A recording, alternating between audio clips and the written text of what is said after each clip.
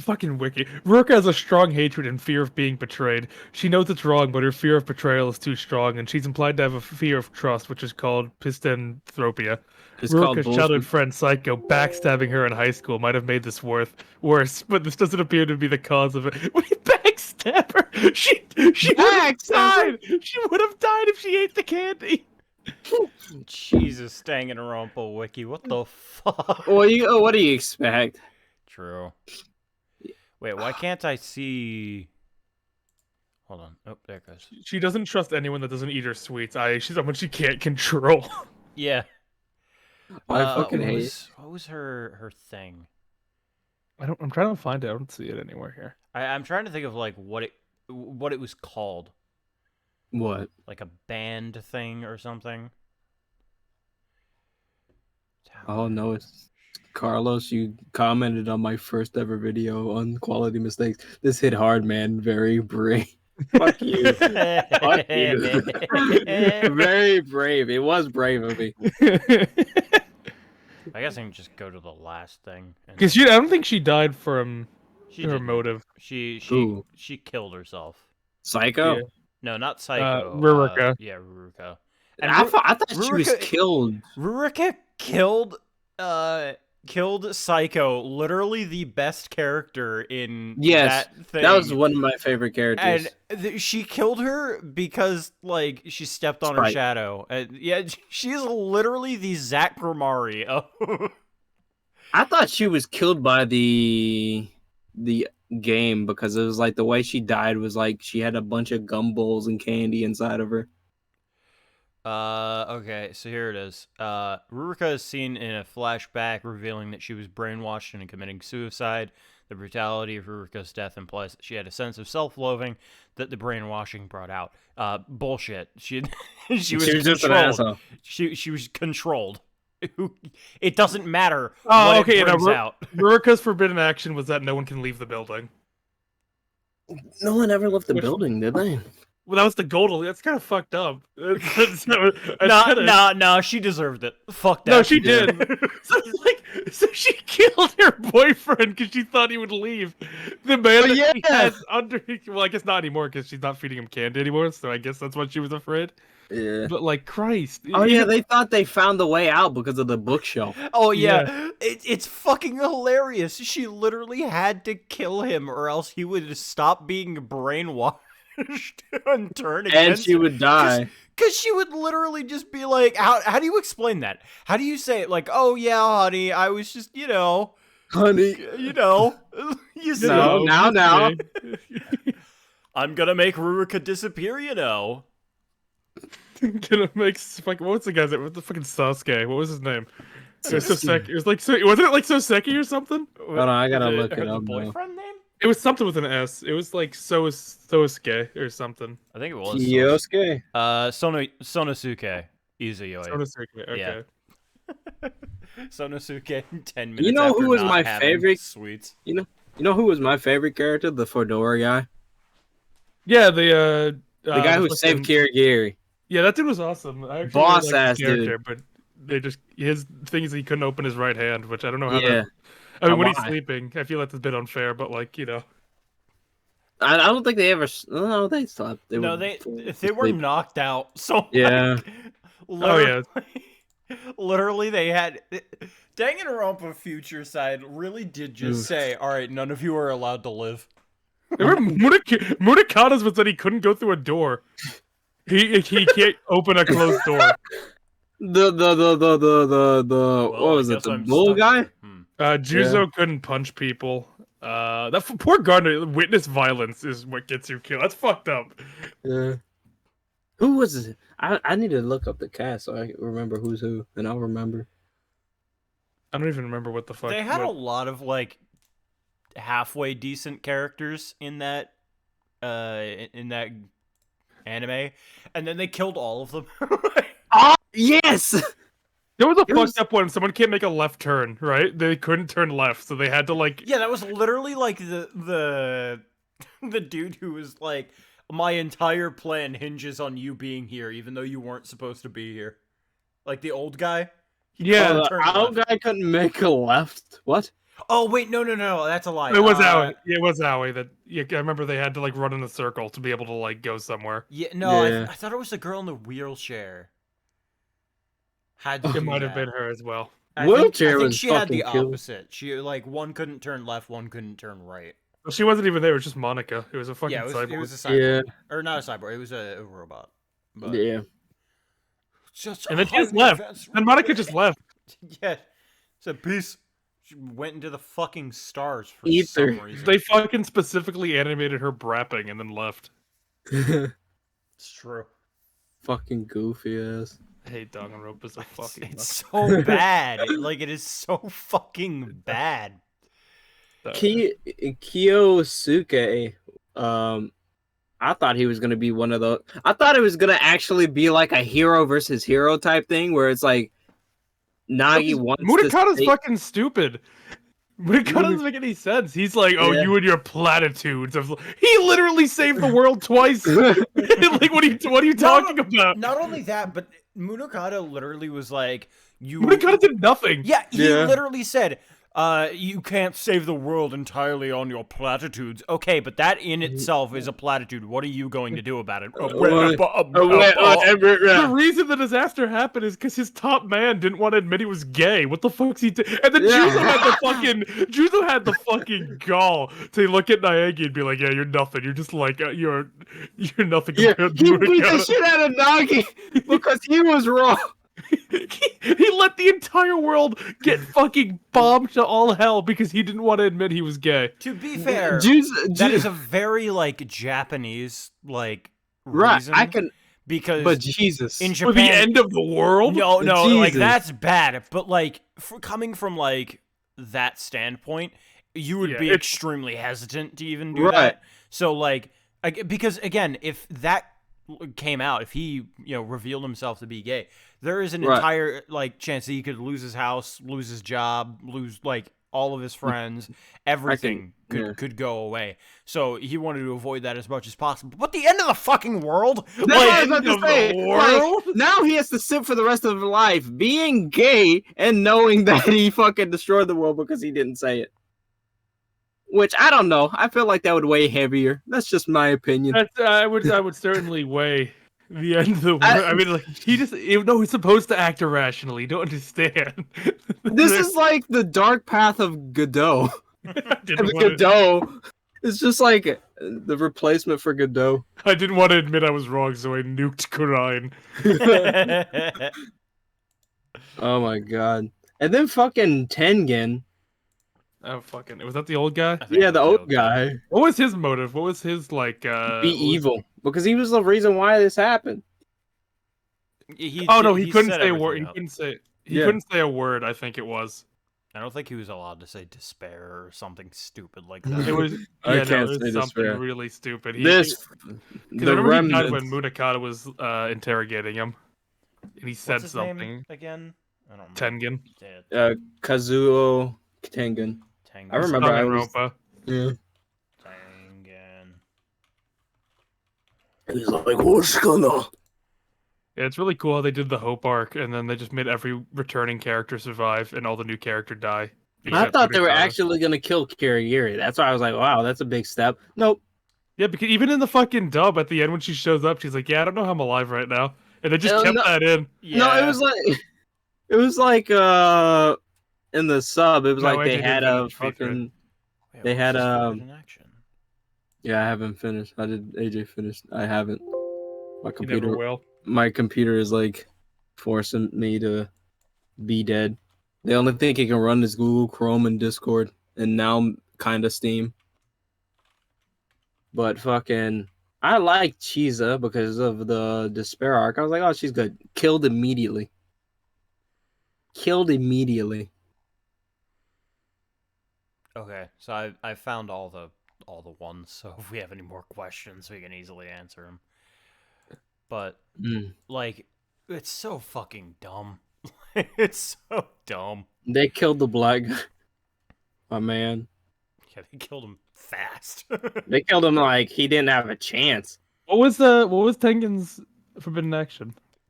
uh, Oh, it was answer a question with a lie. That's what it was. yeah, he wasn't allowed to lie. So you're all gonna die. Okay, here it is. Makoto Naegi running in the hallways. What the who's Bandai? Oh, that's the guy who died instantly. Yeah, that's the guy that died immediately. Witnessing violence by participants died instantly. Sonosuke Izayoi is putting food in his mouth. He was not allowed to eat. He was literally not allowed to eat. That is fucked up. You have 3 days to live. They were underwater. The goal was to. What was even the goal? Why was there a game necessary? They weren't allowed to leave. It was to make everyone fall into despair again. Well, they didn't need to. Not everyone needed to fall into despair. They didn't even need to do that because it was just one guy. They just needed one guy to do it. They needed one guy to just play his "Everybody Feels Good" anime, and then like. Why did they just take his anime? Why did they just take it? Why did they need him to do it? Because Tengen was like, "No, you have to be the one to do it," for like no fucking reason. Acts against Tengen. Why didn't he just? Why didn't he just take the mind control tape and play it himself? There's so many Zachary. This plan only write human characters. This plan only worked if he decided to show up that day. And him showing up there was an accident. So it doesn't make any sense that they could have got why they planned this whole thing to get one anime tape. That didn't he already have it? He already set it up. No, he had the despair one. Remember? He had the despair one. That's why he was so fucking distraught. No, the despair one was the one that was playing.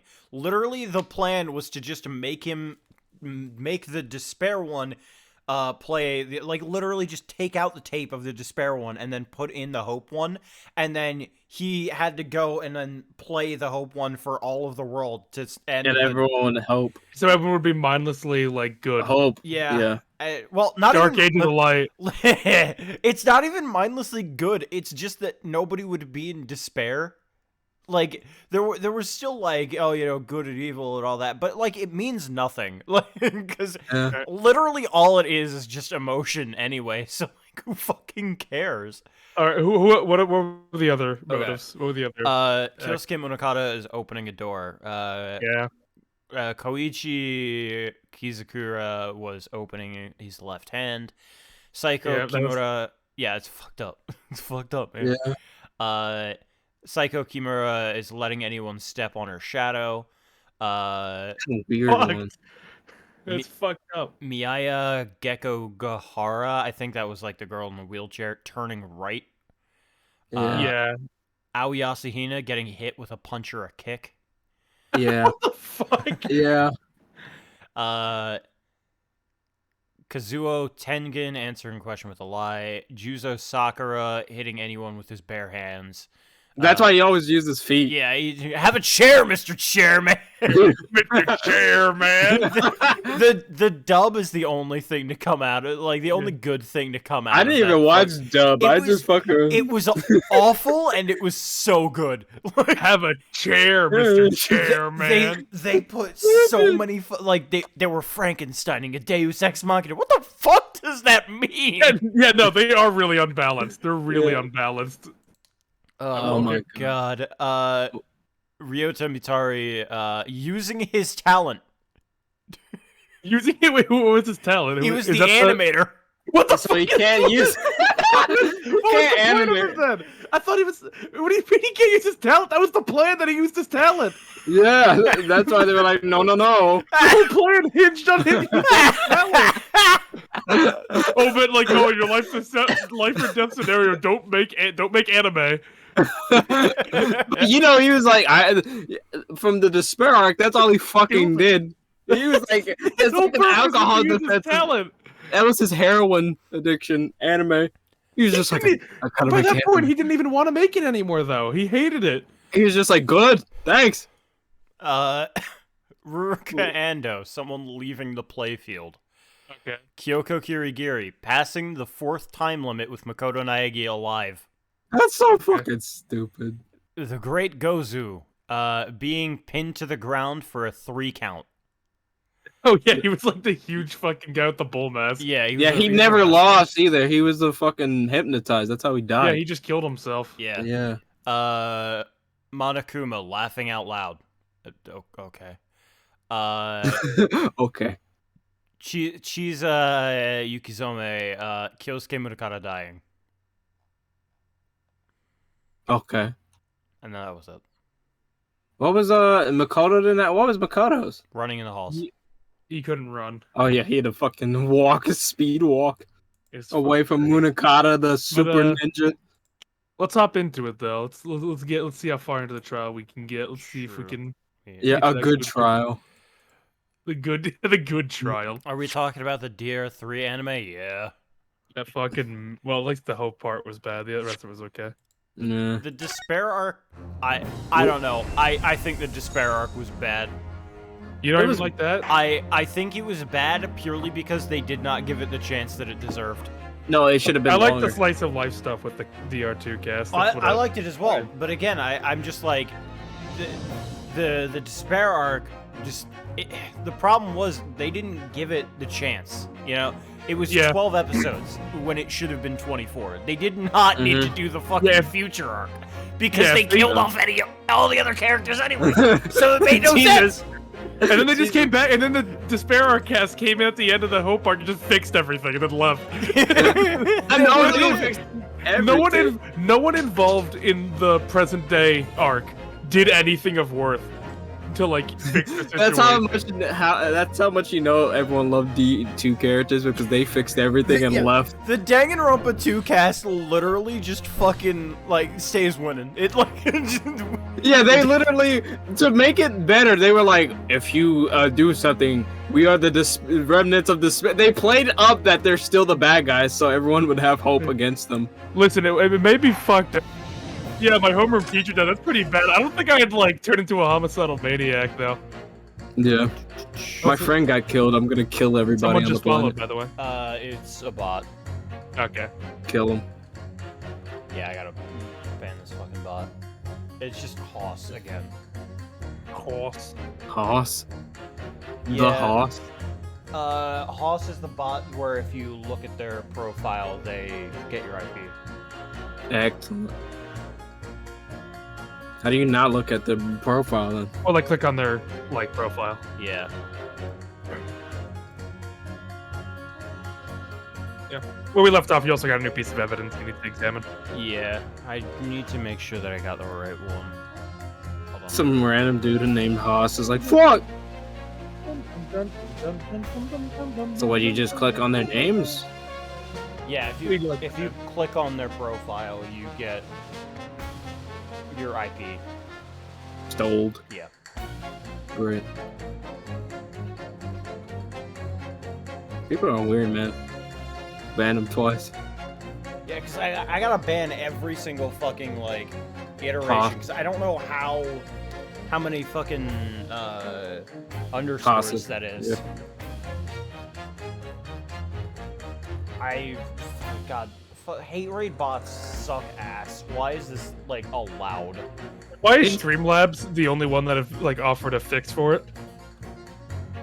What has Streamlabs done? They include like safe chat mode that if it'll like you can just press one button or delete the last like couple of messages. You can stop a incoming raid from coming in. Oh, nice. They implemented like a whole lot of features, and Twitch has not even addressed the problem yet. Sorry I'm late, we're late. Would a VPN stop it? I don't know. But I'm not streaming under a VPN because that's atrocious. Mhm. Streaming under a VPN, like, just kills your communication with the chat. And my internet's already bad enough as is. I really would rather not do that. Rain, did you see the image? Oh, fuck, I forgot to send it to you, Ray. Hold on. I was Did gonna AJ show it get off. it? I was gonna show it off during stream. That's why I didn't show it to Okay. anyone. But I should send it to Ray. Did AJ get it? No. No, Because again, I was gonna show everybody on stream. Oh, okay. Hold on. I can send it to Ray though. Oh, can I not? We'll see you tomorrow then, AJ. But what about? Nikos did a little recap of our adventure. Oh, great.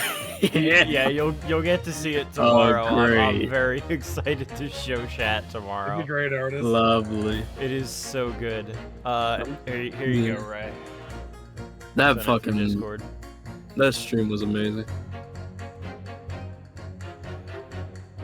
Vin Diesel and Stitch, because Ohana means family. It's when he's in the Council of Rumble. Oh my god. That's That's really good. That's That really is. good. I like that one. Oh my god, my alright. God. Let's do this, do this. Ryunosuke is ready. That sums it up pretty well. Exactly. We don't have a piece of evidence. Yeah, show him pouch we just got. Yeah, we just Really? got that. Yeah. Yeah. I thought we already looked at this. Jesus. Not thoroughly enough. Not thorough enough. Yeah, the last time he was like, "Oh, you sure you got everything?" I mean, Check the vials. I think we did this. We did do the. You did the vials and you did the back of the pouch.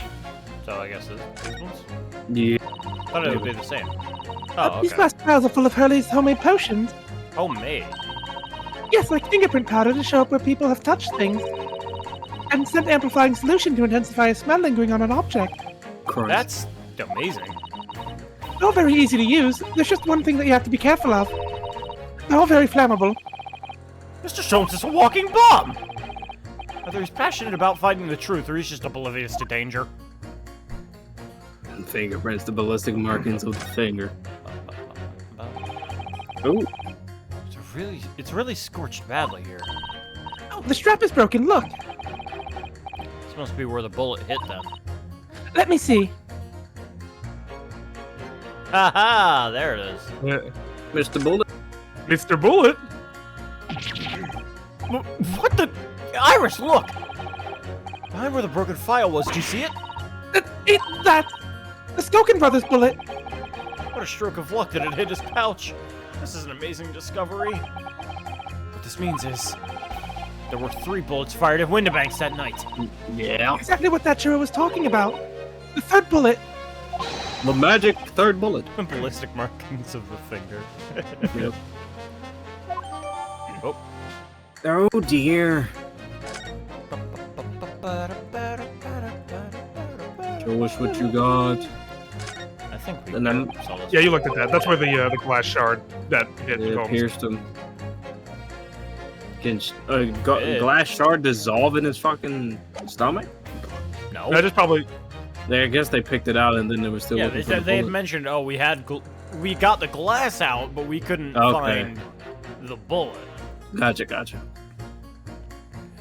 Something dumb and dumb quotes I meant to put in ages ago. Oh, Oh God. yeah, I saw that. Let me look. The fuck is rifle marking? Well, I'm glad you asked. Well, that's what you asked. God damn it. Fools. I'm looking at Carlos. What the fuck is this one? What'd I do? What happened? You didn't do anything. You were the one that was responded to. Which one? Wait. Okay, hold on. The fucking small hands blight. You are literally the most gay person on this planet. I hope you step on 1,000 Legos. Do you want to Yes. explain that? Yeah, I said I didn't like Pink Floyd. I got cursed. You got cursed? I got fucking hexed. You got Oh, next, man. man.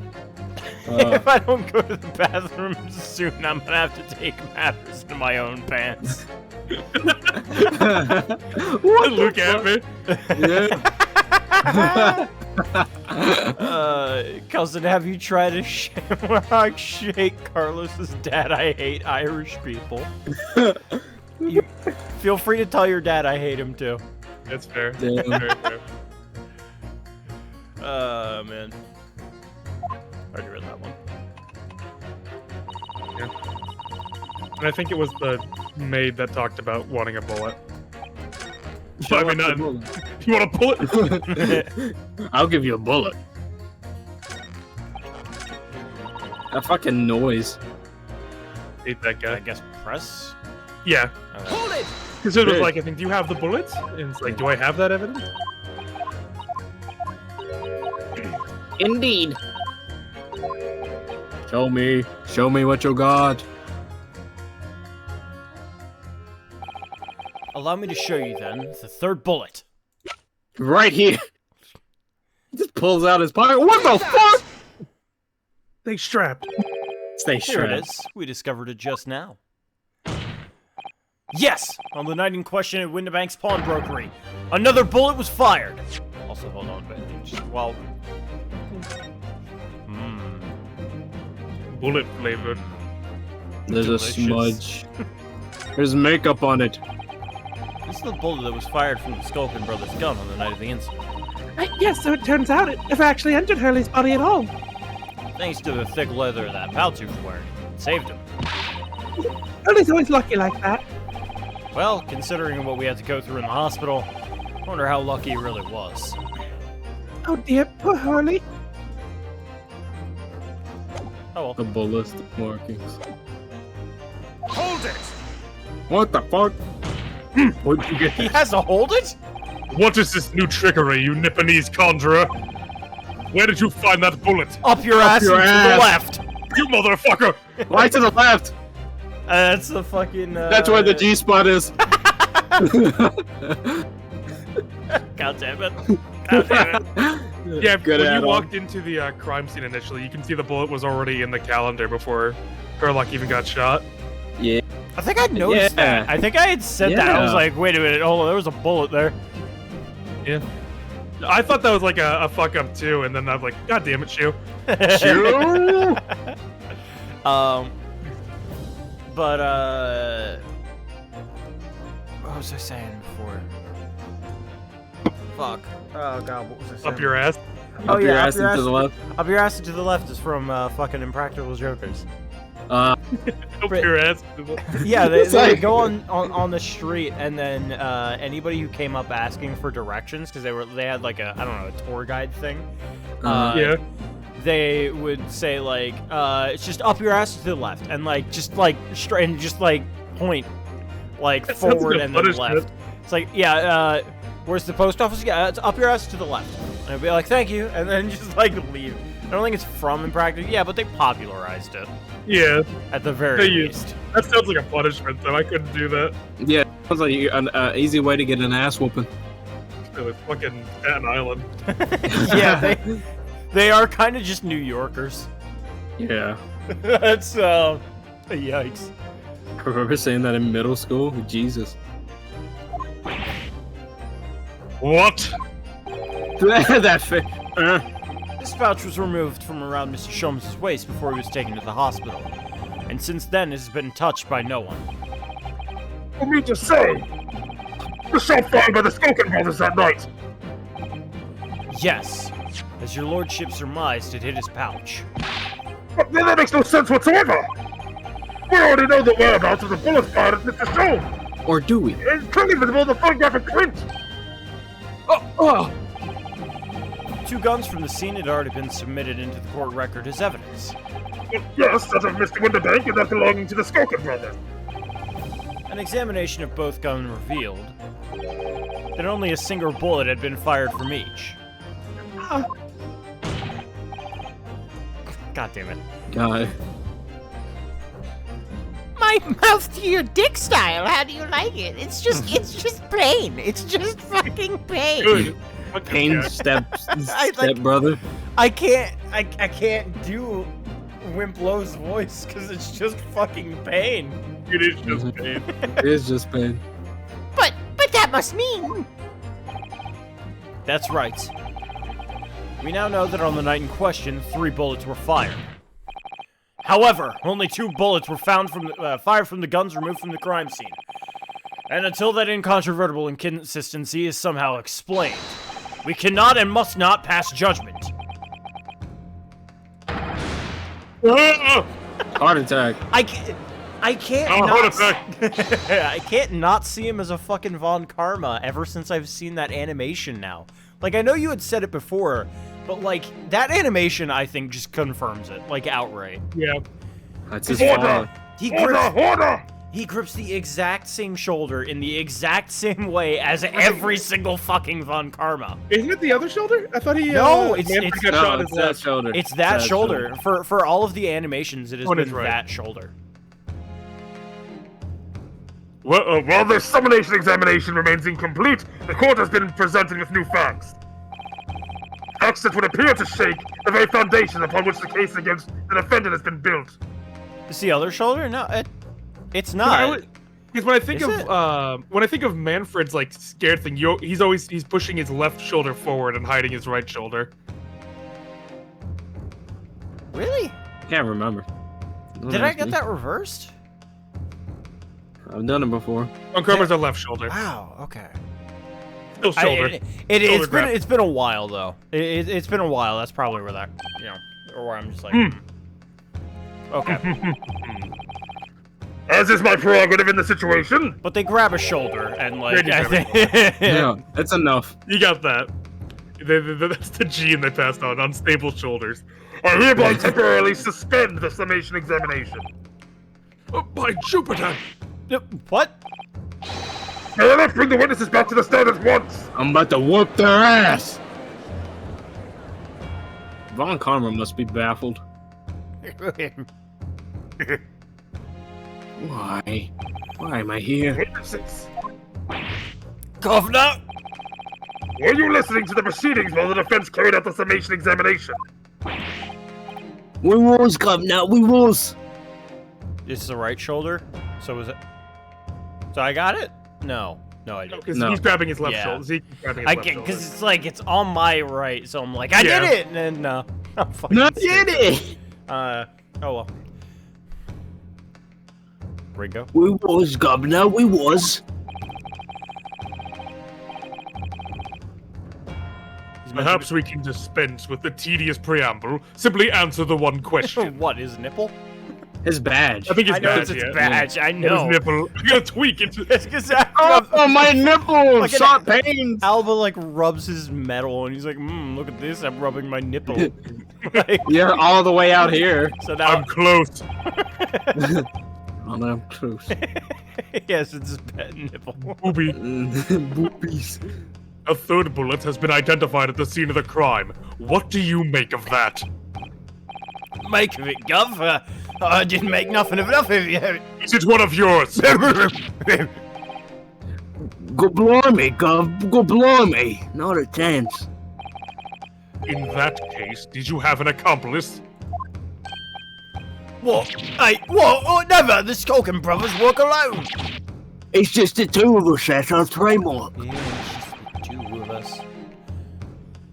How soon we forget poor Sulky? Only 2 of the bullets from the crime scene originated from the firearms we have in evidence. The third bullet was fired from another gun. Where is it? Blow me that sad scratcher.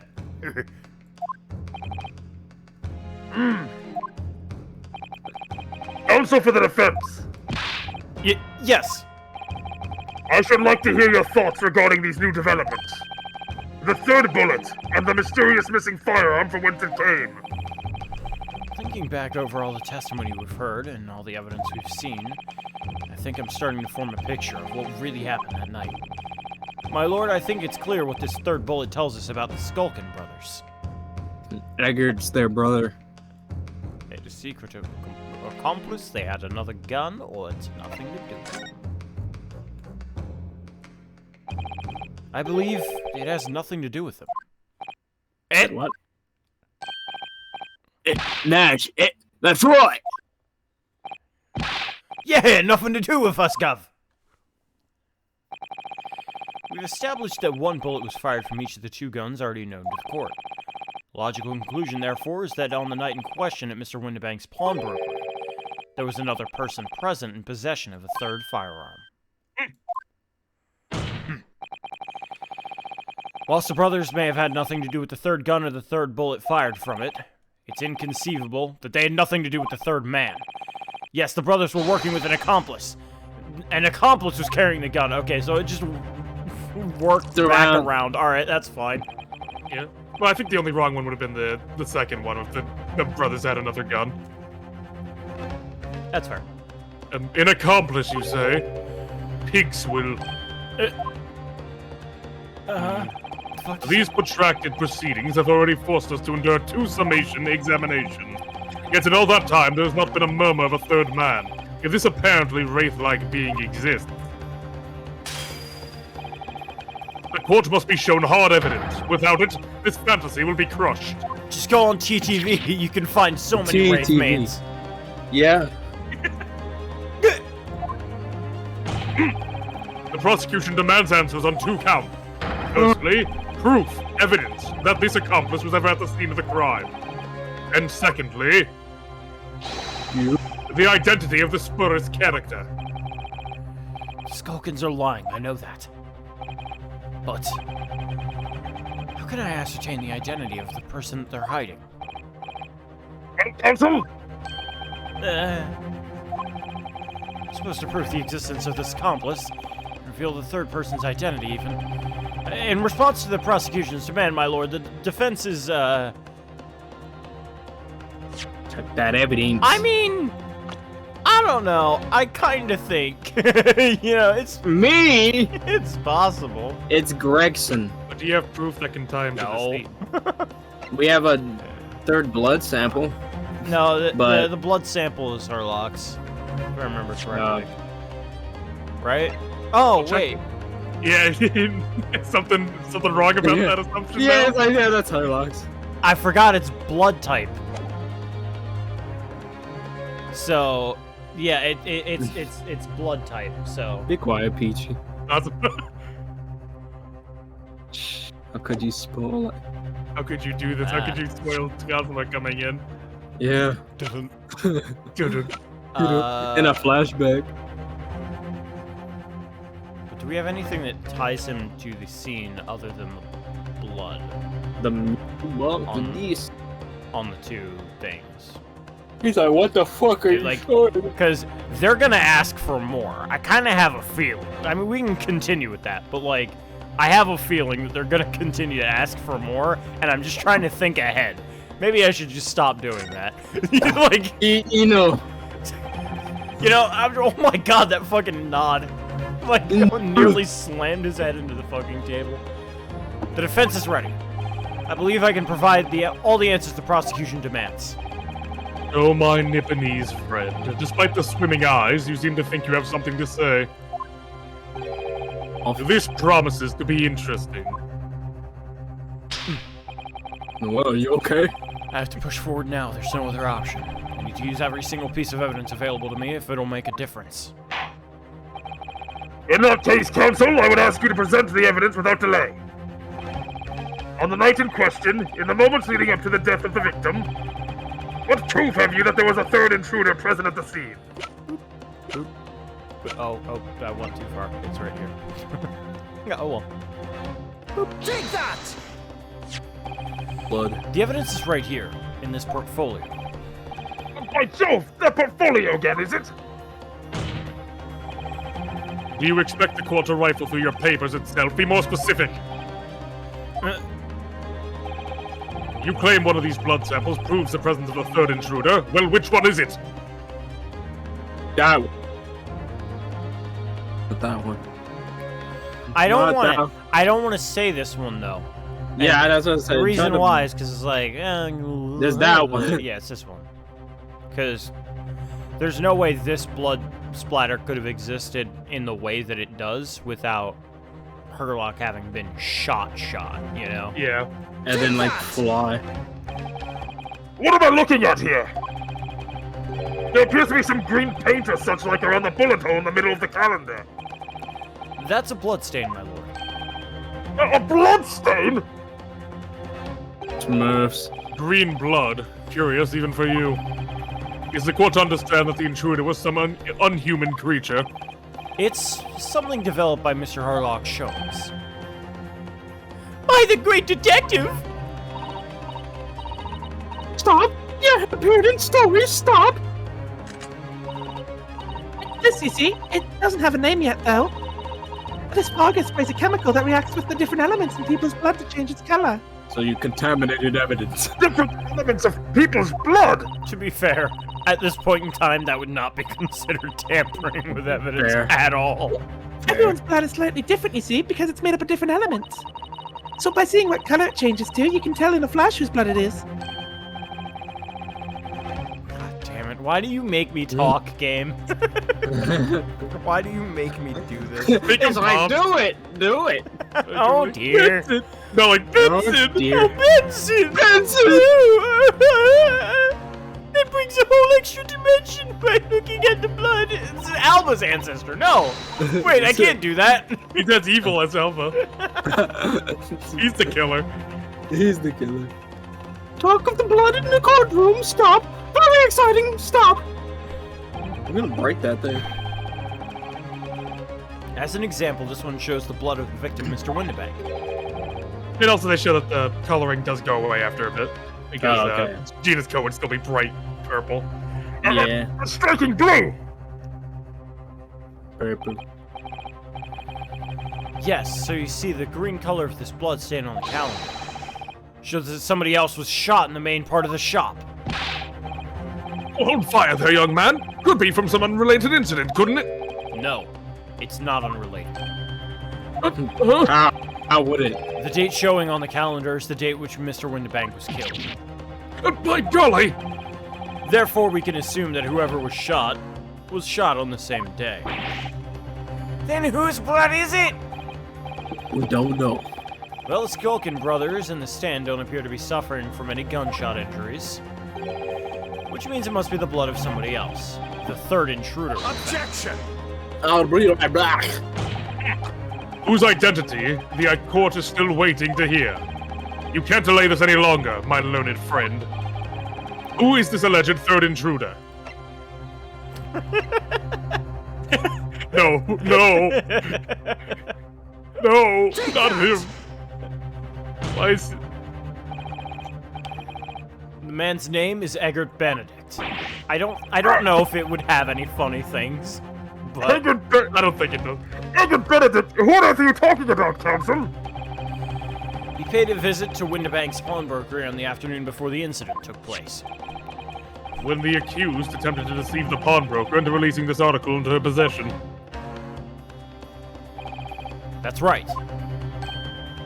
The man identified by the defense, Mr. Eggert Benedict,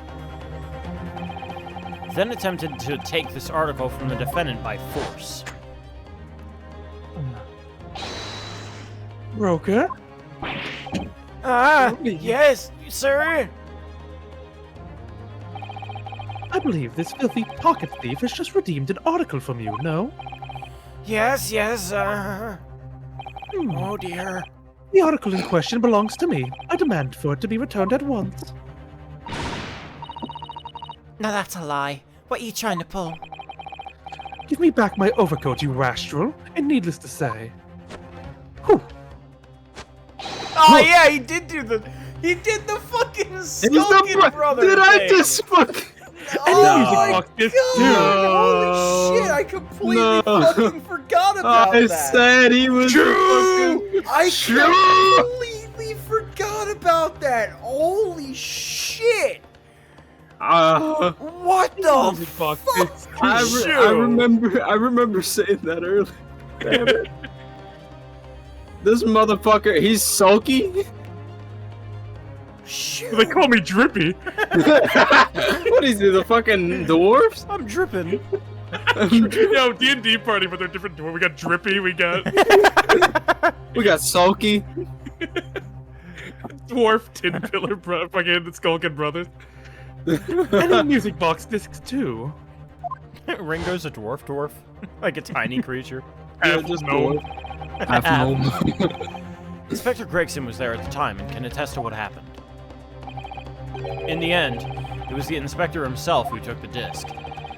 Corroborate this account, Inspector. Yes, my lord, that's more or less what happened. And in the interest of being thorough, I asked Windibank for a print to showing the taken from one of his red-handed recorder gubbiness. Yes, it's him talking to Mr. Windibank that morning. Hello. You claim this man is the brother's accomplice. Well, Mr. and Mr. Skulkin, I've never seen the geese before in my life. All me life, Gov, all me life, never seen him. No. Well, somewhat unsurprisingly, it appears our witnesses disagree with the assertion. I'm sure your lordship recalls my learned Nipponese friend's actual assertion. which was that he could prove the identity of the alleged accomplice. Yes, and I can. Then show us the evidence! You shut your I mouth! agree. We must see proof that the clean-cut gentleman in the photograph is the filthy criminal you say he is. I agree with you. I'm zooming. In on my face. Right on the Closer I eyes. get, The more idea I the get. more I think. This is the last piece of evidence. I had a feeling that something had been missing in this trial from the very start, and now I'm gonna drag it kicking and screaming into the courtroom. Answer to the court, then, counsel! Yes, my lord. The defense will present its evidence now. Proof that the man pictured in this photographic print was the person in fact struck by the third bullet. Wait. There it is. There it is.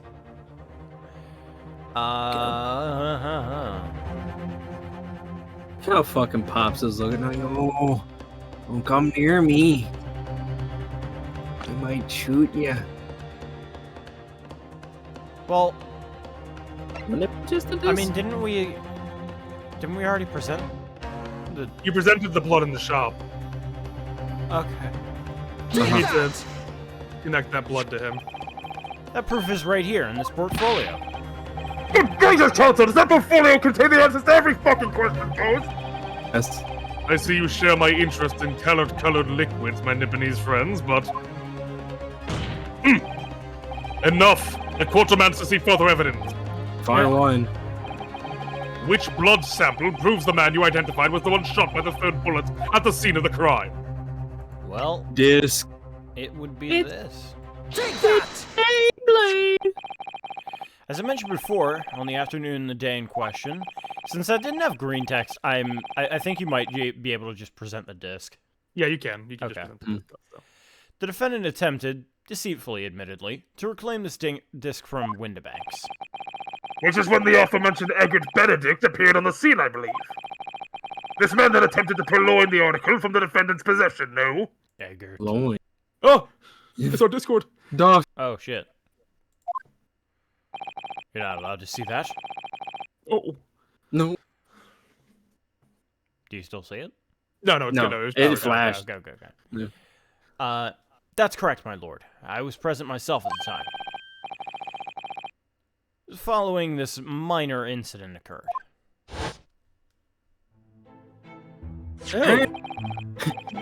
Take the fucking L, bitch. That does look like an L. L. But of course, sir, here is the disc for you. Ah. Very well. That tear. Then I shall bid you farewell. Say goodbye to the style. Wait a minute. That disc is mine. I'm gonna fucking kill you. Oh, what do you think you're doing, you little tramp? You've drawn blood, you filthy animal. Blood. Being a music box disc, it contains small but sharp metal protrusions over its surface. Those protrusions caused Mr. Benedict's finger to bleed.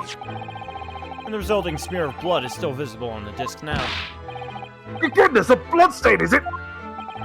My assistant and I have just analyzed the bloodstain here in this very courtroom. Using my trusty Farker gun. Yes, and we have added the results to this portfolio. Brady while no one was looking. I say. It's green. Is that the That's one? type. That's the. Okay. It's exactly the same color as the blood around the calendar. The evidence is conclusive. The man calling himself Mr. Edgar Benedict, who was in Mr. Windibanks earlier in the day, is the accomplice who was present at the scene of the crime that same night. Oh my. So there was someone else there. Look at the two brothers now, they're floating buckets! What are you talking about? Here. My lord, it is the opinion of the defense that Mr. Edgar Benedict should be summoned to the courtroom to testify. Dead. It would certainly seem that we can ill afford to ignore this gentleman's apparent presence. Objection! This has gone on long enough now. this flagrant ignorance of the mechanics of law. Need to pour myself a drink. Herlock Sholmes, you say? Yes, I've heard the name. The protagonist in a series of short stories for the vulgar classes. A god of detection or some such. Beef.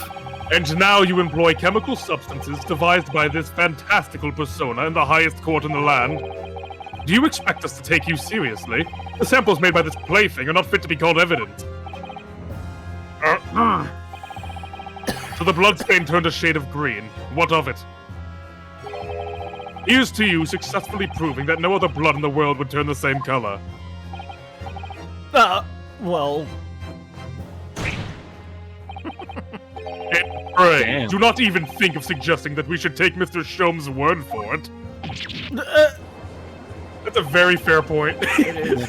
He's right, Mr. Sholmes' concoction's a load of rubbish. I don't know, I think he's a great detective. What are you talking about? Let her get away with it. I knew it would come to this. Of course, Mr. Sholmes' invention isn't going to be recognized by any official body. But what other choice did I have? It's time to forge evidence. I just remembered what Father Christmas over there said before. Father Christmas? About how he was temporarily suspending the summation examination. In other words, the examination isn't over yet, is it? Good grief! What did you just say, young girl? What you just In said? the summation examination, the decision as to whether or not the trial continues is in the hands of the 6 jurors, isn't it? Ramsey's like, fuck. Motherfucker! The way I see it, This chick. it doesn't matter what certain other people think of Hurley's invention. At least, not for now. Yes, she's right. Young lady, you have quite the devious mind! That was a devious. Even it just comes down to one thing. Evidence. Whether these ladies and gentlemen of the jury And him. are convinced by what you have to say, Runo. Is that about right, would you say? Or did I misunderstand something? Ladies, gentlemen, that creature. That creature. The demon thing. endurance number 3 seat. Unbelievable. Mr. Sholmes' partner is a force to be reckoned with. And a gun. Iris Wilson, sharpshooter. And a gun. And After that shrewd precis of the situation from an entirely unexpected source, After a woman just spoke. in my court, it must be acknowledged that the previous summation examination has yet to reach its conclusion. Goofy. This is absurd. Ladies and gentlemen of the jury, the court now looks to you for your final leanings in this matter. What? As proud citizens of Her Majesty's Britain, I'm sure you will come to a fair and just conclusion. Except you. Like fair. So then, state your final decisions in turn, please. Not guilty. Not guilty. Not guilty. You're gonna be dead guilt. Oh Guilty. Not guilty. He Look, saved us! no. I am hero. Please show me Crystal Tower. We were saved by villain. Villain. 2 called guilty and 4 called not guilty. I wanted the juror number 3 to say guilty so That's bad. just the outcome of the summation examination. Objection. He's a weasel. My lord, with all due respect, this is an outrage! The prosecution refuses to accept this decision. And go home. On what grounds? If these jurors are persuaded by some half-baked concoction devised by a pretender to real police work, then they are too ignorant to be trusted with the judgment of anyone's guilt. No. I'm sorry, Lord Van Zeech, but the outcome of the summation examination cannot be ignored. The trial will continue. Ah! My honor. Yeah, it does look like he's going to rip off his badge. Yeah. I got a tweak! He's like, I'm about to fucking lose my block. Which, fair enough, I'd be pissed if I was Zeke's too. Yeah. Nevertheless, we find ourselves in a rather awkward situation. The defense has very reasonably requested the subpoena of a new witness. These ones are defective. But sadly, I feel that will be impossible. What? Well, the name the gentleman gave for himself, Edward Benedict, is quite clearly false. Wait. Really? Not his own name. That's just not a... I just thought all that was a Londoners British had name. like weird Eggs. fucking names, you know? Like I didn't. Damn it! Just when I proved the man who was there that night. He's just sitting here.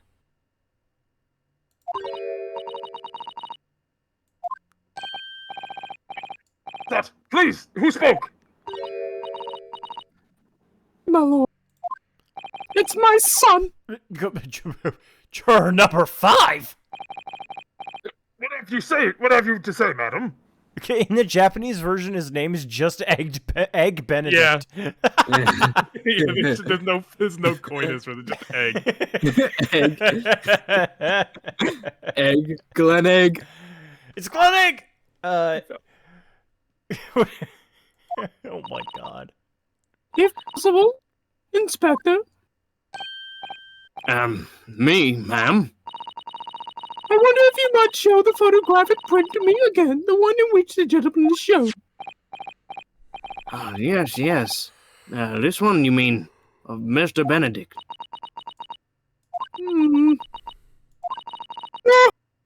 Yes. There's no doubt in my mind. Juror number 5, you don't mean to say you know this man? That's my son. Yes, I know him. Wait, what? No! Gracious! Moodley! No! No! It's like, no! Order! Juror number 5, how on earth? I am a communications officer, stop! As we can clearly see. The gentleman in the photograph is, stop! Also a communication officer, stop! He works in my office, stop! She's got, Dreamy. like, Yeah. sparkle in her eyes. I remember this man. A very talented operator, in fact, stop! He should be in the communication station now, stop! Tapping away at the telegraph, stop! This doesn't seem right somehow. I can't put my finger on why, but it doesn't feel right. International I affairs. suppose we all imagine the accomplice would be some sort of hardened criminal. It's a bit unexpected to find out that he has a respectable job by day, whatever he gets up to at night. Yes, I suppose that's it. I suppose that's why I feel something was wrong. That is the London's communication station. We should be able to subpoena him within the hour. Lord Van Zeeks, if you please. Yes, my lord. Make the necessary arrangements with all haste. As your lordship bids. Kills. It looks like he died. The court will recess for 1 hour. When the new witness arrives, we shall reconvene to hear the gentleman's testimony. Inspector Gregson, Yes, my lord. I should like to hear from you specifically about events at the pawnbrokery on the day in question. Come to my chambers during the recess. Oh, God. Yes, sir, my lord. I'll be expecting you, Deep Throat. The court is adjourned until 1:40 p.m. Judge, I'm retired. I knew it was too. coming. It's too easy. It really is. And I have to couldn't- be that guy. I could not. I knew. As soon as he was going into the quarters, it's like deep throat back and back at it again. That's the sounds he makes while giving you the sloppy topic. The sploinky toinky. I'll be right back. Get Jesus that Christ. yoinky sploinky. Get that Gregson deep throat. Thanks, I hate it.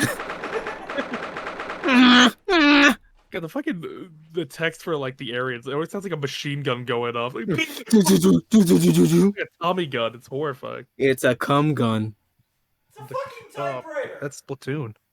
Splatoon. I never played it. I haven't either. I just know there's a lot of porn of it. Oh And no. It disturbs me. Speaking of porn, Slicer! You and your Splatoon porn slicer. Oh, no, not that. Oh yeah, sorry, we're talking about that's next stream. That's the intervention. Next stream. What? My point is, Slicer, come back over here. Why are you being so demanding, Christ? Cause it's his fault. His fault? Yes. What's his fault? So, is he here? Can you What? hear me? He can hear you still. So there's this Guilty Gear character. I don't know if she's been out. I don't know who the fuck she is. All right, go on. All I know is her name is Jack O. Uh huh. and all over my secret DeviantArt, there's Jack O poses, and I'm like, who the fuck is this bitch? And I'm like, Slicer had something to do with this. Oh, is that from Guilty?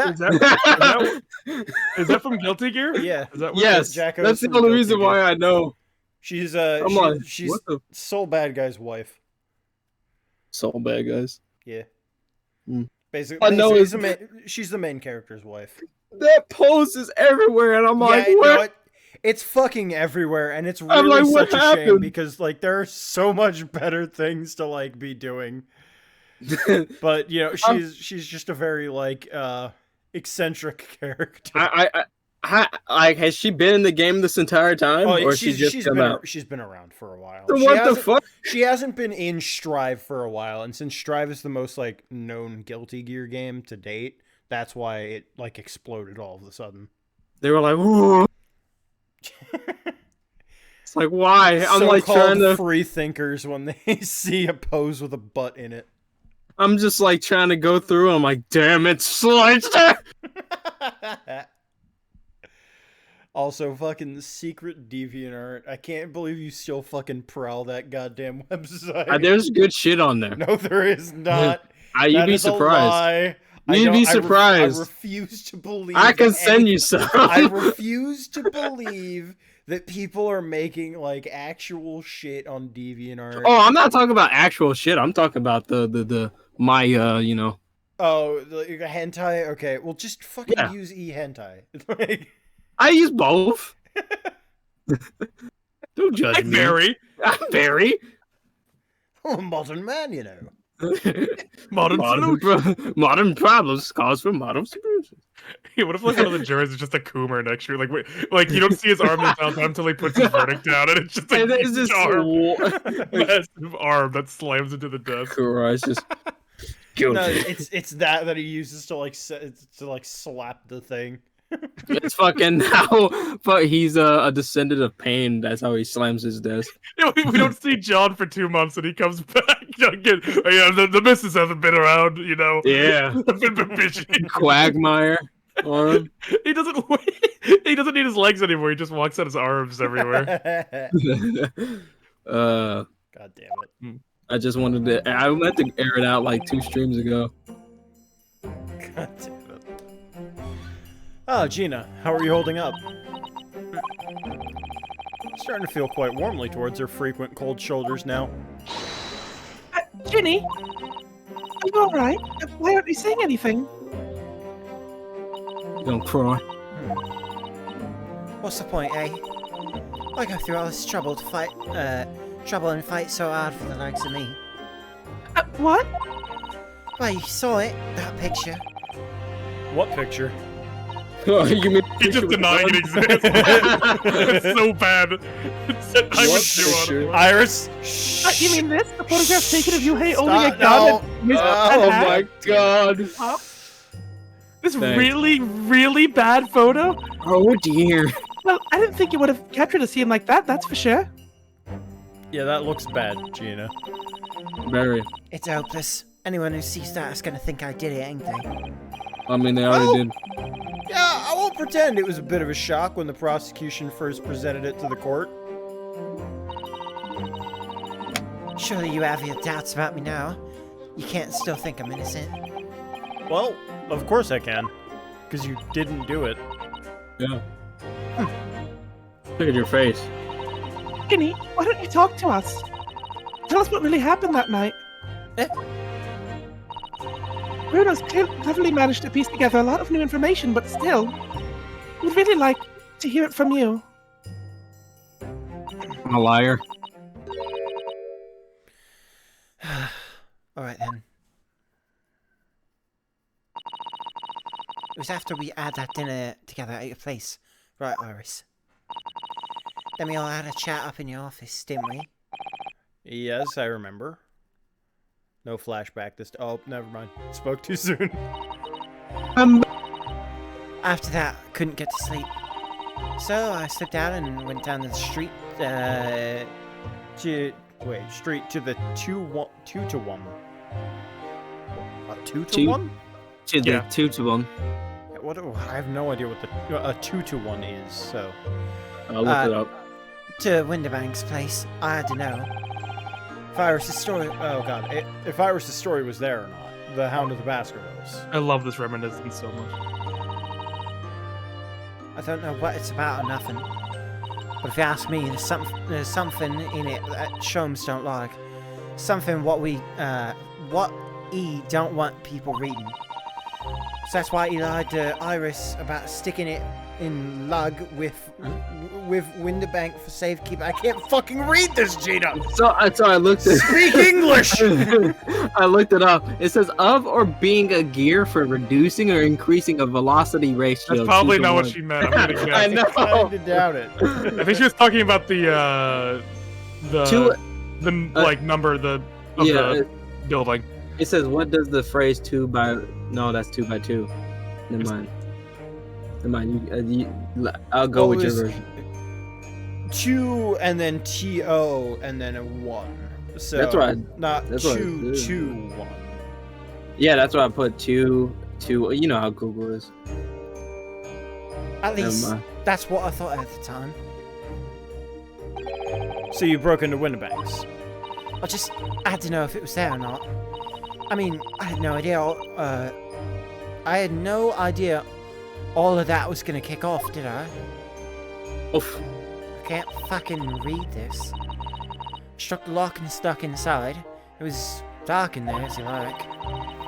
So I gave the oil lamp on the counter a bit of a wick, and that's when...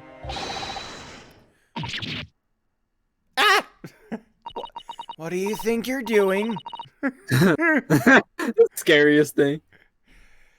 I nearly thought I did. Next thing I knew... I'd grabbed the gun off the counter and was waving it in the air like... I don't know what. What? Why? Ah, you're the girl who was in here this afternoon. I didn't think pickpockets went in for armed robbery. The manuscript. Have you got it here? Did Sholmes leave a load of papers with you? A story? I beg your pardon. The Hound of the something or other. It's here. I want to see it. I'm sorry, young lady, but I'd sooner die than relinquish an article belonging to one of my customers. I don't want it. What would I do with it anyway? I just want to see it's here, that's all. Oh, you want to see it, do you?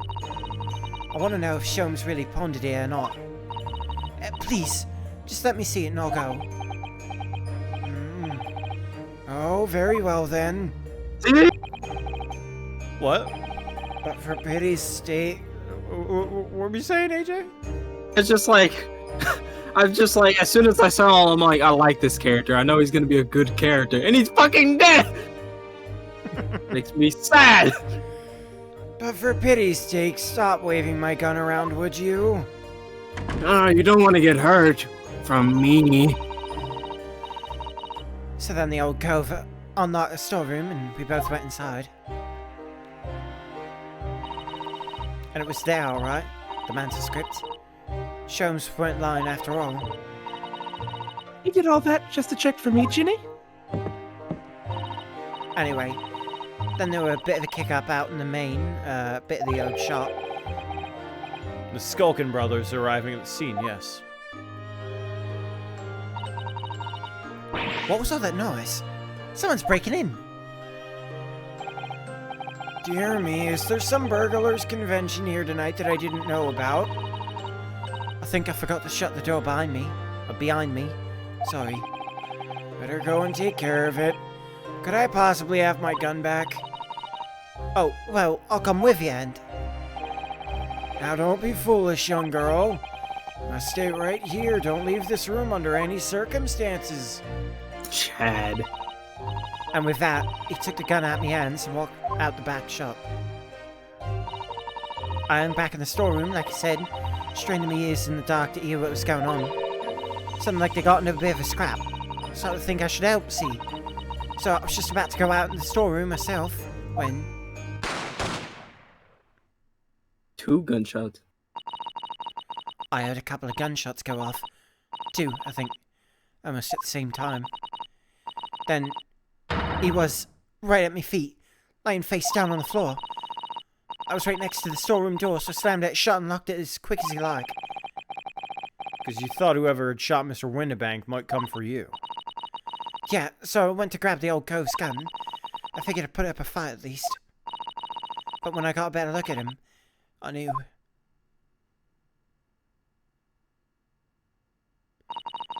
Windibank was a goner.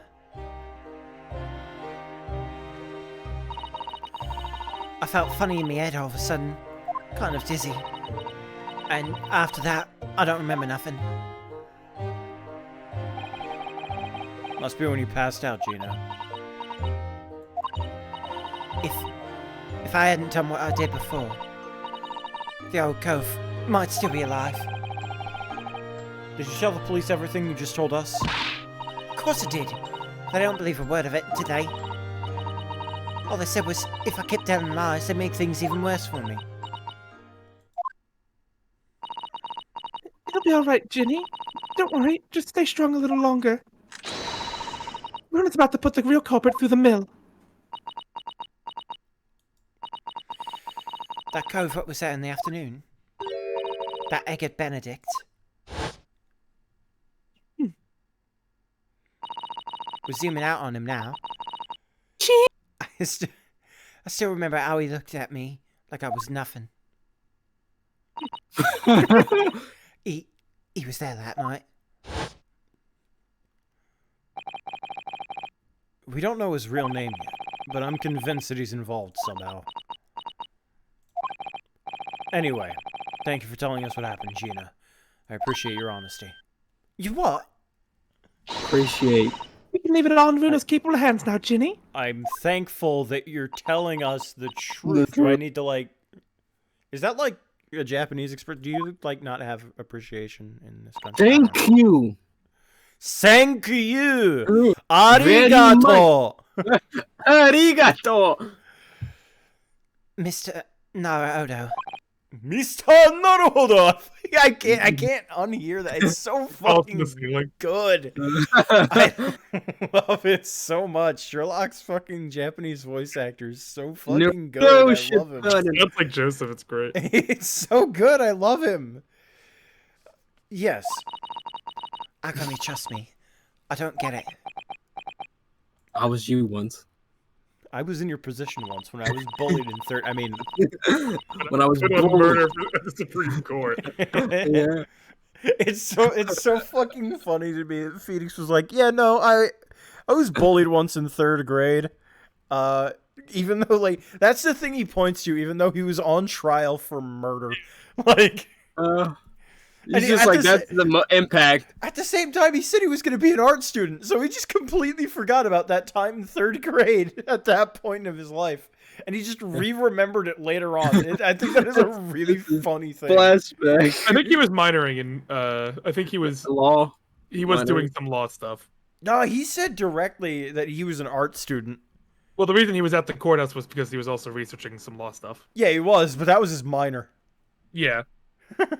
So it's really funny to me. He was like, yeah, you know, I'm an art student. You know, like, it's just really just fucking like, funny. One day I will defend others, but first art. Yeah, but first, I gotta get my hentai degree. It didn't work out. Let's go with that lawyer. Boobies. Boobies. He said boobies got kicked out. All right. All right. I mean... Oh my god. I just realized he was going down the Larry path without even knowing. It's true. And then he got fucking lawyered up, and then Larry was just like, I'll take that reign for you, buddy. I mean, have you forgotten what happened here before? Come on, it was only 2 months ago. Me and McGilded, we told you a whole pack of lies. And he ain't got a bog trolley with him, even though he was a killer. No, I could never forget that. Oh. I did what I thought was best at the time. But the pain of that error of judgment doesn't get any easier to bear. Still, don't forget I also made you a promise. No, that does not mean that. No. When are we getting Larry Butts Ace Attorney? They canceled a Larry Butts dating sim. They what? Really? There was a Larry's Butt dating sim in the works where he was just rejected all the time by the chick. No, that They're would have like, been "No, that's too hilarious. That painful." would have been so fucking Too funny. painful. I sense incoming cum. I sense him. You said so. There he is! There he is. I looked to my left. I He's saw like, him. he's like, wait, what? I looked to my left and saw Friends. He said watching Slicer. He hasn't said anything. He's about to do it. You're about to do it. Your clothes are red. Your clothes are red. Now, bro.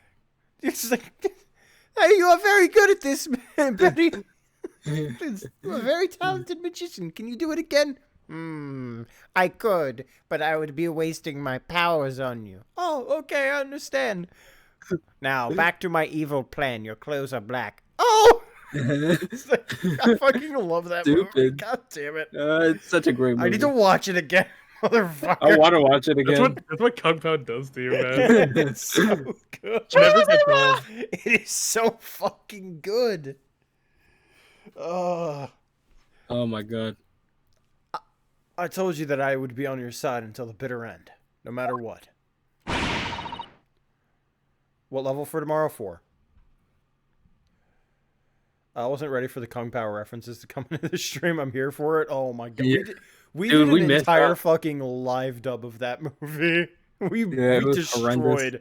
his movie. I fucking tweeted at oh god, what's his name? Odekirk. I tweeted at Steve Odekirk and I said, "We are incredibly sorry for destroying your movie." And later on, he liked the tweet, but at that point, Twitch had removed my VOD and YouTube just auto deleted it. And I'm God. really mad because that was such a good fucking stream. Yeah. But what? Imagine if you watched the Oh. whole thing too.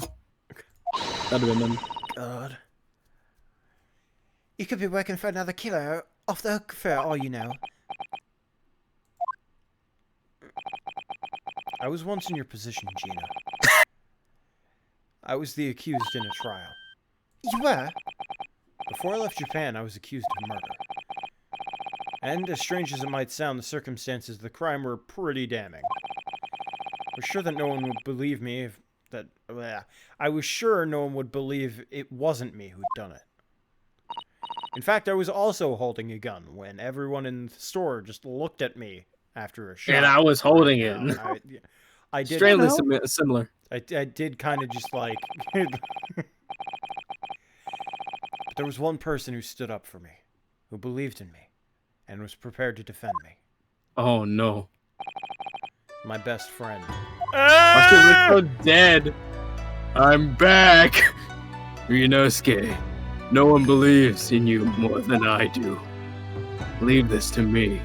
All you need to do is put your faith in me, and I'll do the rest. I was so happy I cried. But even then, somewhere inside of me, I couldn't help thinking. Surely he doesn't really believe in me. Not completely. I don't. But I was right. I was wrong. Dude, you look You guilty as fuck. Hey! This feels like so long ago. And Man. it does. Man. Man. Why'd they do my boy Cosmo? They did him like that. They did him like that. As soon as my trial began, it was obvious Bitch. that he had an absolute unwavering belief in me. Now we're zooming in while he's talking in the back. Wait, are you listening to me, Ryunosuke? I'm I hope looking- you are. I'm looking in. I have no idea what he said at the time, but He was I speaking remember. English. yeah, I hardly understood because he was speaking in a foreign language. And in turn, I developed an absolute unwavering belief in him. Now we're entirely zoomed in on me, but we're flashing back. Yeah. What the fuck are you talking about? The cameras were weird back then. Ree, what the fuck are you talking about? Blank face. Mr. Naruhodo. Nah, oh no. Mr. Naruhodo! Smashes through the fucking window. I'm back from the hospital. Dark Sherlock! Dark Sherlock. Yes. Since then, I came to realize If you want someone to believe in you, you have to believe in the other person first. What are you saying?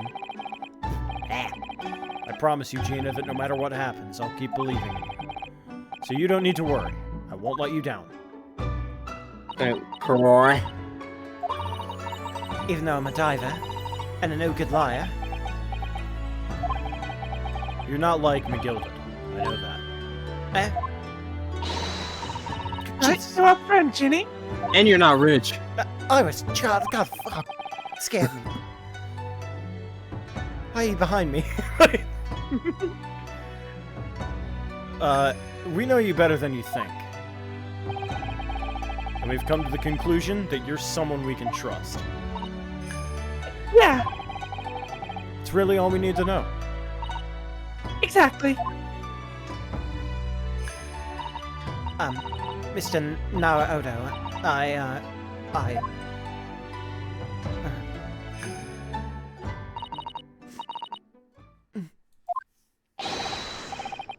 Bitch! Bitch, stop crying and get back in this court! Flip it. It's like I'm tearing up a little bit. I do the like sniffle and it shoots back. Bitch! Get your Bitch, you ass don't back get in in this this courtroom. court right now! I have another 100 years to live! Defendant Gina Lestrade and a legal representative! Court proceedings are about to resume. Please head into the courtroom immediately! Yes, of course. Thank you. Thanks for ruining that Really moment. rude. Bitch!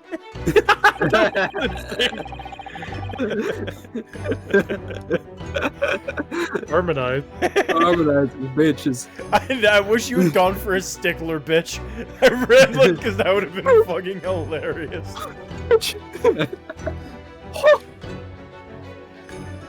I've been both a defendant and a defending lawyer in my time, so I knew only too well just how hard it was to put all of your faith in another. And I also knew just how hard it was to bear the burden of another putting all their faith in you. This is it at last. The final chapter. The final battle. Wish me luck, Susato-san. And I hope you're watching over me too. Partner. I'm not. Thanks. I'll VHS it. Oh, man. I got it on tape. I'm watching Susato. Yeah. Watch this Susato! Just kill her. God, he's further away!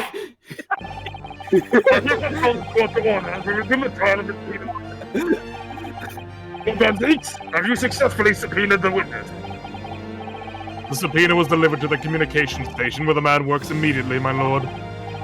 However, the heavy rain has delayed the arrival of his carriage, it would seem. I see. And let us turn our attention to the Inspector Gregson's trusses to the case heard by the court this morning. The glaring omission of the third bullet in your report is a serious blunder, Inspector. Yes, I can only apologize, my lord. And although the defense's chemical analysis of the blood at the scene makes for a compelling argument, I cannot permit such untried methods to be used as evidence in my courtroom. It's a big mistake to cross Hurley and me. A very big mistake. Jesus. Jesus. Who wants to take him? So tall. Lord! The subpoenaed witness has just arrived in the building! Thank you, officer. Show him to the stand without delay. Oh, I'll show him! Mr. Eggert Benedict.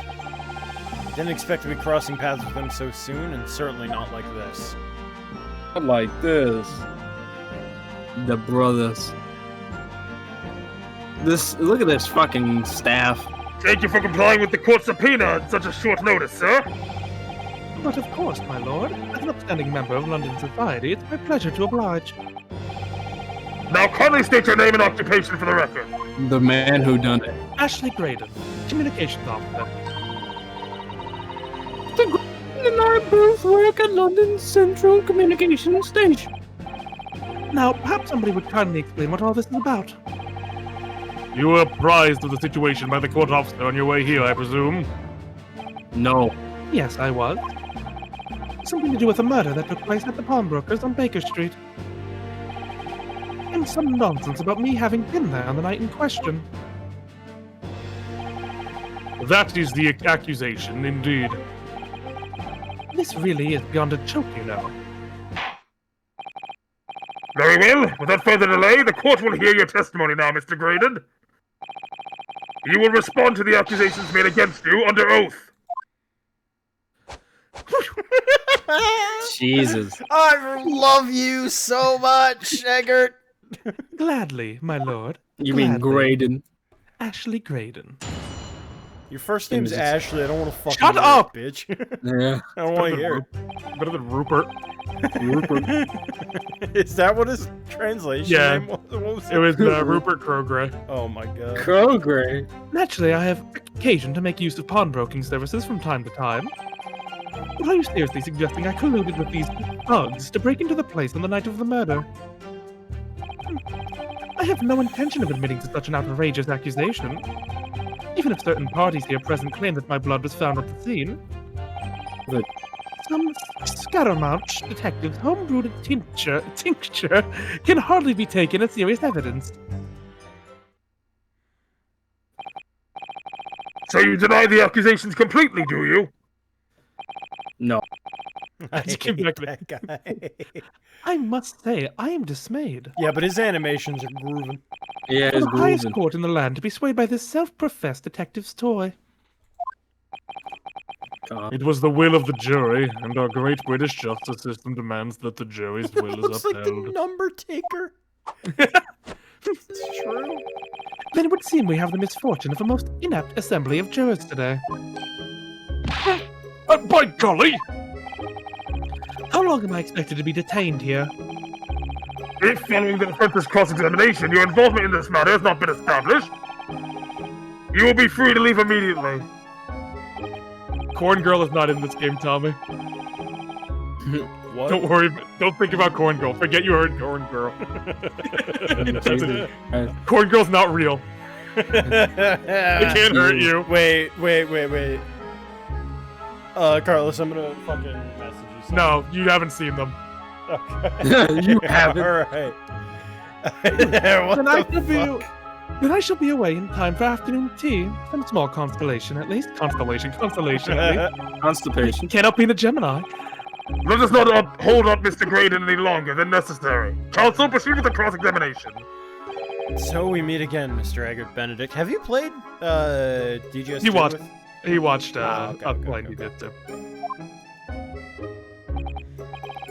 Or is it Mr. Graydon? Fuck you. My apologies. You are...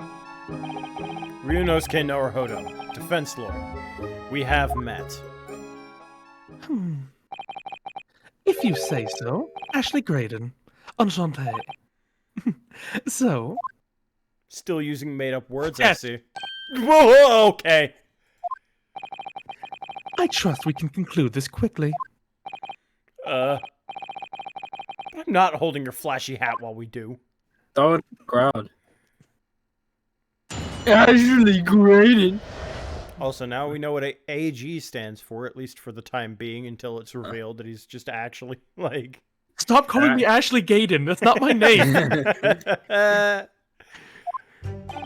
Gavin, Gaydon, get fucked. Asshole, get fucked. Yes, we met in the very pawnbrokery where the crime took place in the afternoon in the day in question. Our lines are receding. Though, of course, you introduced yourself by a different name at the time. Yeah, I can see it. It was Mr. Eggert Benedict, I believe. The witness here is to testify about events that took place that night. He is under no obligation to answer such unrelated questions. Oh, you can't be serious. Thank you, because I certainly do not feel inclined to answer such an inappropriate question. He doesn't have a stop at in his portrait. Right. So he's going to be evasive, is he? In an effort to not give anything away, of course. It's gonna be tricky. Let's see. I bet you're trying to look at my ass again, aren't you? So you admit it! You'll see nothing back there.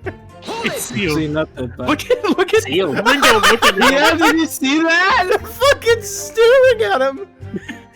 Have you seen these two men before? This pair? What glorious man. Beautiful lady. This Beautiful. pair? No, No, I don't associate with criminals. no. Said by a man who introduced himself as Eggert Benedict! I'd like to know who I have to thank for this. Who made this outlandish accusation against me? The young lawyer there in the black. This is a farce. You're a farce. Whose idea was it to permit an outsider to work in a British court anyway? Yeah, who allows different races? Well, needless to say, it gets moved on. Moving, dude. Is Gregson looking at him? I don't think so. Where were you around 1 in the morning on the night in question, sir? I could Past the swear, hour. whenever it moves back to Naruhodo this way, they're facing him more directly. Like, whenever he, like, presses. Yeah. That is past the hour at which I would normally retire. Certainly. No. I was not in company of these rapscallions. You're able to prove that. No. What? Listen Look at him. carefully, my loaded Nipponese friend. Though you appear to be under a gross misapprehension on this point. What do you mean? The witness maintains he was not at the scene of the crime. He has no obligation to prove his absence. If your accusation is that the witness was present at the scene, the obligation lies with you to prove your assertion. He will fulfill that obligation before putting any more unreasonable questions into the witness. So good. A silent victory, Wiggle. Thanks. Silent So Victoria. good. Look to the right. This- Look at Gregson for this- a second, though. This character is my fucking favorite. I love it. He's so He's fucking... so fucking funny. Blood was found at the scene of the crime. There's no question of that. Mr. Sholmes' chemical analysis has positively identified the substance as such. Okay, I swear I thought he was looking at him. He's looking at you, ain't you? But Yeah. I'm not the only human to have blood running through my veins, am I? Well, you got something to say, Deep Throat? How can you be sure that the blood is mine? It could equally be the blood of one of these two miscreants. Take No. off your clothes. We'll be the judge of that. You will What? not. I will not do that. How dare you? He's smooth without your clothes. God damn it.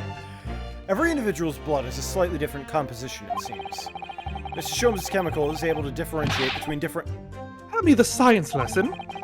Who is this Sholmes character anyway? Oh, I assumed all Londoners would know the name, and also, you know, we were trying to look at your ass together, the two of us. Friends. Yeah. He can't attest to that right now, but I will. He's a great, well, You got- a renowned detective. So even you are unable to bring yourself to say, great detective. No. A great detective, you say? Now we're in the realm of fairy tales, are we?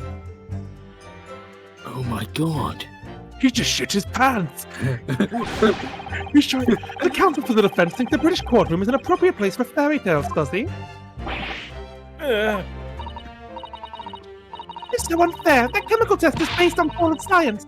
How did I know what we're doing? The trouble is, unless the technique can be independently verified, we'll ever get beyond this man's flashy stick waving. Granted, it's a very colorful alchemy. You will. He's looking further up than he was before. You What is will. that on the ceiling? Oh my god, he's gonna get killed. Perhaps it would make a good souvenir for your uneducated friends back home in the East. What? What? Something riled him up here just for a moment. Sir Graydon let his feathers get ruffled.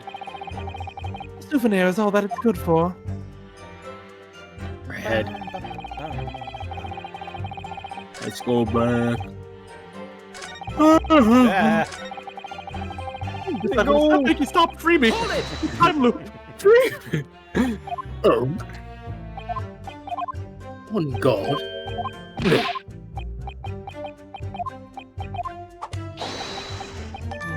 me. Golly. What do you got to say? Do you have something to say about that, Mr. Skulkin? Oh, what, me? No, Mr. Skulkin next to you. Right, I've had it up to here with this. How many times have I got to tell you? Yes, I know, you're not Bib Bruv Skulky. Or Sulky. Sulky. Sucky. Suck Skulkin. Mr. Nash Skulkin. Cool blimey, Govey, whoa! Is it not the case that when Mr. Graydon just spoke, a thought went through your mind? Would you care to share that thought with the court? Me thoughts? I don't have none of them. Must have been him. Mr. Nash Skulkin, answer the question, please. What went through your mind when Mr. Graydon just spoke? Nothing, honest Gov, nothing. I was just thinking, if he waves his arm around like that much more, it'll open up the wound again, that's all.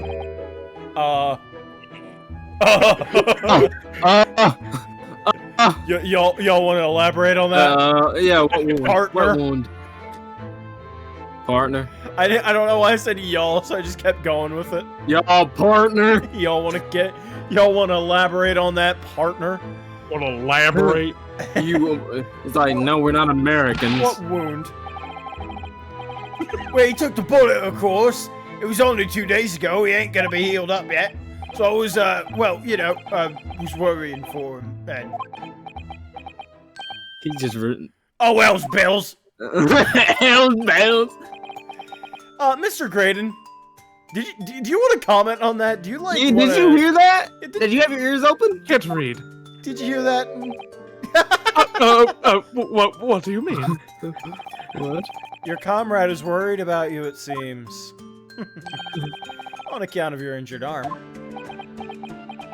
But then Zeeks is probably like, what the fuck? My lord, Yes, Mr. Graydon? Can I beat the shit out I of this? have no idea what these two wretches are talking about. Certainly, I shouldn't be expected to answer anything in relation to their mindless insinuation. Take off Denied. your jacket. Take it off. Take it off. Oh, take We found your real job. It's a strip. it. It's a strip. You are Deep Throat. You are the actual real teacher. The second Deep Throat. We were That's all my brother. We were all concerned about the second McGilded. We never even thought about a second Fish Deep Throat. There's always a deeper throat. We know that someone other than the victim was hit by a bullet at the scene of the crime 2 nights ago. From the height of the bullet hole in the wall, that person was likely hit in the upper arm or thereabouts. You fucking shot me. It was excellent, I swear. Perhaps you'd allow the court official to examine your arm, sir? The left arm you're currently clasping with your right hand, as if in pain. The Von Karma. I refuse. Is he allowed to do that? You have shown no No. evidence whatsoever that links me to these common thieves. Accordingly, I am not obliged to permit any such invasion of my privacy. Slicer, Yeah? is that true? What? That him? He has the privacy? Well, in all fairness, you haven't proven that. Like that could just That's be a anything. We wound. can't prove that Fair. was Fair. anything. As I've already said, I'm completely uninvolved in all this. So we have the Listen, I'm a little bit knowledgeable of court proceedings. I am not like the master. I know. You're going on this. not Yeah, happening. you're the But, like, goat. I never had anything to do with the pawnbrokery where this fellow was killed whatsoever. I take offense at the insinuation that I was in any way involved. You claim to have had nothing whatsoever to do with Mr. Windermake's pawnbroker, eh?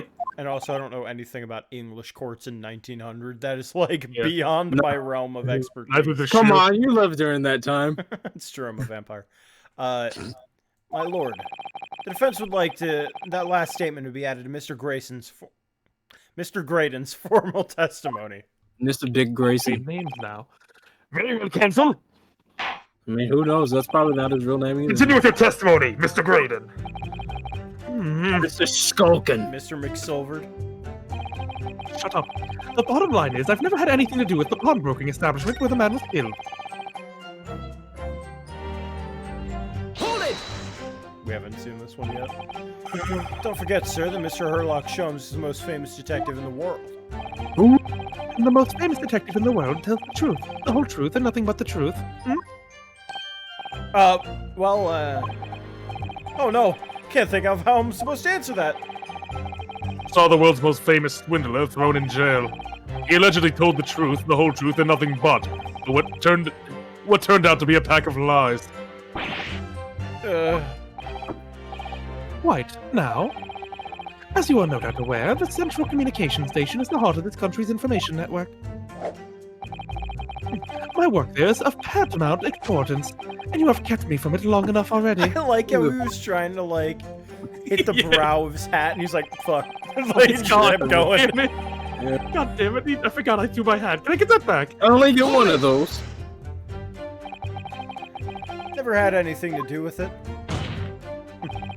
You forget that I was there, Mr. Graydon, on the very afternoon of the incident.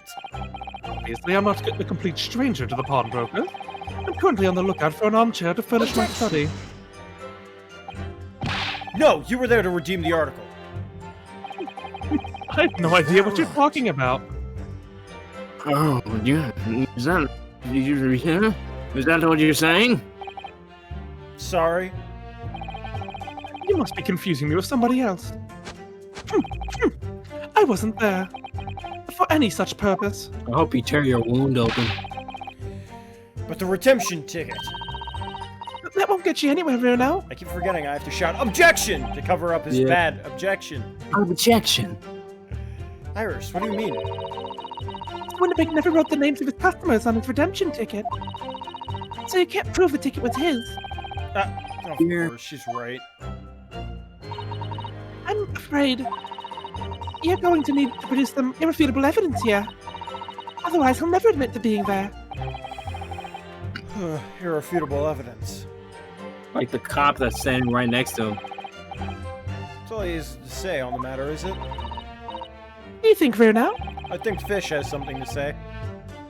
Sorry, I should use his name, his last name, Deep Throat. Yeah, so. Thank you. Inspector! I know I am. Inspector. He has no intention of telling us anything. He's well aware that the less he says, the less chance he has of giving himself away. The complete opposite of Hurley, then. He seems to think that the more he says, the better. Well, at least I managed to prise a little more information from the witness's lips. All thanks to the Skulkin brothers. Yep, they were the key to it after all. Phineas and Ferb.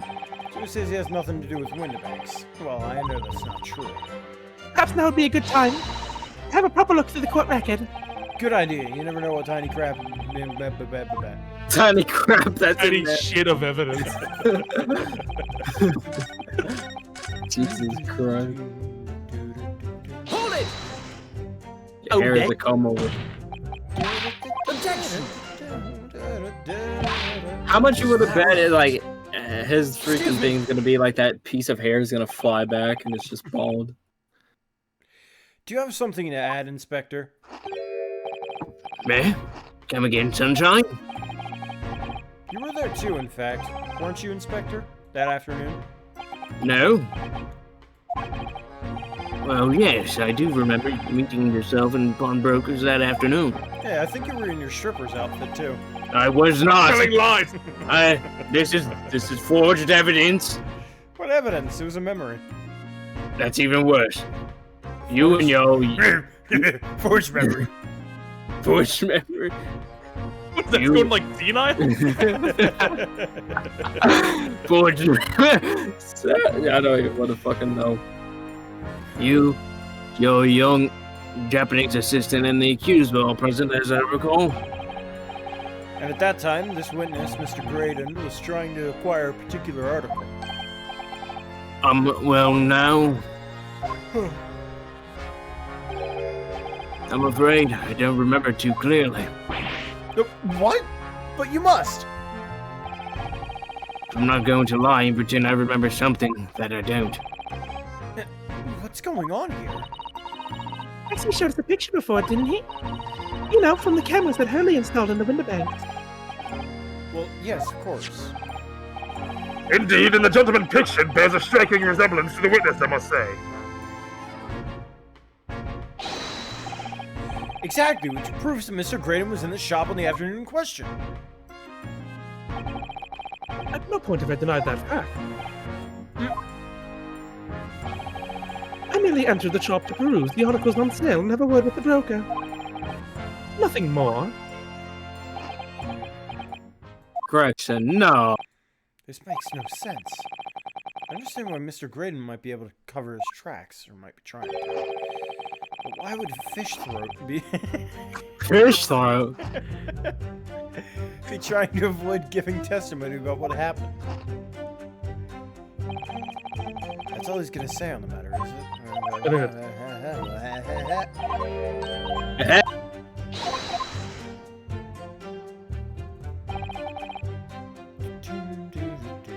He's straight up blind.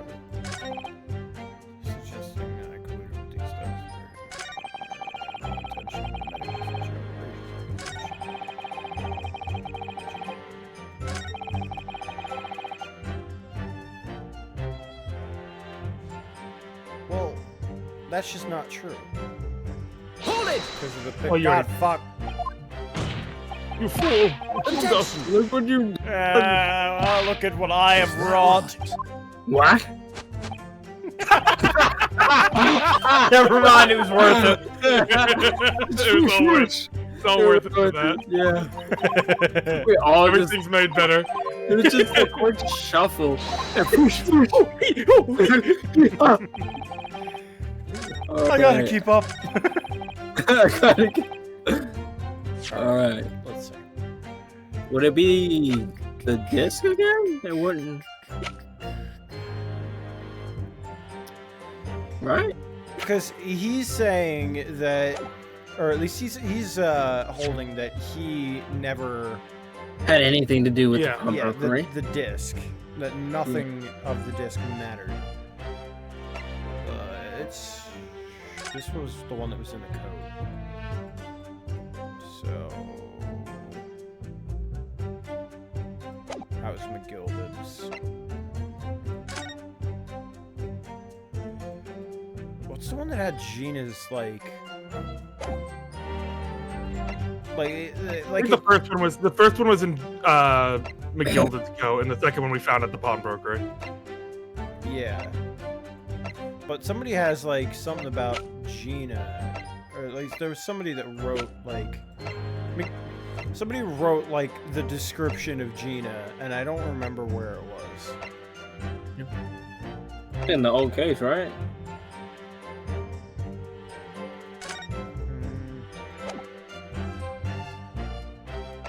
The thing Susato gave you, right? Oh, is it? I thought. Well, that's just the McGilded case notes. Oh. Oh, okay, well. Are you saying someone that described Gina? Yeah, that was a thing like in this. Yeah.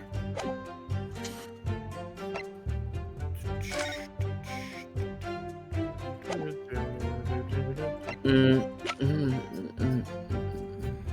thinking it has to be the music box disc. That's the only thing I can think of as of right now. Your blood is on it.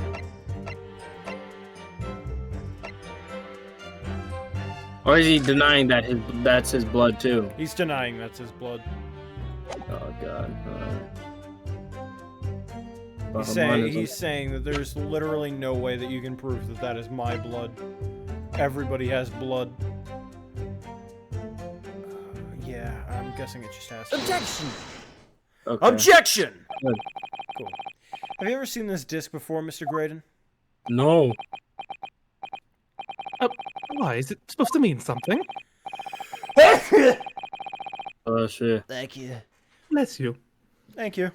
Go This fuck disc. yourself. Okay. Go fuck yourself. All right. Whatever. Deep Throat 2. It's not my name. He's the original Deep Throat. I am not Deep Throat. Why would you say the original as if you were the second? I'm not. Who left their phone on? Sorry, hold on. Turn off your damn phone! Sorry, it's fail RP. I know. He just left. Failed What us. nuts? Fucking film! He left with the disc. With the disc. This disc So I was s- until the day of the murder in pawn at Mr. Winnebank's shop. It was redeemed by the defendant, Miss Gina Lestrade, that afternoon. However, somebody mysteriously appeared to take it from her. And that somebody was you, of course. Wasn't it, Mr. Graydon? No. I've reiterated numerous times now. You are mistaken. That was not me. I've never seen that disc before in my life. It may have escaped your notice, but there is a small smear of blood on the disc. Oh yes, resulting from an abrasion on the thumb, perhaps. That's right. The surface of the disc is covered in hundreds of tiny little metal bumps. In the skirmish to acquire the disc, the thumb of the person who tried to take it suffered minor lacerations. So, while the disc bears the remnants of that skirmish in the form of the smear of blood, the thumb of the person in question must bear the remnants also, in the form of a scratch. Just empty us. Would it still be there? Yeah. After I mean- how many days has it been? I mean, think about it. Like, you get a cut on your thumb, it's gonna take, like, 4 or 5 days to, like, completely heal. There's going to be a bit of a scab, or at least, like, skin tear still. yeah, I still have remember that time I said I went to my grandma's to fix the surveillance? I still got like flesh. Yeah. on Even my when it hand. heals, there's still gonna be a mark. Right. I'm simply built different. I Sure. beg to For differ. you. For you. I'll make you bleed. I'll make you. Mr. Graydon, you refused to allow a court officer to examine your arm before. Are you now going to refuse us to allow to examine your thumb? Because Yes. I have no doubt that it bears a small scratch consistent with the smear blood of this on this date. Yeah. Well. English sucks, by the way. It would Yeah. seem I underestimated you. What's the meaning of this? I underestimated you. So you admit it now. You admit that you have a scratch on your thumb from when you attempted to take this disc from the defendant. Look at that stance. Order! Order! Well, Mr. Graydon? It would appear there has been something of a misunderstanding here. I did not attempt to take this disc, as you put it. No, quite the reverse. What are you trying to say? It's really quite simple, you see. The disc was mine from the outset. Is there some crime in taking an item that you own out of pawn? Fuck. What? It would seem, Mr. Graydon, that in this piece of evidence, my learned friend has established a link between yourself and the incident. Accordingly, you will tell the court everything you know about this disc now. As you wish. Though I'm quite sure it has nothing whatsoever to do with the pawnbroker's murder. If I was a fucking audience member, I'd be like, this guy just said he didn't have no part, but now he's like, oh, the disc is mine. He still said he never had no part in the Fuck off. murder. Fuck off. There's a note on the disc saying former gilded, but the item belongs to me. The redemption ticket was stolen from me by the accused, that filthy gutterling, on the day in question. I proceeded at once to the shop in order to explain my situation and redeem my article. In the end, of course, the disc was taken by the police. In other words, I had absolutely no reason to break into the shop later that same night. Oh. I hear you correctly, sir. McGilded, you say? The famous London philanthropist Who had burned it? who perished in this very courtroom 2 months ago after being acquitted of a distinctly messy murder. Oh dear. Yes, my lord, the one and the same. Good lord! Mr. Graydon! Acquired thing! McGilded and yourself are acquainted! Yes, that is correct. The cane now. Order! Well, certainly didn't expect to hear that name uttered here in my courtroom again. According to what Gina told us, this disc was placed in pawn on that fateful night 2 months ago. McGilded himself gave instructions to deposit it at Windibanks. Great, you're explaining that it belongs to him then, isn't it? In all likelihood, he's lying. So he appeared that afternoon at Windibanks in order to get his hands on McGilded's disc for some reason. You will commence your cross-examination, please. No. Like, Gilded has something to do with the government. Of course. Hold it! Would you care to explain how this belongs to you? As you will observe, a communications officer such as myself commands a fine salary. You are certainly exquisitely dressed, sir. So you see, I have little need to make use of the services provided by the pawnbrokery trade. However, I did once find myself in difficulties having misplaced my purse whilst on an errand. Which is why I pawned my fine black overcoat to the broker in question. You claim that was your overcoat.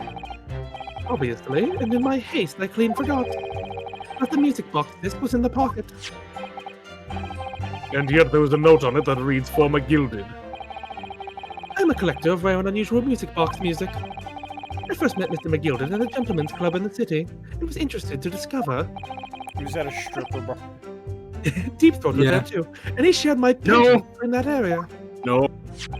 So, the disc in question. It's a pre-production sample. I promised to let Mr. McGilded hear it. But then you forgot that it was in your pocket of the overcoat you were forced to pawn. Yes, exactly. Gina didn't mention any of that in her testimony 2 months ago, did she? No, because Mr. McGilded had threatened to keep her mouth shut. Which means if we dig too deeply here, it's going to expose Gina's perjury.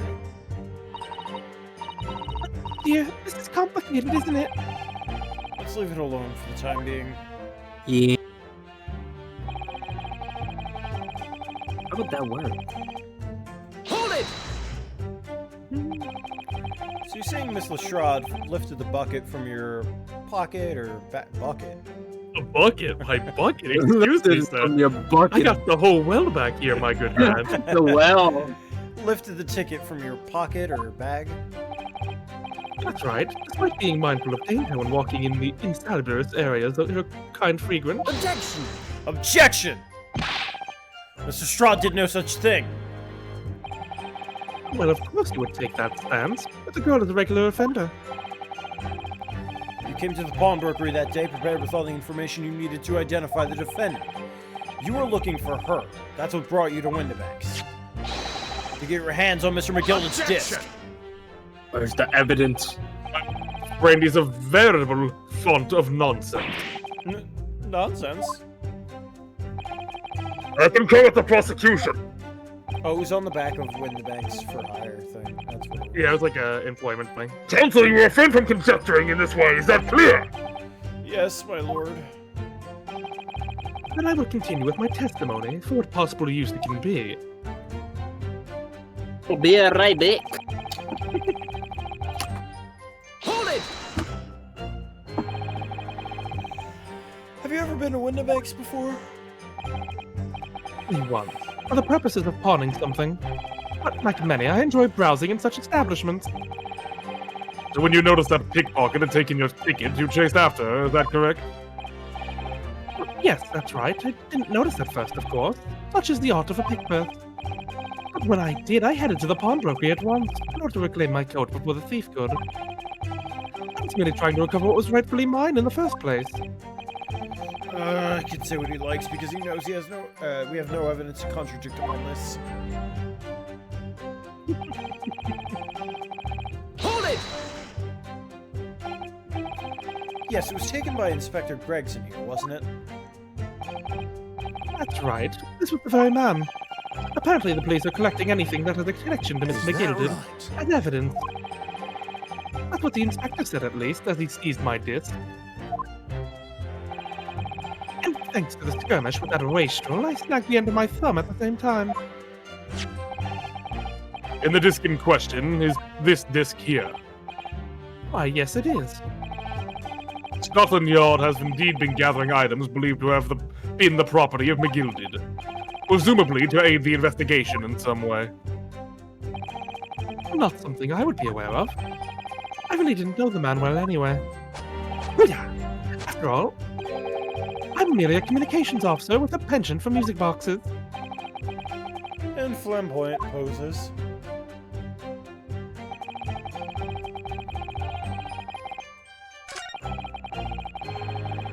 Hold it! Ew. Is that right? Why did you Excuse get the me. act? We're staring at you. Is something wrong, Inspector Deepthroat? Stop calling me that. What do you mean? The last remark of Mr. Graydon made his testimony seemed to trouble you in some way. No, it didn't. It's nothing. Leave it alone. Let me ask you this, Inspector.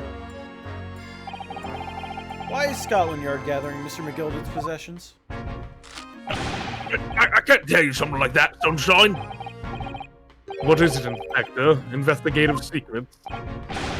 Yes, exactly. You should know all about that. Magnus McGilded, who died so unexpectedly after his trial 2 months ago. A man renowned throughout the capital for his great contributions to the public life, yet he had a dark side as well. Shock. Where are you going with this, Van Zeeks? I suppose the police are dealing with the aftermath of his nefarious activities, are they? That's enough. Coppers like me have duties to carry out that we're not at liberty to talk about. That's all you need to know. Duties conferred by Lord Strongheart, I presume.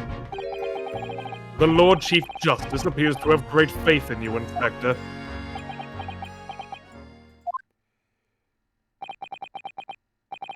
Bottom line is, if you want to get more out of me, you're gonna need Lord Strongheart's paw print first. What's all this about?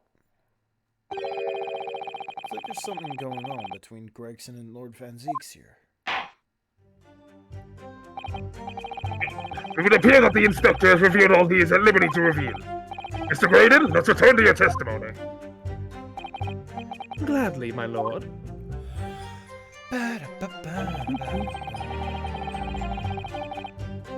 Hit me with Oh, it. motherfucker. Damn it. Ah! Hold on! Why are you continuing?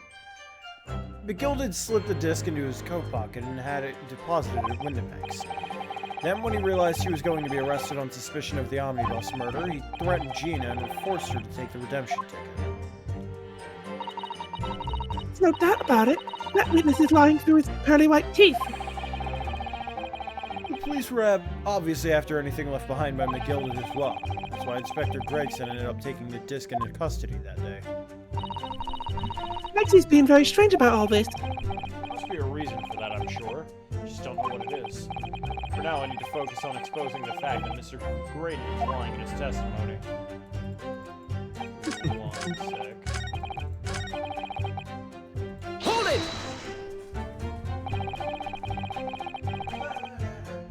Do. Are you back, AJ?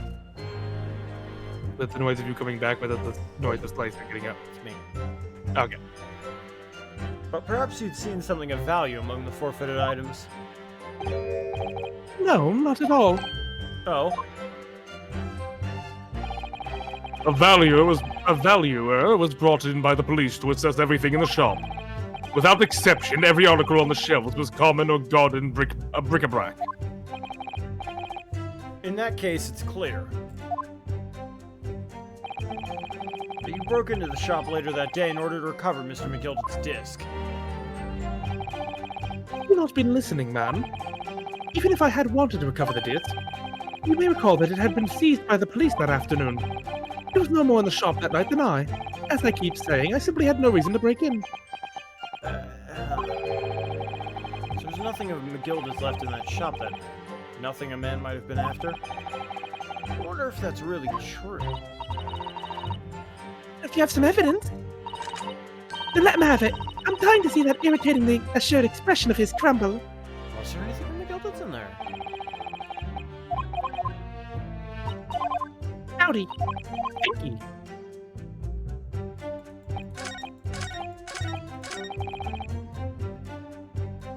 That's the press. Oh no! Ah! You fool. Pinky. Just use E.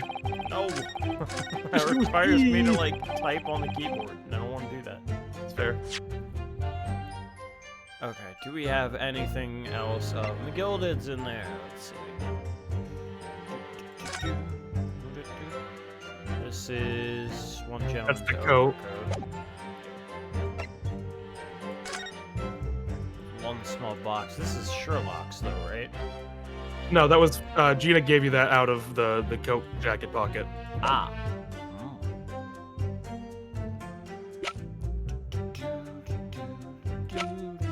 Yeah, alright, I guess that's it. Objection! Objection! This disc was deposited at Windibanks on Magnus McGilded's instructions. You knew that, and you went there with the intention of obtaining it for yourself. Conjecture again, and in any case, the disc was taken into custody by the police that afternoon. The witness had no reason to visit the pawnbroker again that night. Objection! Objection! Nope. Sorry, my learned friend. That's fun. Okay. That's fun. But that's not true. What? Mr. McGilded had another article pawned at Windibanks, as this second pawnbroker's ticket proves.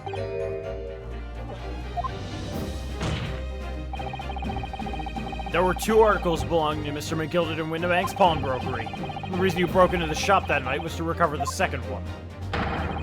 Together with these 2 accomplices, the Skulkin brothers. This is the second ticket, is it? What had the man deposited? The article description reads one small box. A rather vague description, it seems to me. Are you suggesting I broke into the pawnbrokery with these clowns in order to steal some trinket box? Honk honk, motherfucker. How What did dare I you? walk back into? We proved that Graydon broke back into the pawnbroker to find the box that was also left there by McGilded. Jesus. But then I hear honk honk, motherfucker. Don't worry about it. It's okay. It's like, these 2 clowns. Well, honk honk, motherfucker. The circus is here. And also, Gregson's hiding something. Well, yeah. I was kind of expecting. I believe there are adequate grounds to suspect that you did. This is absurd. Why on earth would I do such a thing? Once the article had been forfeited, I could simply walk into the shop and purchase it. There would be absolutely no need for me to resort to theft. That's a good point. Indeed, the witness makes a solid argument. So that means that for some reason, this Graydon fella needed the small box that very night, does it? Objection! It's time to put an end to this nonsense, my lord. Could you be a little less cryptic, Lord Van Zeeks? No. I've been saying that for the I do past hate to long- ruin my learned friend's argument, but the truth is quite incontrovertible. On the night in question, no small box was taken from Windibank's pawnbrokery. And the rest assured the prosecution can prove it. What? Gracious! Inspector, show the photographic prints to the court, if you please. Yes, sir. What prince? I thought I heard a child crying. I said, yes and no, sir. Yes, it is. These prints were taken from one of the. Oh, fuck! Sorry.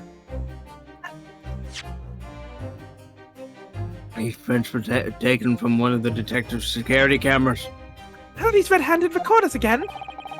As previously explained, using this plan of the shop layout, the victim's establishment was furnished with automatic cameras in 2 locations.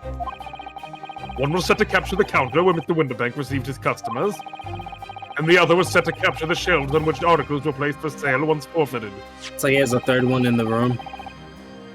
According to the information on this ticket, McGilded small box had been forfeited already 2 days before the incident at 9 p.m. on 13th April to be precise, which means it would have been on the shelves of forfeited items in the shop front. Now what I have here is print taken by one of the cameras about 2 hours before the incident. That's at 11 p.m. on the 15th April. The victim certainly had a very full shop, it would appear. And then here we have another print. This one was taken about 2 hours after the incident. I see. So we have 2 pictures to compare.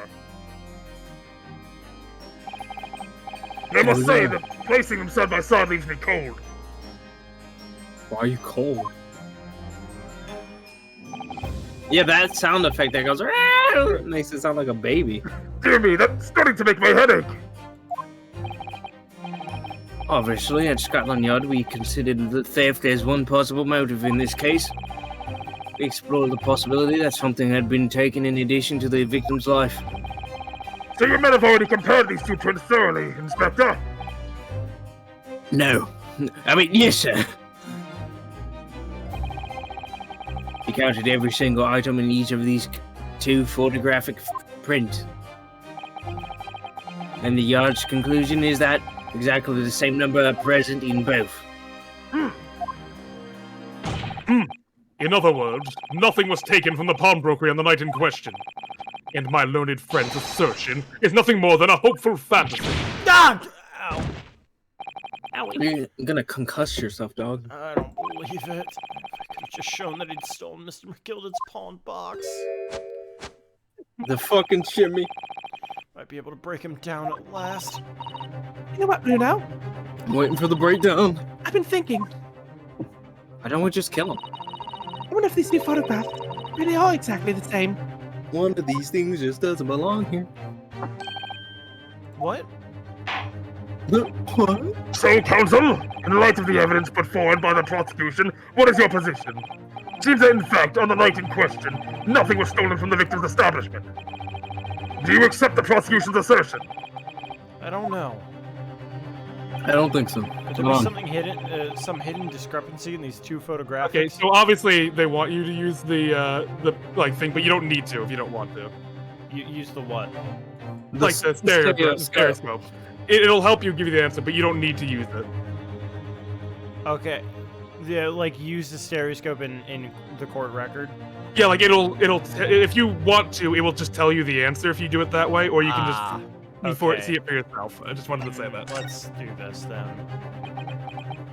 And get real close to find out what's missing. Oh god, I see 3. Okay, I'm trying to look. I wasn't sure at first, but there's a clear discrepancy between these 2 prints. Oh, my eyes. As soon as you switch it back on my Benzies! Omni-Man Zeeks. Yeah. You must identify the location in question for the court, counsel. Indicate the precise location of the discrepancy of which you speak. So weird. The fuck? So they already said nothing was taken. Something's moved. You know what's strange? I don't know if that's a part. Yeah, the fucking can of paint! Yeah. Yeah, I can see it's like fucking 3D in my eyes. This fucking is weird, too. Are you looking at it like it's there? Yeah, like my fucking eyes are cross-eyed. That's why I was fucking thrown off when I saw Van Zeeks. This is cool, actually. I She really actually thought just straight about up can't do it. But I did notice that this is moved. Oh, okay. Ah! No, I'm good. It's my eye! Take Oh. that! It's cool they actually did that, though. Granted, these 2 prints are almost identical. However, God, there's my one eyes. minor discrepancy between them. What? You what? The bank. When you view the two pictures stereoscopically, One of these things just doesn't belong here. What the hell is that? a single area stands out as being different. The location of this small box. Just- Wait! Unbelievable! I'm not crossing my eyes. It's just like everyone else. Judge. You're right! How extraordinary! What this tells us is very simple. Mr. McGilded's small box was indeed not stolen from Windibanks on the night in question. However, there can be no doubt that somebody picked up this particular box and then returned it to its place on the shelves. Think the small box originally deposited by Mr. McGilded is in fact... Yes! The very same small box I just identified in one of those photographic prints. Mindless guesswork. What if it was? So a box was moved on the shelf, nothing was stolen. Which means, quite simply, that nothing has changed. That may be true, but... Alright, Mr. McGilded's box wasn't stolen then. Doesn't the fact it was moved change things? Yes. Changed What do you everything. mean? It does. I believe this changes everything about the case. How can that possibly be? Mr. McGilded is alive. The crucial point is the fact that what was moved was a small box. In other words, we have to consider what might have been inside that box. What are you suggesting? A face. I'm suggesting that we need to examine the box as soon as possible. A vital piece of evidence is sitting on the shelves of Windibanks as we speak. That won't be necessary. Some little box belonging to a man who died 2 months ago can't possibly be relevant to the trial. Shut up. The court does not uphold your objection, Lord Van Zeeks. Bailiff, arrange for an officer to go to Baker Street at once. Obtain the small box in question and bring it back here for further examination. Fucking Mr. Eggert's the original box owner. I'll steal for the box. I'll kill for the box. Carlos, why? What would I do? Oh yeah. Oh dear. Right, not the right length.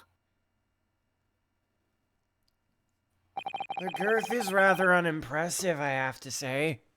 But the texture. The texture. We should have a No. report within half an hour. The durability test. Think perhaps we should recess for a short while until the evidence is brought forth. To be hoodwinked by such a farce. Disappointing.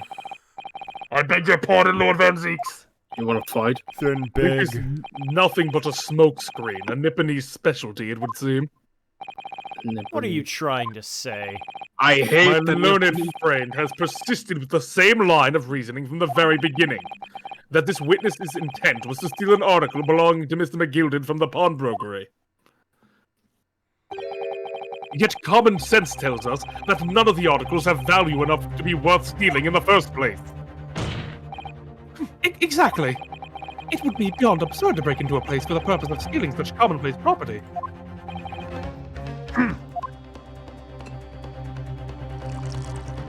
I just feel bad for Van Zeeks because this entire time he's been fighting people that had no logic.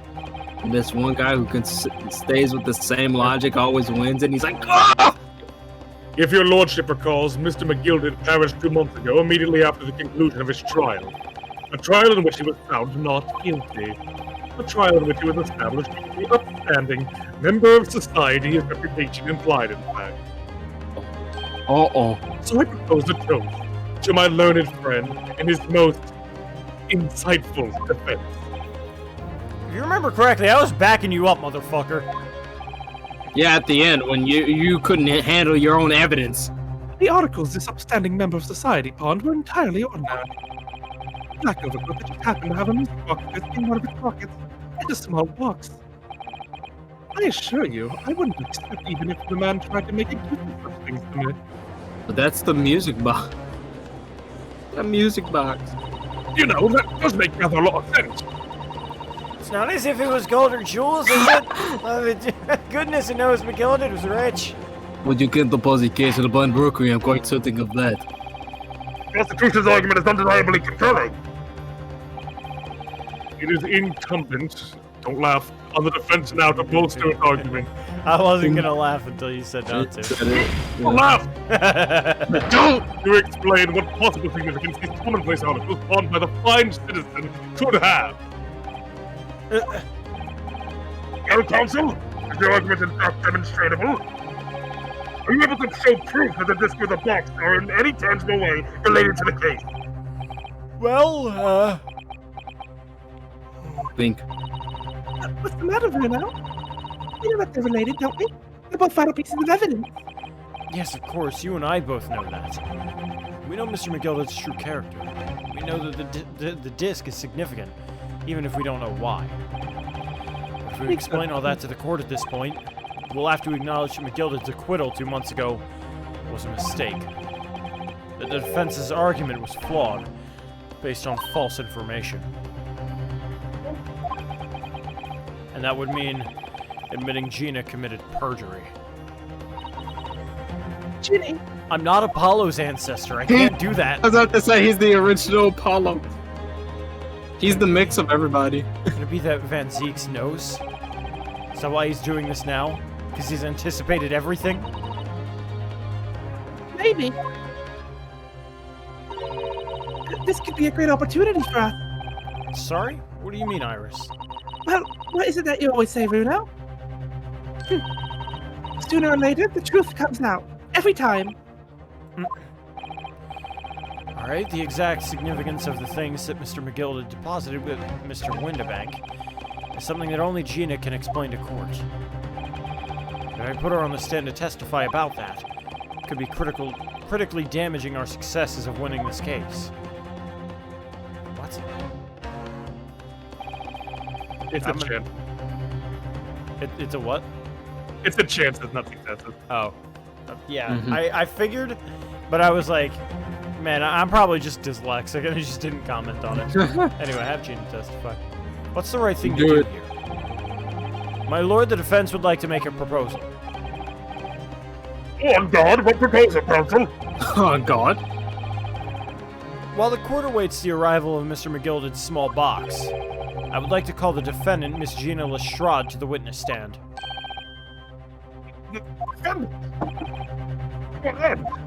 To end it all. It's to do with the various articles deposited at Windibanks by Mr. McGilded, my lord. Miss Lestrade has information relating to them. I believe that it would be beneficial for this court to hear what she has to say. It will prove the significance of the articles in question, once and for all.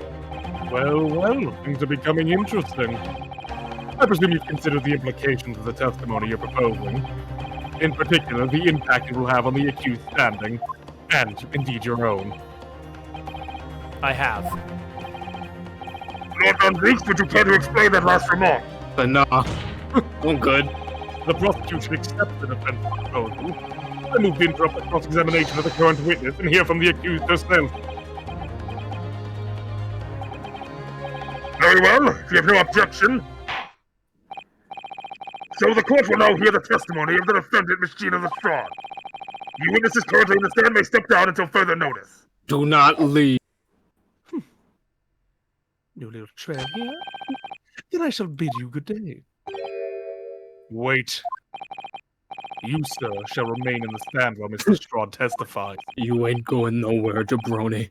As you wish. Alright then, Gina, it's time. I know this will be hard, but please, put your faith in me here. Good luck, Bruno. Sent to jail. The articles that Mr. McGilded had deposited in Windibank's pawnbrokery are intimately related with the omnibus case, the trial of which was heard in this courtroom 2 months ago. But I remember this young lady being brought before me in that trial as well. That's right, my lord. She lied, Your Honor. Her testimony helped establish the innocence of the defendant, Mr. McGilded.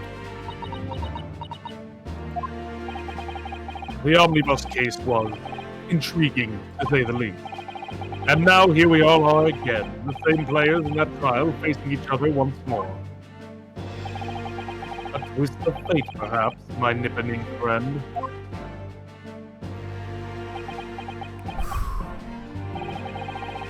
Allow me to recap the events 2 months ago. An old brickmaker was stabbed to death in an omnibus running along London's Winter Street. Actually, hold on, An old brickmaker was stabbed to death in the omnibus running along London's winter streets. Extra, extra. Extra! Read all about it! Apart from the victim, there was only one person in the carriage, Mr. McGilded. Jesus. Meekins. And McGilded! Naturally, he was the prime suspect for the murder! Meekinsification. He's the narrator of the story. But as the trial progressed, another possibility emerged. That the murder in fact took place above the defendant's head on the roof deck, with the body then being dropped through the skylight into the carriage below. It was Miss Lestrade whose testimony brought that possibility to light. Tis a queer thing. At the time of the incident, Miss Lestrade was concealed under a seat in the carriage, hoping to pick the pockets of unsuspecting passengers. Then immediately after the trial, having been acquitted of the murder, Mr. McGilded died in this very courtroom in the most extraordinary of circumstances. The fucking Uchiha Benzies. A mystery that remains unsolved even now, 2 months on. As indeed does the omnibus murder itself. Be that as it may, I recall neither the disc nor the small box being mentioned in the course of the proceeding. Miss Lestrade? Would you tell this court now, please? What really happened in the omnibus 2 months ago, I mean? I don't know what you mean. I already said it all, what now? And what about everything you told us yesterday from inside your prison cell? Please, Miss Lestrade, this is extremely important. But... Remember, little girl, if it transpires that you willfully withheld information in the trial 2 months ago, the Home Office will seek to prosecute you for perjury. And naturally, you will lose all credibility as a witness. Although, let's face facts, you have little credibility to lose. Damn. Ginny, don't listen to him. Please, you have to trust Runo now. Iris? I'm on your side. Got a fucking egg over there, like, what? Alright then. I'll talk. It's the right choice, Gina. Well, it would seem that my learned friend is hell-bent on bringing the entire courtroom down about his ears. So be it. Aye. I must confess I'm struggling to understand what on earth is happening here. However, it would appear that Mr. McGilded's pawned articles in that extraordinary case on the omnibus harbor secrets of which we had been hitherto unaware. So, Miss Lestrade, you will now give your testimony before the court about the events of 2 months ago. You will reveal the truth, in a commodity sorely lacking in the trial. Sorry. Keep hitting the, right... Lacking in the original statement. God, I keep fucking hitting the right mouse button. Yeah. This is it. Everything's going to come out. Like Van Ziek said. This could bring the whole courtroom down my ears. But, as a lawyer, I'm prepared to take that risk.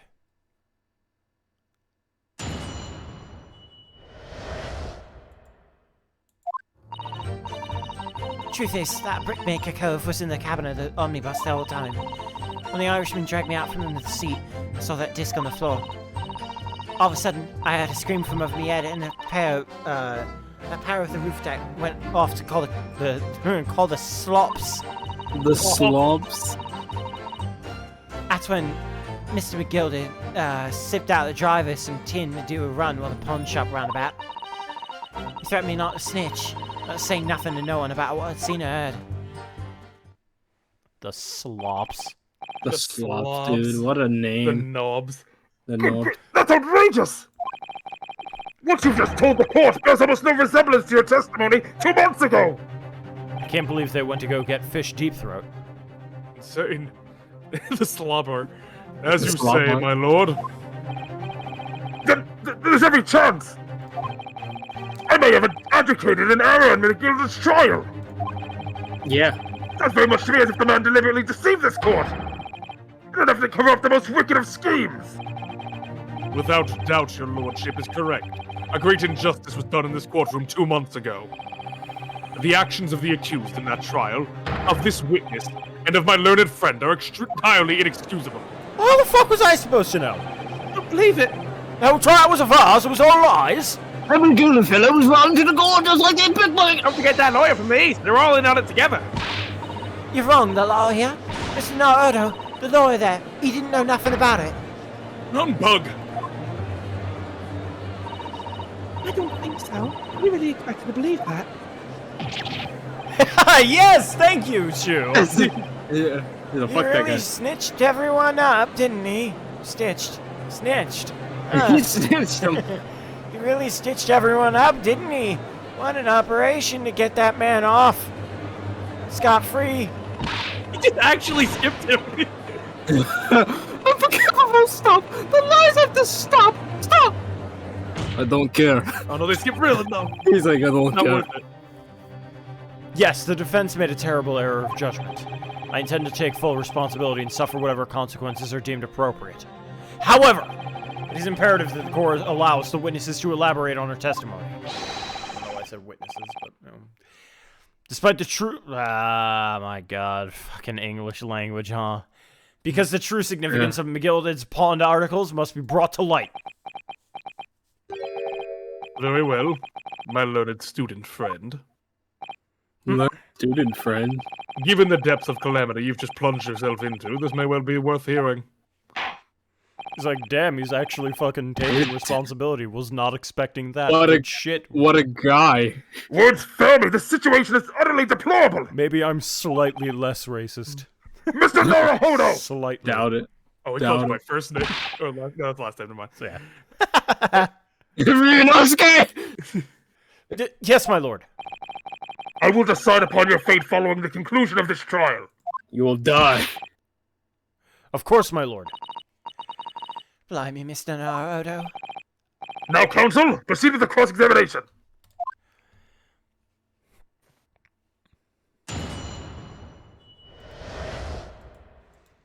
Oh, he's turning away now. He is. Hold it! It's like, fuck, dude. And you were hiding in the cabin at the time as well, weren't you, Mrs. Strahd? If I remember rightly, in the storage compartment underneath one of the seats. Yeah, that's right. It's pitch black under there, so you can't see nothing at all. They're talking with each other. Oh, wow. This ain't good. Excuse me! Also, I get to find out his. Yeah. Excuse me. Is there something you'd like to share with the court, Inspector Gregson and Mr. Graydon? Oh, it's both of them. Yeah, they're fucking talking. Inspector! Mr. Graydon! What? Why are you trying to give me a heart attack? You've been whispering to each other for quite some time now. Tell us, what's the discussion about? Discussion? With this fellow? Pull the other one, Sunshine. You think I've got anything to talk about with a shady gent like this? And I have nothing to say to this uncouth detective after he deprived me of that disc that was rightfully mine. They've clearly been talking the entire time I've been cross-examining Gina. It's as if they've been negotiating. No whispering on the witness stand. Yeah. You will kindly refrain from talking amongst yourselves while the witness is giving testimony. Yes, sorry, my lord. What were those two talking about? Miss Lestrade, continue with your testimony, please. All these jabronis. Ha, we I got thought it. they were gonna be facing away again. You bastards. Ooh. Hold it! That was funny.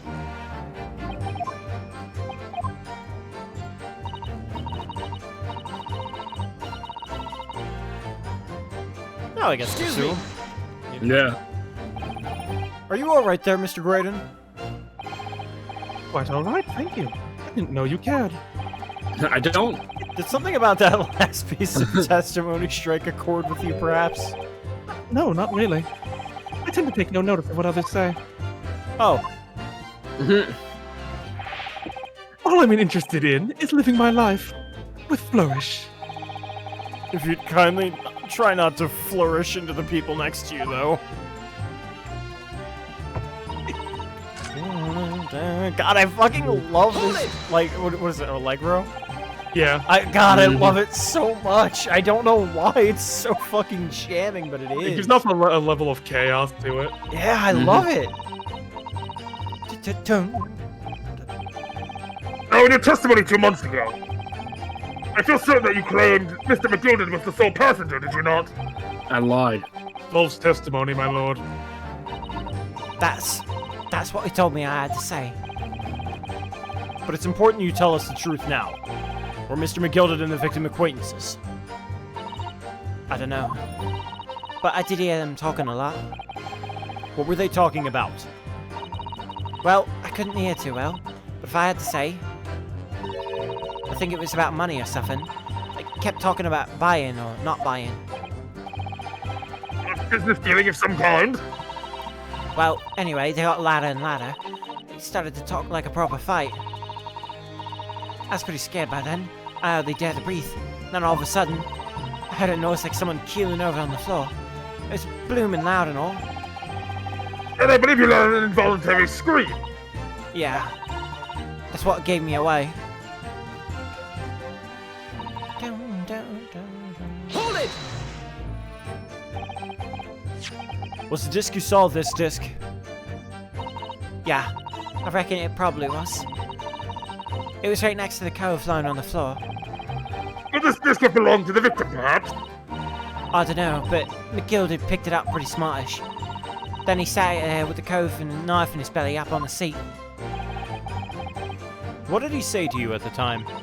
He told me not to say a word about what I'd seen or heard about to no one. About the disc and all. I was dead scared, the way he was looking at me. I thought, if I didn't go along with it, I'd get stuck with that knife too.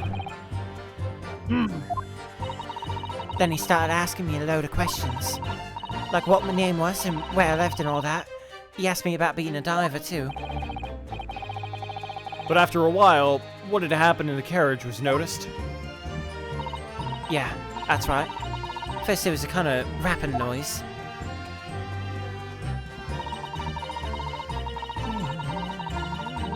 Imagine just having to have a conversation with a guy who just murdered someone. Horrifying. So how was your day? What do you do? There were two gentlemen occupying the seats in the roof deck, I believe. That's right. Our favorite guy. Just that's the look he gives you. Hello. I'm still here. Somewhat. No one gives a fuck about you. My fucking hat keeps falling off. Take a better hat. Out, mate. Out, mate. They must have looked down through the skylight and noticed the cove with the knife in his guts. When they screamed, the driver pulled those horses and Mr. McGilded got out of sight. Got me out of sight. Right. Where? Back under the seat where I started off. Once the carriage come to an halt, the two coves from the roof ran off to fetch the slops. If they immediately left to fetch the police, it would appear that you were entirely unrelated to the incident. Or they were, not you. You were very involved. So that left Mr. McGilded and the driver, and you. Wait. Left McGilded, the driver, and you still at the scene. Yeah. Only the driver didn't know I was there because I was under the seat. I heard the cabin door open and a voice from outside. The driver. Yes, he also testified in the trial, I believe. I'm a piece of shit. A fellow went by the name of Beppo, if memory serves. Beppo. The sausage nose. What did McGilded and the driver say to each other? I don't know what happened and stuff like that mainly. That's when... Oh god, fuck. Hold it! That pawn shop obviously being Windibanks on Baker Street. A moment comes up. Do you mean to tell me that the driver gave false testimony in that trial as well. Perhaps the excursion to the pawnbroker slipped his mind when he was in the stand. Indeed, Lord Van Zieks. McGilded took off his coat and gave it to the driver. He filled it out all careful like, and before handing it over, when I saw him do that, I remember thinking, that coat and what's in it has got to be worth a few bob.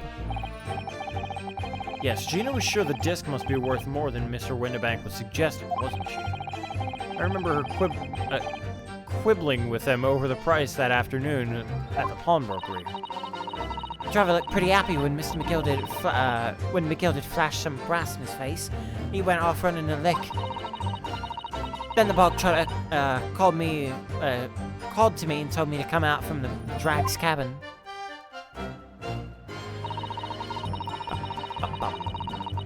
Hold it! Snitch. Threatened you how, exactly? Told me I'd only be able to scalp it if he did exactly what he said. Which included giving false testimony in court 2 months ago. Yeah, that's it. And there were another thing he said. Which was? He told me I have to hang on to the ticket from the pawn shop, make sure not to lose it. But I never. So that if he didn't show up to get the ticket off me before 2 months passed, I had to go to the pawn shop and pay the money to keep it in lug, stop it from being forfeited. He left me with some brass to pay for it. Why does McGilded have done such a thing? Depositing his overcoat with a pawnbroker before the arrival of the police. It makes no sense at all. There would seem to be only one logical explanation, my lord. What McGilded had the driver deposit at Windibanks was something he didn't want the police to see. Something very important that he needed to hide at all costs. Anyway, after that, he let me go, so I legged it before the coppers showed up. Thank you, Mr. Strahd. And thank you, Counsel. I've heard enough. I believe we now have a reasonable understanding of what actually transpired on the omnibus. It would appear that on the night 2 months ago, a negotiation was taking place on the omnibus. A negotiation concerning the disc. However, matters did not run smoothly. When the parties involved began to quarrel over the price, McGilded took what he wanted by force. At the expense of the other man's life. Which proves my point. The disc is clearly extremely valuable in some way. Although I don't understand why as yet. 2 days ago, precisely 2 months after the omnibus incident, McGilded's coat and its contents were due to be forfeited. I didn't know what I should do with the ticket. When the cove died right after his trial, I knew that. So you decided you would try to claim the articles as your own? Well, why not, eh? They're only going to be forfeited. Why shouldn't I have got him? Anyway, you can't blame me for thinking about it. Thinking ain't no crime.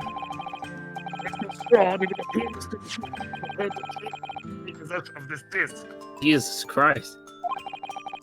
Do you know why that would be? I ain't got a clue. But I reckon it must be worth a fat bit brass. He's probably gonna sell it.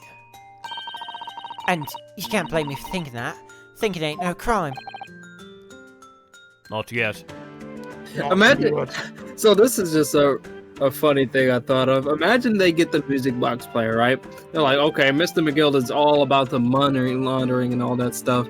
It's like, oh, if we play this, it's just gonna play some music that was like forfeited. But then it starts playing it, and it's like a government executive that's just like, we need to start a war between England and Japan. And it's like, whoa, shit. It's the fucking like FNAF phone guy transcript. Hello. No, I was thinking like they start playing it and it just is ba ba ba ba da ba ba ba ba ba ba da ba ba. It's McGilded singing. Yeah. She's into superstitions, black cats. Is that Follow Santana? Where's that? It's like fucking Carlos Santana. What's his name? dummy. Ricky Martin. Yeah. Do you remember? Is that Wonderwall in my court? I said maybe. My lord! My lord! Well, what Hey, were you what saying, we do? Carlos? like what Sam said, plays Mega like doo doo doo. The evidence your lordship requested has been located and is ready for the court's inspection, sir! Calm down.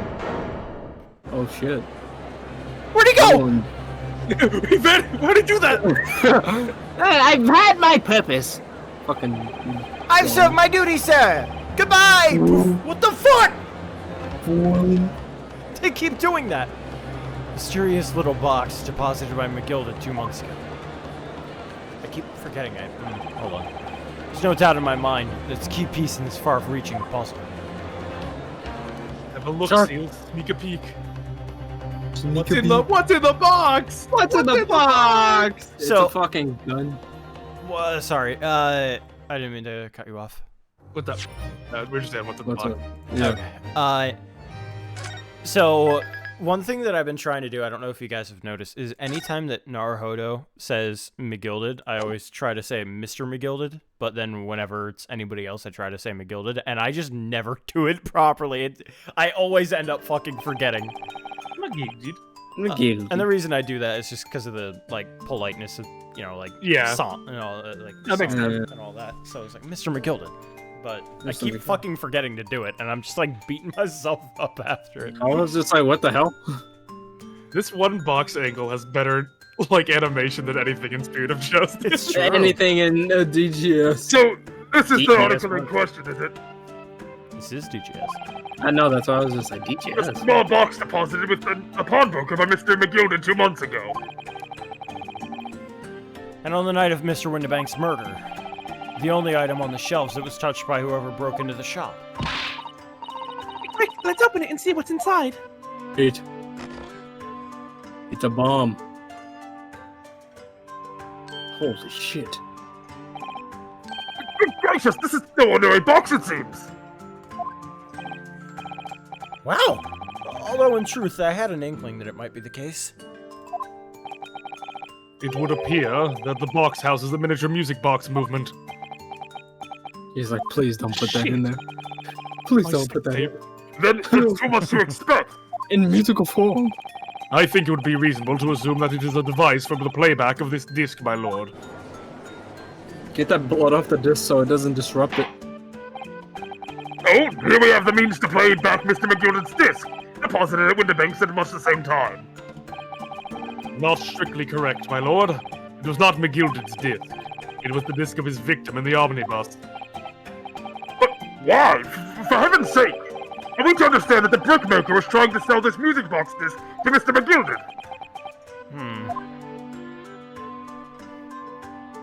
Excuse me.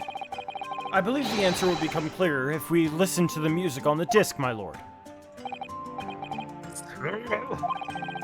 Let the court now listen to this curious disc at last. Uh-oh. Wait, my lord! What's the meaning of this, Inspector? The music box and the disc are, well, they're unrelated to the case. No need to spoil the somber atmosphere in the courtroom with some silly bit of music. Objection! It's his sex tape. The disc may very well have motivated the culprit in this case to commit murder. Clearly, there's every chance that it's fundamentally important to understanding what happened. Prosecution has no objections. My lord, I wish to hear McGilded's mixtape. Yeah. Rolling around in my rover. Around my rover. Shut up, Inspector! No! Clearly, Scotland Yard has some vested interest here. But it's the policy of this prosecutor to leave no avenues unexplored. But no, the piece of evidence is police property now. You can't... And you, Inspector, have no jurisdiction here to prevent that from happening. No further delays, please. Play the disc. Fucking just him going.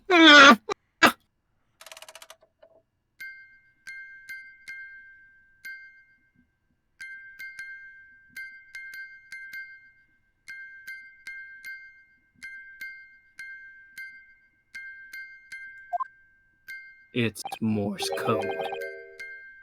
It is Morse code. Thank God for ROTC, me.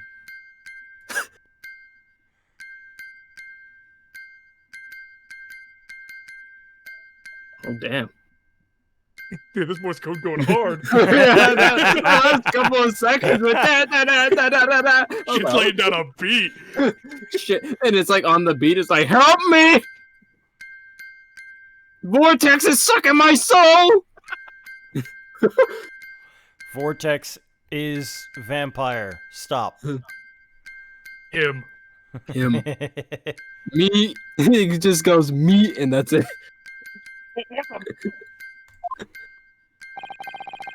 Certainly not what I would have called music. No. It's just the same note playing over and over again in an irregular sequence. I think I could get used to it.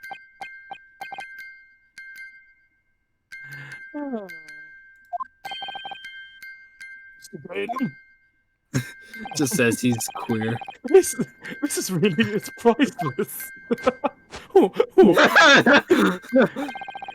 After all that, the music box is broken. Tis a queer thing. That's his thing. Tis a queer thing. Broken? It can't be, can it? Well, obviously. In fact, I wouldn't be surprised. If the officer sent to fetch it, and drop it on the way back to the courtroom. Did not! Well, with much regret. I fear the court must accept that this music box offers little in the way of clues. Van Zeke's gonna say nothing. Are you ready to move on, counsel? Come on. Yes, alright, it does sound as though it's completely broken, but is it? Could this music be emanating from the music box possibly be a new clue? No way! I believe that it could be relevant, my lord. Lord, but how can it be? It's an abomination, counsel. Mere noise. Come down on abomination. I Yeah, cannot see how it could have Jesus. any meaning whatsoever. Abomination! That is sin! It does sound strange, I agree, but there's one thing bothering me. While Graydon stands there chortling victoriously, the inspector beside him has a rather telling expression on his face. It's as if Gregson recognizes the sound, as if he's familiar with it somehow, and that's making him appear extremely on edge. If that's the stance of the defense, my Nipponese friend, answer me this. Riddle this. Oh, Listen very carefully to it. Listen to this shit the entire Just time. what relevance do you propose this woeful chiming has on the case? it's the defense's belief that the sound emanating from this music box is... It's the secret of the deep throat. It's a family technique. Just because this is a music box doesn't necessarily mean the sounds we're hearing are music. Wait a second. Oh no. Oh, wait a second. Look at that. The smile vanished from Graydon's lips as soon as I said it. Uh-oh. I'm on the right lines here. I must be. Deductions based on how people react to what you say. You're acting just like Hurley, Runo. The sounds we're hearing aren't necessarily music. Well, now that you've told us what they are not, That's dumbs it down. I'm sure the court would like to hear what they are. Do enlighten us, my Nipponese friend. Surely we have an idea in mind, because if not, We'll kill you. it would be the death of your ill-formed argument. Exactly. The music box is really broken. Refusing to accept that fact is pure foolishness. They've got me. I don't know what the answer is yet. Runo, Holy shit. The fuck do you want? Ghost! I've just examined the music box very thoroughly. And I'm fairly certain that it's not broken at all. Really? Really, the way it's been made, it can only produce the single note anyway. Thank you, Iris. They were gonna rob the bank. That Hurley was gonna prevent them from doing. Yes. Alright, well, if the music box isn't broken, must mean the sounds it's producing have some significance that isn't musical. Please don't stop the music. They won't stop my people. It's Lady Gaga's next song. Could it be? Is that what these sounds are? The sound of music. Something just struck me, Verno. I feel like recently, in the past few hours even, I've had another sound very much like the one on this music box. That Indeed. Woman. Yes, it's a familiar sound. Actually, Iris, I was just thinking the exact same thing. Trust the defense for an answer. If your assertion is that the sound produced by this music box is not in fact music at all, then what the devil is it, Counsel? This point.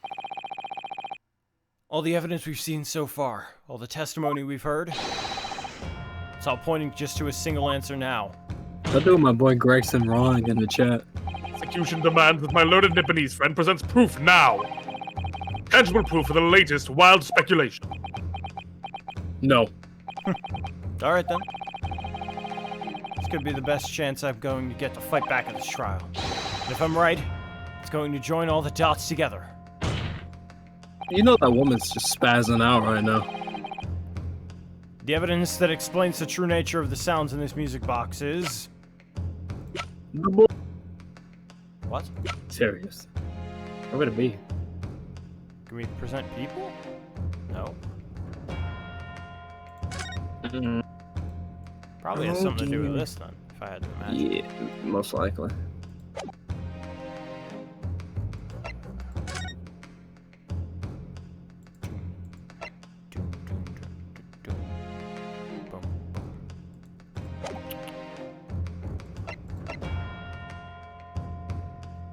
Might be just that.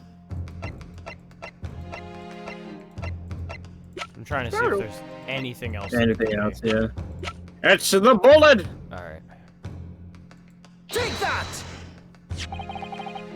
Today's paper, Counsel. The headline is Pawnbroker Perishes in Big Purse Plunder. Hardly supportive of your cause. No, my lord, I was hoping you'd look a little further down the page.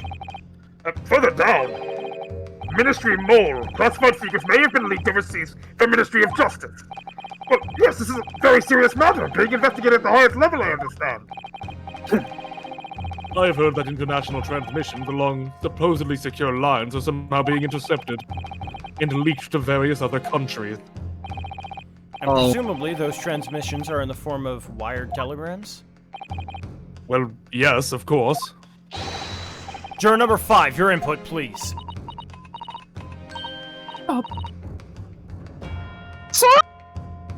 Sandwiches and sauce? What? Sauce? Whatever is the matter? You told the court before that you worked at the same communication station as Mr. Graydon, did you not? That's correct. And the particular station where you work deals with government communications and newspaper reports? Oh, yes, we're not your run-of-the-mill communication station at all. Our work is extremely important. Then tell me, is this not a very familiar sound?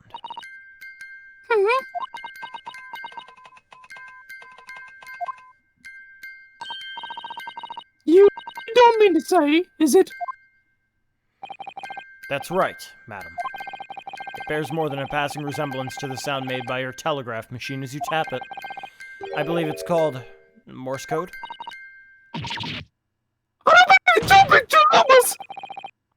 Now correct me if I'm wrong, but when it comes to leaking telegrams from government departments, there could be nobody more perfectly placed than a highly skilled communications officer. Are you suggesting that the music box disc contains stolen government secrets and Morse code? Yeah, let's not play that in the courtroom right now. It's like, please!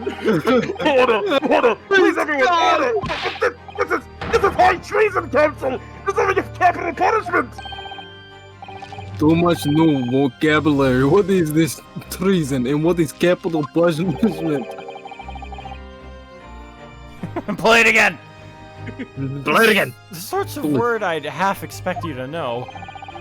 For sovereign government's confidential information, hostile nations would surely pay almost any price! Someone recorded that shit. Yes, and on that night 2 months ago was the very negotiation that was taking place inside the omnibus. Yeah, I couldn't hear it. Play it again. Can you play that again? But in the end, McGilded perished and all important disc lay unclaimed in the pawnbrokery. God. My word! Jesus. In which case, whoever stole that information in the first place must surely have been beside himself with worry. Because if the disc were to be discovered before it was found its way outside of the country, it would reveal an act of high treason, punishable by death! So the culprit had no choice but to retrieve it. And in order to do that, he would have to gain entry to the pawnbrokery illegally in the middle of the night. Because the article left behind by Mr. McGilded would incriminate him too much if it got into the wrong hands. Isn't that right, Mr. Graydon? You think I've been stealing government secrets? Preposterous! Absolutely preposterous! So in response to the defense's accusation, you claim complete innocence, do you? Really? Oh, of course I do! I've had to stand here in silence while that pretentious foreign lawyer has been prattling away. Objection! Enough. Then by all means, counter the charges, sir. You're fucked. You're fucked. If Van Zeeks tells you to counter it, you're fucked. The prosecution demands the witness testifies in response to the accusations brought by the defense. Fuck, dude. Get fucked. Get fucked. Delighted, I'm sure. Gregson's like, oh. The witness is reminded that the crime under scrutiny in this trial is the murder of the pawnbroker, Mr. Winterbank. I'm the only racist allowed in this courtroom. Yeah. Step up. That being the most flagitious offense for which the law of the land sanctions a capital punishment. You are going to fucking By the die. heinous act of high treason is no less serious a crime. I urge you to bear that in mind as you testify, Mr. Graydon. I may have mercy on your soul. So then, let's proceed. You may... Who said that? The boys. You gotta let us have a rabbit and pork here, Governor. We've got things to say. I think you are. Who do you think you are? Name's Nasco. Occupation is professional baddie. Name's Ringo Skelton, but we ain't baddies enough to sell out our motherland.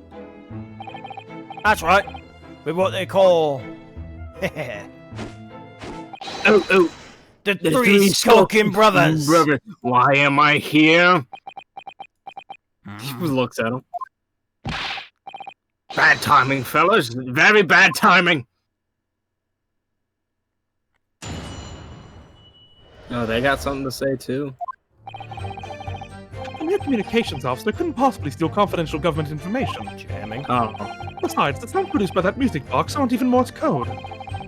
It was some low-class prickneck you're negotiating with McGilded anyway, was it not? I've no relation to the man. Look, all we done is break into the cafe the other night like what he told us to do. What was that? If we'd known there was dodgy government secrets involved, we wouldn't have touched it. They're fighting. Fucking, they're mad. Oh, motherland! Two different testimonies going on. Mr. and Mr. Skulkin. One missile will do, Governor, what's up? Do I take it that you now admit to the crime? That on the night in question, you did indeed gain entry to the premises illegally? I thought we already, Yeah. And moreover, you did so as a party of three in collaboration with Mr. Graydon here. Yeah. We did, Gov, we done. We done. We done. Shut up. Shut up. Quiet down, please. What do you have to say to that, Mr. Graydon? Don't know these fellows. I have no idea what these two ruffians are referring to. You little rotter, getting us mixed up in all this mockery. You never said nothing about government secrets. How was we supposed to know straight up job?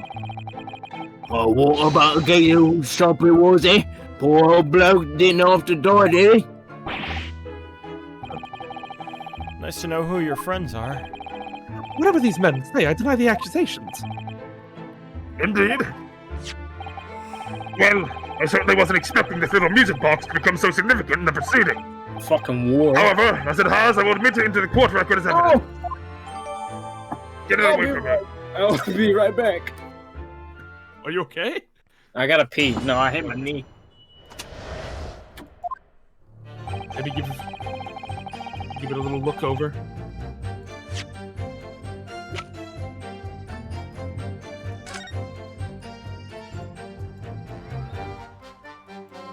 That's a button. That's a rebel. Oh, That's a rebel. Where is it, Bruno? I've just noticed something about this music box.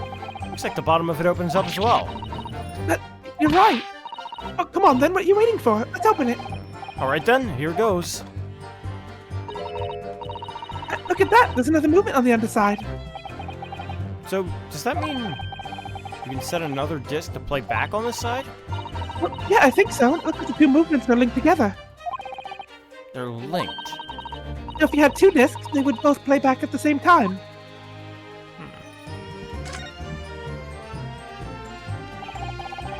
I thought there would have been a second movement on the underside of this box. I mean, it's like the other one. The comb's teeth are all the same length. So this movement only produces a single tone like the other one. Yes, it must do. Except that the length of the teeth on the two combs isn't the same. So the single tone produced by this movement will be different to the single tone we've already heard. What? Basically, each movement can only produce a single note. But the notes they produce are different. Music box that can only play two tones. You know, continues that, hey, it's Morse code thing. Yeah. See how the Fermagilded's disc sits in the music box? The man deposited at Windibanks? Couldn't be more imperfect fit. The disc was designed to be a playful Oh, music shit, box. motherfucker. I think I got it.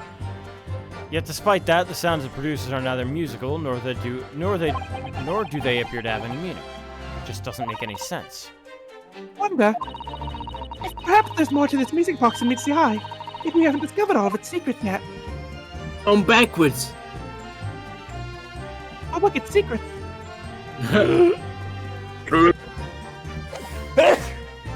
Love you. Break them down. Break 'em. There it is. Love you. So, this newspaper article, headline accurate. Government communications are being intercepted. Actually, I will be right back. I'm gonna go grab some more water. Okay, I'm gonna piss. I will be here. AJ, make prediction. A prediction, it's gonna turn out that the machine is not fully calibrated and needs another system to work with. And, Graydon did it. And Gregson is a part of finally Slicer's gone again. We need to continue stream with him, Peachy. And, Gregson's gonna be a part of the cover up because he's probably gonna be the reason why the disc was missing or something stupid. But why? Because we're gonna be stuck on Graydon staring at us angrily for the rest of the stream if he doesn't come back. Ridiculous.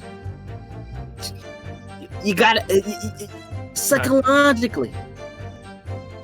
Psychological. Psychologically, there's something wrong. Yeah, this case went from a murder at a pawnbroker to the leaking of national government secrets. Secrets that could end up with someone dead. Well, it did end up with someone dead.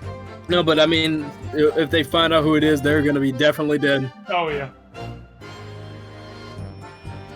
Also, you guys can call me CC. I don't mind. Honestly, I that's mind. too complicated to remember. Because I call you something else, and then you're like, "That's not my name," and I'm like, "Oh God." When did that ever happen? I think you're making up scenarios. I don't think that's ever happened. Or what? I think you're making up false situations. I don't think there's ever been one. I mean, in my life. To Peachy? Have you got... Not in Peachy. I'm just saying in general with names. When I said that. When have I said that? I didn't say you said that. I was saying You did say how you did say it. Oh, I meant like in a scenario where Okay. you know how people are. I didn't Yeah, mean call her you. P-Dog. P-Dog. P-Dog? What's up, P-Diddle? What's up? What a nice Minecraft dude. I'll call her Peachy. Like I call Slicer Slicer. That's for a Rumble tag team. Someone did Yamcha and Ditch. Ditch was Ditch. That's like the ditch he was in when he's like in the Yamcha pose. Jesus Instead of Lilo and Stitch. I mean, you can call me whichever, I don't mind. I swear to God. I still like the fucking Ace Attorney wrestling. It's called Turnabout Top Rope. Yeah, Turnabout Top. That's a That was the greatest thing I came up with. Make it real. We gotta make it real. I want Alba to be the fucking WWE champion that deserves to be dethroned. No, he could be Vince McMahon. How do you like Brayden as like an antagonist? I hate him. But like in a good way? I just like, I don't know. It's just like with characters that are like posh. It's like, yeah, of course you gotta hate him, but his moves are schmoving, so it's just like a hate-love. It's your birthday that day, that's awesome. So we're not gonna stream that day. Yeah, we might actually, depending if we get tired or not, we might actually be finishing Greatest Attorney on that day. Yeah, I don't know. I don't know what we're gonna do on Tuesday. I might stream, but I need to stream. I haven't finished Mafia 2, and I want plans. I bought a new game, and yeah. Exactly. Yeah. RIP. I don't know. We'll probably be streaming. That's up to Slice of Love.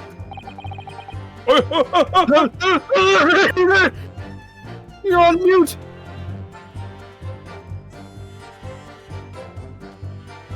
Hello? Was that a ghost? Yeah. Did he fart on the keyboard and it Is that Morse code? Is that Morse code?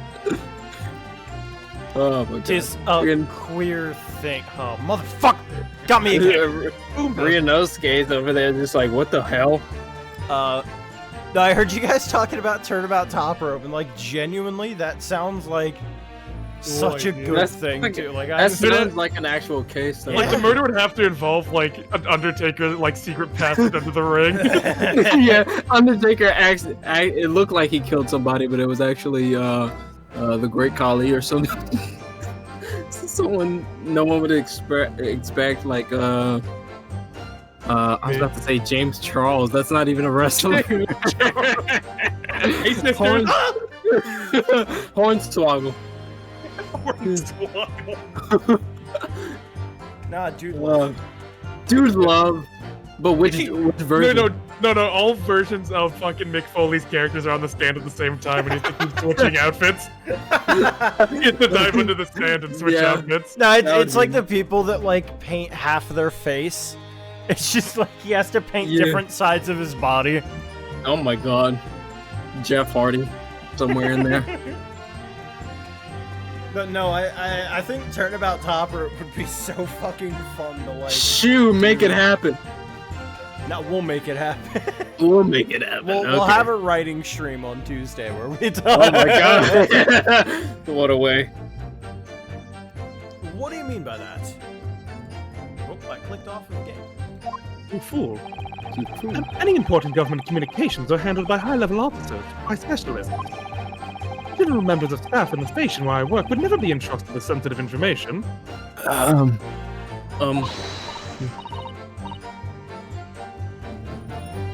That's the lady. Stop! Must say something! Stop! Well, let me guess. It was me. Juror number 5. Oh. We regular? Yeah. Okay. The regular communication station officers aren't as so lonely as you're led to believe. A team of us are responsible for setting up and testing the telegraphs used by the ministry. And Mr. Graydon is the team leader. He's the head. Fascinating. You bitch. Oh, damn it. Graydon is highly skilled operator. Stop. Currently in presence of idol. Stop. So you access to the equipment used for these confidential communications, Mr. Graydon? I see. Well, what of it? The transmissions are always made behind closed doors, so they can't be heard. And in any case, all messages are sent in ciphered. Normal employees couldn't possibly understand them. Stop! Must say something! Stop! Mr. Graydon regularly attends meetings with ministry technicians and the ministry communication team. He assists them in ensuring that there are no errors in important international communications. Dude is getting his master plan unraveled by some random person. Shut up! I know! He's like, shut the fuck up! Shut up! No, you can't blame this on bad lines. Yeah, You it's just got like- really unlucky. He's the juror that was in the first case. Was she in the first case, right? Yeah, she was. She was in the The case. first case, the typewriter got an advanced to do Morse code and is working with the guy who did the crime. We found him because of her. Yes. Only she is a random person. She's someone that admires him. Yeah, she's like, oh, he's so good. He can do this easily. He's like, oh, Your Honor, stop. That was a fucking lie. Stop. Kill me, she's stop. lying. End me, stop. She's lying. And me stop. And then villain is rubbing his cat. I mean, his fucking mouse. Yes, pretty mouse. Did you read this? He read this one. Yeah. And he's received the top prize at the Cypher She won't stop. Stop! He received the top prize at the Cypher Cracking Convention 5 years in a row now. Oh, Martha, shut the fuck up! Jesus Christ, you bimbo! The first bimbo. That's fascinating. Oh my God fucking god. Damn it. And his Highness got up her to stop. Kindly in presence of item. Stop. Well, if I'm your idol, shut the fuck up! Your idol would appreciate it if you'd keep your mouth shut! Yeah. Yeah. God damn it! It's like K-pop. God damn it. That is really funny. Your Honor, the jury did not just say that. Oh, by the way, for Ace Attorney settings, Carlos and I had talked about this like a while ago. AJ, what setting would you like to see? Bar top rope, you know, for like a wrestling setting. But like, I had mentioned like at a military base or like at a fashion runway. For a wrestling? No, for an Ace For- Attorney just case. Ace Attorney case? Yeah. Yeah, like what's a setting you'd find interesting to have a murder at? I don't know. It would have to be somewhere where, of course, civilians could have access at any point. Or like a Times Square kind of scenario? God, Times Square. Ooh, just a murder in like Akihabara or something like, you know, like, Just like dead in the middle. yeah, just like Yeah. after all of the streets have been cleaned from like a Like a New Year's. well, yeah, Yeah. from like new. What I'm saying is like you know how people like constantly cross roads when the lights, and then the lights change to like no cross, and then there's just a body there after everyone's moved across, and they just didn't notice. Jesus. Sounds like a Danganronpa shit. Yeah. Just the body It's moves. like anyone could have put that body there. It's Yeah. more like I'm- how the fuck did that body get there? Yeah, I'd feel like a ball drop would work. Like a New Year's, it's like instead of just one, it would be two bodies. One body's like on the ground on the Times Square. They're like, oh my god! But then when the ball drops, there's a body hanging from the ball. They're like, what the fuck? Mine's not really a setting, but just the concept of a time capsule being open and a fresh body is in there. Oh god. Not like a deteriorated, but like a fresh corpse is somehow in there. That's new. Yeah. Like Like killed time- within like recently. Like Jesus. in the box just got like unburied. Yeah, Shibuya Yeah. crosswalk would work as well. But yeah, Fucking is. oh, God. They lived in there. They wake up. Man, I'm glad to be out. Fucking killed instantly.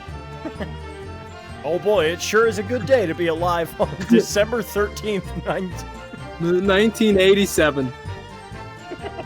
Sure hope the deal incident doesn't happen, dude. I hope my dad doesn't get killed. And it sure is a good day to be Isaac Dover on. Jesus. No, I think Dover had it coming. He was gonna blackmail Gustavia. Hmm. Oh yeah, no, he had it absolutely coming. He didn't expect Gustavia for some reason to fucking dome him. Yeah. Oh boy, it sure is good to be able to blackmail Dane Gustavia. Hey, Luigi. But yeah, no, I think Shibuya Crossword kind of kill or a Times Square kind of thing. Yeah, a fashion show and a military base are all like really cool ideas. And then for settings, and then for like an idea of how you discover the body, the fucking fresh body in time capsules metal as fuck. Yeah. Like how do they go about how explaining it? That could be possible. Fucking military base would be fucked too, because not only are you looking for like a because I would imagine it would be like a soldier or like a someone who was trained. I mean, it'd be like not exactly like a Dogen or a Deshelli, but someone who knows how to fucking fight. And even if you find them, they can pretty much probably kill anyone in their wake. Yeah, so I don't know. I was thinking like the person was found like you know, like in the middle of like training some new recruits, is just shot like out of nowhere, and nobody really knows where the bullet comes from, and they have to investigate like everybody there, and they eventually find somebody who's like going to the sniper like range with a rifle that had recently fired, and it's like, oh, this does not look good. Like, wait! I just picked up this gun, man. And it was his bullet that was found with it. It's like, this is not a good situation. And then right after, he becomes a lawyer. But then later on, it's revealed that there was some sort of like poison in his system already, and he had died before he was shot. So what the fuck? The person that you're defending is actually covering up the murder themselves. That's crazy. Something like that. So much like corruption. And then for the fashion one, because I like poison as my main sort of like framing device for yeah. Out of context, that is horrible. But as a murder method in cases, I really like poison, because poison is very, very hard to like track down if you get the right stuff. Like, because you can find who stabbed someone based off of fingerprints. You can't do that with a poison. Exactly. That's why I like it in like mystery games so much. Because it's not like, how the fuck did this go to case? I can see how this goes to court, because there's literally no way to identify who got their hands on the poison. So for the fashion runway one, I think the method of murder would be like a contact poison. Yeah, like on the dress or something. Yeah, on the dress. And then the model just falls dead on the runway. And I also really like murders where it's public, where a bunch of people just watch it, because then it's like, it's amazing. What the fuck happened? Like, because that's why I really like the Shibuya Crosswalk or the Times Square one, because it fits in with that like kind of motif where they just drop dead.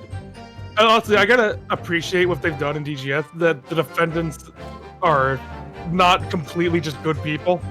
I really appreciate the flaws with them, that they got themselves in this situation to some extent, even if they didn't do it. Even the fucking Skulkin brothers, they're bad people, but then they're like, hey, we don't want to destroy motherland. What do you mean trading government secrets? Trading? What are you talking about? What are you talking about? What the fuck, bro? What the fuck? I'll whoop your ass! Hold on, I'm doing something right now. Me too. Murder in Times in public. Square. Probably shouldn't have that googled. Murder in fashion runway. I think that's what's the most scarring about like something like that would be like everyone's just living their regular day and then someone just dies in front of them. Like, what do you even do? Yep, fucked up. I should kill you for that bullshit, bruv. Oh shit, bruv. Bruv. Good to know, good to know. Military base. You're writing that down. Write that down. I'm writing everything down, and then, because we've got 5 cases if we do all of those. Next Danganronpa game, us. Shu is like... We die. Learn about top rope. Fucking, Shu... That'd be wild, but like Shu hears about it, it's like, I hired you, I'm making another deal. Fucking Sue doesn't help us, just sit. Hey, those are my ideas. My ideas now. I'm glad you gave me those ideas. What? You know. We thought you were something special! I mean, that's, Maelstrom, you seem like you've already played the game. Peachy, how you liking DGS? We have this moment of reprieve.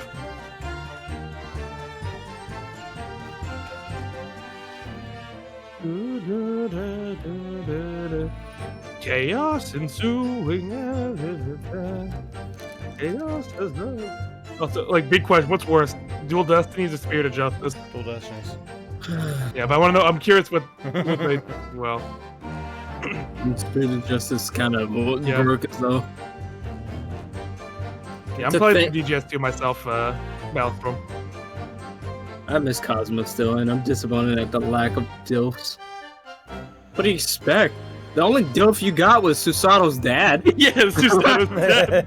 It's true. Is he the sole dill from this game? No, I think so. no, what? Wilson?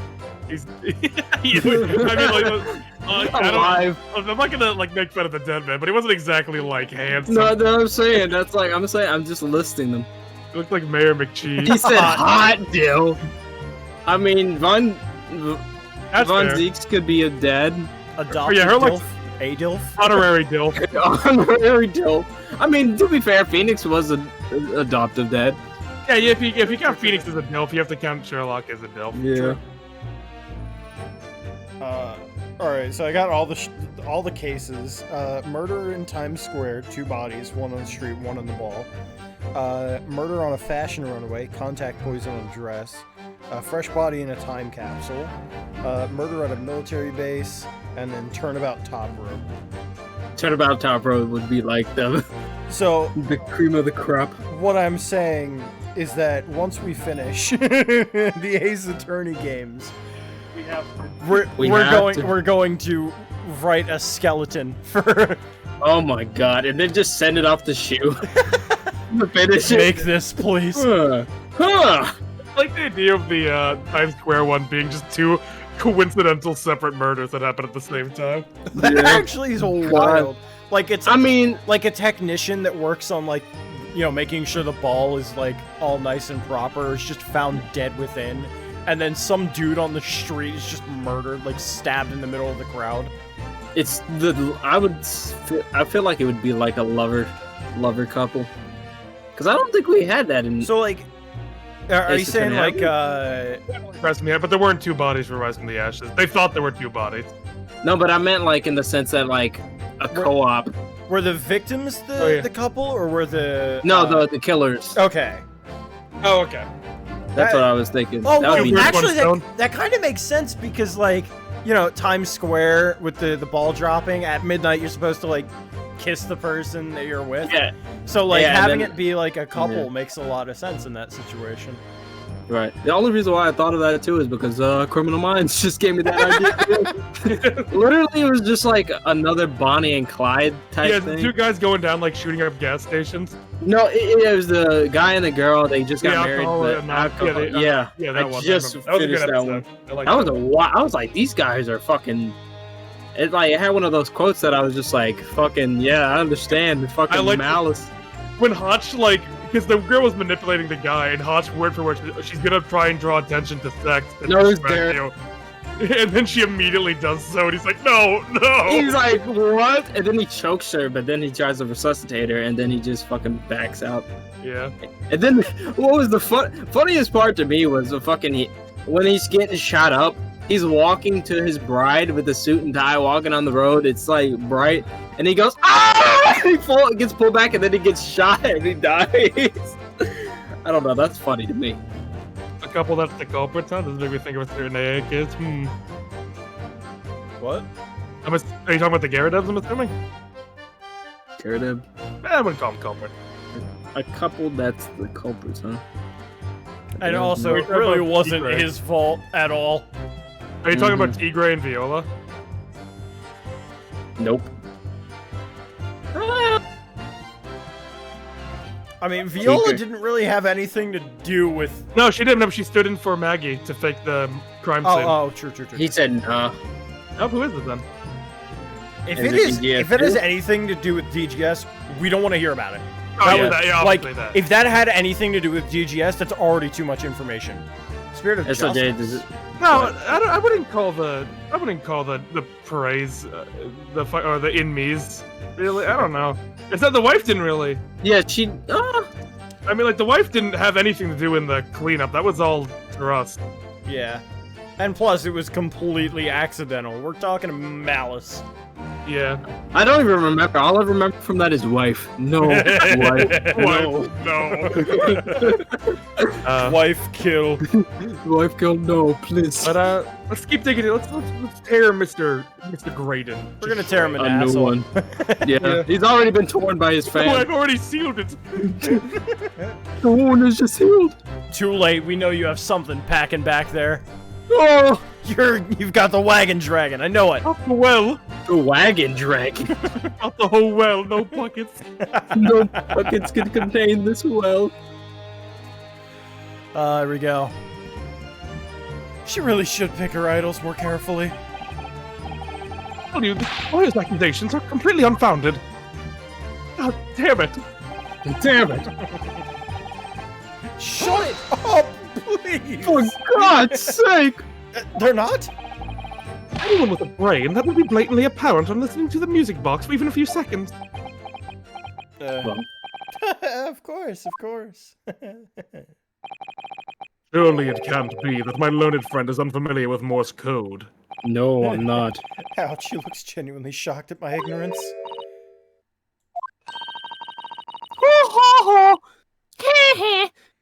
I would be more than happy to demonstrate the basics for you, sir. A lesson? You're in court? What a way. What's called is a Not continuous again. series of two distinct tones. No, not again, please. I don't want to hear more about stereoscope. I feel like it's stereoscopically. At least she's not a villain. Tones, you say? Yes, a short dot and a long dash. By combining those in different ways, you construct letters. I see. For example, this is A, Ow. and this is B. But when you listen to the sound produced by this music box, you only hear one tone, don't you? But it sounds so similar. The rhythm of it is the same in everything. No. But there's no discernible meaning to this apparently random sequence of sounds.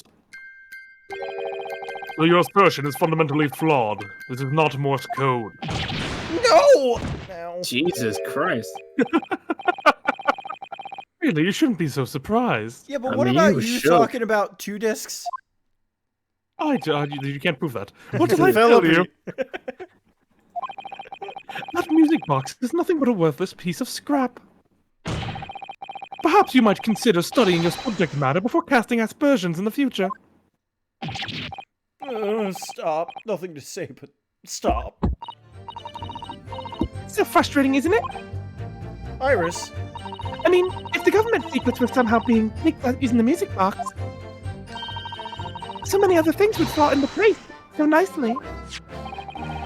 There's still be something I haven't considered. Would it really be impossible to use this music box somehow to play back Morse code?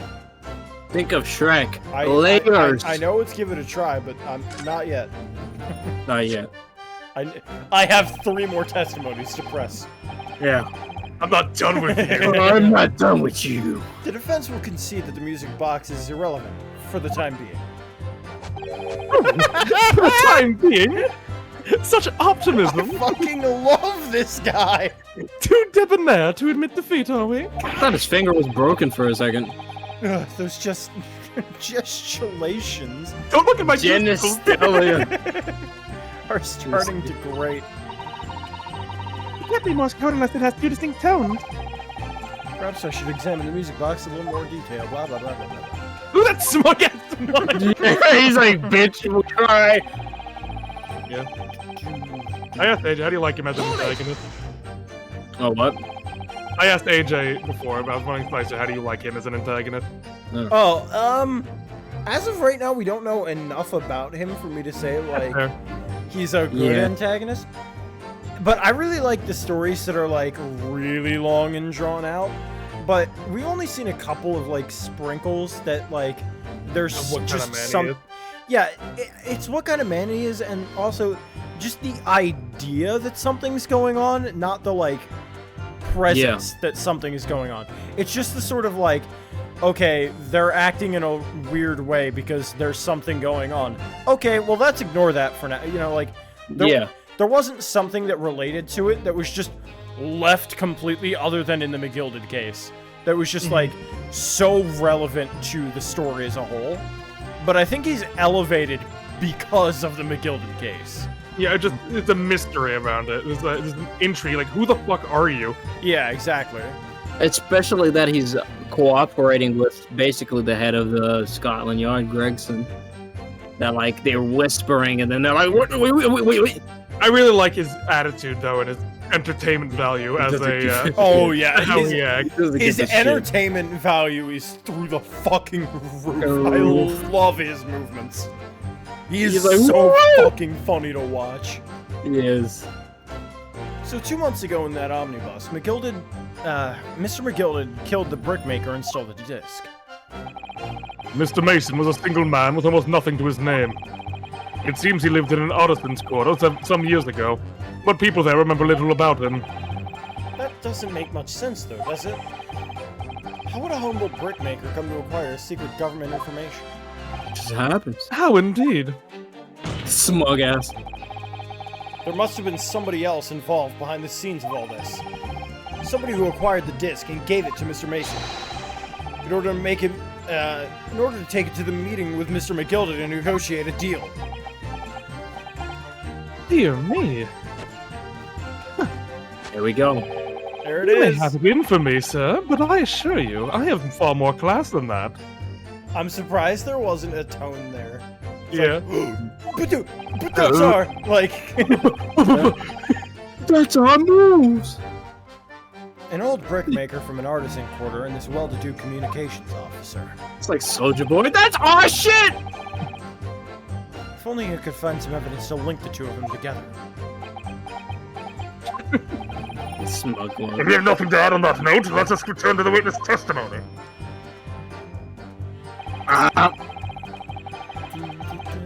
Hold it!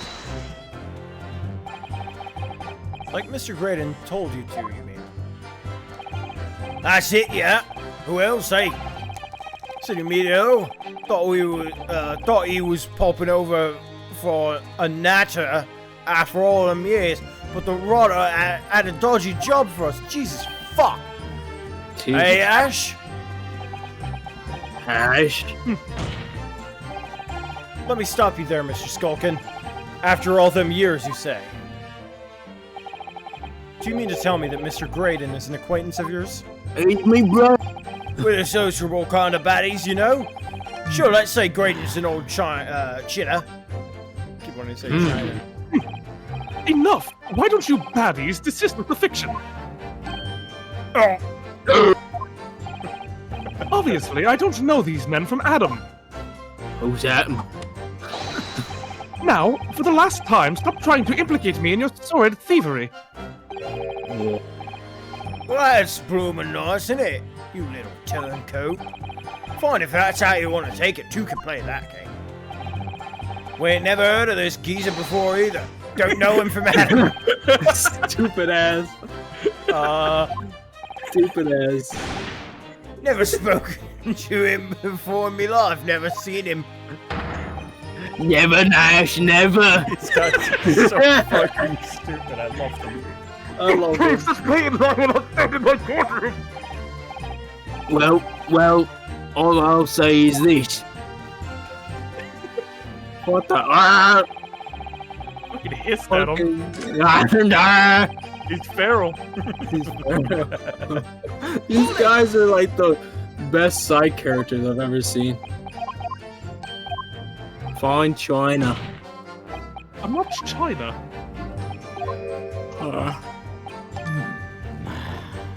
Ew. Excuse me. That's how he's looking. Is something wrong, Mr. Skulkin? Eh? Oh, he's rubbing No, his the chin. other Mr. Skulkin.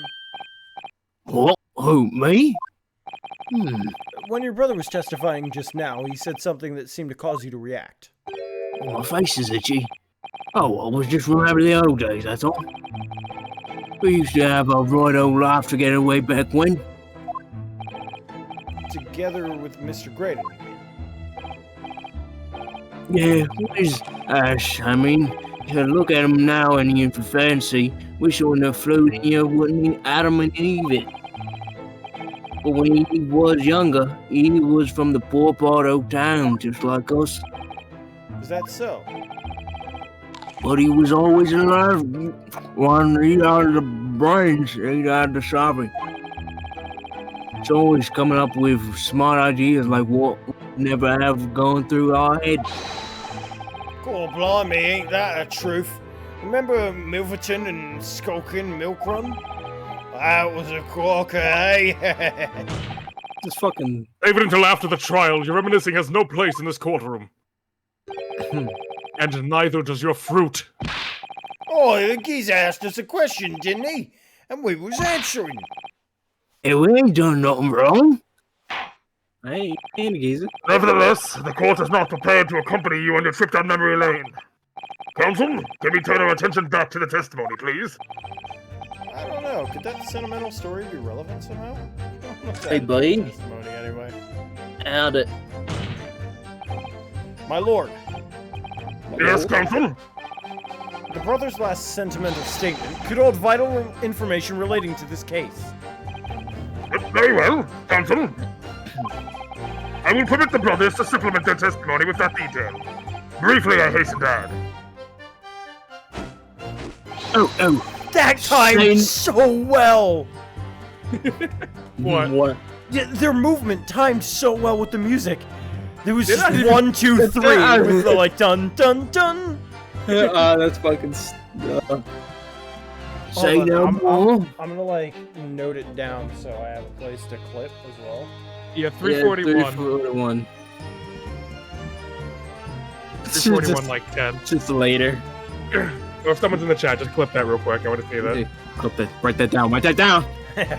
Say no more. Skulkin's never skulkin'. Skulkin's never skulkin'.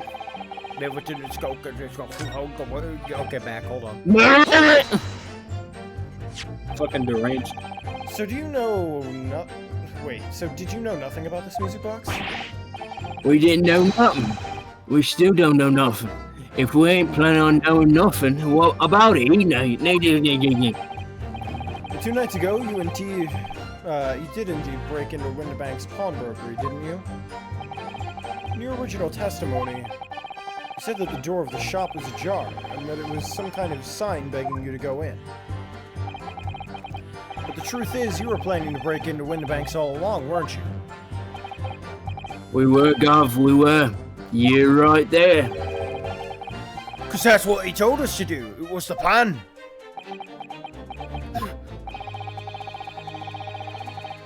And why was it Mr. Graydon's plan to break into Winterbanks that night? Did you not ask the reason? He said the place was full of stuff worth nicking.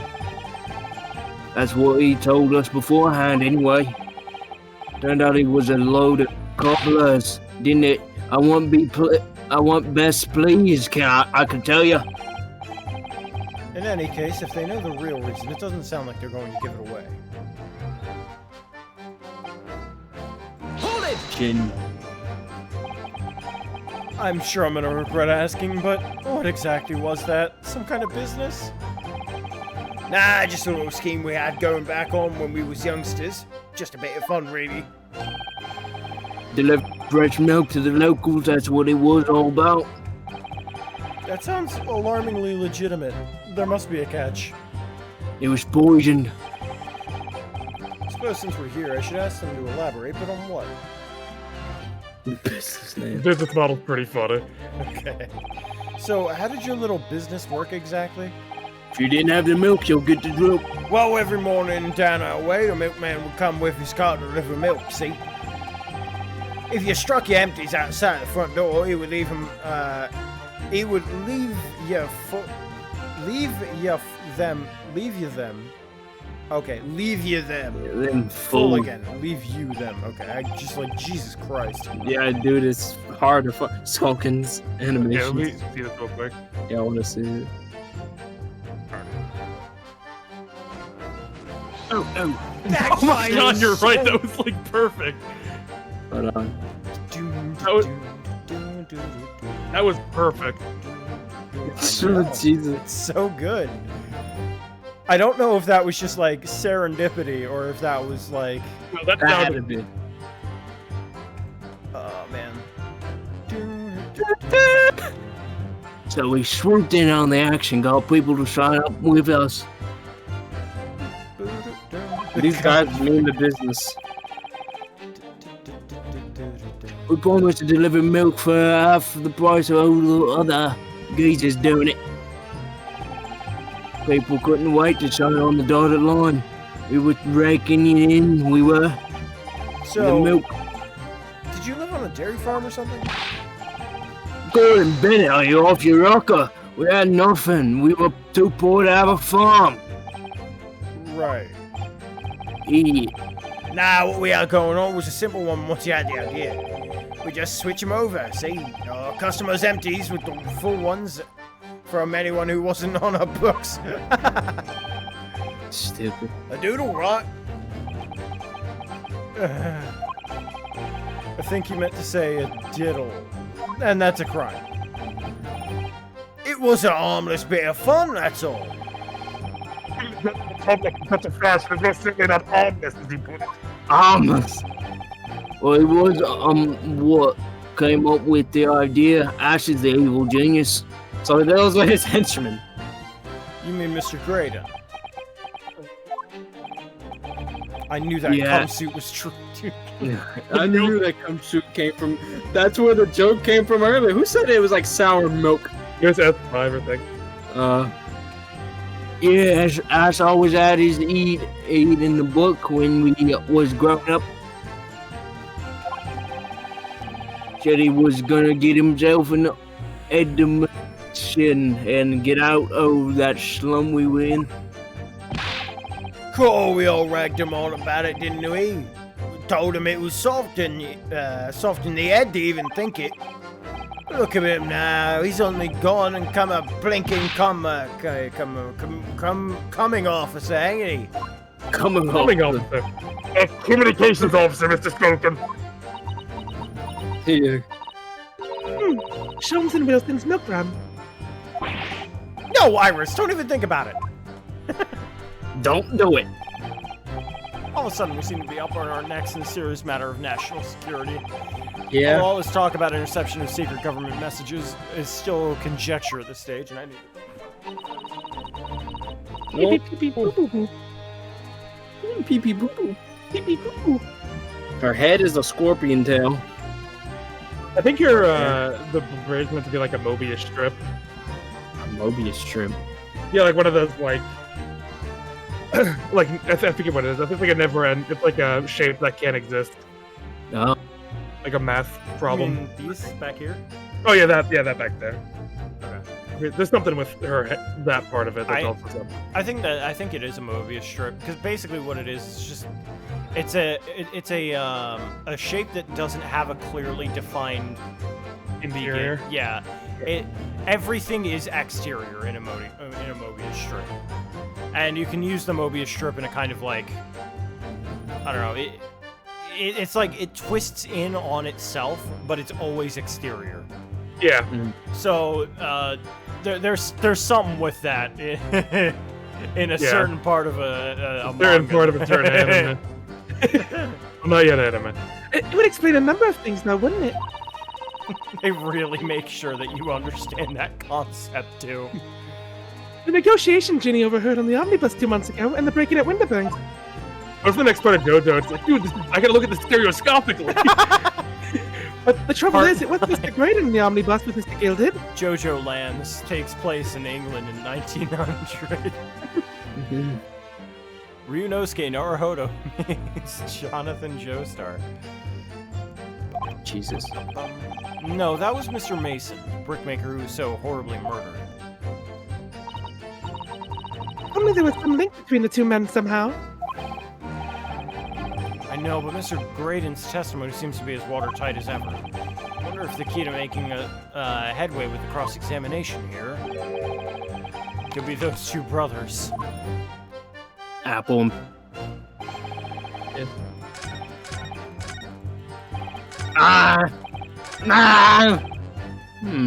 Hold it! The milk. Milk. Milk. Milky White. Business 9. So this business was just a bit of fun, you say? And it was just yourselves and Mr. Graydon involved. Yeah, that's it. Milverton and Skulkin's milk run, was it? Yeah, that's it. It was Milverton. And where did the Milverton part come from? Alright, I thought you clever cloaks like that would have come up with... Enough of this! Oh, How much longer are we expected to listen to this? Objection! I don't... Objection! Shut your mouth. Let me take a guess. You don't accept anything these two witnesses are saying? Shut the hell your mouth. Tell me, why is it that only at the mention of the name Milverton did you decide to interject? Because well... Where have we heard the name Milverton before? Oh, it weren't the happiest homes that that one came from. Yeah, his old man was struggling for money so much, his wife walked out on him. The fucking apple's regenerated. She took the name Graydon then, see? But Ash will always be a Milverton to us. Milverton. So that used to be your surname, did it? Of course not. This is old Fulgham. I've been Graydon since I was born. Do you really think you can rely on the testimony of these two thieves, Mostly. You're a communications officer attached to the civil service. As such, your personal details will have been thoroughly checked at the time of your appointment. It would be a very simple matter indeed to subpoena those records, Mr. Graydon. He's about to fuck this shit up, man. Yeah. Don't mess with me. It would appear that Mr. and Mr. Skulkin's testimony has been reliable for once. You were born Ashley Milverton, then? Ashley. Is that correct?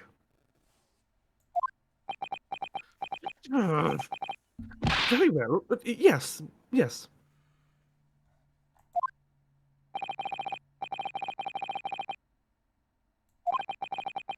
Oh, shit. Too fast. So Ashley Graydon was once Ashley Milverton. That information could change things, and could turn out to be extremely important. How old are the brothers again? Give me 1 second. Yeah, I can check that for you. I believe they're in their late 20s. 27, They're all 26. like around the same age too. That's funny. And then he's 27. 27. Yeah. He looks way better than Ringo. Give me 1 sec. Okay. Go for it. God. Milverton. Where is Milverton from? Milverton is from the Sherlock Holmes novel, Yeah. The Adventures of Charles Augustus Milverton. Cool. If you think the name sounds familiar, maybe check your stuff.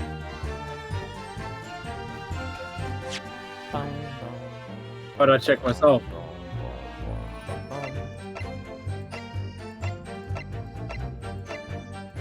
I could have sworn we had a Milverton before Yeah, that's what I was trying to think. If in there was a this Milverton. game. Very Let's possible. check here.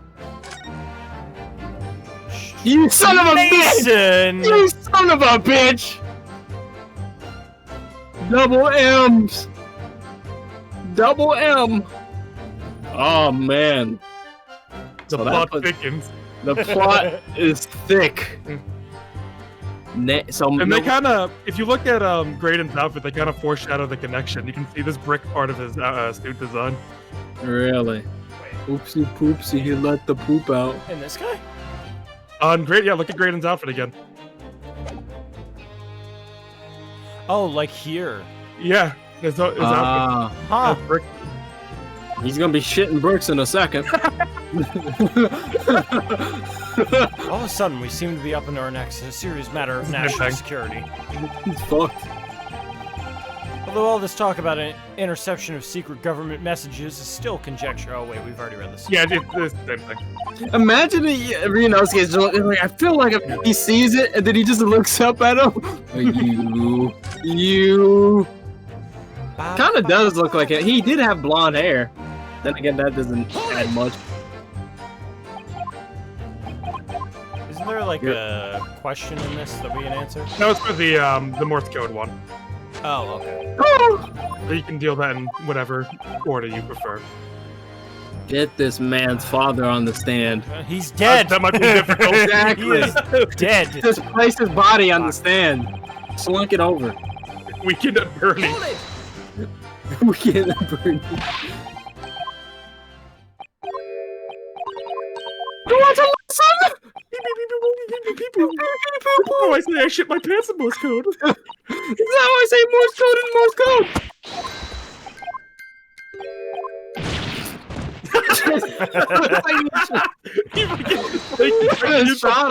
He used the force on him. Looks like he shot him with his finger guns. Give it a try. Oh, that was fun. There's still every possibility this music box was instrumental in the leaking of government secrets.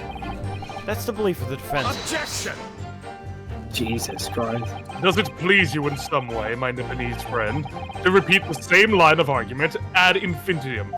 Oh my god. Infinitely. I thought he was gonna say ad hominem. That's ad infinitum. Ad infinitum. Infinitum. Right. It's already have been established that to be Morse code, 2 tones, stay with me now, 2 are required, dots and dashes. Yes, I'm well aware of that. Then what? You are stupid? Well, it would appear the defense has a hypothesis to put forward. Don't do it. You'd better present your idea at once, Counsel. How do you propose that this music box, which appears to produce only a single tone, could have been used to cipher secret messages in the Morse code? Right about here. Wait, no, present. Oh no, bother. Yeah, no. Okay, I have to open it first. Can't see it. What is this stupid button, you idiot? Die. Die. No! Die. Button! Button. Dog! Dog! She looks so disappointed.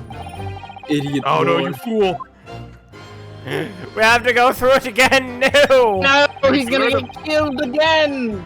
Hold it! Morse code. Yeah, but when you, like, if you double click it, it's not gonna present it. It'll just examine it. You prepared to die. Alright, well, get ready. I'm about to force push you again. Here it comes. I'm charging up. Here he comes. Yeah, alright. Like you could do it again. Alright, here it comes. No. Come! No! He's laughing. You dumb bitch. Come! I didn't come! Objection! Fucking periscope guy comes. Jesus. I need to change your pants, Your Honor. He leaked national secrets into my pants! International secrets, what a second. I don't know why I'm doing this. Yeah, you already know that. Open the fucking So door. true, King. So true.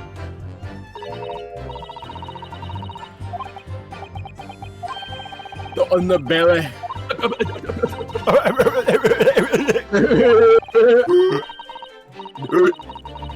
Nice. Nice. Now then. That. Got it! Got it!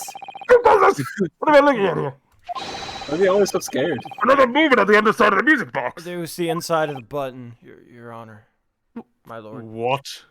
What? Oh, fuck me. Jesus.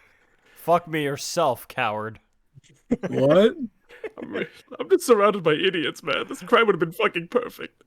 It appears, my lord, that the two movements are linked together. You're so stupid, you solved the case. In other words, you can put two discs in this music box. And the sounds of both will play back at the same time. Heavens! As the court has heard, Morse code comprises two tones, a short dot, and a long dash. With the second disc in its place, the music box could be used to generate Morse code and convey a message. Second disc. You're gonna put the chocolate disc in there? This is beyond a joke.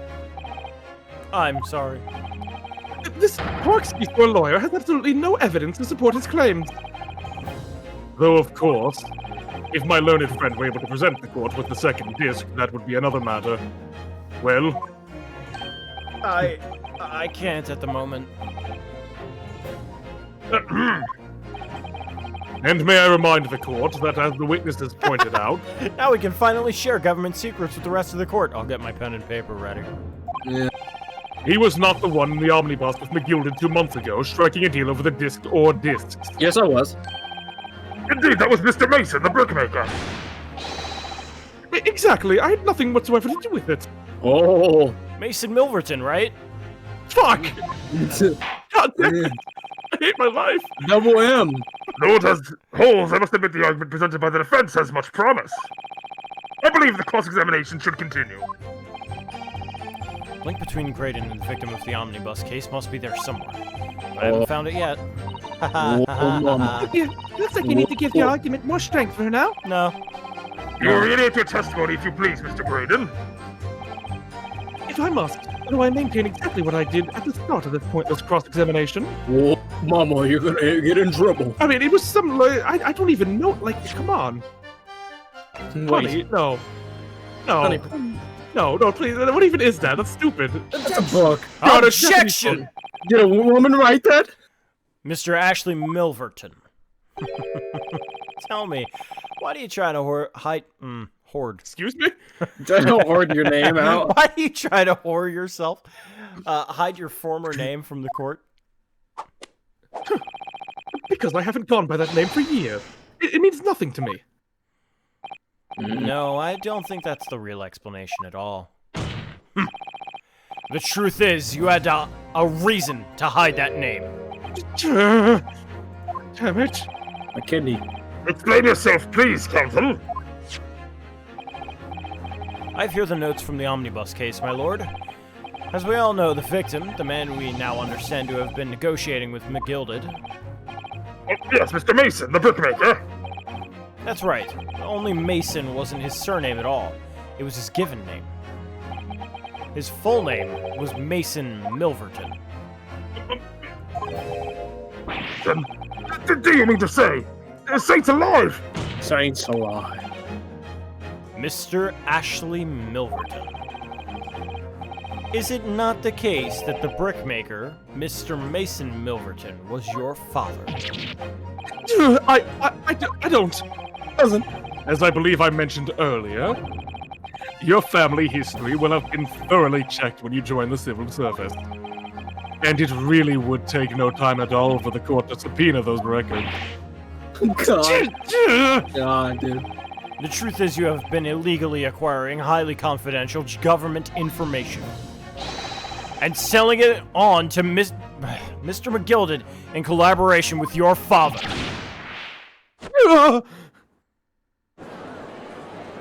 Break it down. Was that something below his stomach?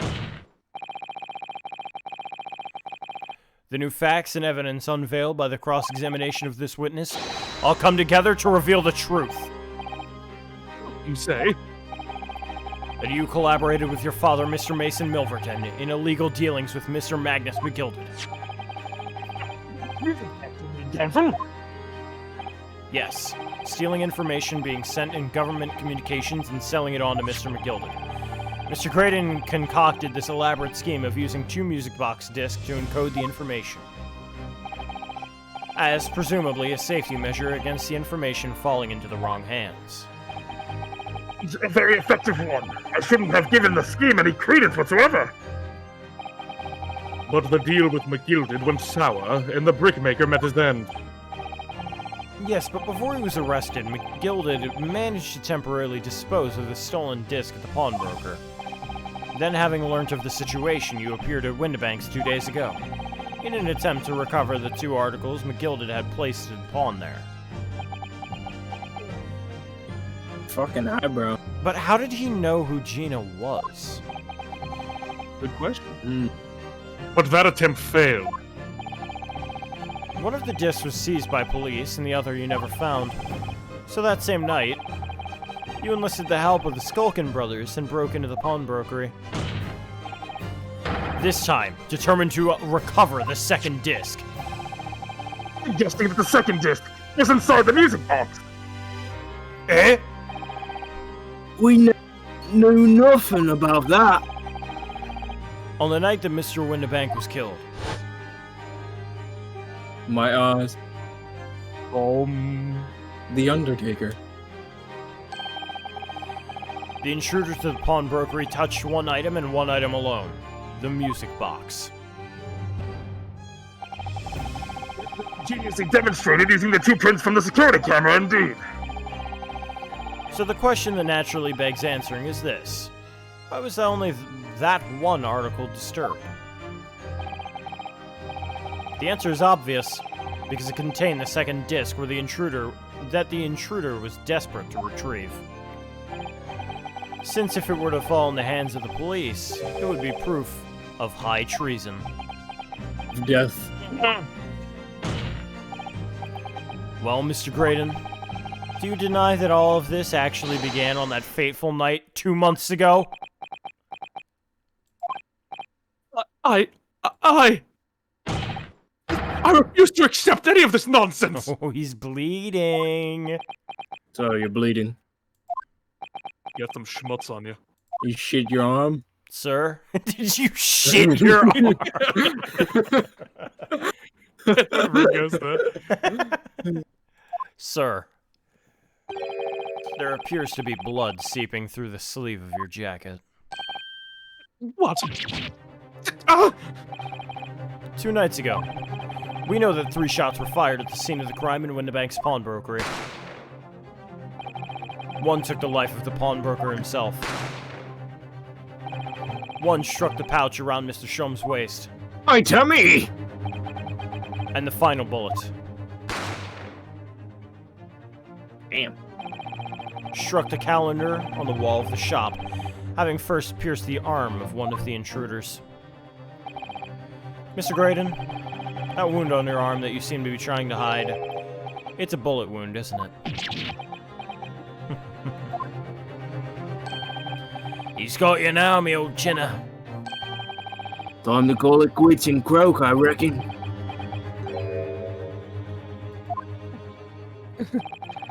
Don't acknowledge my presence there under any circumstances whatsoever. Those were my terms, remember? And I paid you handsomely to comply. Clearly I was a fool to think I could trust some common backslum thieves. Fine, I admit it. I was there in Windibanks that night. I paid this pair 10 guineas to accompany me. And as you've noticed, I sustained an injury in the course of my adventures. But I did nothing wrong. But that is all. I admit to nothing more. Stealing government secrets, negotiating with Mr. McGilded. Yeah, keep moving. Ow! And God is my witness, I am sure I recall nothing of the sort. God's about to kill you. He's not going down without a fight. Not until I can show hard evidence, I suppose. Nevertheless, the defense now has established a crucial fact. Well, we know that one bullet was fired from each of the 2 firearms we have in evidence. The bullet from the Skulkin brothers' gun hit the pouch around Mr. Sholmes' waist. And the bullet from Mr. Windibank's gun clearly must have been the one that caught Mr. Graydon on the arm. Indeed, it must. We can rule out the possibility that the man shot himself. That leads us to only one conclusion. Mr. Windibank was shot by a third gun. Which can only have been fired by the third intruder.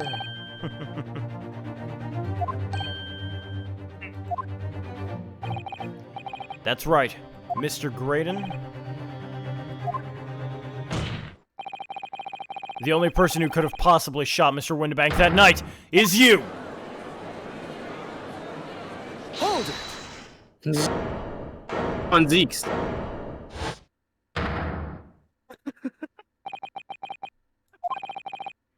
You little upstart. You made a grave mistake when you summoned me here. What? What's that supposed to mean? A bomb. Oh, sorry. Yes, as you rightly say, I was there at the pawnbrokers. Ow! I did my best to hide that fact, naturally. I had no intention of ruining the distinguished career I'd built for myself as at the communication station.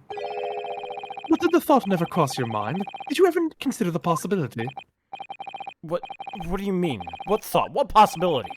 The possibility that if I was there at the scene, I may have witnessed the crucial moment. You see... Ow, ow. This makes me a key witness in this case, and I have my hands firmly around the neck of your client. What? What are you suggesting? I saw it all. I saw the very moment that pickpocket girl pointed the gun at that poor defenseless pawnbroker and shot him. You believe him? What? Ow.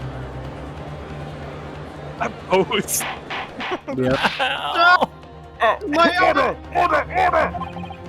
Well, it would seem we are finally entering the last act of the theatrical trial.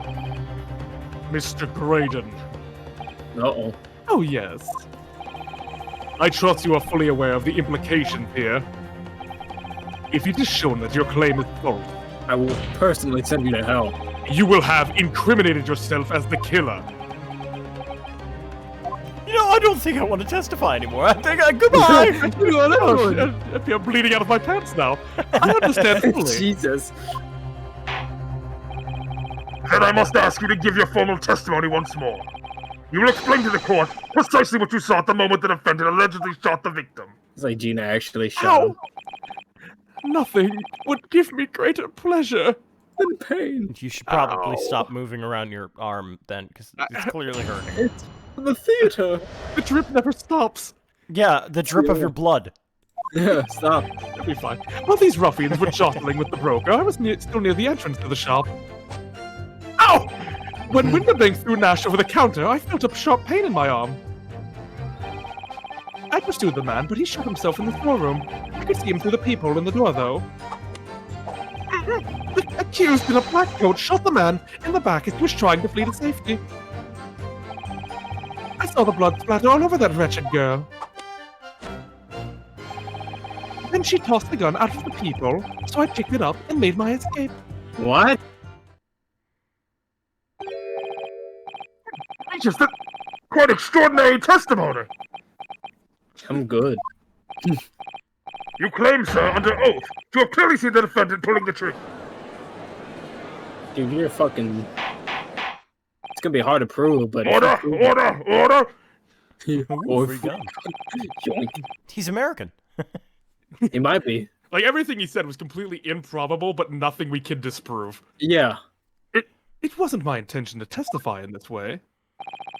But neither is it my intention to be found guilty of a murder I didn't commit. Why? Do you see my hands been forced? I can tell the truth now as an act of self-preservation. Oh! The truth. Also, McGilded's theme is playing right now. Right. It's a queer thing. Until now, the queer, prosecution man. was completely unaware of these details. Yes, well, sorry about that. He shot me in the arm. The pawnbroker was then shot in the back by the accused. And as I said, she was showered in his blood. Shower. You say the blood spattered over the accused coat. Are you sure that's on point? It's on point. Oh, yes, quite sure. All over the black overcoat that the pickpocket girl was wearing at the time. Really? If a coat could somehow be shown to harbor vestiges of blood, that would be conclusive evidence here. Oh no. No! Wait a second! Wait a minute, wait a minute! Such an investigation is entirely possible, my lord. Shit. What? That's bad. That's really bad. Wait, let me. It's like the fucking scene from what's it? Punisher, where he's in the room. Wait. Only very recently, a German scientist has developed a technique to identify human blood. Luminol! Well, here's to true science, not some amateurish detective's dubious foray into the world of chemistry. Go fuck yourself. There's nothing dubious about Hurley's work. His ideas are all sound. Ideas are no use to us here. In science, as in law, theories must be proven before they stand. I mean, it's proven to work. In Germany, the technique has already been employed in the courtroom as the basis for evidence. Of course. Scotland Yard has a small quantity of the chemical reagent used. With your lordship's permission, Oh my god. we could shatter all vestiges of that within minutes. Oh, Should we not do that, Your Honor? no, not yet. This doesn't look good, Bruno. Why not? We know, don't we? There's blood all over the front of Gina's coat. If they test it with their chemicals, Oh, help, you're right. I was forgetting what happened yesterday. Flashback. don't move, Ginny. I'm gonna shoot. Jesus. Blood. Purple. This is awful for our This kids. is awful. They're not even gonna want to listen because we That's brought not- it. yeah. She said it. The problem is they're not gonna fucking believe that it's not Mr. The Winterbank's science. gun because there's no evidence can't to back prove it it. up. Fucking Herlock, publish your fucking findings. It's And not yeah. that hard. Again, she was come back. This is a mystery game and a courtroom game. Uh-huh. We are limited by the law. Oh my god, dude, this is suck. And not in a way that's just, haha, no, the law favors me. It's just like, fuck. That's. I think that's what I was just thinking about. Like, it's so great because it's like it's like to get all this information. It's like, okay, we got all this information. That's actually Mason's coat. It's like, oh, we can prove that in court. It's like, well, the murder weapon was shot and blood got over it. So if we test the blood, wait a second, wait a second, please. About that. But that's not Mr. Winterbank's blood. That's a stain from 2 months ago. That's Mr. Mason's blood from when he was stabbed by McGilded, who was still wearing the coat at the time. Well, My lord, the defense objects to the test proposed by the prosecution. no. Why? Overruled. But Okay, please make it so at once. wait, come on. Hmm.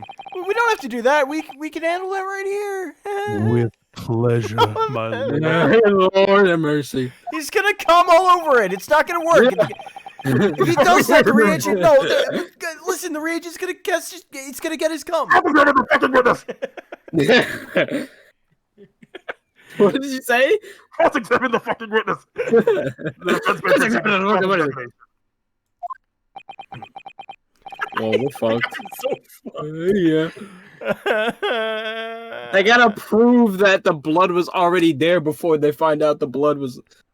Once How they do you find the even- blood on that overcoat, Gina will be. Yes, my lord. Your cross-examination. Of course, my lord.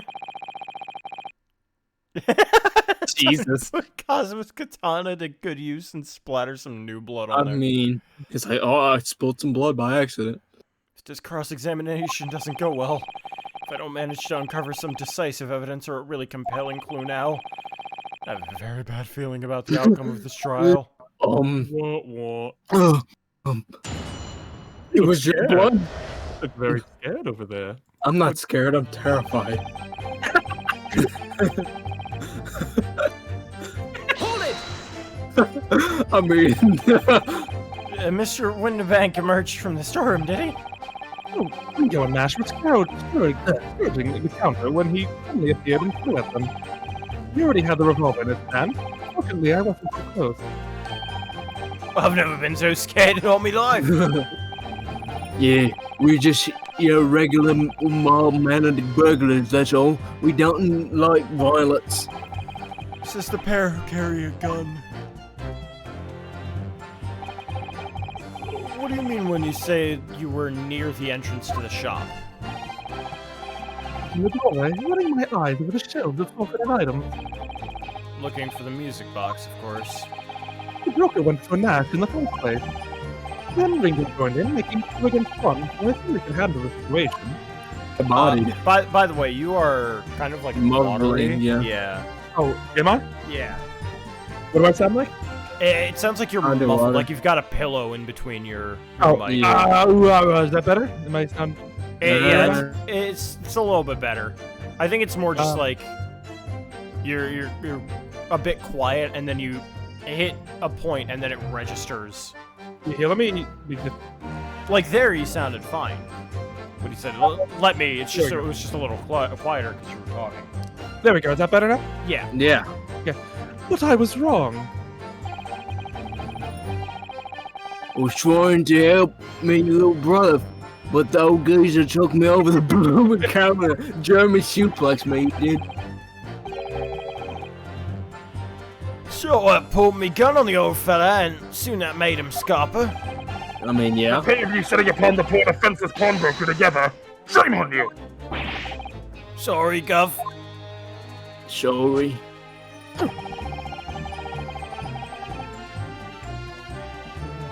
Hold it!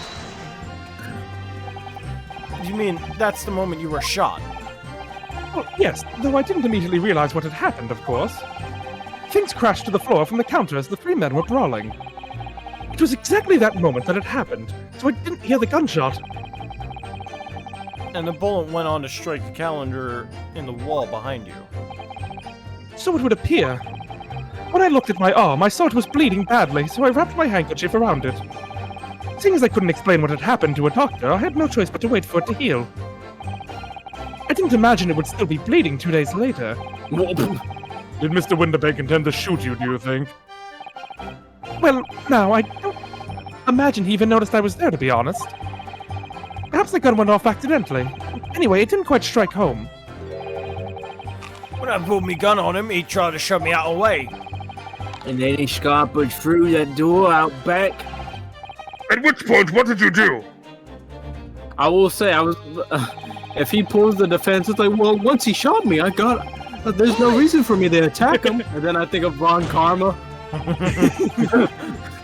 You mean you chased after him? I don't recall the reason why, but I ran after him to the back of the shop. And what about this peephole in the door you mentioned? The PP hole.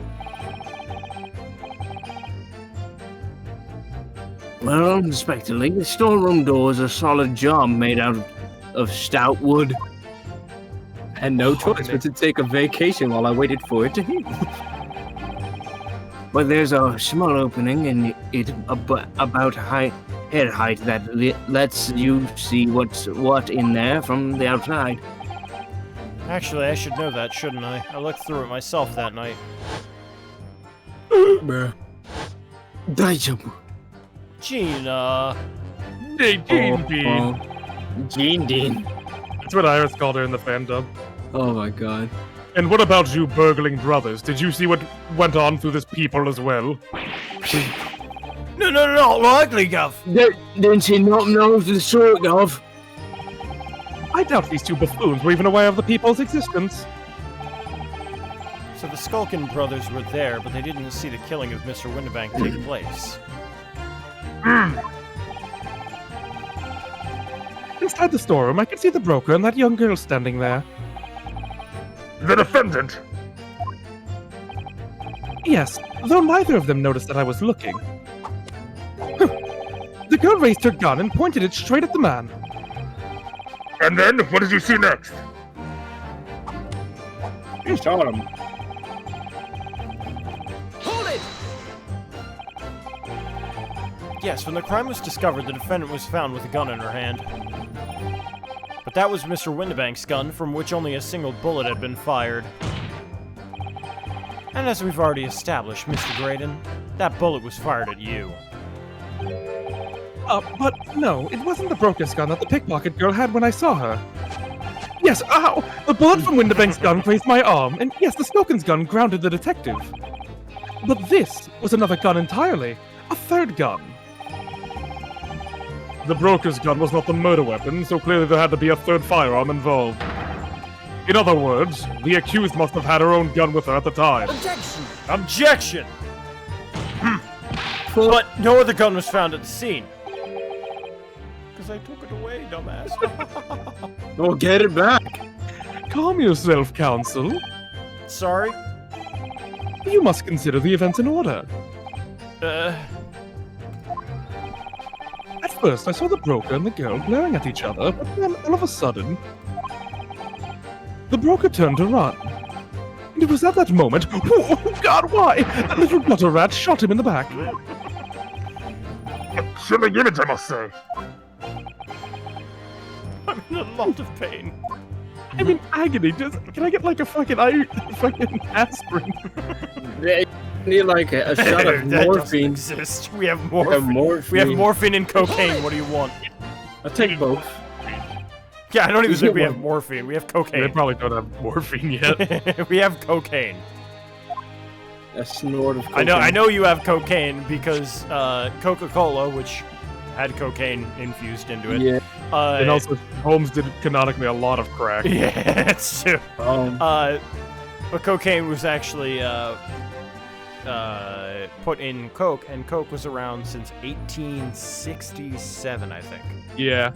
Was popping. And yeah, there's some wine on the floor over by Van Zeek's too. It's like, just lick it up. Lick it up. All over her. Yes, for the people, I saw it clearly. Of course, the stains are invisible now, what with the coat being such a dark color. But I assure you, that garment is sullied with the victim's blood. Well, it is sullied with blood, that's for sure. Well, it's not Mr. Winterbank's blood, is it? No, that's right. It's Mr. Mason Milverton's blood from when Mr. McGill stabbed him 2 months ago. So annoying. If they'd only accept Hurley's chemical analysis, we could prove that.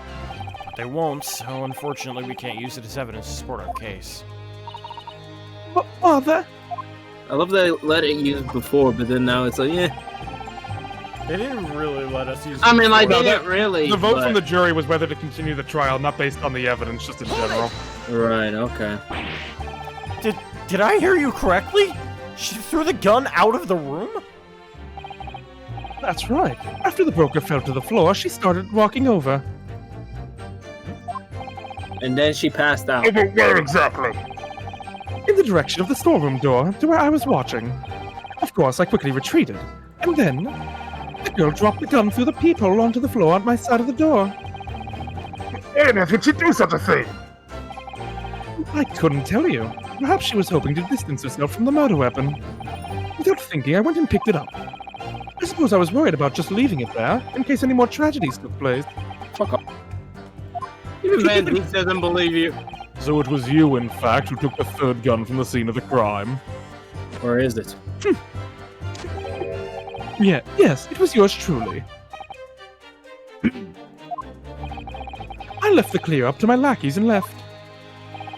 Clear up. We'd made a bit of a mess around the corner, so Mr. Whistle the Fruit here told us to tidy up. He thinks he's our blooming mum sometimes. I was paying you enough, by God. Really? Tell me, Mr. Graydon, when you left the pawnbrokery that night, was it by any chance with the second disc in your jacket pocket? No. You're like a bull-headed gate, aren't you? You son of a bitch! You son of a bitch! You found them Apollo's ancestor. But I admit to nothing of the sort. Man's getting shaken up right After there. all, you can't even show the court such a disc exists, can you? You're gonna die! As expected. He won't admit to anything unless I can thrust the evidence in his face. He's still going on. What couldn't you tell me? Well, I just told you fish deep throat, bruv. It's not that bad. No one knows it. No, I'll show you. You're going deep in the ground. It's not as easy as you thought, is it, to pin a crime on this lapel? Don't go. It won't stick. Not murder, not treason. Fuck, what the fuck? I know. Deep throat real quick. Maybe not right now, but you won't be Whoa. laughing like that forever. Whoa. What's you feeling, Runo? I know it's of the times, but Jesus Christ.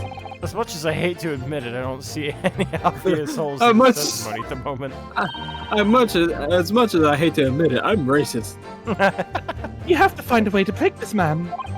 White people in 1900, Asian people in 1900 hating black people. And quickly, too, once they discover the blood on the overcoat Gina was wearing.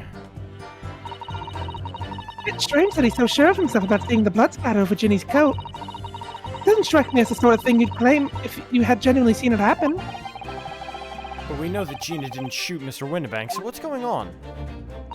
It's like he knows. We know that's very unfair. Why should some German scientist test be acceptable as evidence when mine and Hurley's wasn't? Detectives can use test tubes too. Never mind that.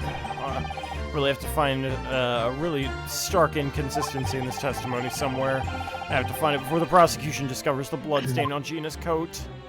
Imagine what they're doing back there. They're just like, I like canonically, like, it's just like, okay, well, okay, we're good now? We're good now, Deep Throat? You're not gonna grab me again, right? I'm not Did yet, you no. just call me? What did you just call me? You little cum rag. Ow!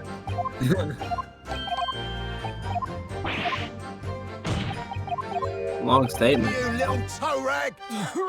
A toe rag! Excuse me.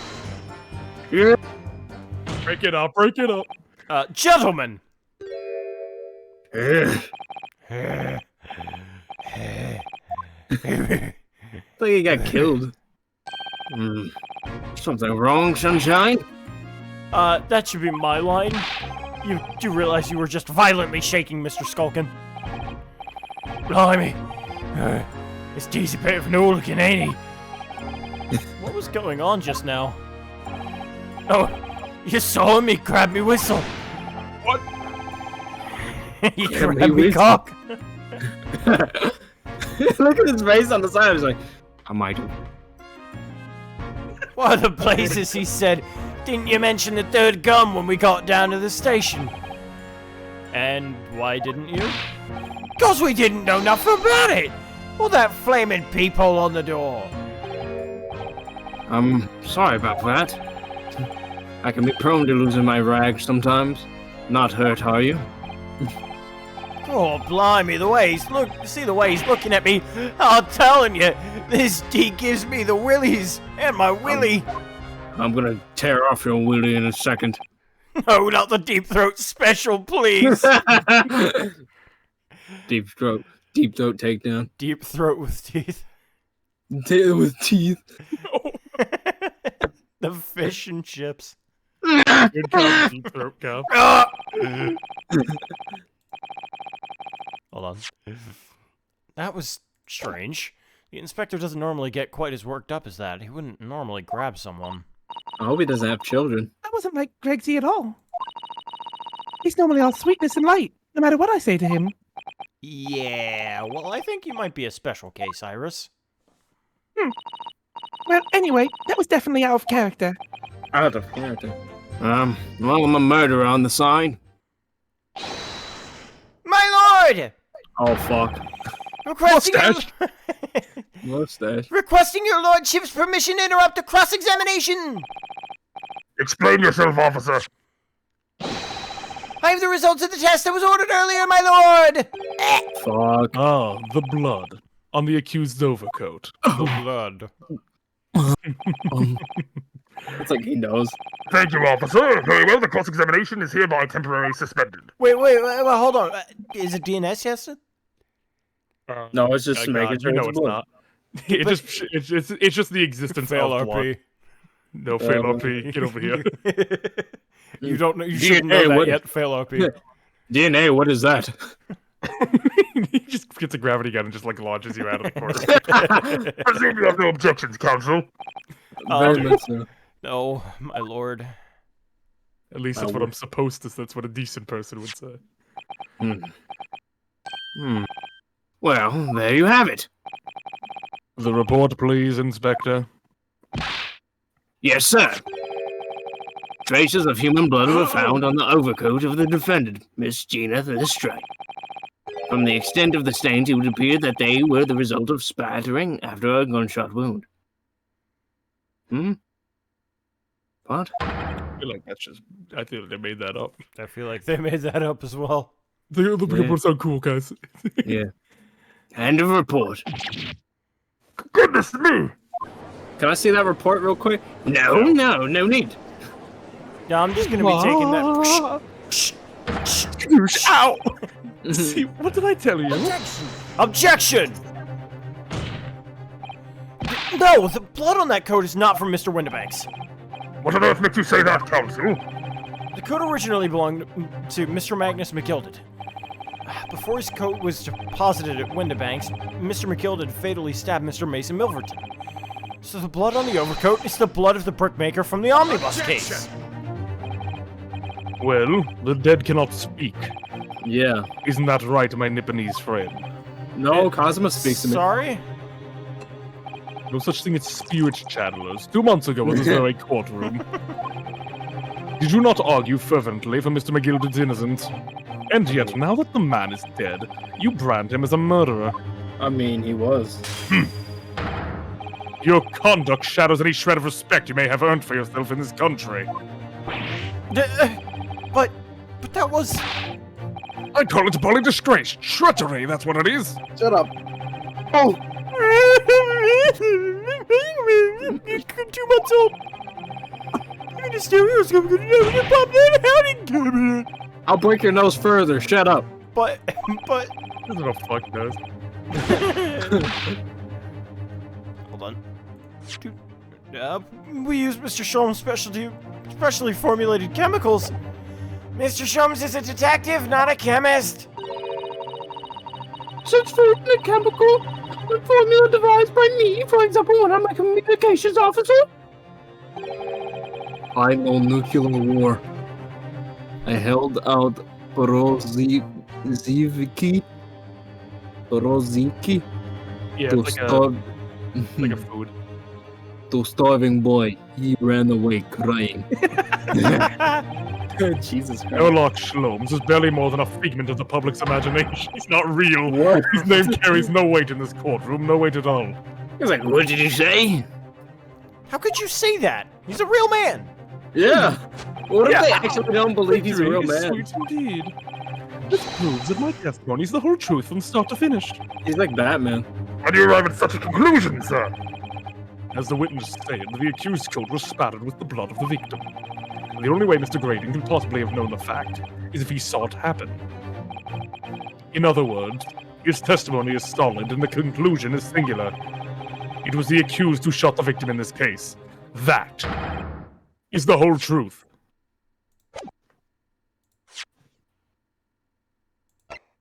What is this? What is that? What is that? No, we don't have it. Okay. Don't have the coat? Oh yeah, we sprayed it in the prison. Yeah, but I thought they would have taken a picture as well. But I guess not. What I was trying to get at is that if you remember the coat, it actually has a circular design, like a large circular design, but it's cut up because the coat is open. Gina never closes the coat. Right. So if they looked at that and had it on Gina while she was doing that, they could clearly tell there's a large gap. Or if they just, I don't know, sprayed her clothing or her hands or her face. What they have isn't how you think Luminol works. It's just like they take a sample and they test if that on there is blood or not. They don't know what the actual splatter looks like. So then they just made it the fuck up. They literally just said, yes, consistent. I think they're just using it from like the facts. Well, it had to get there through a splatter. Good ouchie. Been a long battle this one, but this old war has something to say now, if you please. Mr. Foreman? Judge always looks so sad. As of this moment, sir, the squadron has reached its final decision. Ready, men? All for one now. Sir! Guilty. Guilty. Oh my god. Guilty. Guilty. Jesus. This is so stupid. Guilty. Well, she's dead. Unless there's a third summonation examination. Well, it would appear the ladies and gentlemen of this jury have reached a unanimous verdict. Wait, summation, please? Please? Please? I beg you. The defense has consistently failed to unpick this witness's testimony. Shh, no, it's fine. Don't worry about Here's it. to any attempt you make at unpicking the jurors' decisions being equally successful. Ow! Fuck me.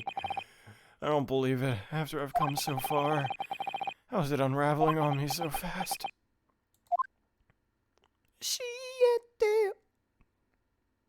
I can never say it. It's like too high pitched. Is that who I think it is? Might be. How very distressing to be held in such low esteem. You assholes. No. What? He fucking... Dude, that's him. Dark Sherlock. It's Dark Sherlock. Fucking Darkiplier. Wouldn't you agree, Mr. Naruto? Officer? You delivered the report now. That'll be all, thank you. It occurs to me with some regularity, Mr. Naruto, that scientific truths are determined not by science, but by none other than the human mind. I don't know that voice. This can be. Am I going mad? What the fuck? You like my mustache? Quite dapper. Mr. Sholmes! What meaning is this? Look at that pose!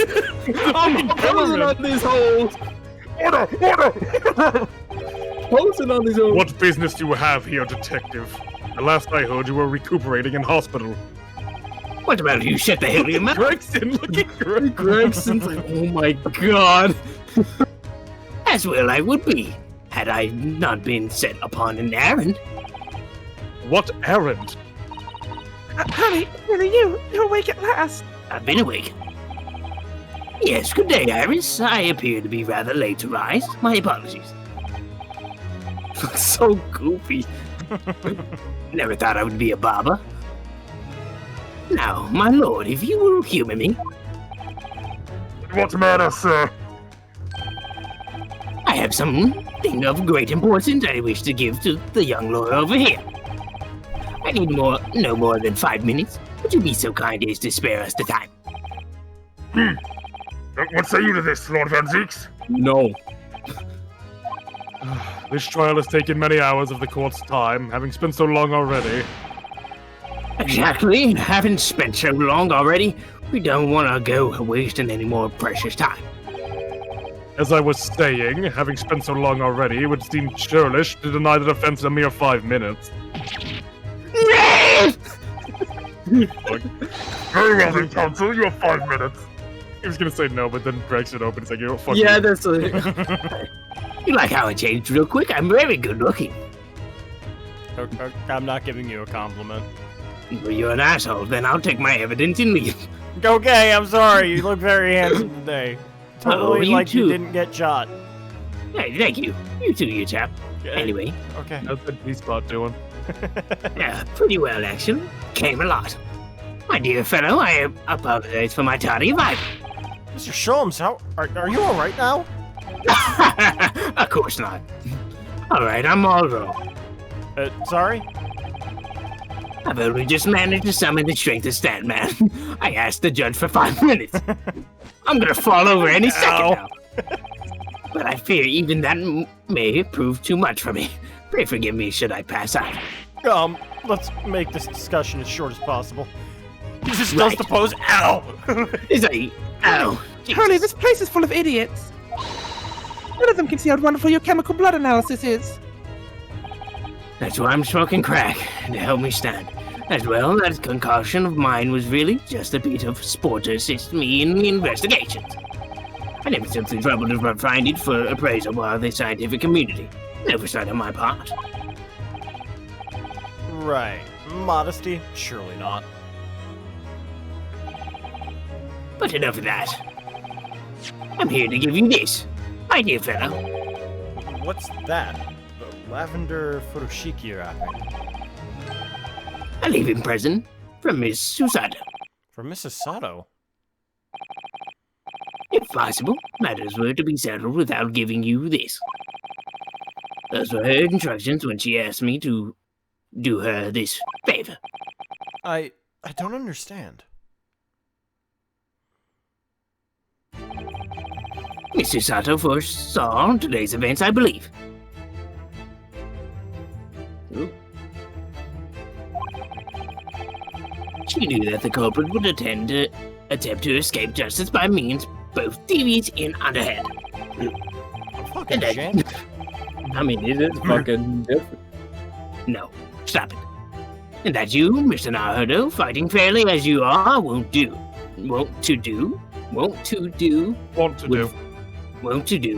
would find yourself in considerable peril. At that very moment of the crisis, you were to be given this small parcel.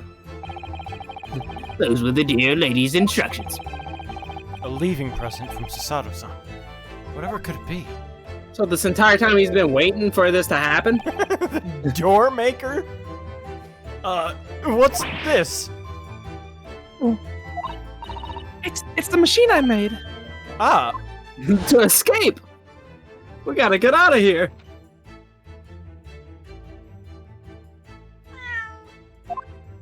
Cat. I use this. It's my latest invention. what? What is that? I call it the Cat Flapper Mat. I can make a cat flap for a little furry friend like Waggy in seconds. The 18-head play. Jesus. So I used this on him. Make his head flap! What's Susie up to? Miss Susato muttered the following words before she left, and I passed out. I'm a failure. I don't deserve to be judicial assistant. Okay, you can stop that. That's creepy. What? She didn't say something like that. Also, that is really fucking creepy, man. Stop. Like, it's eerie. It's good. I don't like Will it. you just get your flashback already? Get it done with your flashback, you idiot. Yes. I'm dying. You really are the best judicial assistant in the world. Well, that's extremely flattering. But I'm sorry to say that I've been a complete failure. Did I get a good impression? Please, it's so creepy. Stop. I will haunt you. No, I will haunt you. Herlock, please. I'm smoking crack. Ow. Stop! Stop, please. Boy, look, Iris looks so disgusted. He's just eating like a Kit Kat, like full bar Full form. bar. Like, please stop. Stop! Why? Herlock, stop. Dog! Dog. Whatever did she mean by that, Mr. Sholmes? Oh, she was shit. That night, when you left Winterbanks in pursuit of the thieves, Mr. Sato made use of this contraption for a certain purpose. That is, as a dear fellow, she put a hole in me. No, not at all cryptic then. Susato-san used his cat flipping mat that night, but why? She took the glass shards out of me. Getting crunked. No! Your 5 minutes is over. Did you enjoy your drink in that time? I never do. Oh. We're out of time already. Now I'm gonna die. Okay. No, wait, I'm gonna stand, apparently. Great.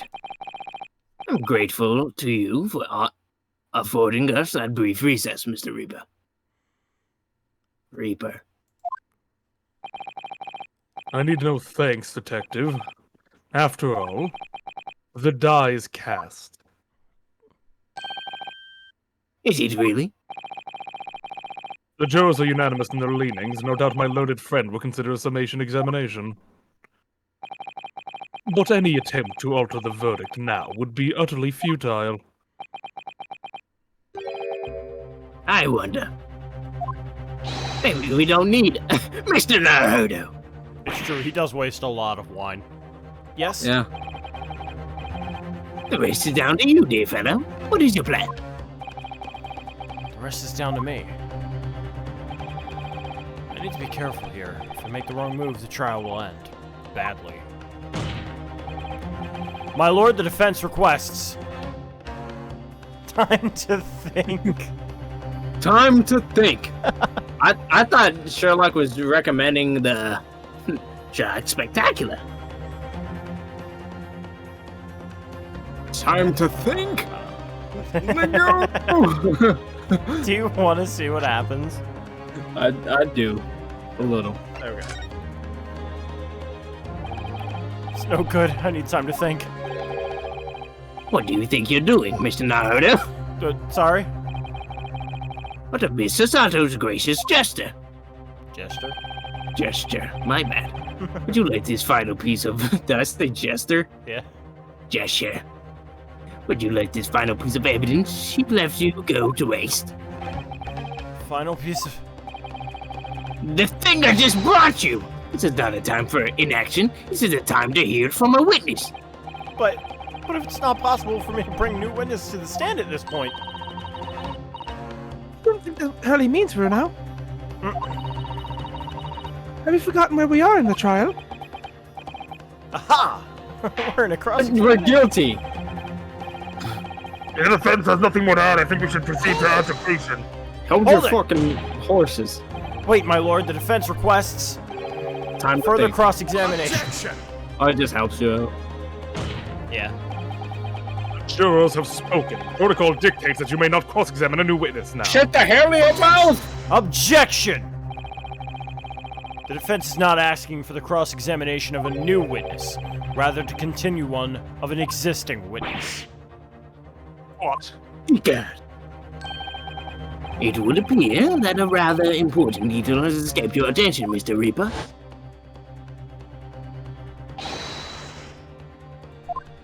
My lord. Requesting your lordship permission to interrupt the cross-examination. Thank you, officer. Very well. The cross-examination is hereby temporarily suspended. I presume you have no objections, counsel? No, my lord.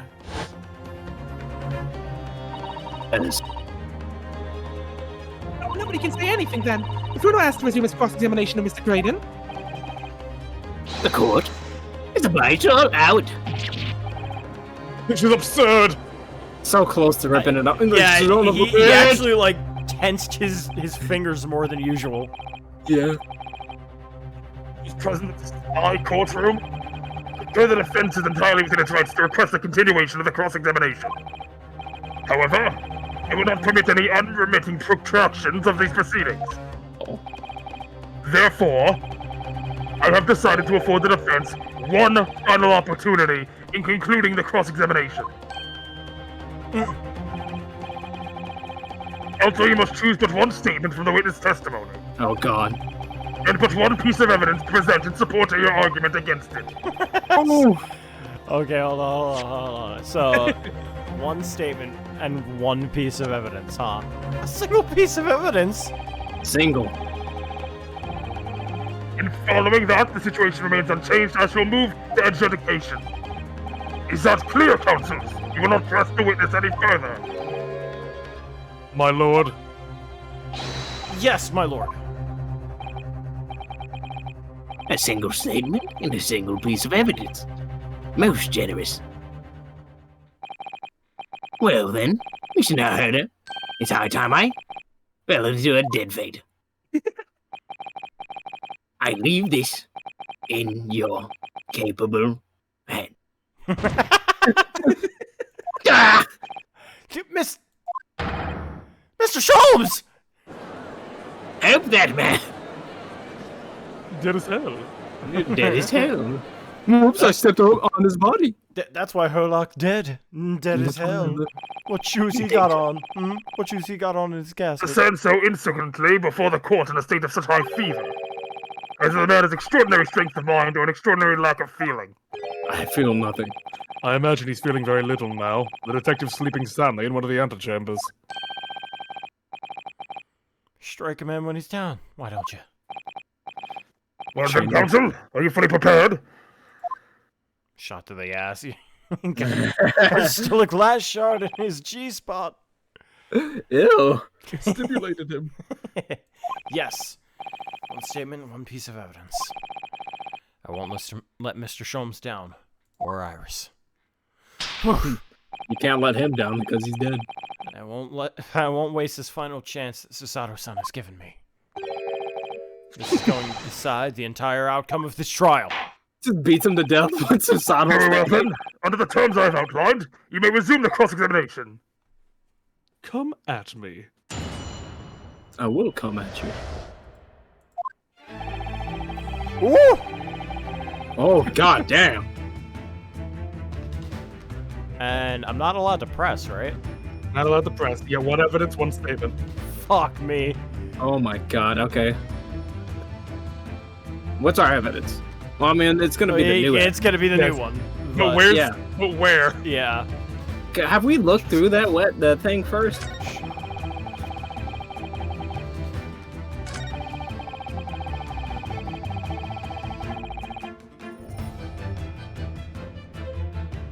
Oh, this son of a bitch.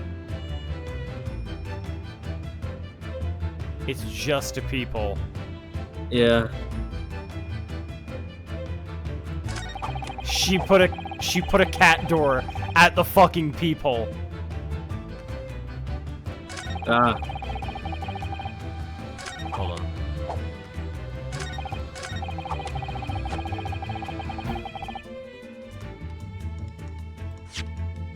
I hope it's this one. I should probably save just in case, because I don't want to have to go through everything all over again. Hold on. Let's do this just in case, so that we can jump right back into it if I fuck up. But I believe it's this one, because what he says is peephole, not door. Yeah. So, here we go. Try. Objection! Fucking dead. Objection! What is that eccentric contraption, Council? Oh, it's my cat flapper mat, my lord. It makes a way for cats to get in and out of a room. You can cut through any door you can think of, and make a new little door in the middle of it.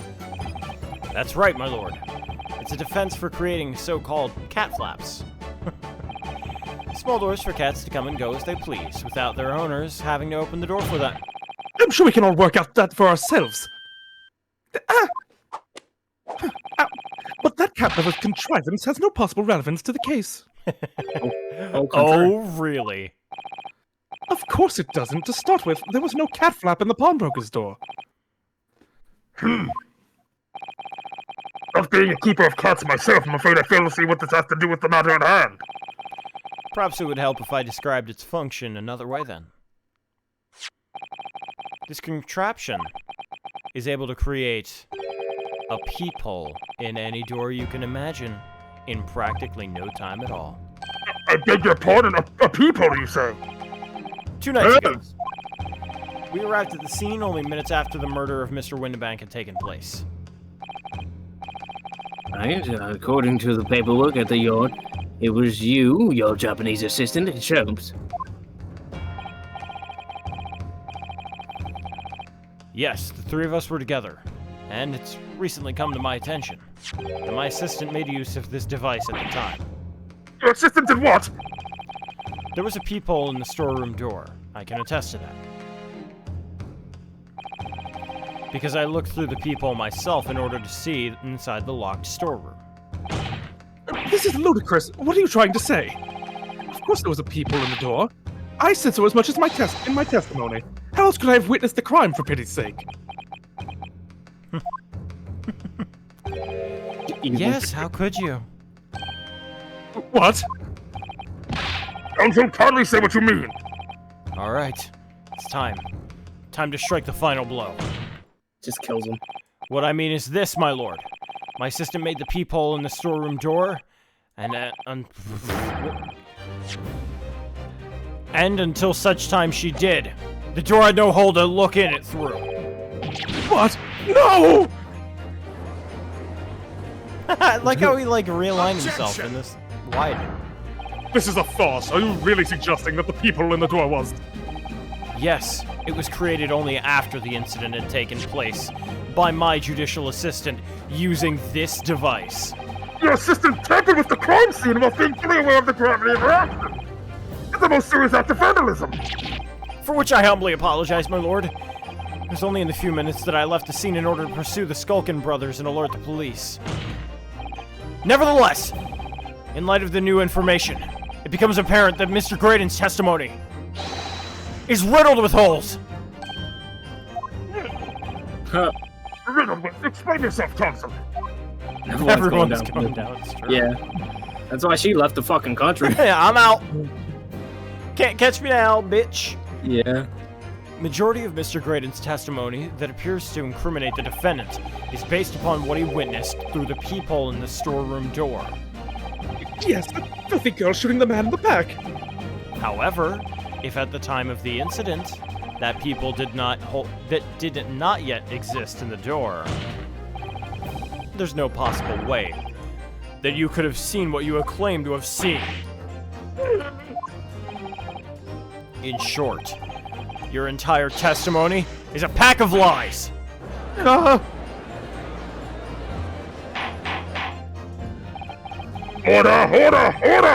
Is there any credence to this revelation? Objection! None whatsoever, as my learned friend must surely realize. Exactly. This is just some cheap trick designed to discredit me. I'm afraid not, sir. Of course it is. Do you seriously expect people to believe that plaything can cut through a solid wooden door? I can try now. Oh yes, I designed it to be very powerful. I can get through even the toughest of doors. That's absurd. I don't believe it for a second. I had a feeling you'd say that. What? Maggie, Huey, time for dinner. Wouldn't you make that? That's 300 feet of wood. Well? Young lady, this is the Old Bailey! What does not make cat flaps in the Oak Battling at the Old Bailey? Everyone's about to get fucked up. I'm not done yet, don't worry. This doesn't mean that the people in the storeroom know Winterbanks was made by your machine. And there's no way you can prove it was. Oh, really? No, it's easy. What? The cat flaps on my cat flapper mat creates all of them at a fixed size. And the dimensions of the people at Winterbanks are an exact match.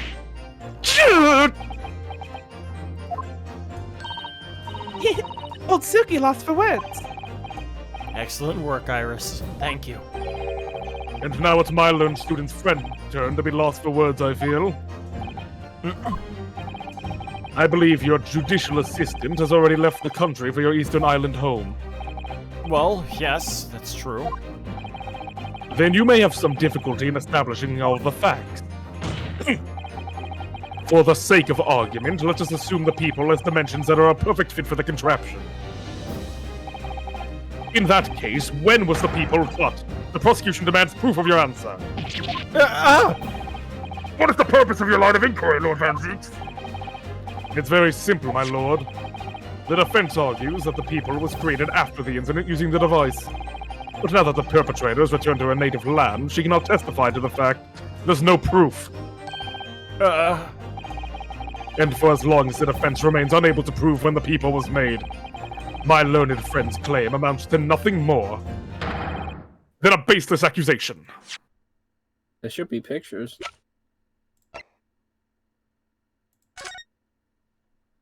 No. It's not. It's not there. Lord Van Zeeks, you surely have to realize that it's here now. And then it's there. 30 minutes later. 2. Yeah, I can't believe they fucking did this the entire time. And we could not have noticed it. It's so minuscule. Did you not notice it? I didn't at the very I didn't least. look at the door. I wasn't looking at the door. Because why would you expect it to be gone? Yeah, exactly. Of all the things that could have moved or been not here, that is not at all something I would have expected. You successfully 2'd you. He did. Yeah, 2. He 2'd you. 2 lines.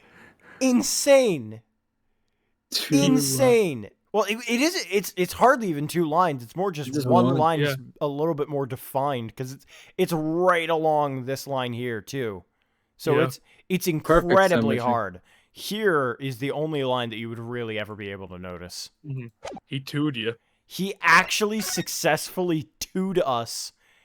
Yeah, it's a single line. It's not in the center of the image. They don't emphasize it being there, and you look for something else every other time that you're. It's because you see, because the main focus on the picture is all the stuff. Yeah, in the desk. There's there's so much clutter in this image. Like there's so much visual noise that you're not looking for a single line right here. Why would you? Why wouldn't you just assume it was there? Exactly. Why would a peephole move? Exactly. But then you really think about it. Why would he have a? Oh yeah, no. I've been thinking that for this entire case, and I was just like, I don't know. He's just an eccentric guy. Sure, whatever. But I thought the same thing. I'm like, oh my god, Shuge. Every time I think this is a bit of a weird plot hole, I think, God, you motherfucker, it's not a plot hole. He uses what people expect to be plot holes as actual, just straight up consistency. It's like, okay, let's assume for the sake of argument you noticed the lines. It doesn't matter because no one brings it up in their testimony at all. Even if it has no relevancy and it doesn't change it wouldn't change the case at all. People until now. For the people who already don't even know, they automatically think it was there.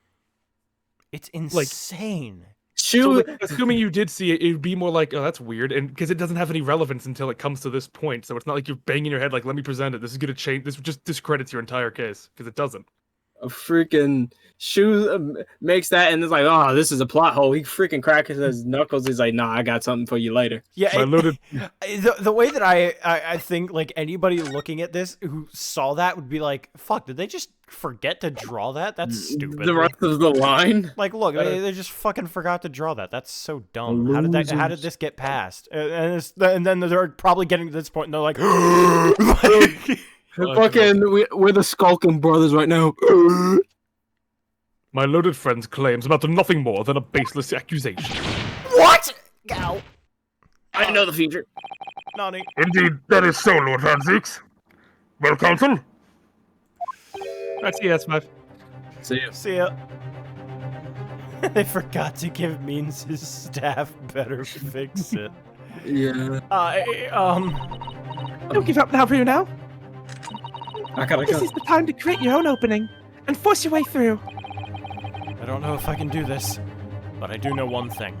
Susato-san is the greatest judicial assistant in the fucking world. Fucking loves Susato. Very much so. Set a trap before you left. Very well, the counsel for the defense will present evidence to support the claim made. Proof that the peephole in the door of Winterbeck's storeroom was created after the event and not before. Take that! Holy shit. What are you? A print from that detective's infernal cameras again. My judicial assistant, Miss Susato Mikotoba, is an extremely intelligent and capable woman, which is why I never had any cause to doubt that she would have considered this scenario and made sure I had the necessary proof. It's photographic print, counsel. Dare you say that about a woman? This print shows a scene in the shop moments after the defendant entered the premises. Agreed. And it also shows the accused mercilessly wielding a gun in the direction of the defenseless broker. Hey, shut your mouth. But more to the point, it pictures the storeroom door in the background. See the print again. It's also something conceivable that someone wouldn't notice as well. That's also the big thing. Mm-hmm. Right, because the curtain's there too, so it's like no one. Why would you fucking look back there? Yeah. I don't believe it. The 1 a.m. is literally covering it. This really is quite remarkable. The door to the storeroom. It's because there is so much visual noise in that area. How to set a scene. Yeah. It's like, look at this, look at this, look at this. It's completely devoid of a peephole of any description. Literally everything in that picture draws you away from looking at the door. Mr. Graydon. There was no fucking shit there. You couldn't possibly have witnessed the crime as you claim to have done. Because at the time that it happened, there was no peephole in the door. In other words, your testimony is a catalog of lies. Uh-oh, he's by himself.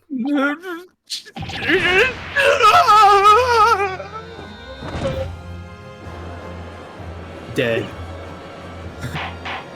Had to give him the whole room. I'm satisfied that the defense has substantiated its claim beyond all reasonable doubt. The witness' testimony was entirely fallacious.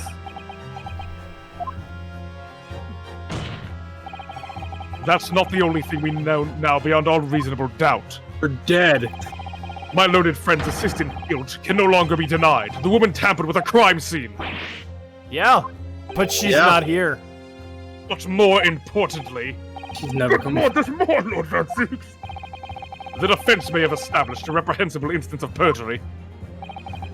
But that is not proof that this man is the victim's killer. Yes, that's right. His collar's popped. Yeah, it did. Yeah. Like, slowly throughout the trial, he's just getting more disheveled. What? Yeah. I was there at the scene. It's true. I was shot in the arm, it's true. But that's all. Oh, and his hair is destroyed now. His face looks like it belongs in a fucking ruby. Yes, in fact, if you look at the circle. Ow! I'm the victim here! Oh, please. No! Ow. I don't believe this. But they're right. As it stands now, I don't have any definitive proof that he is the culprit. Well, he can't worm his way out of it now. Iris? Well, you know what they say. There's no point locking the cat's door after the cat's been bolted. But the cat has bolted. Jesus Christ. Jesus. Isn't that right, Runo? I don't know about that first one. As Hurley always says. What did I say? One lie begets another.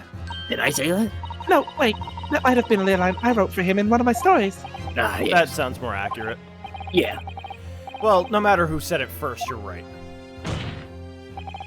Mr. Graydon, not only did you give false testimony to the court, but the lies you told make no sense. Make no sense? What do you mean by such a remark? Yeah, after we got that and I heard this song playing, I was like, no fucking way he just doesn't play The Pursuit for the final case. Yeah, come on. What do you mean, make no sense? What you said in your testimony reveals that you know something you shouldn't have known. In other words, there's a fundamental inconsistency in your statements. What? Hey, why is nobody mentioned if he knows that the people is there, but it was created after? That means he was still there when it was created. Objection! Yes. This is provocative talk, counsel.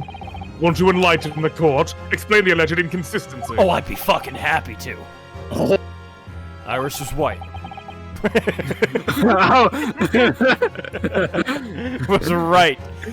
One lie begets another. Iris was white. Iris is white. I am right. White.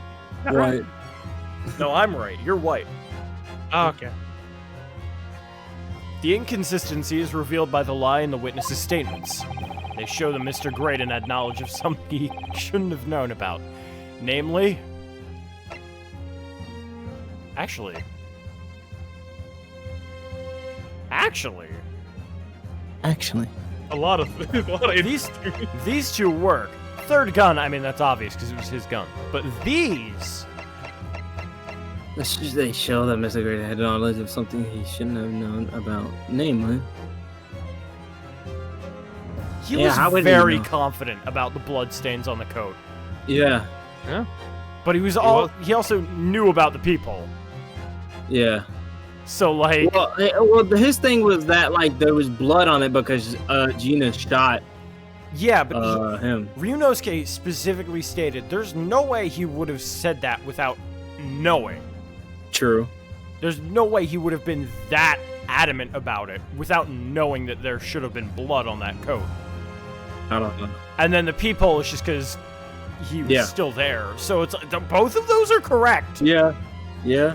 Which one do you feel is more correct? I'm actually going to say the bloodstains on the coat, purely because of the remark that Ryunosuke had mentioned. Inosuke's trying to trick you. Man. Susato and the police were there after it was made.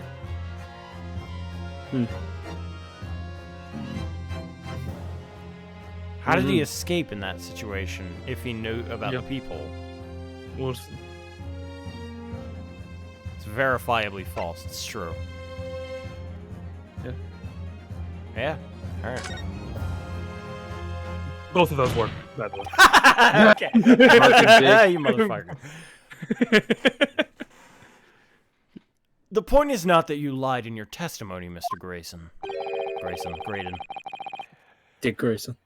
It is the nature of your lie that you concocted that is so revealing. You're not making any sense. Then let me ask you a simple question. How is it, Mr. Graydon, that you knew of the existence of the people in the storeroom door? What? Well, obviously, I was there. Oh, shit. Oh! Has the cat got your tongue, witness? The people in the door was made after the incident occurred, and once I returned to the shop having failed to catch the two burglars, Scotland Yard's investigators arrived immediately. Since that time, the police have been at Windibanks consistently, carrying out their investigation. Isn't that right, Inspector Gregson? Oh, no. Well, yes, of course. The place is chock full upon article of my lads having to thoroughly examine them all. Also, let's not forget, this is a simple robbery turned murder. Case. Yes. Yeah. Now it's gone to turned international. into a fucking international spy. The secrets being sold. Case Freaking 5 material shit. Scotland Yard's inspector is trying to work with all these people trying to figure out what the fuck is going on. Jesus, shoe. Jesus, she was like, this is how you make an Ace Attorney game! So I gave the order to have officers working round the clock and shift so we get through it all. And consequently, there's no way that you, Mr. Graydon, could have possibly gained access to the shop. Therefore, you should not have known anything about the people in the storeroom door. The fact that its existence forms the basis of your testimony is completely inexplicable! Objection! And yet, the fact remains that Mr. Graydon did maintain You want espionage? I'll give you some fucking espionage. that he witnessed the crime taking place to the people in the door. How is this impossible? Can I have a word, please, Lord Van Zeeks? Speak, Inspector. It's just that I really ought to be getting back to the station now to put in my report. There's really nothing more I can add to this testimony, so if that's all the same to you... Permission denied. Oh. It's not all the same to me, Inspector. Not at all. You will remain exactly where you are until this trial concludes. I'm fucked. Of course, sir. Mr. Graydon?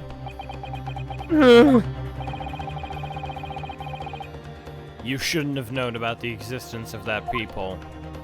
It's really just like, I'm gonna fuck you up. Which can only mean that you must have been informed about it by somebody else. Objection! Damn. Stop there, my learned friend. You realize, I trust, that the words you just uttered have extremely serious implications. Yes. But if the defense believes that the details about the case that Mr. Graydon claims to have seen must have been revealed to him by a certain person before his testimony, and in fact, considering a particular clue we have, there's really only one person that could be. Answering question, counsel. Who gave this witness details of the crime scene to facilitate his false testimony? Take that! Why Big has? The truth is, it can only have been you, Inspector Gregson. Eh? Me? Objection! You had better have some proof to substantiate such a rash claim, my learned friend. Consider the fact that we have only been aware of Mr. Ashley Graydon's identity for the last few hours. We learned of it only during the course of the trial today. Well, indeed. Preparations for his testimony were made with great urgency during our hour-long recess. But the police executed the subpoena and brought the man here from the communications station. And until that time, Mr. Graydon would have no idea. No inkling that he would suddenly be required to appear in court. Are you suggesting that until such a time he was summoned? Yes, my lord. Until then, it's reasonable to assume he knew nothing of the people. And then they started whispering. Yeah. Nut jobs. It was only once Mr. Graydon was in the stand that he realized his position. That he would have to defend himself against the accusation that he was the third intruder. You're suggesting to the court that it was while this trial was in progress that he received information so that he could commit perjury in order to save his skin. Exactly. And the only person with knowledge of the investigation that he had any contact with is you, Inspector Gregson! This is blooming outrage. Why would I be giving away details of my investigation to this fella? I was summoned to his lordship chambers during the recess in any case. Had you forgotten that? Quite true. I had a number of questions regarding the events that transpired at the pawnbroker. You're in on it too. Which means... the first time these two laid eyes on one another was after proceedings resumed following the recess.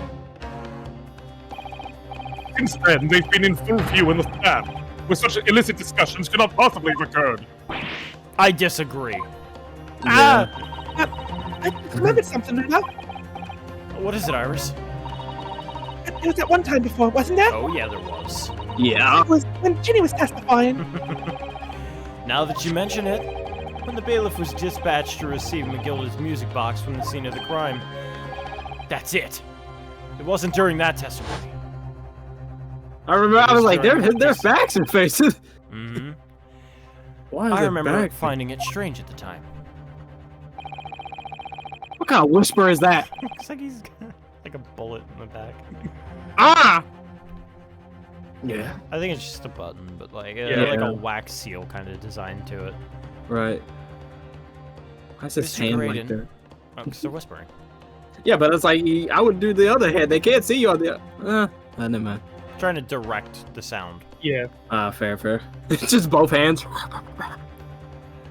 Come quiet. Come. No. Mr. Graydon and the inspector seem to be having some kind of secret discussion. And you yell at him. It would have been possible for you to give Mr. Graydon the information he needed then. You toe rag. You're making all this up? I'm a respectable Scotland Yard inspector, for crying out loud. Why would I do something like that? Why would I be giving away confidential details to the likes of this bloke? Admittedly, you wouldn't have had any reason to do something like that for any gain. But perhaps... it was part of a deal of some kind. Then it starts to make more sense. What deal, Counsel? We deal with the I devil. wonder if perhaps in exchange for details about the people at the crime scene, Mr. Graydon agreed to give a certain something to the inspector. I need not remind the inspector that if found to be true, striking a deal of any kind with a witness would be considered a gross case of maleficence? I think it's malfeasance. Malfeasance, yeah, malfeasance. Malfeasance! Well, Objection! We'll be right back. Okay. Got you. Shit's getting nuts. Van Zeke's probably like there, like, I'm working with these people, and they're betraying me. God damn it. This is why I drink on the stand. This is what I drink when I'm not on the stand. This is why he probably gonna quit after this. I wouldn't blame him. This shit's nuts, though. I'd fucking imagine this foreigner is finding legit government corruption in the police force in the communications. Deals being made on the stand. Yeah. They're whispering and they're like, what are y'all doing? Stop it. Oh, okay. Fucking the entire time. Nose is... 3 fucking cases. Talk to this man. Van Zieks is probably like, this fucking guy. There's no This way. guy. Dude. This idiot, no way. What the fuck is going to happen this time? It's like- becoming clear that jumping in with accusations is this Nipponese student's specialty. They don't do that. But with the stakes so high, the prosecution is not prepared to listen to baseless charges. It is incumbent on the defense now to present evidence in support of the diabolical claim. Evidence? Just what are you proposing that the inspector demanded of the witness in return? The court must see proof of the alleged deal. Inspector Gregson really did strike a deal with Mr. Graydon. And logically, there's only one thing he could have asked for. And that must be it! What do you think it could be? Yes. It's the missing link that would join all the dots together in this puzzle. Must press you for an answer now, counsel. What evidence explains the nature of the alleged deal that Inspector Gregson made with the witness? Do you know?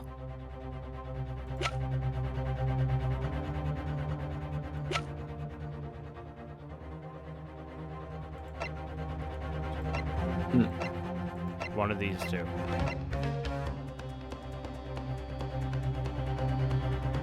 I don't know which one. It's up for you to decide. I'd probably say the disc, just because they only had the one. That's what I would assume as well. But And then again, they need the box to play it. which one did he have legitimate claim to?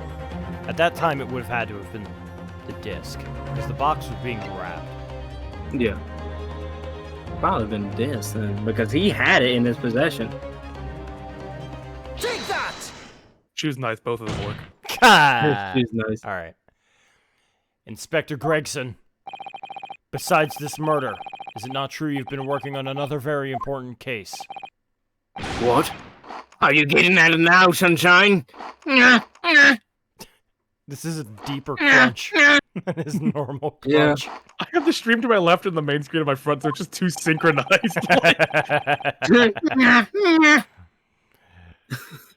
Is it possible that this other over-the-top case just recorded both of them is what's alluded to in this newspaper article here? The classified secrets being leaked overseas from the Ministry of Justice. How the bleeding Nora could you? We discovered during the course of this trial the music box deposited at Windibanks by Magnus McGilded. A special music box designed to play 2 discs at once. It would seem very likely now that encoded on the pair of discs that were in McGilded's possession are the leaked classified secrets.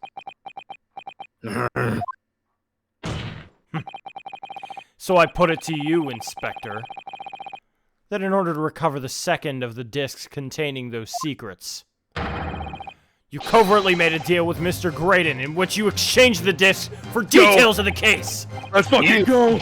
You little... It's time for a great turnabout, boys. It's Grime! Order! Order! Order! Kill them all, Slicer! On the day of the incident, when we met you at Windibanks, you said this. Oh, flashback. I'll be taking that whatever it is of McGilded down to the yard, thank you very much. So hand it over. No, don't give it to him. It's mine, it's mine. I'm sorry, miss. But anything belonging to McGilded has to be taken in as evidence now. Scotland Yard already knew that at the time, isn't that right? That Magnus McGilded was involved in the stealing of government secrets. My orders were recover the medium used to convey the secrets leaked from the ministry, and do it on the QT, strictly hush-hush. that explains why, when I presented this disc as evidence to the court, you objected so heavily, I presume. And I said, fuck you. Because you knew that it contained highly confidential information. Blimey, not likely. I mean, I wasn't that sure of it myself. I realized there was a possibility, that's all. Inspector, surely you're not saying that in order to acquire the circuit of the music box disc, you did indeed reveal confidential details of the crime scene to the witness. Aiding and abet this man and giving false testimony. There's no other way that Mr. Graydon could have known the existence of the people. It's the only explanation. A deal was struck between these two men. Whoa! We're fucked. If, and I stress if, this sobering assertion turns out to be founded in truth, I'm sending y'all to hell.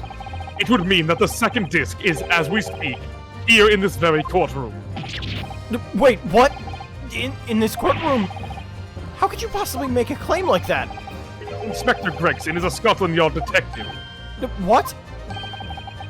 What's that supposed to mean, eh? As a seasoned policeman, the inspector will have approached his alleged deal with caution. Certainly, he would not have accepted a gentleman's agreement in the matter. No, he would have insisted on having the article agreed upon in the palm of his hand. Good gracious, then, you mean to say Inspector Gregson already has the item in question in his possession? He has the second disc actually on his person. That face. The defense demands that the inspector is searched at once. Definitely.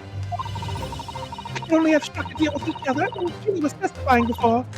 In fact, he hasn't moved from the witness stand since. My lord, please, order an examination of his personal effects immediately. This man was trying to get out. Inspector? This man could not get out.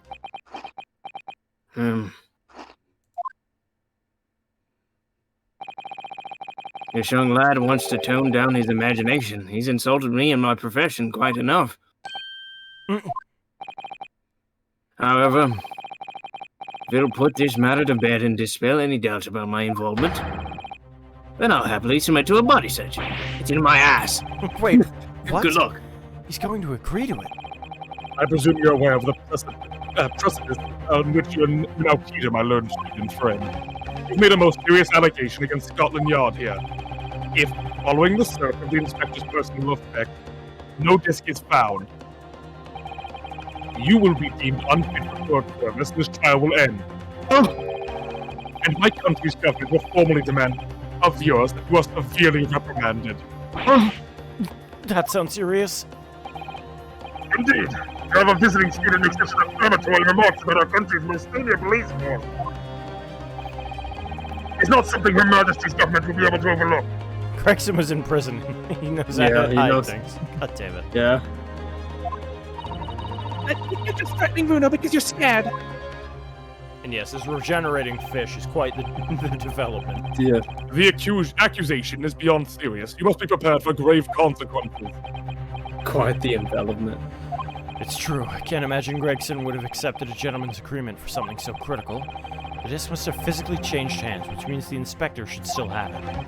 But somehow, something doesn't feel quite right here. Very well. Counsel, you know the implications. Let me ask you one final time. Yes, my lord. Do you still persist in formally requesting a search of the inspector's personal effects? Search someone else. Ooh, search someone else. Oh, fuck. Where's the disc? Where is the disc? Where's the disc?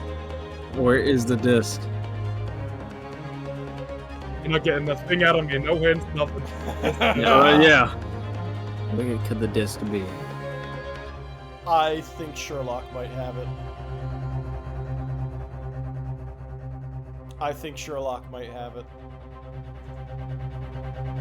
The chocolate one?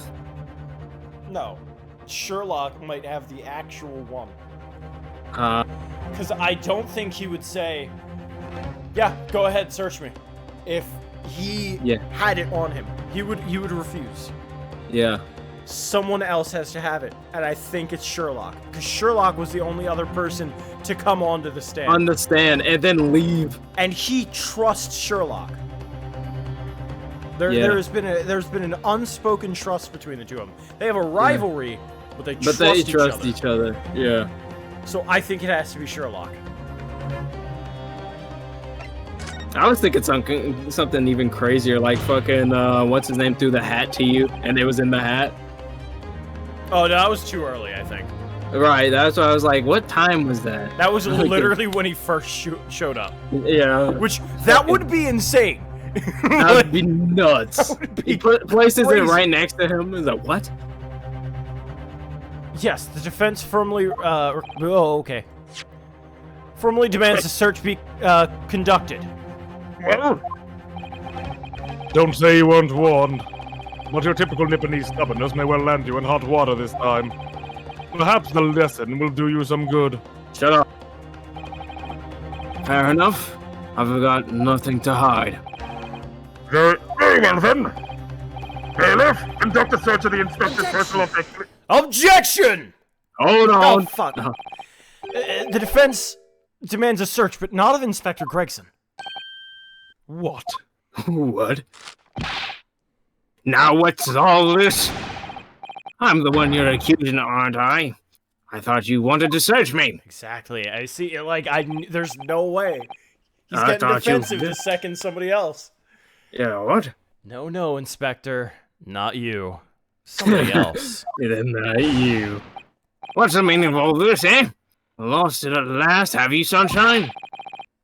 The court shouldn't have to put up with this nonsense. You're being completely irrational. You are being a loony. I assure you, it's quite bad. Be quiet, all of you. Woman! Bruno's doing what all of you told him to do, and having the courage of his convictions. So you should respect that and listen to what he has to say in good faith.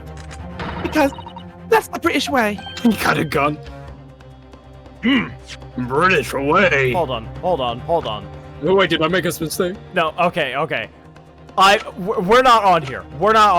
I was gonna say, if we actually are on here, I would want to search, because Sherlock was right next to us. And I was like, oh, he put it on us somewhere, you know? He's just like, yeah, here you go, old chap.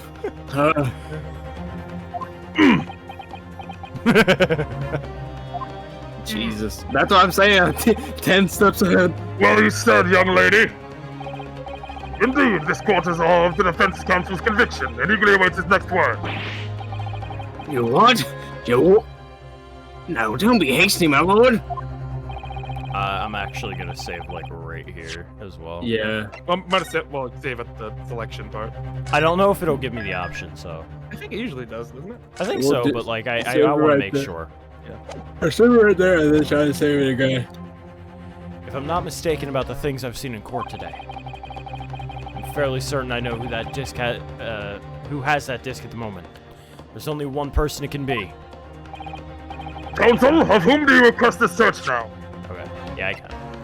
Vortex! Just like descending from the ceiling. Who else? It's like, how the fuck? Here we go. Pops. Hey, it's me all along. Now. No.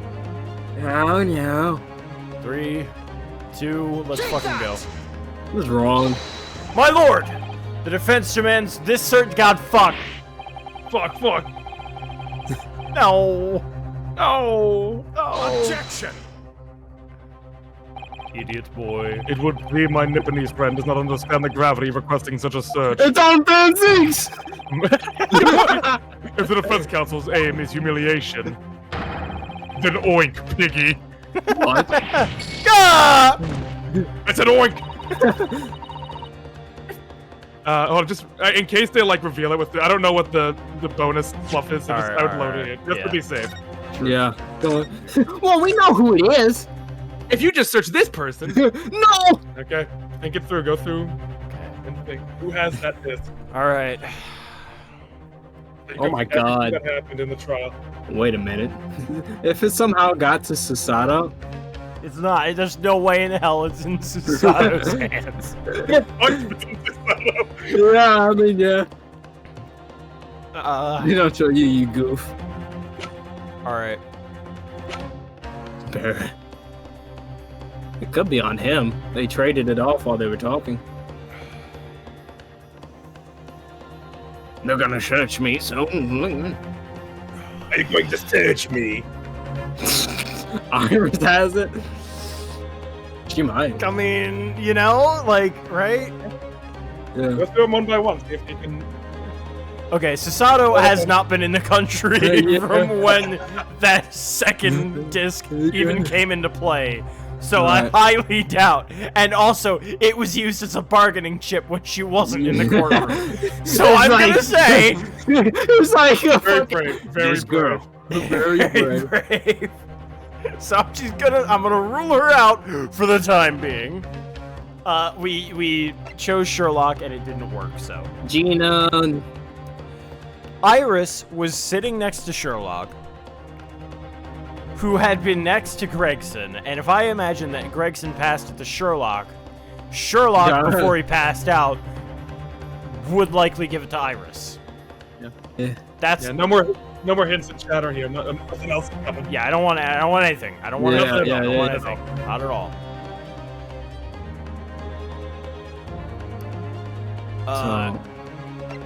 Pop's dead.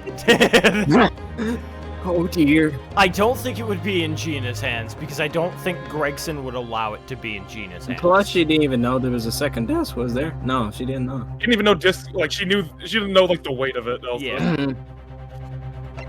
Maybe. No. Maybe. Not unless it's counting his hat, in which case, maybe. Yeah, that'd be like, nuts. I kind of very doubt it. Him. It's on him. It changed my mind.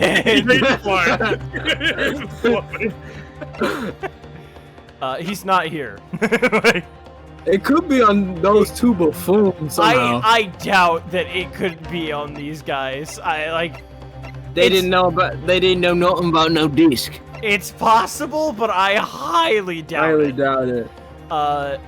And also, how would you know which one? You know, so I kind of both. doubt it. Van Zeeks. Van Zeeks, I don't think anybody was near him to do. They put it in his wine. I don't think anyone No. got close enough to him to allow it to be on him. So No. the only person that I can really think of is Iris. Take that! Fuck! God damn it. about to save. I gotta load. Because I don't want to be spoiled by the text. Oh, they. I think someone said something about that. Yeah, they said it don't wasn't tell you spoiler, if you but I mean group. it's faster anyway, so it doesn't matter. Okay. He drank the disc with his wine. I'm thinking it's what's his name? Not Van Zeeks, because it's only him. If it's somehow he put it in the fucking hat, dude, I'm gonna lose my shit. I mean, I don't know. The hat is the only conceivable way that I could imagine it being. Like, that Gregson was allowing him to get away with that. I think that would have to be it. It's like you can see it in their profile pic, if they have it or not. Because the way that I imagine it would happen is that Graydon puts it in his hat and then throws it to Ryunosuke and I says, pray to God he doesn't look inside. and then says, "All right, Gregson, it's out of my hands, but it's in his. So now we gotta talk," kind of a thing. And it's like afterwards, if they can't even prove he's even involved, or they just walk out and he just hands it back. The dead man, or oh god, they put it in Pops' body, or Gray Van, or the two goons. Like, but that's the problem with the two goons. Here we go. Take that!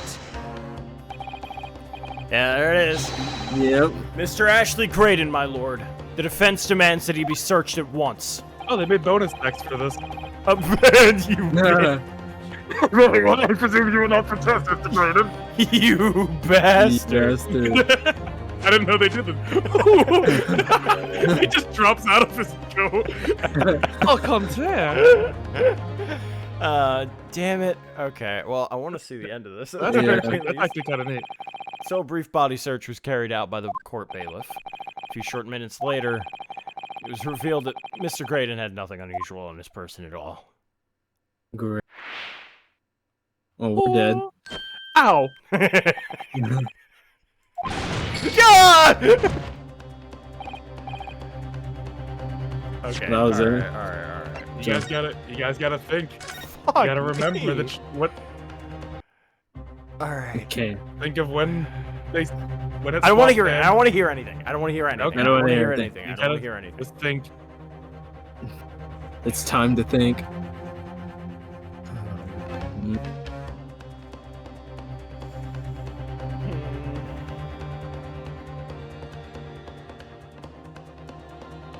We're gonna go through everybody, by the way. Honestly, yeah.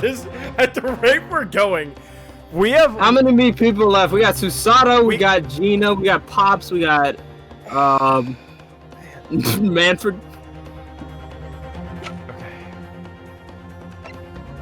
I don't think it could be these guys. Just get rid of those two. Just as of right now, there's no conceivable way that I could see it being these guys.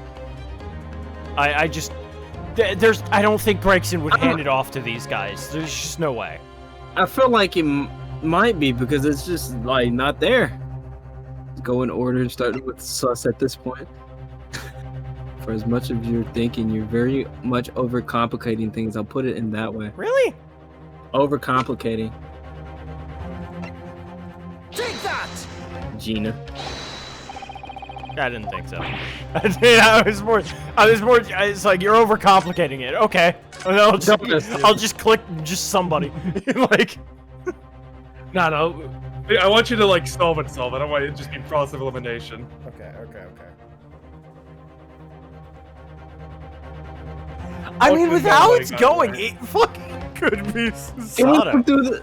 Can we look through the evidence while we're here? Or no? I don't think the evidence is No, gonna help you. damn. Oh god, okay. This is purely on memory. Okay. So by the time that Ashley got in, Yeah. what has happened throughout all of this? We've had the discovery that he was Mason was a part of it, the jacket having blood on it, the blood matching his.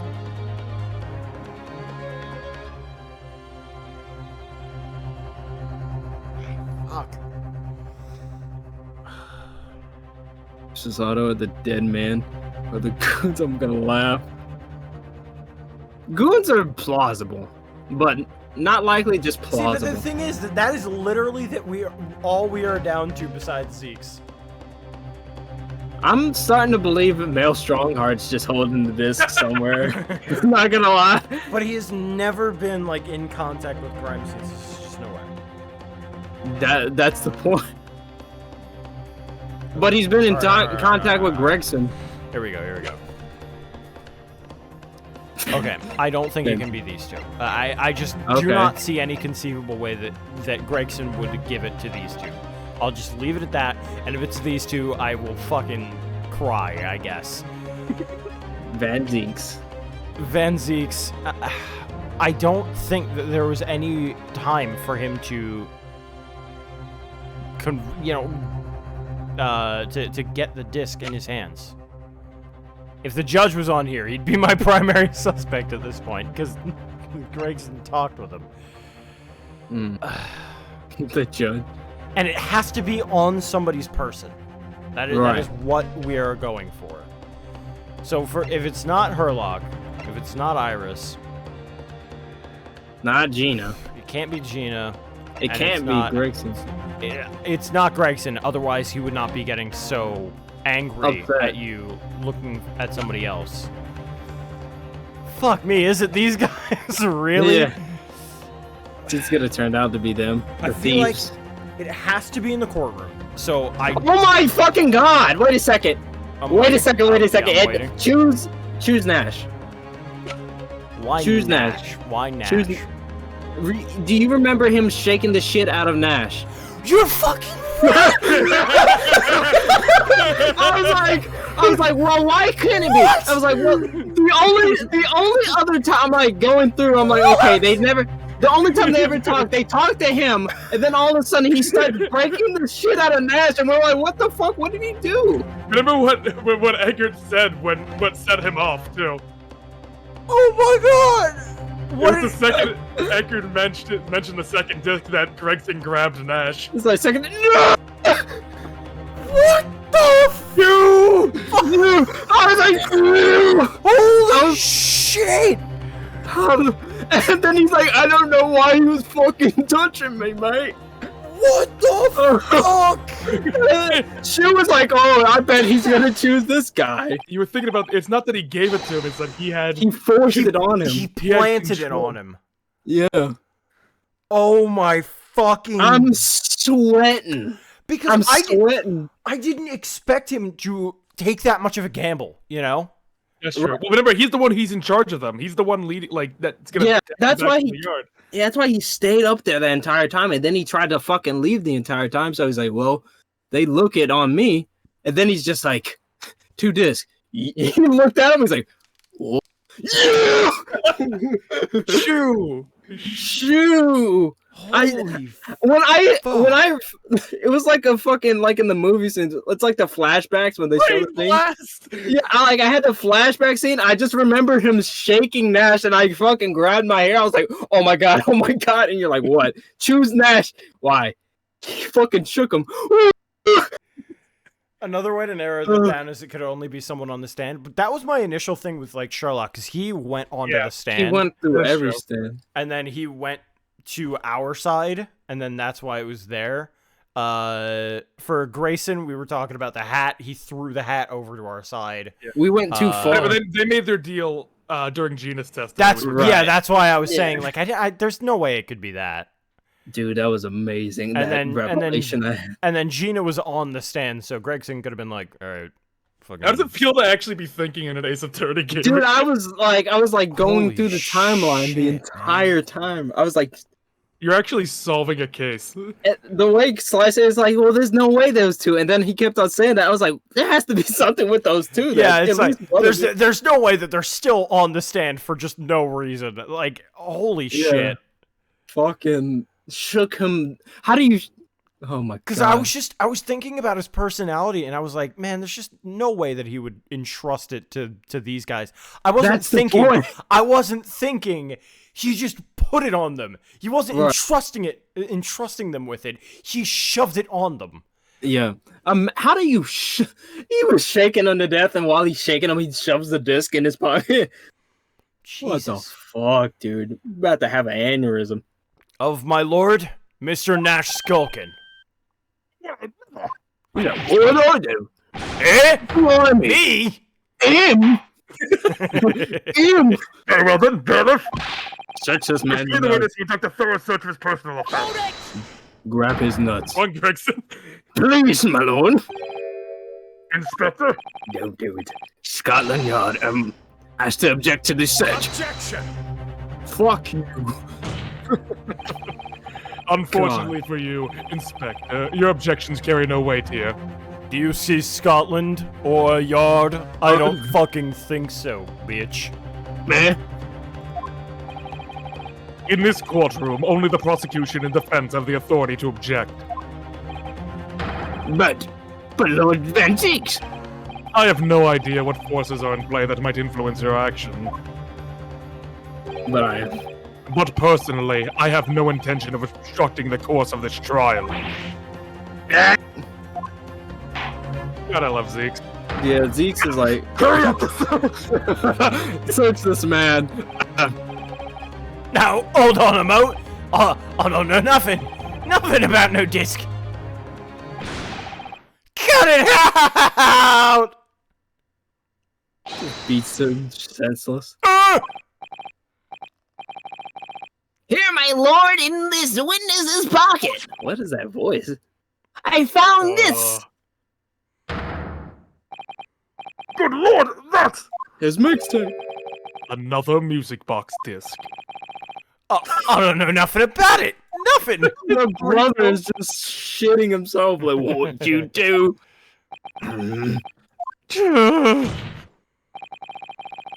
That is the second music box disc left behind by Mr. Magnus McGill.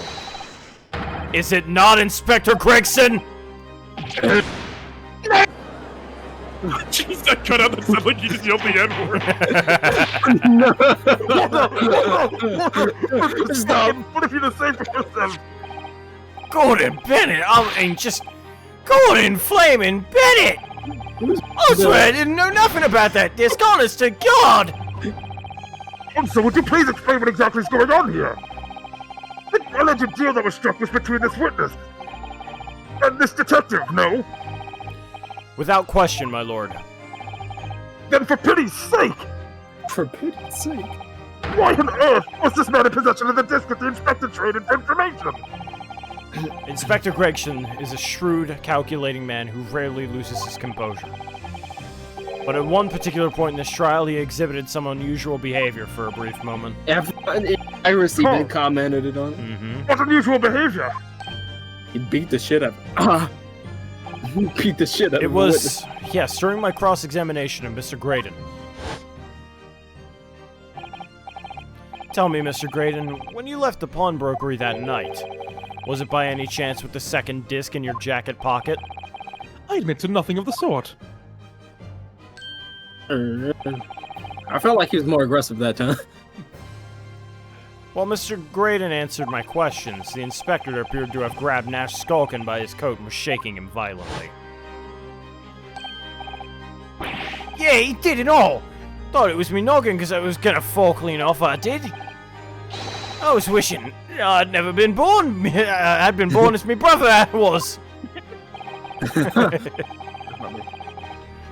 And what exactly happened to make the detective attack you like that? I ain't got a clue. He just suddenly turned and grabbed me and whistled like that, and he started shaking me. Why in the blazes didn't you mention the third gun when we got down to the station, is what he said. He had it right down my ear, oh he did, and made me head throbbing now. Fuck that sneaky bastard. The way the detective behaved was extremely out of character, but looking back on it now, it must have been that he did it. Oh, wait, what? Then that he did it. Oh, okay. That was the opportunity that Inspector Gregson created for himself in order to hide the disc. But bless my wig! He hid it! You. But I'm afraid I failed to comprehend the motive here. If the detective had acquired the disc he was after, why on earth would he then proceed to hide it in another man's pocket? This is a court of law. He could have submitted the item as evidence.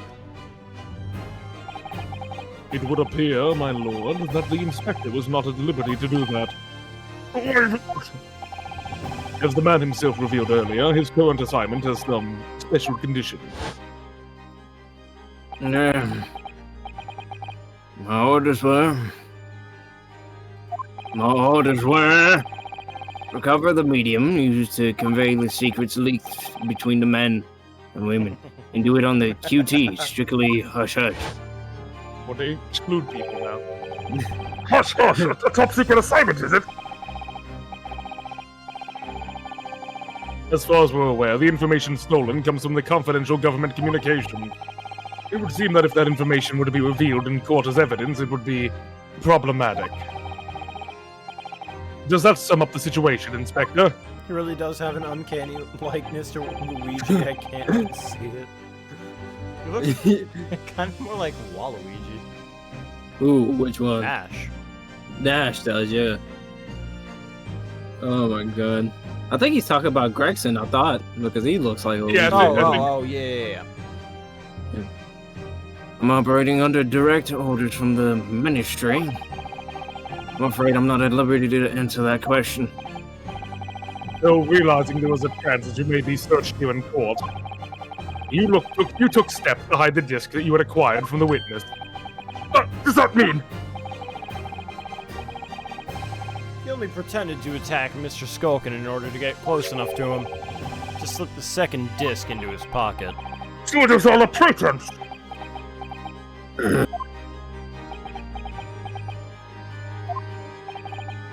Well now, Inspector Gregson, and you, Mr. Graydon, I Are you prepared to admit the accusations made against you of this alleged deal?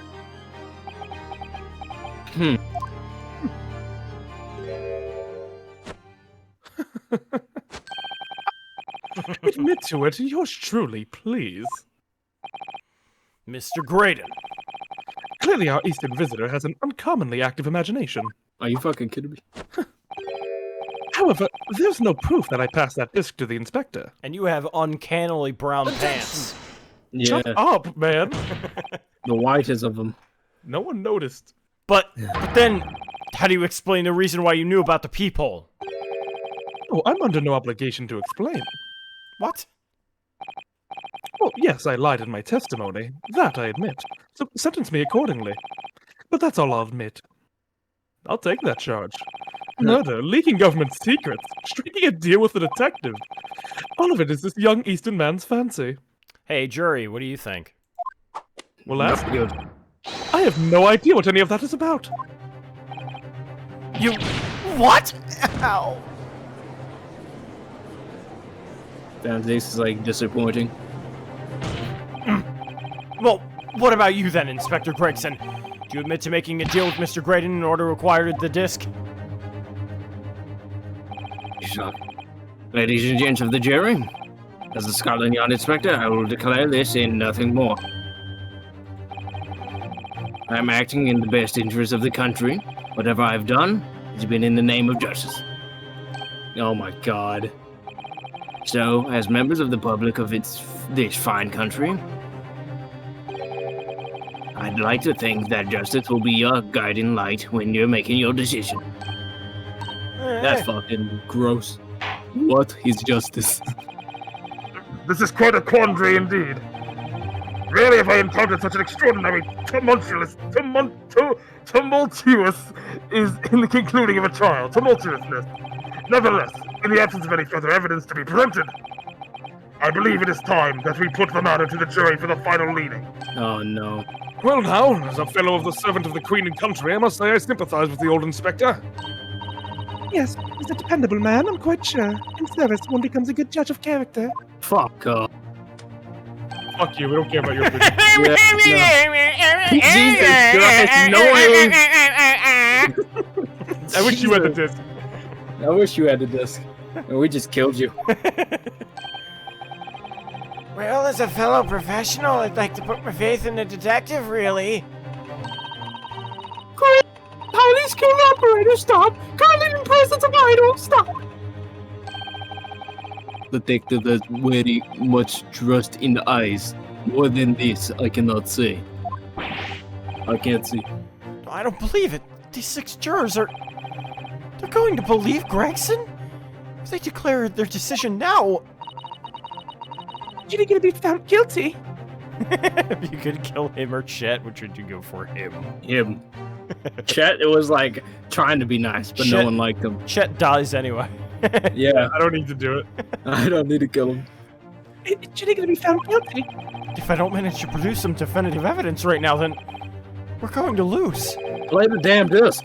Either some proof that that Graydon killed Mr. Windibank, or still those government secrets. Or some evidence to force Gregson into admitting that he struck a deal with the witness. Motherfuck. Oh god.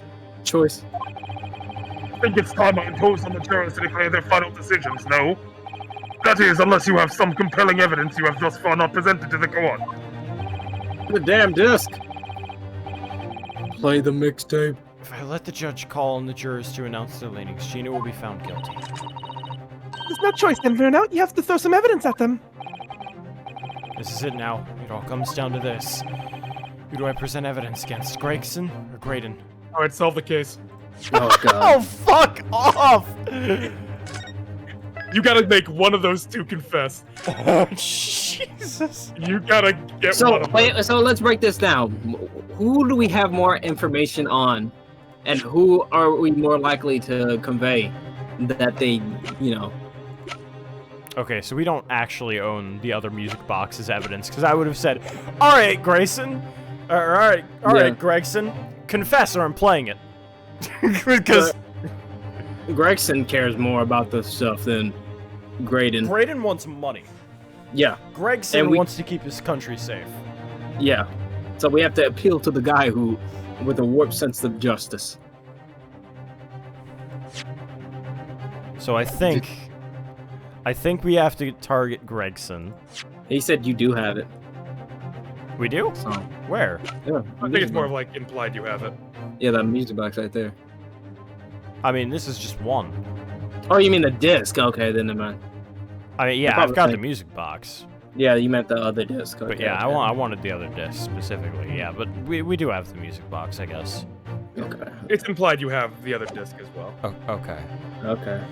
I saved here, but I'm gonna just do it again to make Just double save. Yep. It's always good. Just in case. Good Just for the in soul. case. We're at the peak, boys. Here we go.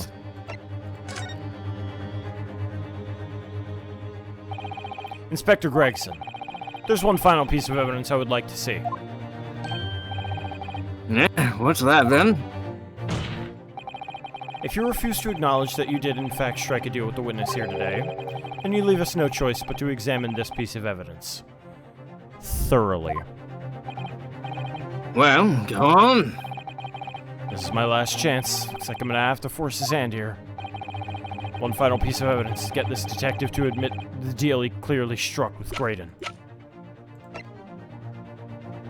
There we go. Yep. Take that! That's Mr. McGilden's peculiar music box, Council. Yes, with the disc already in place ready to play. I think perhaps now would be a good time to listen to the sound produced by the music box again. Only this time, Nuts on the table. with the second disc we've just discovered set in place as well. My goodness, this disc, Council! Hold on! No! Wait, I can't let you do that! Then admit. Yeah. Why not? Admit you did the crime. But because, well... Because this has nothing to do with this case. That's why. Objection! Not true, Inspector! Eh? The defense has already proposed that the sounds heard by the court earlier in this music box were part of a Morse code message. We know that Morse code comprises of two distinct tones. The defense believes the second disc contains the second tone needed to complete the message. And now we have a chance to confirm that theory. For crying out loud, Sunshine, we're talking about state secrets here. If you go letting the whole courtroom hear confidential information like that, it's treason! Then do you admit the charge? Then in order to protect those state secrets, you engaged in unlawful dealings with the witness. You're mad! If you let that secret information out into the public domain, you'll be making an enemy of the entire British government, you idiots! Objection! Let's not forget, Inspector, that you, a Scotland Yard officer, leaked confidential case details to a witness! That you continue to lie to the court, and all because, by fair means or foul, you're determined to do your duty. Well, by fair means or foul, I'm prepared to do mine.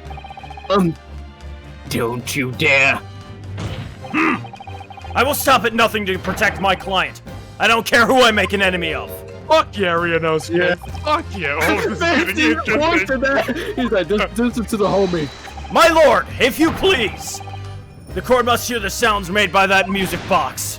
Come on, Vanjig, for Pete's sake, stop him! Objection! I don't give a shit. Not to the fuck of the face to want to hear it. Inspector, you should know my methods by now. I'm a prosecutor. I'm no Scotland Yard puppet. In this courtroom, my duty is to the law. So let me propose a toast to uncovering the truth, by fair means or foul. Yes! Very well, the defense stands here, and that of the prosecution has been made very clear, I feel. Therefore, in accordance with the defense's request, the court will now listen as this music box is set in operation once more. Oh my god. This time, with the second disc in place and both discs playing simultaneously.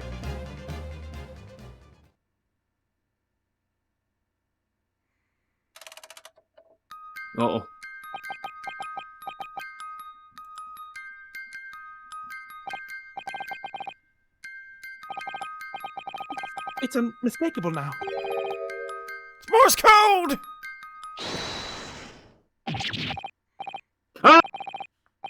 Whatever you want, but for the love of God, shut the blowing box up!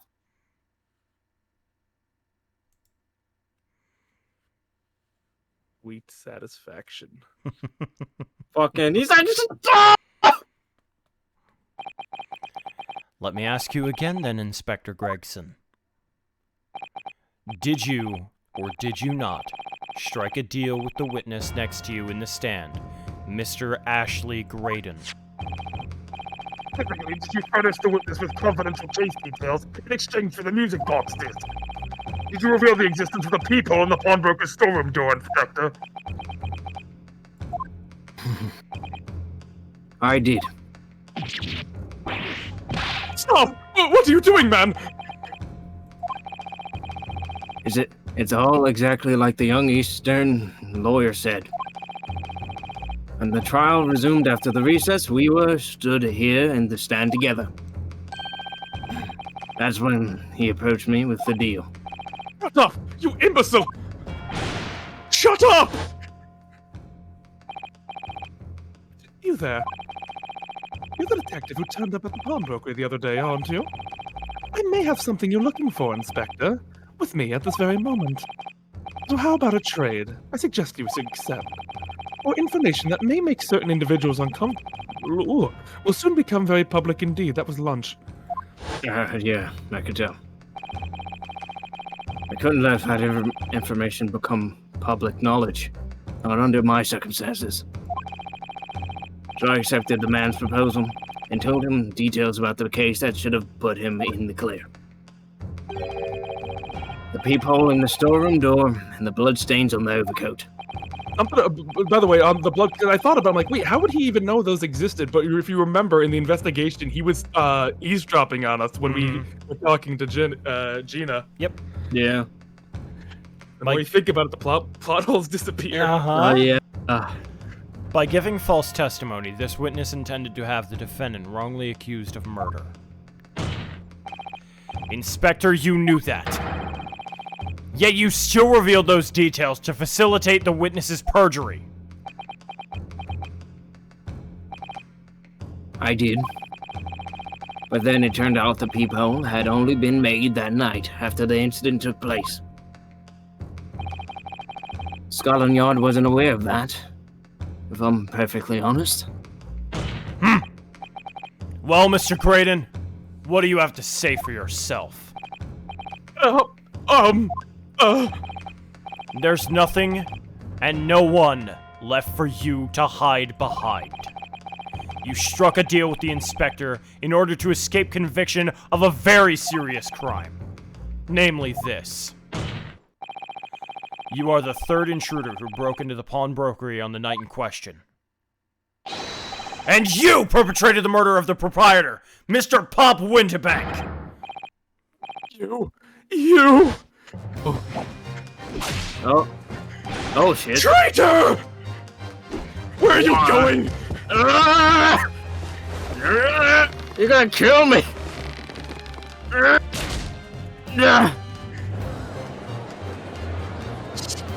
They're gonna kill him! You bailiff! Just kill that man! At once! Fucking fish fall out of his mouth. It was a fry. Oh, fry. I don't know. That's it then. It's all over.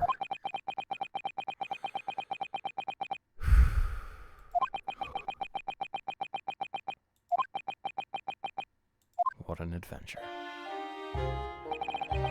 I despised my life growing up. The slums are a vile place. I was cursed from birth, born into poverty, a sort of a penniless artisan. My parents did nothing but quarrel all day long. The little money they had was never spent on me.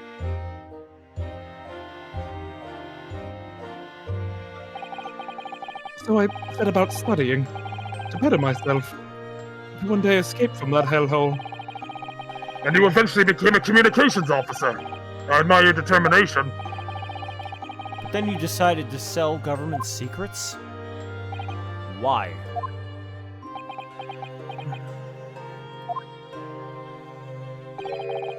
find it obvious. I just wanted money. Even now, years later, the nightmares of my life in the slums wake me in the small hours. I wanted to drown them out, with more money than anyone who lived in that squalor could ever imagine. Then one day, I met him. Mr. Magnus McGilded. Tis a queer thing. He said it. You're a fiend with a queer talent, so you are. I've money to throw your way if you're interested. All you need to do is go along with me little plan now.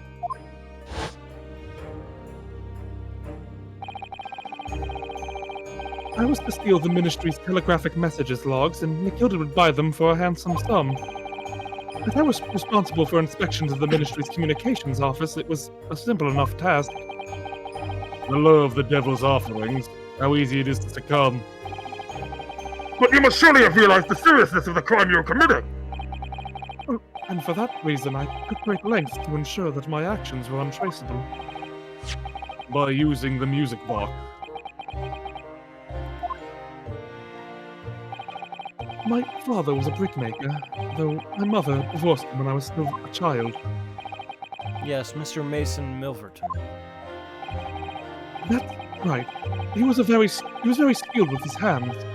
He'd once been a music box maker's apprentice. I imagined his skills would be sufficient to create a machine that could generate Morse code. So I sought out my father again, to employ his services. It was the first time I'd seen him since I left the slums 10 years earlier.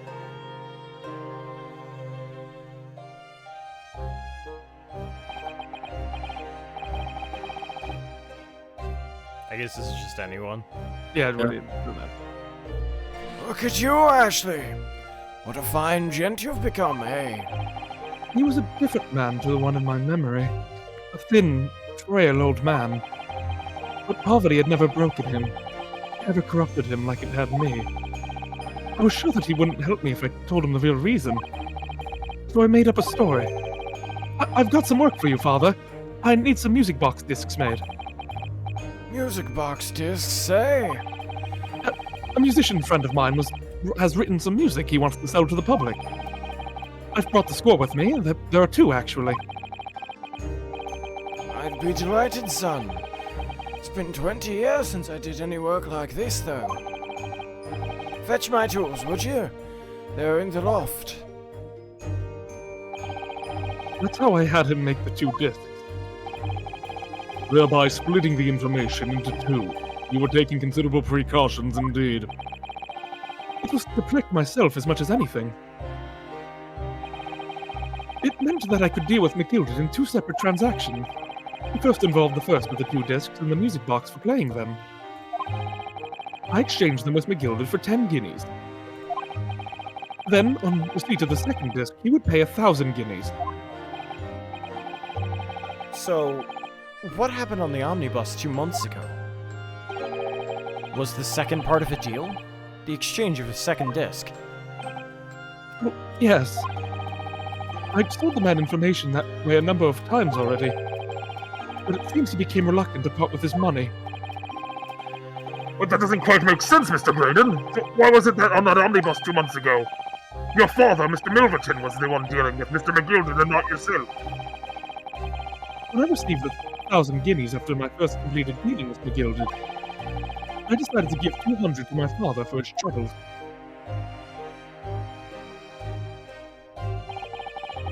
But my father realized something was amiss. In time, he worked out that I must be involved in something dubious. When he did, he said to me, Next time there's an exchange, you let your old man do it. Understand?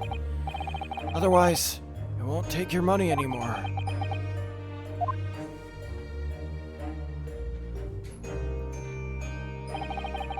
That was my father's way of dealing with it, I suppose. Climb into the omnibus, hand over the second disc, and take the money from McGilded. That's it. He had no idea what was actually on the disc I'd asked him to make. He never knew. Just like I'll never know why everything went so horribly wrong that night. All I know is that the disc was taken from him, and he never returned home.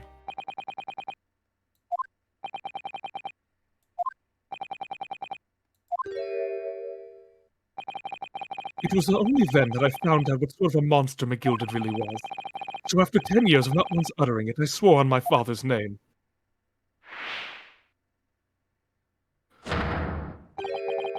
To exact revenge. Revenge? Oh, this should be good. As anyone with even the remotest knowledge of the man will no doubt be able to imagine, McGilded brought all his wealth and influence to bear in the most despicable of ways. To crush any semblance of justice in his trial. The crime scene was tampered with, evidence was fixed, and witnesses were bribed. That trial 2 months ago was a farce from the start to finish.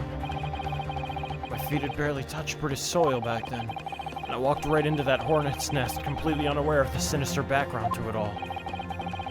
I'd made plenty of money after the dealers were killed by then. I had nothing in my arrangement 2 months ago. I knew exactly. You're getting quiet again. Yeah. So I spared nothing in my arrangement 2 months ago. I knew exactly who to hire. There it is. If you're willing to pay the price, there are people in the city willing to do anything you ask. McGilded himself had shown me that. Are you saying that... I think you have the picture now. After he twisted everything to his favor in this courtroom to ensure that he walked free, I took matters into my own hand and delivered the justice that monster deserved.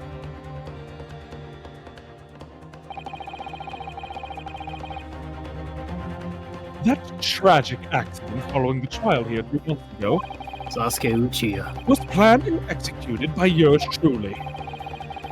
McGilded's death that day was caused by this man. You blame him? No. Everything is ready, sir, if you would like to follow me into the courtroom.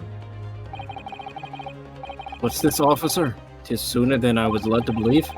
I hope it's not inconvenient, sir. There were some changes to the schedule. He was hiding as a disguised guard, too.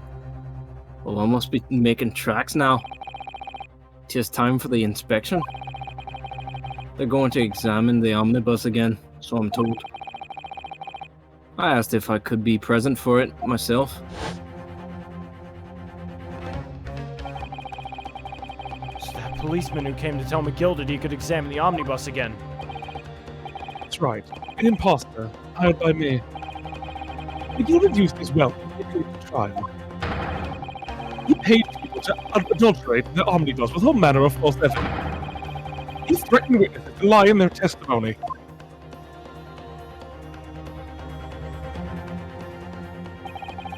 So I gave the man a taste of his own medicine. Once the omnibus was doused in paraffin, one of my sham policemen ushered McGilded inside and sent him on a one-way journey to hell. Damn.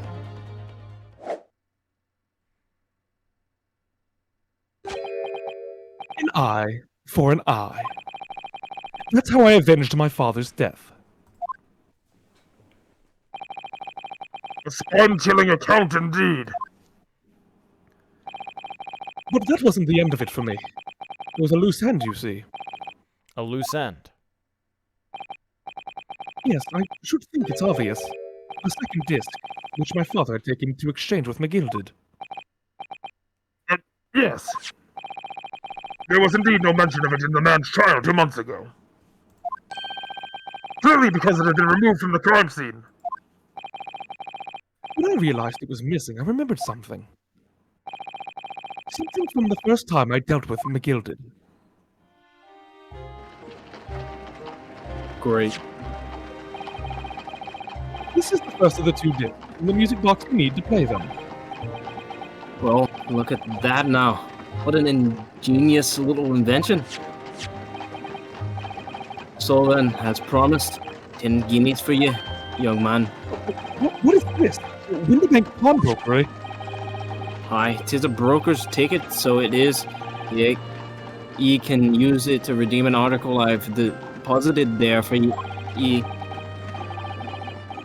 There's no need to give a name. Just hand over the ticket and tell the fiend the watchword. I've put a jewel in the pond for ye. Yeah. What am I saying? Yeah. It'll fetch a good 10 guineas if you sell it, so it will. I've heard of a pawnbroker being used in quite that way before. Have you not, Mr. Graydon? London's pawnbrokeries are very useful places. Yeah, no. Each one is like an extremely secure vault. Talking, and talking.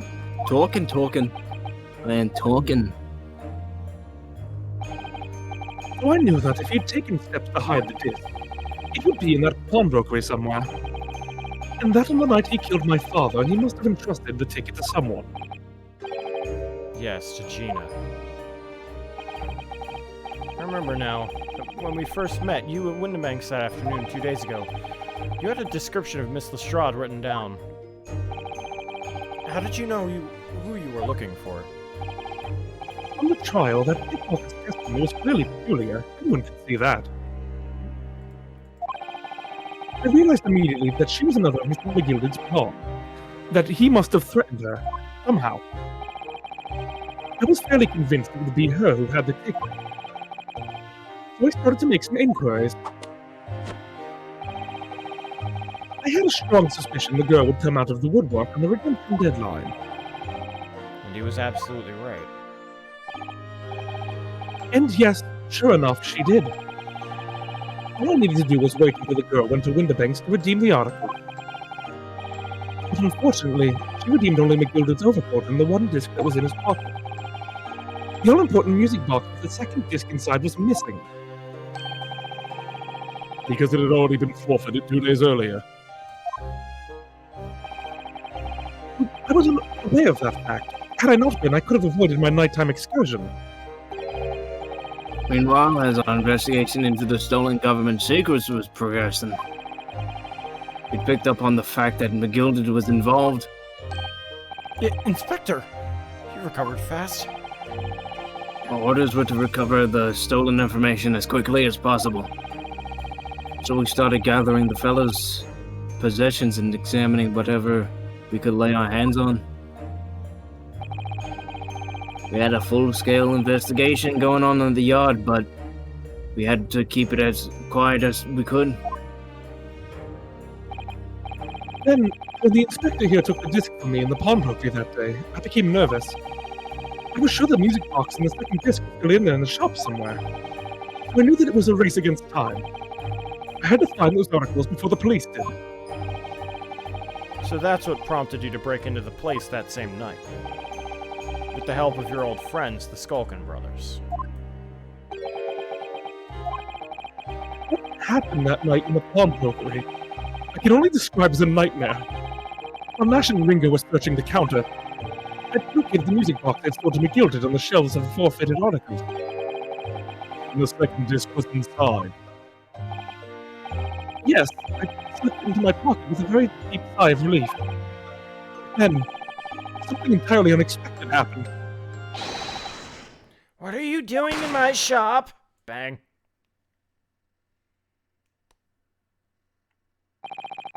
Gunshot rang out in the shop, and I felt a sharp pain in my left arm. The broker fired his gun, and the bullet pierced your limb.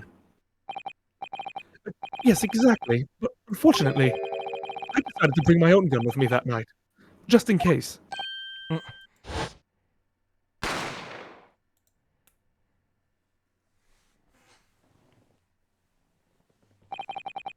Before I knew what was happening, I fired back. The man had already turned to flee. I hadn't intended to fire in his direction, but much less kill him. But unfortunately for both of us, the bullet hit home.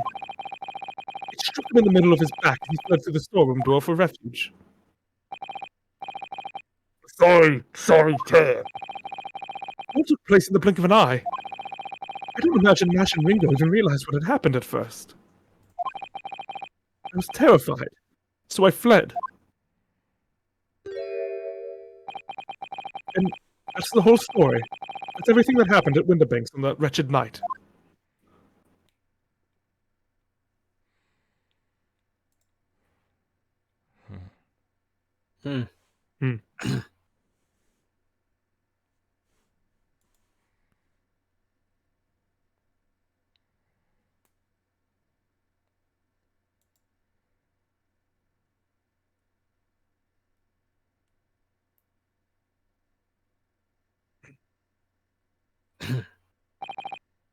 Earlier, you called McGilded a monster. A man who used his wealth and influence to distort the facts and escape justice for the crime of murder. What's tragic irony? For what you have done is exactly the same.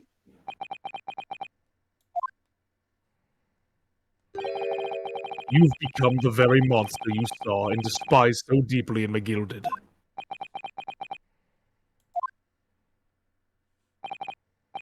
Yes, I think I have. Well, it has been a long and exhausting trial. However, you can see that at last we have arrived at the truth. See, that's how you do money. Right, that's how you It's make. the difference between I just want money and I just wanted money. I just wanted money, especially if it's like All he if they- wanted was money, and he got used. Yeah, it was raised from poverty up, and then he was still scared of being poor again. Woken up in the middle of the night, afraid to be Yeah. back in that position.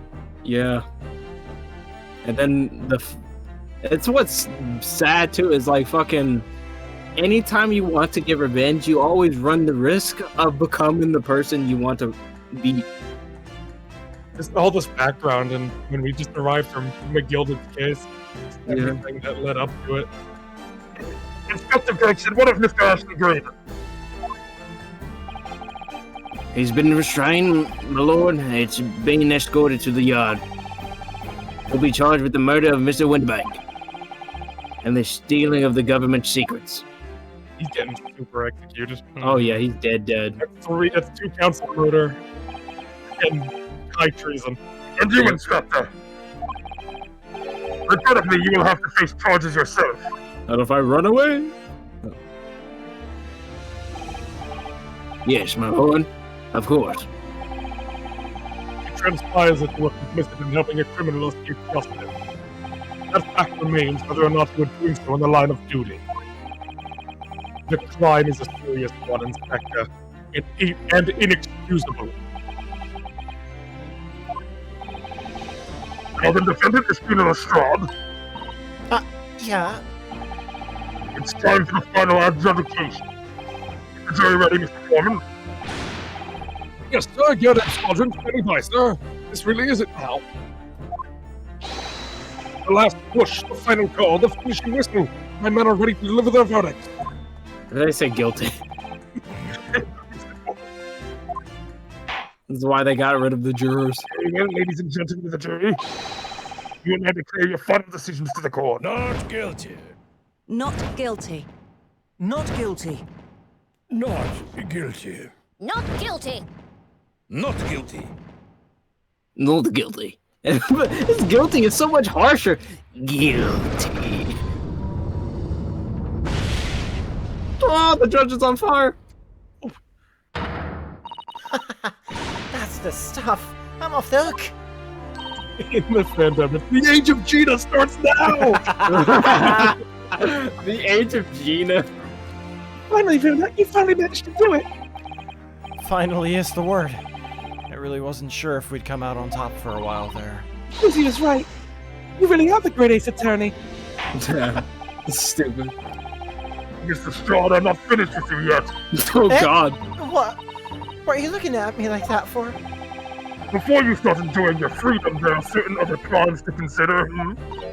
Uh-oh.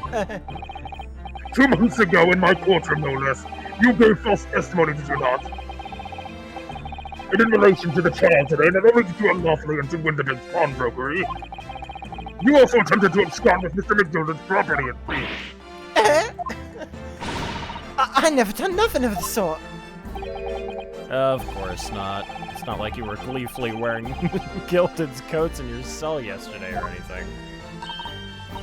Oh, just when I was getting excited about throwing a party for Kenny this evening. Oh, no. I'm turning your attention to the defense. Yeah, you're fucking dead. Determining that, when played together, the music box disc contained a message in Morse code was. Well, it was certainly a most unexpected revelation, Counsel. Quite so, my lord. The prosecution was caught entirely off guard. In fact, I think we should applaud my learned friend's courage here today. I propose a toast. Demanding that government secrets be disseminated before the entire courtroom. Hey! You're very sorry about that. It's the only way I could get Inspector Gregson to admit what he'd done, so. Juror number 5. Juror number 5. If I may say something on that point. Oh God. Isn't that? She translated it. It's about the sounds produced by the music box before. Tis a queer thing. Oh God. I do wonder if that was really Morse code at all. What? What are you saying, madam? I was listening to it. It sounded like shit. Oh, well, it's just that I'm really rather fanatical when it comes to Morse code, you see? So much so that the whole world seems to be covered in dots and dashes to me, in fact. Can you play that shit again? Goodness, madam, an unhealthy level of obsession, one feels. What a hobby. But I must say that, in my opinion, the sounds produced by those 2 discs were nothing more than that. I mean, it's a series of 2 different tones. What? What? Can that really be? It wasn't Morse code after all?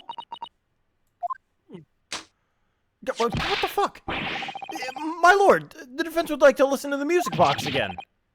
Are you off your nut? How many times do I have to tell you? Those discs contain minstrel secret sunshine? This courtroom is not an appropriate forum to discuss the nature of the government communications. We know McGilden conspired to trade national secrets with our enemies. Secrets acquired from Mr. Graydon. Now that the man has admitted to his crimes, we have no need to pursue the matter further. That's really going to bother me. She's rethinking it. Miss Lestrade! Oh fuck, what happened to my voice? Yeah, my lord. That which you have seen today here in this courtroom has been extremely disturbing. Falsified evidence, intimidation, perjury, a grim catalog of depravity. An appalling experience to befall any child. Come on, it ain't nothing I don't see most days in the back slums. Cough. I beg your pardon? If you're weak, you pay for it. That's just how life goes. Gina. But, look, I reckon I've worked something out today. The world ain't fair, but if you want it to change, you've got to start at home. Can't change how you are yourself. What'd she say? Well, it's a very laudable lesson, I would say. I really look forward to the born-again Miss Lestrade never gracing my courtroom with her presence again. We'll see about that. I'll be back in grade 822, don't you? You fool. Now, with regard to the murder of Mr. Pop Winterbank, proprietor of a pawnbrokery business on Baker Street. Baker Street. I hereby declare the defendant, Miss Gina Lestrade, not guilty. Thank God. The villain Let's see it. is doing something. Woo! Fireworks. Will no one tell me what? Oh, hey! Who let that in her gun? Oh God! That was a whole ass firework! What the fuck? Fire! Gina! That is all. Everyone run! Get out of here! Fucking die instantly. Oh. They're just standing at each. So, you hungry? I mean, I'm not hungry, but I'll eat. You have Uno. I'm telling you, I don't have Uno. I rode that omnibus and it wasn't there. It comes free on the fucking omnibus. You have No, Uno. it doesn't. That I don't is have the- one. I don't have two. That was the oldest I don't omnibus have three. movie. Listen I to me, don't have nipple boy. You have fucking Uno. Nipple. And I don't have fucking Uno. I On a do have personal- Ichi though. No, I would say no. Don't keep checking the start of 2. That's gonna just make you want to play till fucking tomorrow. Yeah. On a personal note, you won't be able to contain yourself if you see what the opening to 2 is. On a personal note, I must say you've surprised me, my Far Eastern friend. Don't worry, we'll be back on Tuesday, which means like I mean we were gonna take a week break. We were. Yeah. We're not. Look at us. But then Shu made a really good game. We're addicts for Shu. It's true. It's fucking true, dude. We have 2 games left. we Both have made by Shu, luckily. Yeah, thankfully. Yeah. We have 2 games left. What And is the he? rest Great Ace is Attorney and then. Leighton versus Wright. Oh, okay. On a personal note, I must say you've surprised me, my Far Eastern friend. No. Despite being a Nipponese, you saw through the pretense into the malice that festered within that Englishman, and at the same time saw through the grime to the surprising heart of your English client.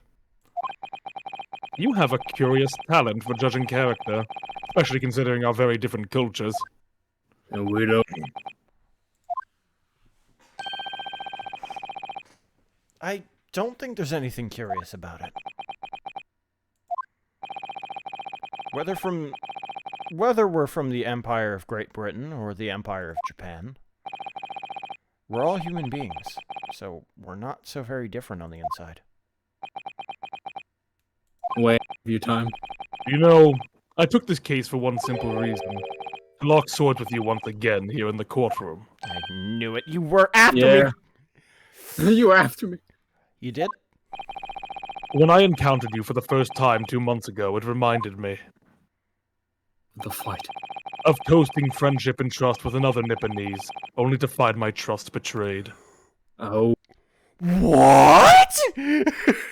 What? I'm sorry, what?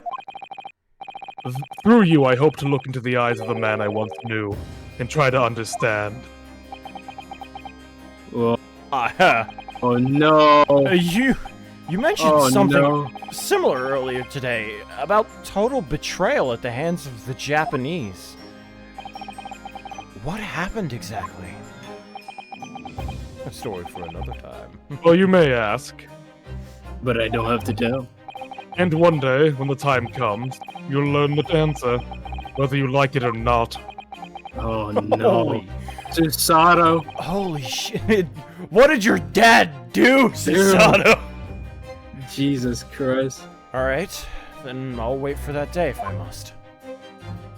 By the way, look up with your girl, Susato. She might give you some leaves. Coming to be known as the Reaper of the Bailey, and my retirement from service 5 years ago. Hold on! What the fuck happened to the Baskervilles?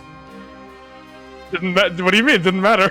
Yeah, it doesn't matter. It's nothing to do with the case. But what? Shoo!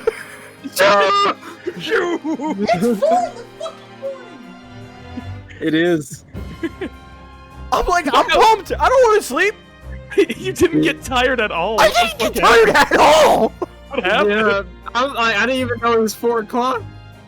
Coming to be known as the Reaper of the Bailey, and my retirement from service 5 years ago. It gives me cause to wonder if our meeting has some deeper purpose. Why? You did that slower. Farewell, my learned Nipponese fellow. Until we meet again. I'm getting old. Shut up. He's The 32. judge just, I'm getting old. He's getting older. I said. How many? You know what? I don't even want to know. I don't even want to know. Is no one gonna check on Herlock? True. And now he's by himself. It's done. It's over at last. Oh no! Exactly. They can't be allowed to see it. Too late. I'm the one in control here. You won't be able to control it. I'm the one in control here. But where's Cyrus disappeared to? You. Congratulations, Sheena. I knew it all along. I knew you were innocent. No, you didn't. Well, he did what he said, Mr. Naruto. You believed in me right up until the end. You're as odd as your name. What's odd about it? I told you I had faith in you, didn't I?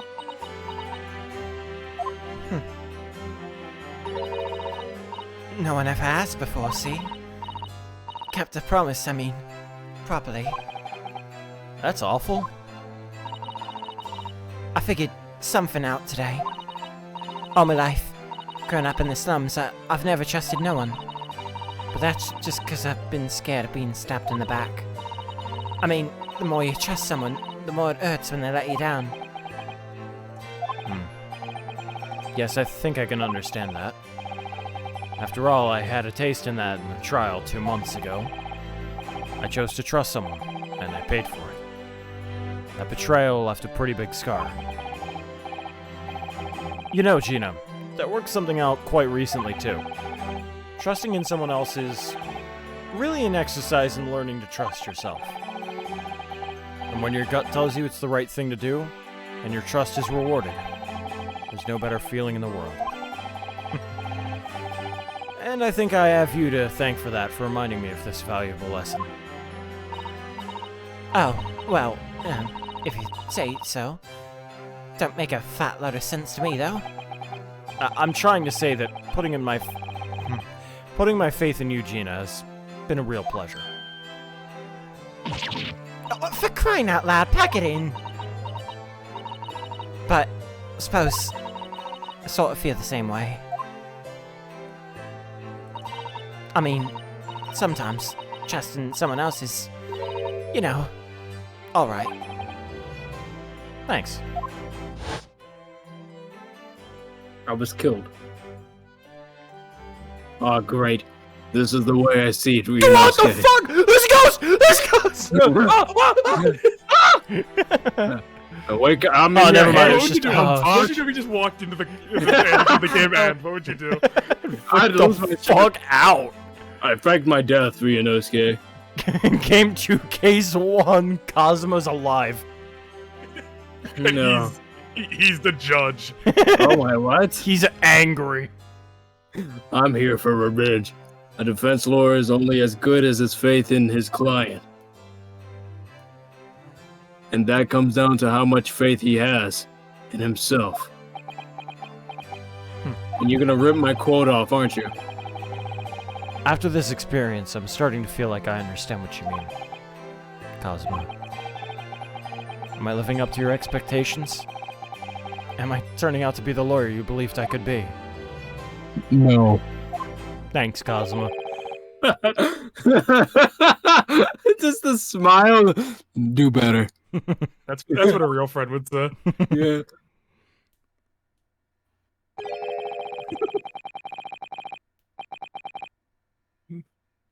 Sherlock? Oh, yeah.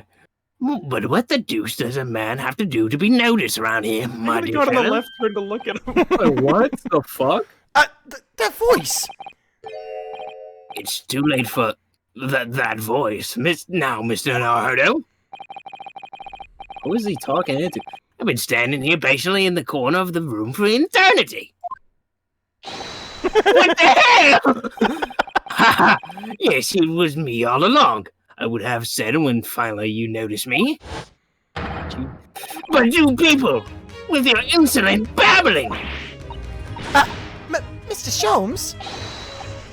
Look at the guard. He's like, what the fuck? He's looking at him. He's like, where did you get that? True. Haha, yes, it was me all along. You see?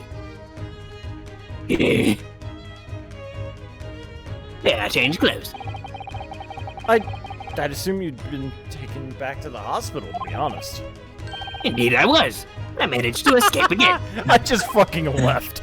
I just a wild animal. Yeah. Oh. I happen to be aware of one or two foibles of doctors who was tending to me. I merely made my knowledge of them known to the man, and he happily issued me with a leave of absence. How very above board.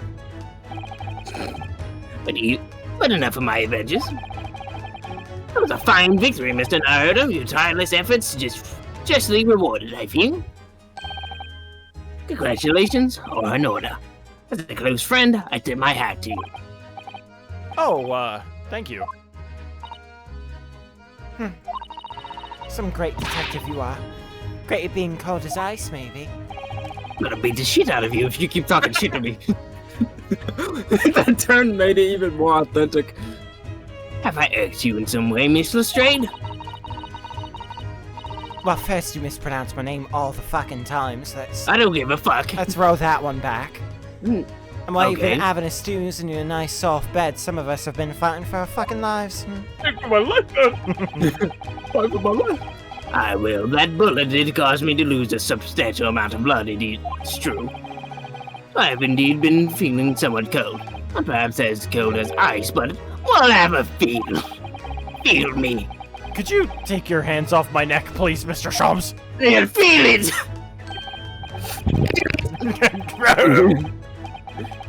And in some way, I suppose, congratulations are in order for you, too, miss. What's that supposed to mean, huh? Why so half-hearted? And why did you not say my fucking name this time? Oh, the text skipped over it, and I didn't feel like giving a shit. Well, naturally, it isn't my intention to alarm you, but... An acquittal in trial with that particular prosecutor is perhaps a little precarious. Yeah. Well done, Mr. Shums. Not alarming in the slightest. Oh, the Reaper, you mean? Because anyone found not guilty in a trial he was working on winds up dead anyways? Is that it? The very point I was trying to make! As exemplified by the fate of Mr. McGilded, in fact. Ah, but of course, I pay no attention to such irrational drivel myself. Just look at, what's his name? Yeah, well, it don't bother me. Oh, really? Of course not. Way I see it, the Reaper's a bit like I'm upstairs. Him upstairs. Jesus. God? Him upstairs? You mean like God? Yeah, him upstairs knows what's what, right? He knows what people are like on the inside. He won't have the wrong in the end go to the sick. What? There's some covers like that bog trotter what were rotten to the core. At the end of the day, him upstairs makes sure they get what they deserve. I suppose that's one way of looking at it. No, I'm upstairs. who's on first? God. The age of Gina starts now. Yeah. She's just levitating. Going Yeah. Means left Nash and went into Gina. Oh my god. Dude, what's a female means left? It's the fucking nasty anime laugh. The Ojisama is that's a good laugh. The Himedare laugh. It's very that's a good laugh.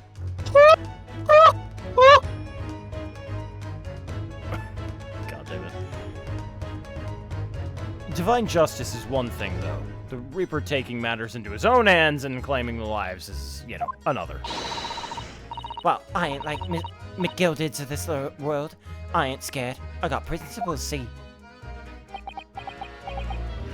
Correct.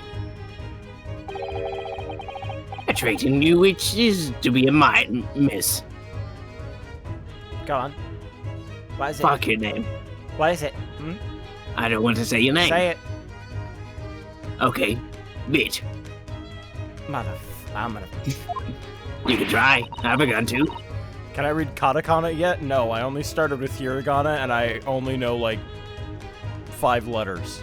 Well, hiragana is the base, I think. Hiragana is the actual Japanese. Yeah. Katakana is the fake Right. Japanese. It's the English one, right? Yeah, katakana is English. It's hiragana, katakana, and what was the other one? Kanji. Yeah. Kanji are Chinese characters, which Yeah. Japan just fucking stole. They were like, we need those. Mine. I mean, to be fair, they did some things. Oh, wait, just give her a rest, alright? As I was saying, congratulations are in order. And news of your acquittal is was very welcoming news to me indeed. Let me express my heartfelt congratulations, Gina. Not all kanji is stolen, just a lot of it. Yeah, well, it's enough. It's enough. To be considered lifted, that's enough. Lifted. You like these moves? Oh, Hurley, how long have you been here? Honestly, I went to the main entrance especially to meet you there. Jesus Christ, woman. Iris, my dear, I do apologize. But wait until I tell you what happened. This pair made utter fools of themselves. What happened? Oh god, what happened? As you know, I have a penchant for disguise. I was hiding in the room dressed as a bailiff. But these don'ts didn't notice my presence at all. They had no idea I've been standing here for days. Can you imagine, Iris? Would you credit it? I'm not sure, really. I beg your pardon? You said what, woman? I'm sorry, Hurley, but you just don't have the weighty presence you seem to think you have. In fact, you really ought to be careful about that. It's going to land you in trouble one day. Nah. I'll be careful. Ouch. Anyway, it's a shame. I was hoping there's no party for you tonight. But you won't be able to come, will you? You'll be in jail. Don't look like I'm gonna be going nowhere for a while. Yeah, the judge's patter. I got a lot of stuff to make amends for. Apparently all of them offences. What was it again? Breaking and entering, taking the bog trotter stuff, what was in the lug, blah blah blah blah. Yeah, I'll find that you... Yeah, I think that you'll find that basically being a pickpocket is the main offense. But diving ain't an offense, it's a job, isn't it? Yeah, I don't think so. Not the coin.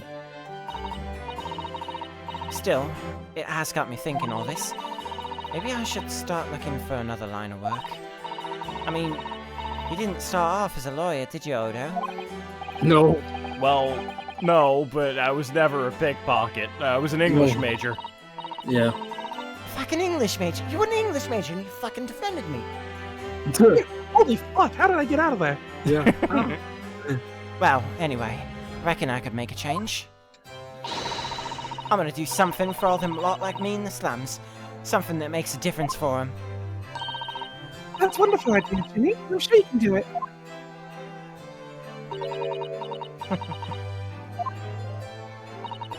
Oh, what is it?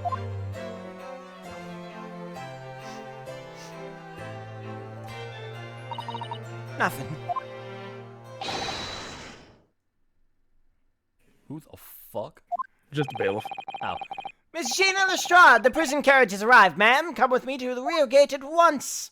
The prison carriage, Jesus. Right, well, looks like I'm off then. Yes. Goodbye, Gina. And good luck. Imagine Oh, God. Odo? Yes? Oh no. Oh my God. No, please. Yeah, hold God, on, no. just stay Jesus right there. Lord. Okay, yeah, I get it. Ah! What was that for? The next assault. I don't know. I mean, I don't know what to say, so... Indeed, I understand. Perhaps the situation calls for a phrase, hitherto what? Hitherto. Hitherto missing from your vocabulary, miss. On occasions such as this, you say, I would recommend a simple thank you. Oh, yes. It's good advice, Ginny. Instead of shooting somebody, yes. right. I see. Well...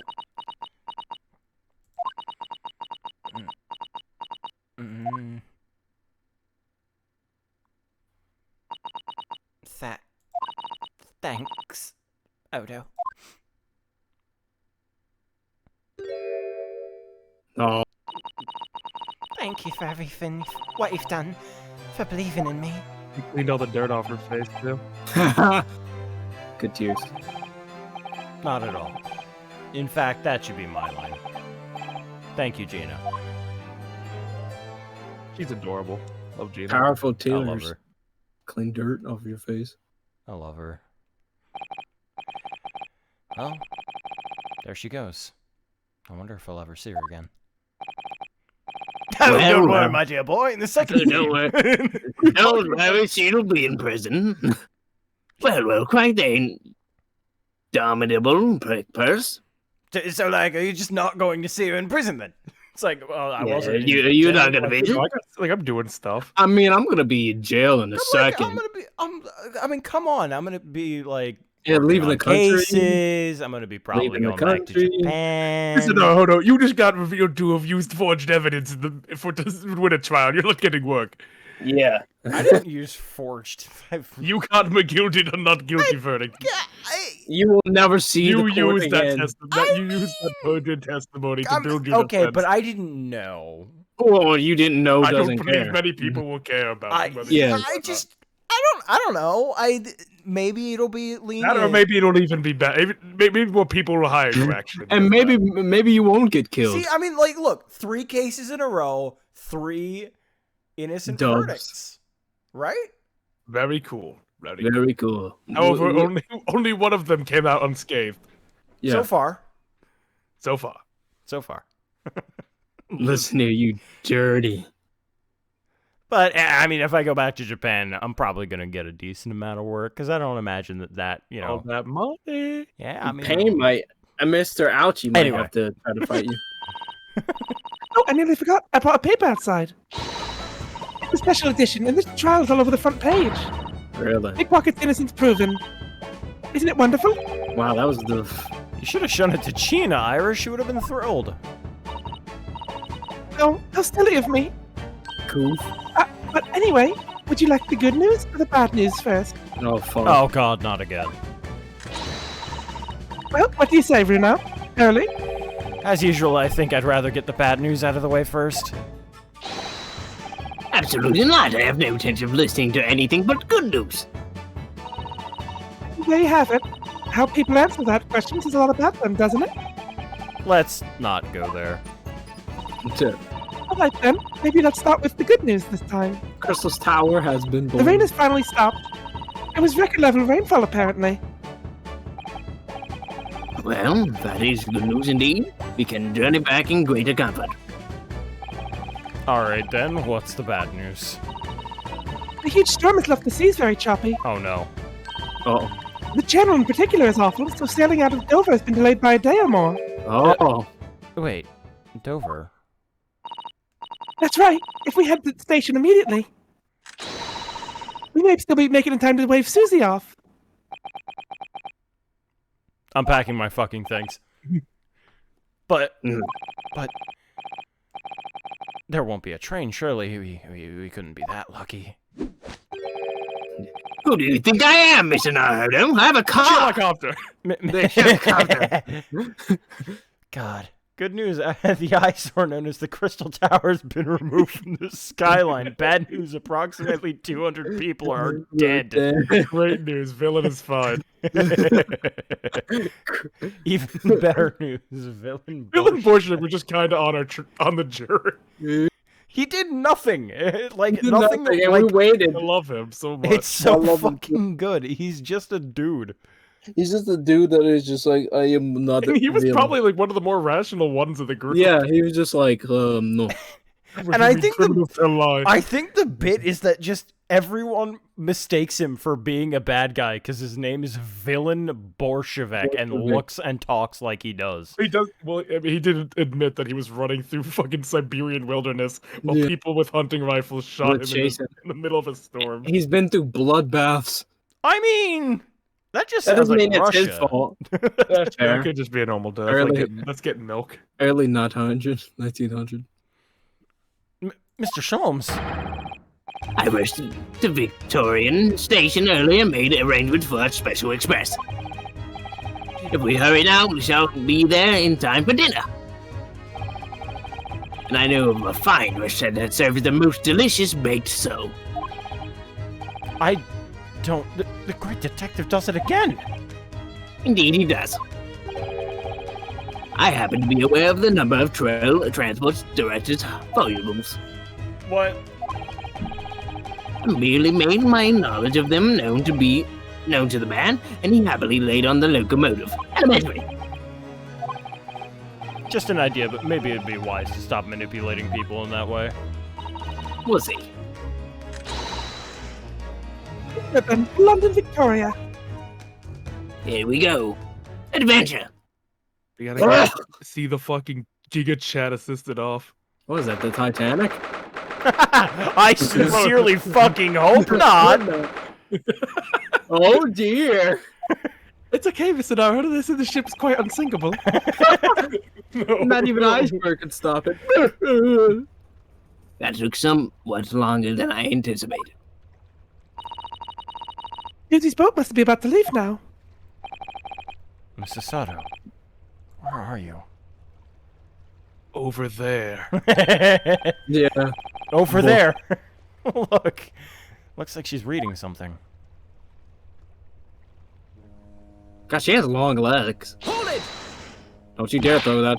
Mrs. Sato, wait! What are you doing? Ah! He throws it at you. Yeah. Mr. Naruto, what are you doing here? We came as soon as we could after the trial. I mean, we heard that sailings were delayed due to the bad weather, so... Oh, I see. Then tell me, how did Gina's trial go? It went well. She was acquitted.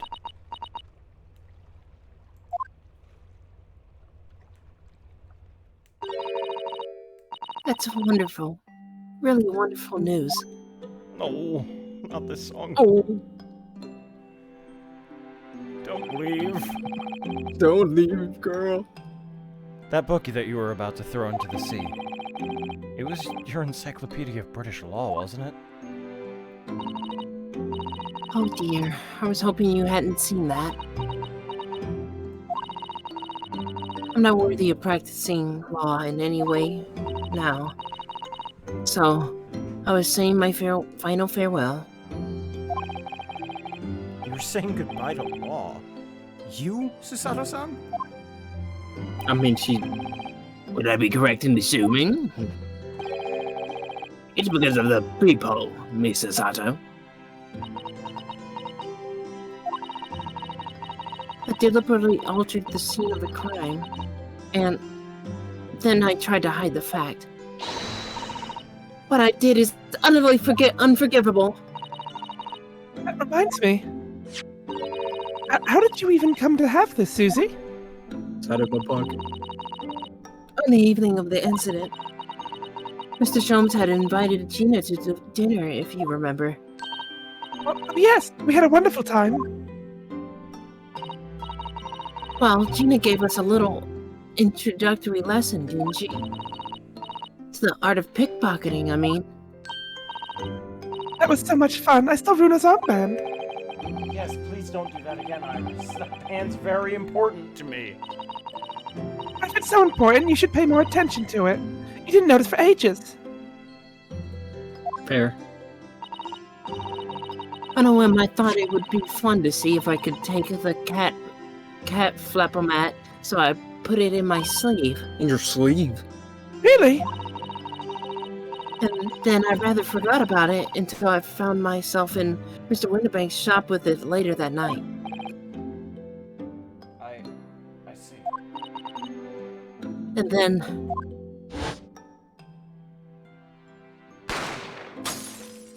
These goofballs. Ah! I love the brothers. Mr. Sholmes! Mr. Sholmes!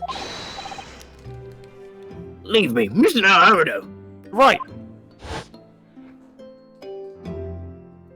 We never saw those two regular civilians again. We'll see him next game, it's fine. Maybe, yeah. But setting up two people for a different game. Like, It's wild. Because I thought it was them. After Mr. Naruto had left the shop, I started to think. A door started to play on my mind. The storeroom door, you mean? Yes, if Gina was anywhere in that shop, I realized it could only be behind the door.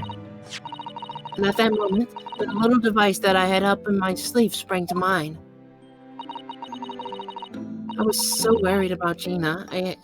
I simply had to know. So you used the cat flap-o-mat to make the peephole in the door. Captured in a photographic print of the shop by one of Hurley's red-handed recorders. Indeed. It was the first importance, that point. Precisely when the peephole was made. That information would prove to be Mr. Naruto's greatest weapon. Though naturally, without proof, it would have amounted to nothing. But when I looked through the hole in the door, the sight that met my eyes made my blood run cold.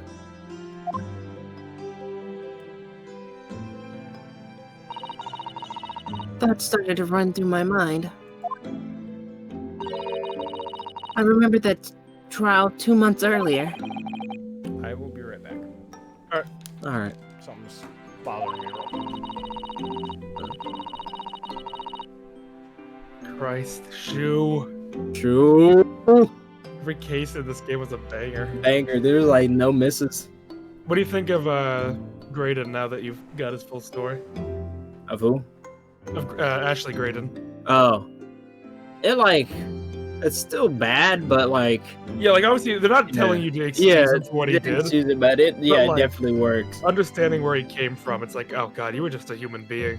Especially, that's for most famous people, I believe. Well, not most, but especially if they made it from the bottom and they get to the tippy top, you never want to leave the top. You never want to go back to where you were. Yeah, it's a reason, not an excuse. That's yeah. Right, but, he's a very believable man, and they handled... I think this is the first Ace Attorney game where a villain's motive was money, and I genuinely felt bad for him. Yeah, because it's like, he couldn't stop getting the money. He didn't want to hurt anyone. Yeah, he couldn't stop getting the money, otherwise he'd think he would fall back into being poor again, and then lose whatever he had. Because the only thing he had was his father. His mother left him, so that's already a problem, because he's like, oh, well, he wanted to hurt McGilded. That was his main... Yeah. And everything that happened in the pawnbroker, and even still with his old friends of Nash and Ringo, he never implicated them. Yeah, because he always was just like, no, I don't know these guys. So it's kind of nice. He could have easily just said they killed him, or he said I shot Herlock or something, but he never implicated them. It's. And also, but Nash and Ringo were very adamant about never knowing that a people is there. Yeah. No, but McGilded is it's the Matt on Guard effect, where I can believe McGilded is someone who existed. Yeah. Of just who is a real life person. A public figure that everyone loves, that is just some That's money, shit. Just fucking loan shark. Yeah. And no one Matt knows. on Guard with a mustache twirling villain, but you could believe that a scumbag Hollywood actor like that could exist. Matt on Guard played like he was dumb when he wasn't. Yeah. McGilded played as the nice uncle. person. Yeah, the friendly uncle who literally paid for parks and stuff like that, but then was like, well, where'd he get this money from? And then he's like, oh, no, look into that. And he didn't even see it as wrong. He's like, well, people ask for money if they don't pay it back. That's their problem. Yeah, it's their issue. Yeah. When he knows he does it at an extraordinary price. And he realized how easily he can manipulate the situation that he just straight up... He killed Mason. He just murdered Mason and said, I can get away with this. That's fine. He's like, don't worry about it. I have money. I'm not paying you 1,000 guineas. You can. And remember, when you first meet him, he offers to pay you 1,000 guineas because that's what he had on him. Yeah, because he took it from him. No, because he had it. He had it for the deal. It's fucking the fucking thing of that is insane. If anything, he was trying to pay you the 1,000 guineas to just get that money off of him. Yeah, that's even worse. Because that would look like he could implement you into it. He probably just wanted to, just split with the money so it didn't look suspicious. Right. And then imagine if they found that out on freaking Ryunosuke. Yeah. That would have been way worse. So, as it turns out, I am bleeding. Yay! The heck happened? Basically, my toenail got caught on the carpet, and then it ripped. And it ripped the toenail right off. Oh my god. So I was like, oh, something's bothering me. As it turned out, my toenail was just split right down the center. What fucking fish hook carpet do you have? What the No hell, fucking dude? idea. So after we finish this up, I'm gonna be bandaging. Yeah, let me reverse. I thought about how he had manipulated the evidence and arranged false testimony to secure his freedom. It made the British justice system feel very dark and sinister to me. And then, a terrible thought occurred to me. What if some wicked criminal was planning to do the same thing now? Because from the appearance of the crime scene, it looked exactly as though Gina had shot Mr. Windibank. Even though I was sure she would never have done such a thing. You were worried that the true culprit would try to frame her for the crime. That's right. But then I realized it would be very difficult for anyone to give false testimony in this case. What do you mean? Well, the crime appeared to have happened behind the door of the locked room. For someone to claim falsely to have witnessed it, there would have been a way to see beyond the door. For which a people would be the very thing. Only the people I had made wasn't actually there until after the crime had been committed, of course. And the criminal wouldn't know that, so it wouldn't make any difference. But the possibility of a rather ingenious trap was there, was it not? A trap? Is that why she did it? Oh, is that why you kept it a secret, Susie? You never mentioned that you made the peephole to anyone, not even to the police. No, I knew at the time that what I was doing was wrong, a criminal offense even. That's when I decided to confide in Mr. Sholmes. If Mr. Naruto was completely backed into a corner, with no other possible means of escape. The truth about the people could save him. That was my plan. She really does think of everything. But then, why didn't you just tell me everything before the trial began? My dear fellow, you're not thinking straight. If she had done that, it would have rendered you complicit in the whole escapade. Not me. You could have been disbarred if you had been seen to have knowingly tampered with the crime scene. Not like I've been barred. Whatever. Vortex said so I'm just taking it. We're riding with that. Yeah. So Mrs. Sato decided to shoulder the burden of responsibility alone. For your sake, and Miss Lestrade. Hey, you got it right. She'd be happy. Yeah, that's why I said it when she wasn't around. I know her name. Oh yeah, I've been fucking with her this entire time. I've been gaslighting her. honestly, whenever I look at it, I'm like, oh, I read it as that. Then I just remembered how you said it, and I was just like, oh yeah, that's how you say it. That's right. Mrs. Sato. The truth is, when it happened, I did it because I'd lost a little of my faith in the law. Oh. Yeah. That's fair. Mm-hmm. Yeah. I was worried that the right person wouldn't be convicted of the crime. But the moment I allowed myself to think that is the moment I lost my right to call myself a judicial assistant.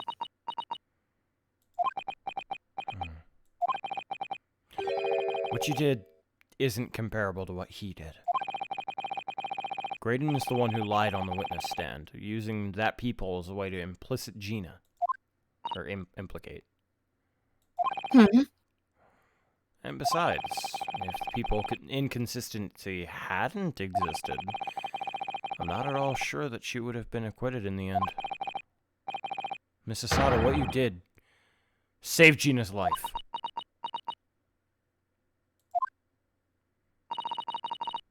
Well, with your kind words, Mr. Naruto, you've saved me, too, from my regrets.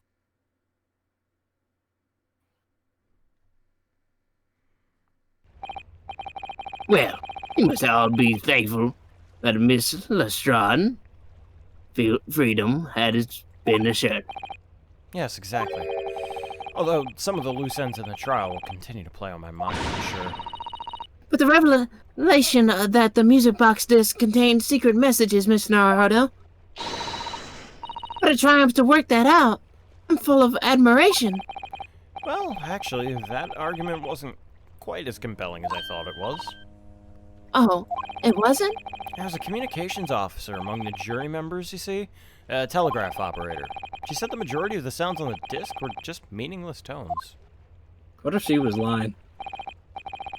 As one would expect, after all, we are talking about secret government communication. Or that they were written in cipher to avoid being readily understood should they have been intercepted. In cipher. I see. So then we could never know... we could never have hoped to understand the message in any way. I don't know. Nonsense, my dear fellow. It's quite a zero-pipe problem, I assure you.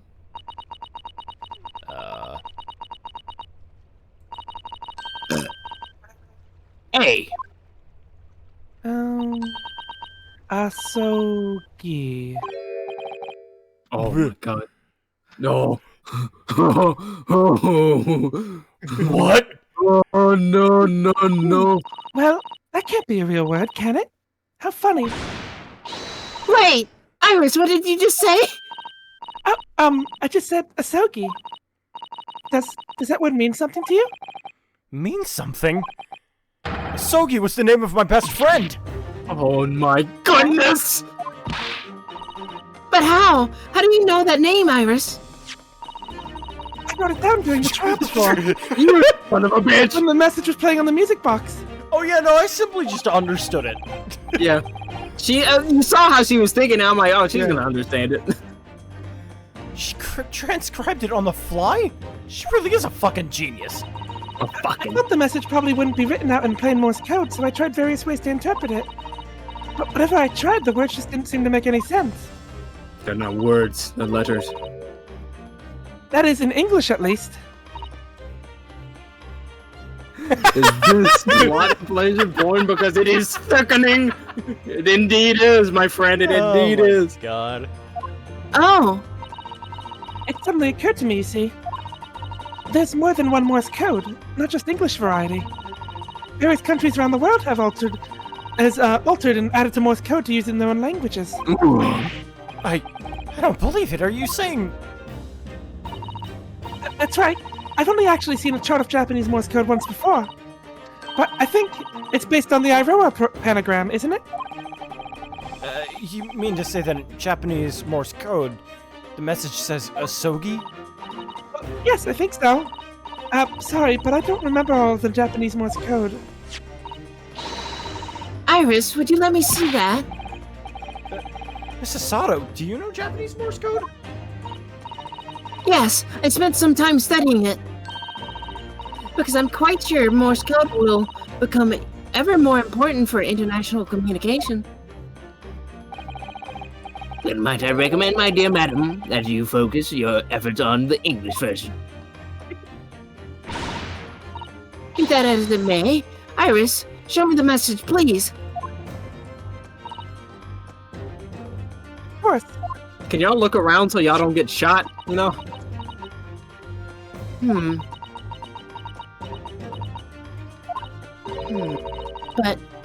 But what can this possibly mean?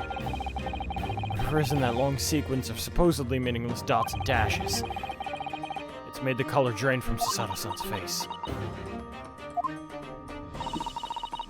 There's no doubt that this message is written in Japanese Morse code. So the British Empire has been using Japanese for its secret communications? I don't understand the reason why, but the message appears to be a list of 4 people's names. 4 people. The first is Kei Asogi. Kazuma Asogi. Why was his name on that disc? The second is A. Shin. Shin? I don't recognize that name. The third is T. Guregu-san. Gregson? It would seem Tobias Gregson is the third man on the list. What is his name doing among secret government communications as well? Oh my goodness. And the last name? Vortex. R. Naruhodo. Yeah. It's just so strange. So unexpected. What is it, Susie? Don't keep us in suspense. Hope it's not Wilson. It's actually going to be her name, right? Yeah, yeah. The last name is J. Wilson.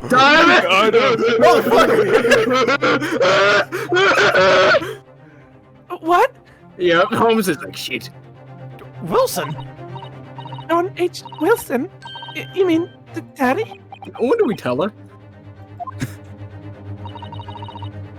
It says only J. Wilson, so I'm afraid I can't be so sure. Then after the 4 names, it reads, if I translate from Japanese, that is all 4. And that's the end of the message. Or rather, the end of what you noted down, Iris. That is all 4. The Fantastic Four? I just can't believe it. Whoever would have thought? Yeah, how come Gregson was good at Gusson, Gregson. but Wilson was an Uri? So... They made an exception. He was that cool. Yeah. I'm gonna kill him. the I'm gonna alphabet. kill Gregson in prison. I mean, she may have just, like, recognized it. I don't know. Fair. Yeah. That those discs contain Japanese Morse code. Not to mention a strange list of some rather disturbingly familiar names. It would appear that this particular message is very down.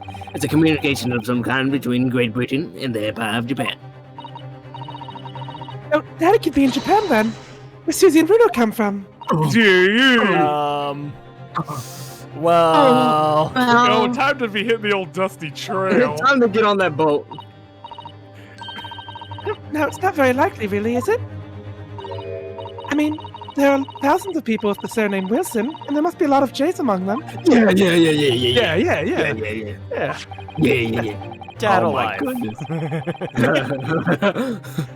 Professor John H. Wilson, visiting professor of medicine in the Imperial Yume University. But we can't tell Iris about that now. We just can't. Yeah, please. To be fair, So- that's not their place. So, looking at this now, 2 of the people are dead from that group, and one's in jail, and another one we don't even know. Who is this Asian? Asian. I was like, you motherfucking. Why they name him that? Asian. So G'day. Assholes. So strange. Somehow involving the case of Mr. Windibank's murder today. I feel like I've rolled back a boulder at the mouth of a very dark cave. It was just a robbery murder. Dude. Government secrets. I do wonder if perhaps it's a dark cave that we shouldn't go wandering inside. But I want to know.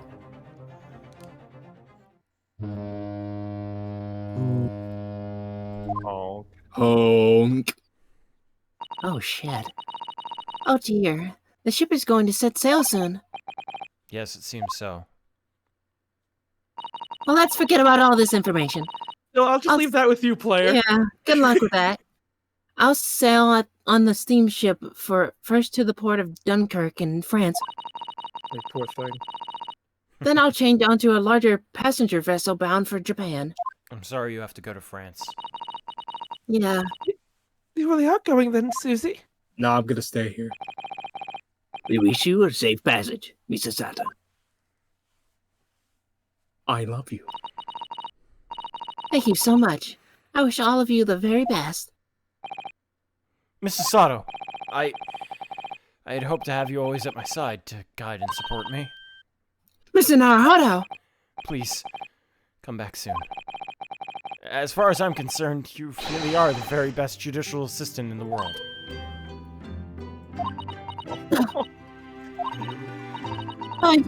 I'm quite sure. I'll be back before you know it. Really, Susie? No. Oh, now don't forget, Iris. I made a promise you. I made you. It's emotional. It's okay. Okay. You can't even speak. Oh, now don't forget, Iris. I made you a promise I've yet to fulfill. A promise? About your manuscript. Oh. Oh yes, the Hound of the Baskervilles. Well, I'll be waiting for you then, Susie. A promise is a promise. Definitely, Iris. I-U-M mid pro M. I don't know, man. Sometimes it's like I'm looking at the words and my brain's just like numb. It's weird. Yeah, it happens. Mr. Naruhodo, Yes.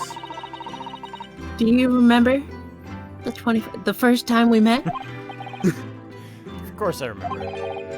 On the SS Buria when I was dragged out from the wardrobe, still half asleep.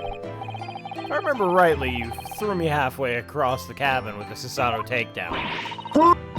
You know very well that I'm talking about after that. Ass.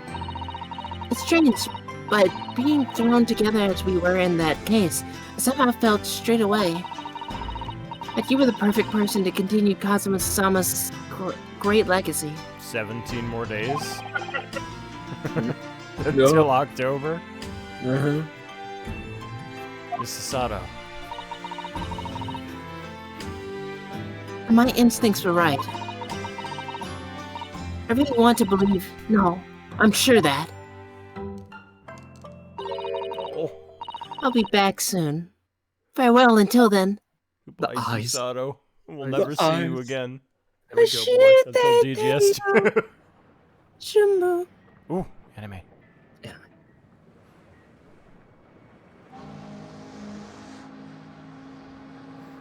Somehow we seem to have come to the end of the adventures of Ryunosuke Naruhodo. Or the first volume, at least. Wagai. Yeah. Looking back now, it feels as though fate has led still me the on 21st. this journey.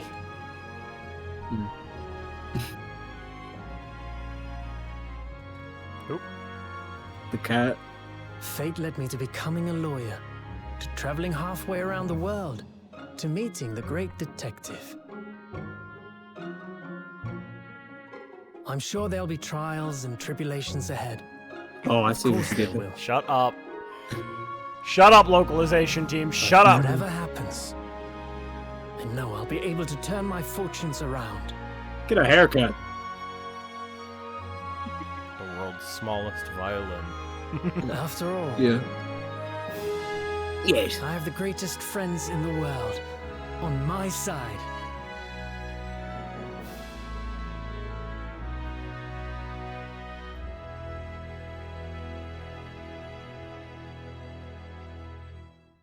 But that was a promise I couldn't keep. You see the ship explode. Jesus Christ. Dude, if that's how the first game starts, I'd lose my fucking mind. I'd fucking have to talk to Shu. I'm like, listen, I love your work. I just want to talk to him. I just want to talk to him. I just want to talk to him. I just want to talk to him. Just want to talk to him. I just want to shoot him. Ah, yes, Mr. Naruto. Yes, Mr. Sholmes. Can we go home? I have some rather awkward news. The railway company has decided to sue over the special express train abandoned. Huh? It caused such a commotion on the line. All the other trains had to wait at the station. But really, it would never have made it to Dover in time otherwise. Anyway, I explained everything and how it was all your fault. Huh? Huh? I believe a formal complaint should be delivered to your office tomorrow. But not to worry, my dear fellow. According to Mrs. Sato, You love defending yourself in court. What the fuck? It's alright, I'm perfectly happy to testify. He really didn't look like the sort of man who'd do something so outrageous. See? Oh, see? See? Mr. Sholmes? Yes? A word, if you don't mind. Why, certainly. Any word you like. Bellow it out, my dear fellow. Oh yes, I love Runo's words, and I know just which one he'll use here. Let me smoke my crack. Then really, I must say, OBJECTION! A ring on the I finger. swear to God it wasn't me. It was Starlock the entire time. Yeah. Shoo! The man! The man! Talk to me, Shu! He was talking to us. He was talking sweet nothings. Just sweet nothings.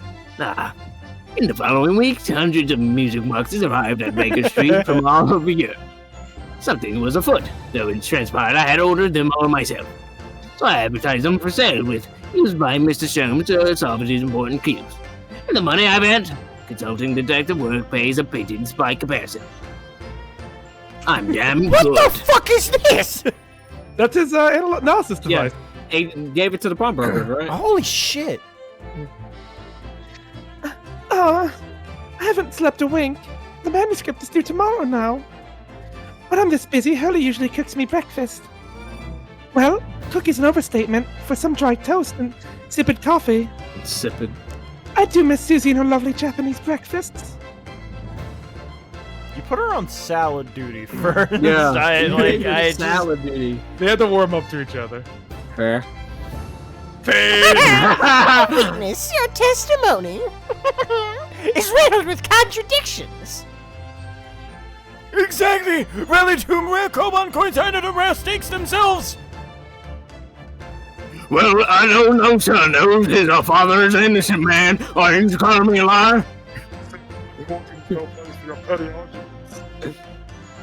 I didn't even know what it was starting. We've come so far. Yeah, we have. Oh, man. Dude. Having delivered the Russian dancer to shore in Shanghai, I laid low on the steamship for a while. But last night, I apprehended an extremely suspicious Japanese national on board. I've done nothing wrong! All I did was give one guy's offspring a refuge in my pocket! A man brings some kittens aboard and suddenly he's on and criminal! It's not fair! And also Hasanagi's existence is still scary. Why does he bleed? Yo, why does he bleed? We need to find out, or else We'll never know. Bad. Oh my god. Scientific investigation will be the gold standard for the policing in the new age. I dream of a world governed by tenets of order and discipline. Oh no, the birds didn't fly. Like a great clock, in fact, whose hundreds of parts mesh together in perfect unison. Now, if you'll excuse me, I have but 2 minutes and 37 seconds until my next appointment.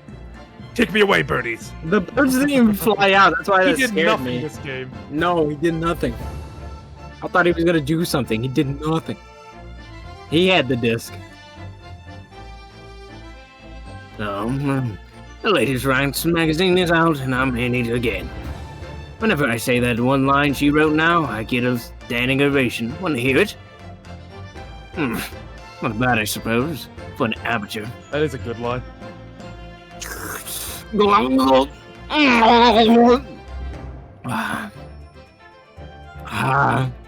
Her ladyship puts me to shame. What secrets are you hiding, Gregson? And clearly something. I thought he would be in jail. But then again, they do need He him. kind of should have been, but... Yeah, but they need I mean, you him. gotta consider what he's working for the government, so. Yeah, the government will get him out. Been visiting the old girl on a daily basis, of course. Joni, my old jailbird. Must say, battling with those bally stairs every day has done wonders for the Dicky Peg. Managing rather well housework, too. Got this maid business taped up, I'd say. Hope the gossiping neighbors don't realize that the man of the house is his own maid. Jesus. Put on the maid outfit, Garrett him. Yeah. Look at him looking at you like, no. My Rolly's back on the beat again. All thanks to the Reaper. There's nothing I enjoy more these days than hunting out small change in the gutter. I'm a better Bobby now, looking out for the Londoners, their droppings, happenings into my lovely wife. Oh, Pat. Rolly. I'm tired, Pat. I'm tired. Let me They're sleep. adorable. They are. He lied, but it was like honorable. Not honorable, but you know what I mean. In jail. I'm still in fucking jail. Looks I'm gonna be doing time for a bit now. But I always comes every day for a natter, so I ain't too booing. It ain't too booing. So what's going on about them cases what Sholmes is looking into? Criminal investigations are kind of interesting when you get into them. She's gonna be a detective next game. Inspector Lestrade. I mean, she was like Inspector in one of the in the Sholmes novels, right? Yeah, she was like Inspector. There's Jabroni.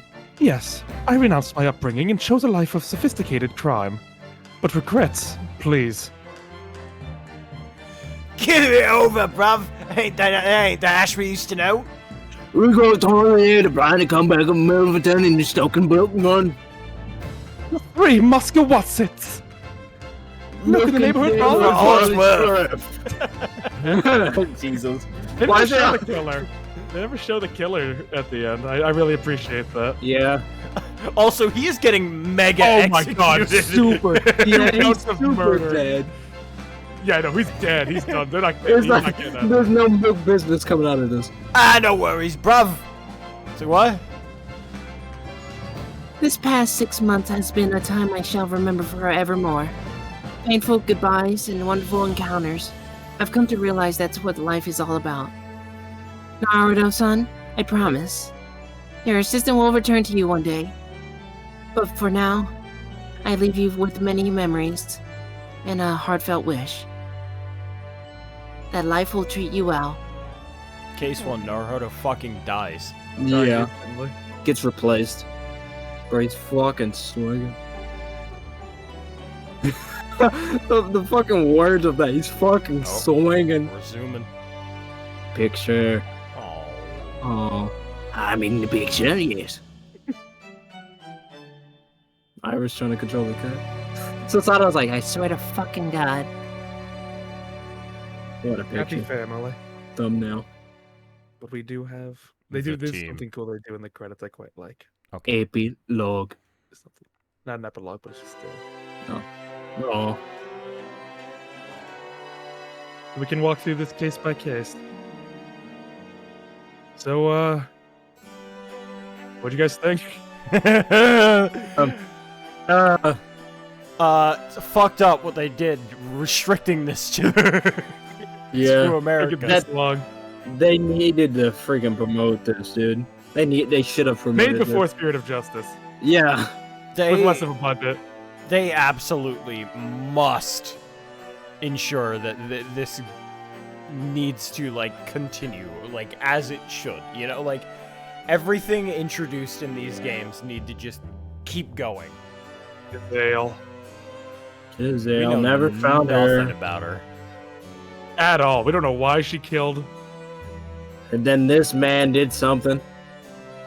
Did something. Look, he's wrong. like stanced up already. Look at him. Yeah, he's like, you thought you were gonna get this. It's not stanced up to Yes, the what bottom. do you guys think of Case 1, though? If you, any, what's the most prominent memory you have of Case 1? It was long. Cosmo. Prominent. I don't know. Probably the knife in the shoe bit. That was just hilarious to me. Mm-hmm. Case 2. What's the most prominent part of Case 2 for you? Case 2. Actually, kind of what's in the background now with the snake around him. I just Gelb like freaking out. Also, just, putting it in Sholmes. yeah. Sholmes and finding out that it was just an accident. The first. Oh no. No. Cosmo. See ya. Kazuma. See ya. Cosmo. That's Bye. fucked up. The first. Oh no! And now we've seen Queen for the first time. The first correcting Sholmes again. Yeah. The Yeah. deduction. Deduction. deduction. Great deduction. Yeah, the first great deduction. That'll always be a big one. Now come with me, and you'll see. Never mind. Stop me. And the adventure continues. And like those first two cases, like, this is pretty good. Yeah. And then, oh my god! oh my god, Shu, what is wrong with you? What have you done? Have you? I forgot to ask the other times. Have you highlighted the cases? I've Or are you gonna do highlighted that? some of them. Now that we've finished the first game, it's going to be highlighted. All right. Heart Vortex. He's a great Heart character. I Vortex. really like. I'm gonna like plug with you in a minute. I'm gonna lose my plug with you in a He's minute. shorter than I thought he was. Case 3 in general is just Oh memorable. yeah. Look at McGilded. Look at McGilded. He's It's a taller queer than thing. tis a queer. He's looking at you right now. He's like, he laughed because he said tis a queer thing. He's the same size. She's taller than him. Yeah, he's a small guy. Yeah. Irish. Oh, there's Irish. Francisca and Hugh. No, he is. I'm smoking my crack. Hey, who are you? What do you remember most of Case 4? So Seki being a fucking amazing character. Seki was Yeah. pretty good. Fucking fried fish, deep throat. Oh yeah. Deep throat introduction. The Seseki.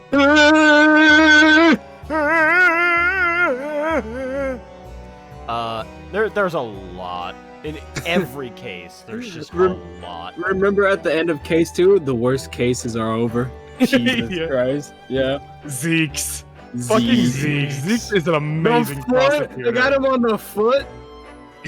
Zeke's is like the only reason Edgeworth is above him is just because Edgeworth's been there the longest. Yeah. But Zeke's is such a good character. I definitely love him like as top- prosecutor.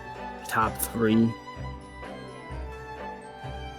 No, Look at the shorts on that dude. You got them booty shorts on. At least he found someone Aw, shorter than Gina. McGilded.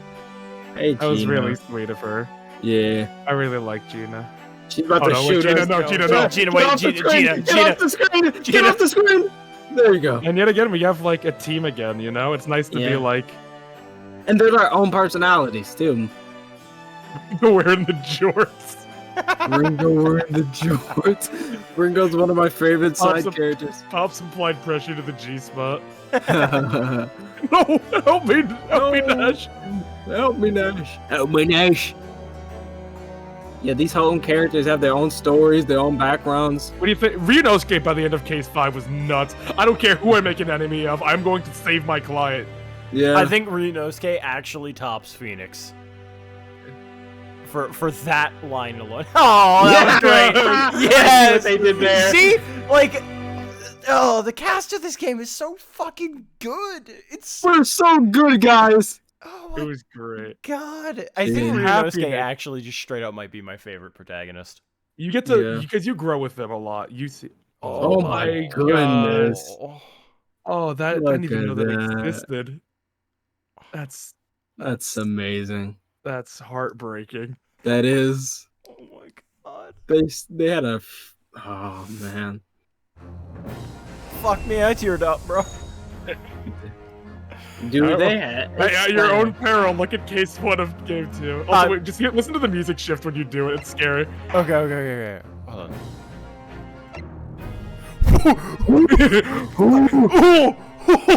Hold on, I gotta hear that again.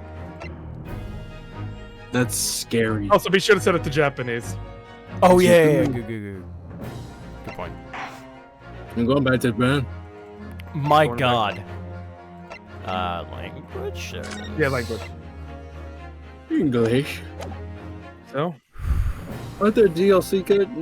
Yeah, there's little side story stuff, but I know you want to see the. Yeah, First- we'll get into special contents later. Like, Yeah. they got the Taylor. Taylor, yeah. Auditorium. Oh yeah, you have outfits for this. Yeah. Iris is homemade Iris. suit. Or okay, never mind. Oh, come on, man. Ah, hell He yeah. got a little It's mouse so on his shoulder. Drippy, dude. I love it. Look, Oh you see a fuck. little mouse on his shoulder? I can't like Yeah, I zoom see in, it. unfortunately. Like, it makes me sad. But yeah, I know. I do see it. He stole a villain's mouse. Yeah. Iris' homemade dress. Oh wow. That's really cute. Yeah, that is really That's nice. cute. I like that one. And then Sholmes is Gintama. Here Oh we my go. God. it so much. Damn, dude. His outfit is fantastic.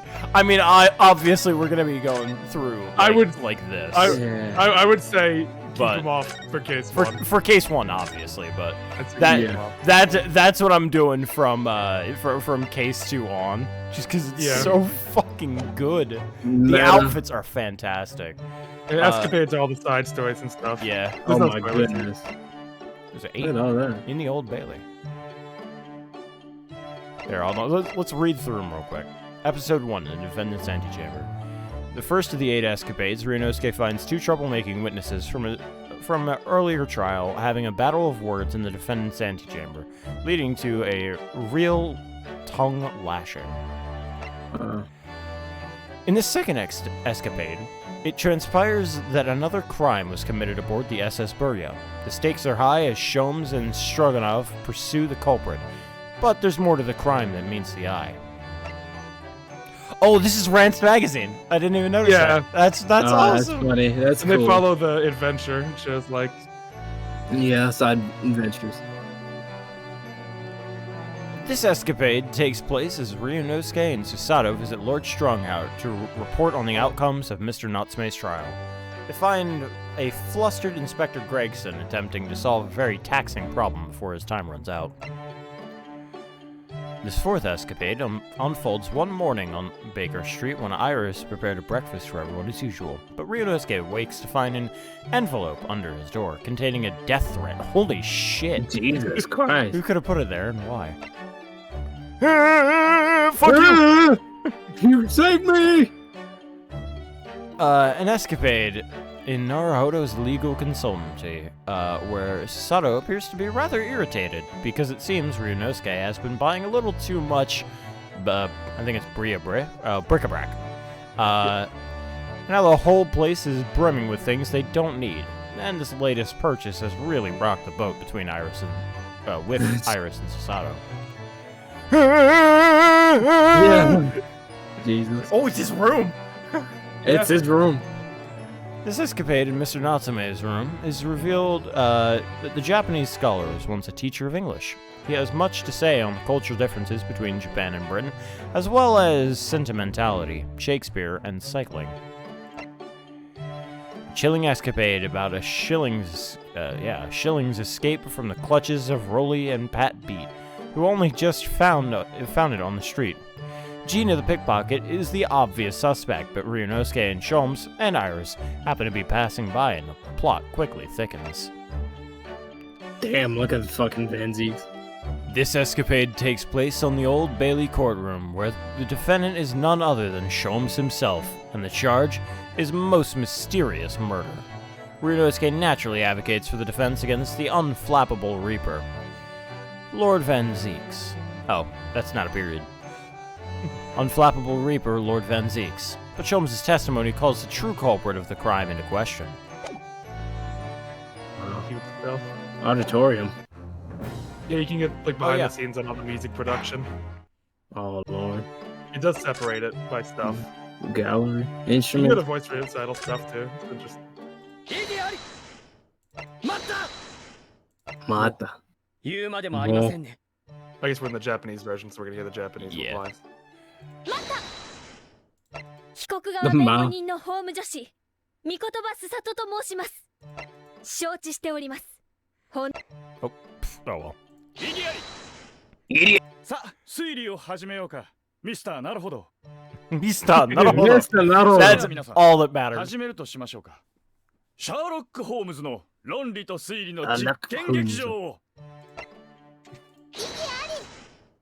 Oh, the child. Cute. 私、アイリス・ワトソンです。どうぞお見知りおきを。さあ、お茶が入ったよ。焼きたて I の was about to say, if you play all the irises. No, I'm just going through 3 for everybody.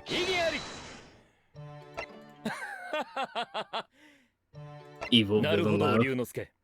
俺は、な貴様るほどという男を信じている。弁護士としても、友人としてもな。 Dark Cosmo. In here we go, here we Japanese. go, here we go. Oh my. そうでなければならない。 That's. Oh, I do think this is an outrage one. I want to hear that. We'll go through all of Venzi. 気候のこと、 Yeah. ボルテックス卿より聞いたが、 Sexually driven 2日前 man. にこのロンドンに着いたばかりの素人同然の留学生だとか。 Christ. 馬鹿げている。このような評決認められぬ。 His English for that one is fucking really good. 法を知らぬというのもここまで来ると悲しいものだな。シャーロック・ホームズか。シャーロック・ホームズ。聞いたことはある。大衆娯楽小説の主人公、神のごとき名探偵だとか。 Yeah, they said Sherlock Holmes in Japanese. 日本人という生き物は。 Okay, hold on. I want to go to the English just to hear that, and then we're gonna swap back to Japanese and start it. Because I have to say, yeah, I won't be back on Tuesday. It's okay. Yeah, it's not like we're running on an 8-hour stream. We did kind of just go for 8 hours today, huh? Like, you were like, man, it's like 11, man. I'm getting tired, man. Then it's like, just went for 8 hours. It was good. It was good. I want more. Actually, hold on. We could. Objection. I'll just do the. Objection. Maybe not that one for him. Hold it. Objection. Objection. This is probably our longest stream. Objection. I don't know. It was close to 8 hours on the other one. Objection. Oh, No, I don't think we went 8 hours with. Really? Sorry, let this play. Hold on. Objection. My lord, with all due respect, this is an outrage. The prosecution refuses to accept this decision. That's really good. Really good. But no, like I don't think Trials is final case. We went 8 hours. Trials was 8 hours. Exactly. 8 hours. Well, we're running that. Be sure to set it to Japanese. I know there was other streams that we were doing that had the cases involved that we were running it to like 4 a.m. That's selective adventure. God. So wait, before we start, I just want to say, yeah, this game had less of a budget than the first game, so there are no animated cutscenes. I will say that now. Oh, that's unfortunate. So they had to get a bit more creative with what to do instead of a animated cutscene. Okay. Okay. So, and you will see what that is. All right, here we go. All right, let's go.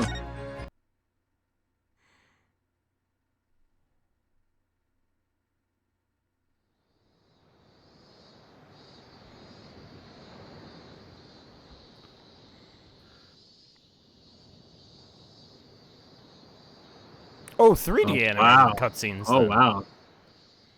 こうして目の覚めるような澄み渡った青空の下に立つと、ロンドンでのあの日々がまるで嘘のようでございます。懐かしい異国の大帝都。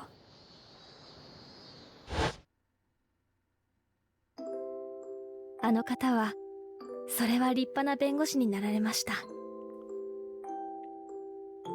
今もきっとかの地の法廷で勇敢に戦っていると存じます。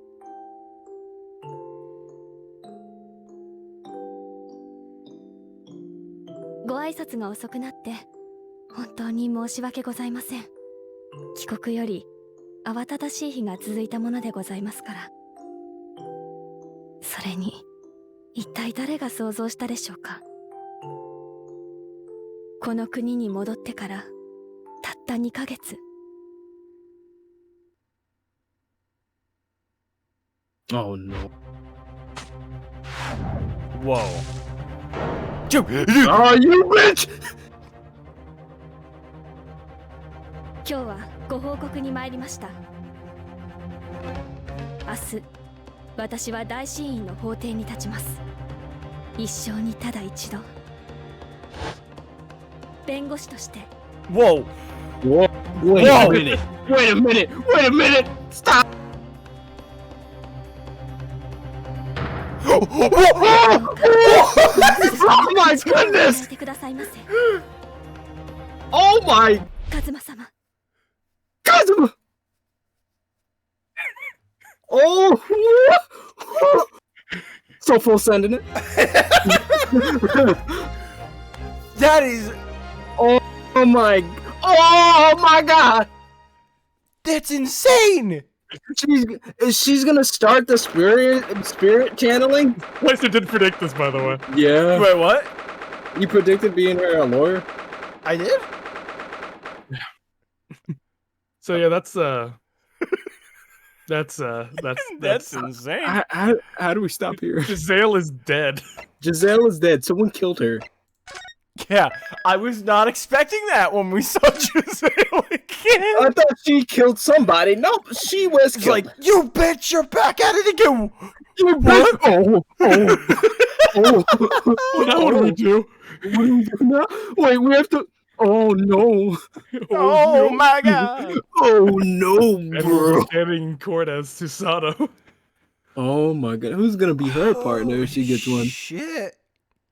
She has to be the one that does the spirit channeling, or something to that effect. If she's asking for Kazuma's help, I know it's like spiritually, but you know, Giselle is dead and Susato is the defending attorney. It's fucked up.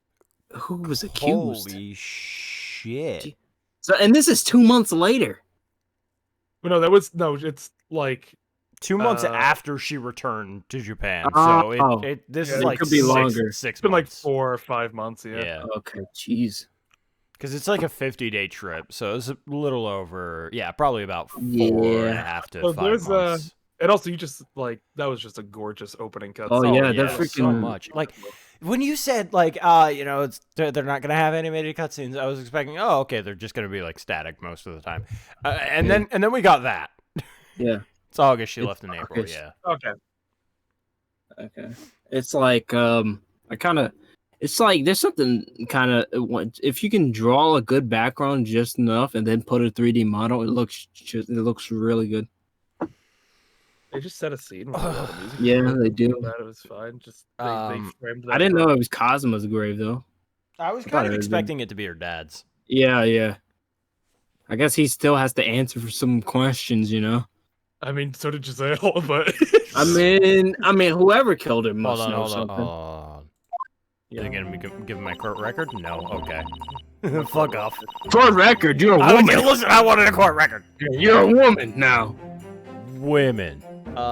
Women. So Tuesday, huh? Yeah. Holy Tuesday. shit. So what's the final ranking of where DGS1 is on the Ace Attorney tier list? Oh my goodness. Up there. It's definitely up there. Up there. Does it beat Investigations too? No. I can say that pretty hard and fast. No. I really need to Is look it up. second though? I feel like it should be like top. Wait, I think don't it's like remember all of tied them, with so- the trials. That's fair. And 'Cause- that's like again, that's just the foundation of what. I'm was so all nervous, foundation. man. DGS2 is probably gonna be like blowing that shit out of the It's about water. to, oh, you thought there was good shit for the first one. Oh, No. you thought the first game was good. Again, I've like I said, I'm keeping all my opinions on it to my chest. I'm letting you guys experience that completely blind, however you would like, and make your own opinions. I'm not telling you anything about how I feel about the game. Because You're you're just still gonna are hear you us done have with it some already? like rank ass opinions. Yeah, Like, just doo doo, and they're like, what? No, but, like, God, I love that final trial in the first game because the amount of times, like, okay, remember. Remember. Especially, it's not even the evidence. It's like you gotta remember Yeah, what happened in the scene. remember what the animations were. That is like Fucking- That's why I had like I had an epiphany. I almost ripped my head off. I was like, Fucking oh came my to joy. god. And then the final like thing, you need to blackmail Gregson. Yeah. And that's such like a. Are you gonna admit it then? It's like Yeah. what? What do you mean? It's like okay, well, if you don't want to admit that you are allowing this guy to get away with this crime, I'm just gonna leak these to the public. How does that? Please no, please no. Stop. And the thing is, like, what Gregson did was awful, but I can't blame him completely. He had to do his job. He didn't Right. have a choice about what he Yeah. was doing with it. Yeah.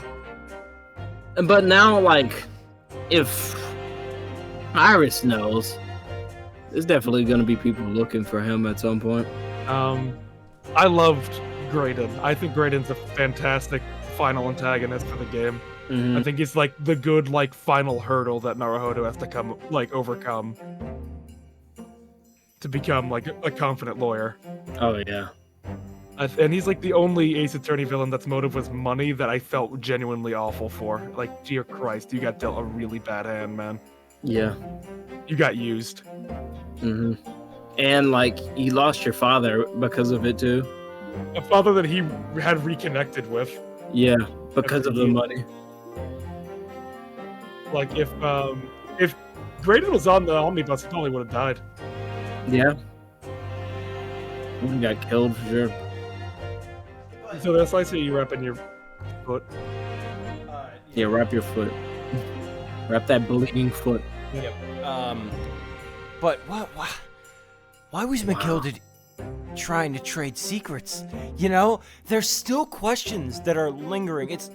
That game didn't wrap up in a nice little bow like every other game in the series, I mean, for the most part.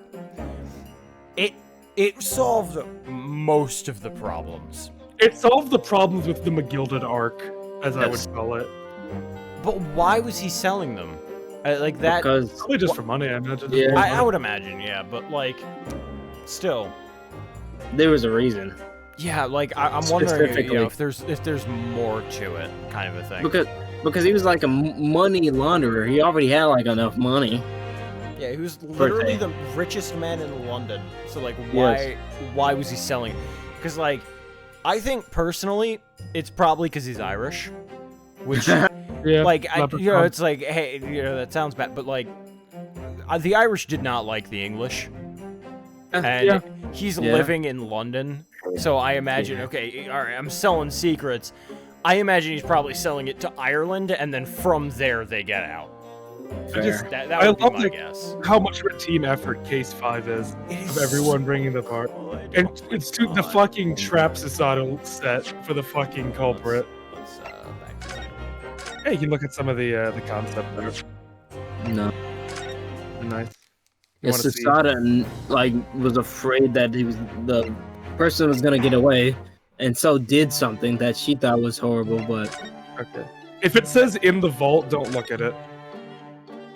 Everything else is fine. What do you mean? It'll be like the top. If the top bar says in the vault, then don't look at it. Oh, okay.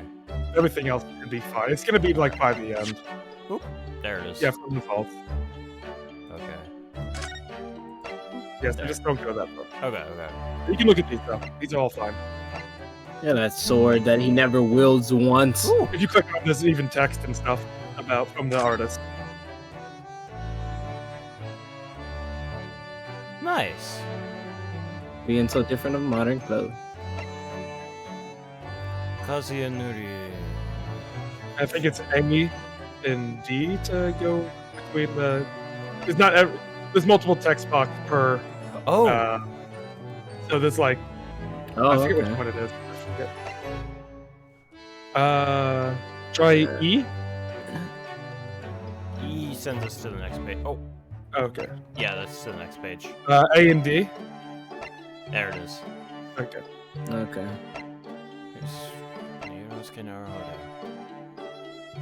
Mage Japan. King's right. Started off with a Stoic University student in the period, but I didn't want to be too generic, so I altered the cut of the back and the sleeves, and added some details to the Japan world of the Great Ace Attorney. The buttons on the back accentuate and draw the jacket to create a smart, svelte lines. Nice. Svelte. I'm happy with that. I remember what it was. Sword drawn because, well, I wanted to see what it would look like. I love concept art so much. Concept art is. There's some, look at this. Some older concept art too. He looks so young in this one. Yeah. What is that in the Yeah. back? I think it was because this one, like, they were considering giving him like a top knot. Sketches from the very first proposals. No scenarios have been written at the time, so I had Runosuke younger than he ended up, and his hairstyle was based more heavily on his descendants rather than something faithful to the period. Male hairstyles during the period of Meiji Japan were nowhere near as diverse as they are today. They were either cropped, short, side-parted, or swept back. I remember drawing these sketches as a way to distract myself when I was stuck on the hairstyle. Turns out they became useful for explaining how the game works in proposal documents. You missed one of the text boxes back there. Oh, did I? Left. There it is. There's the various options to create something that was realistic and faithful to the period and to Ryunosuke's personality while still being suggestive to his descendants' manga-style hair.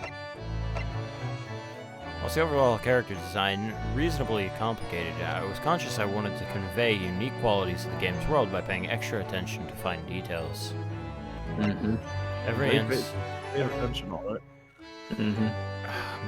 Every accessory adornment personal significance to the character, which is an idea I hope players will use their imaginations to explore.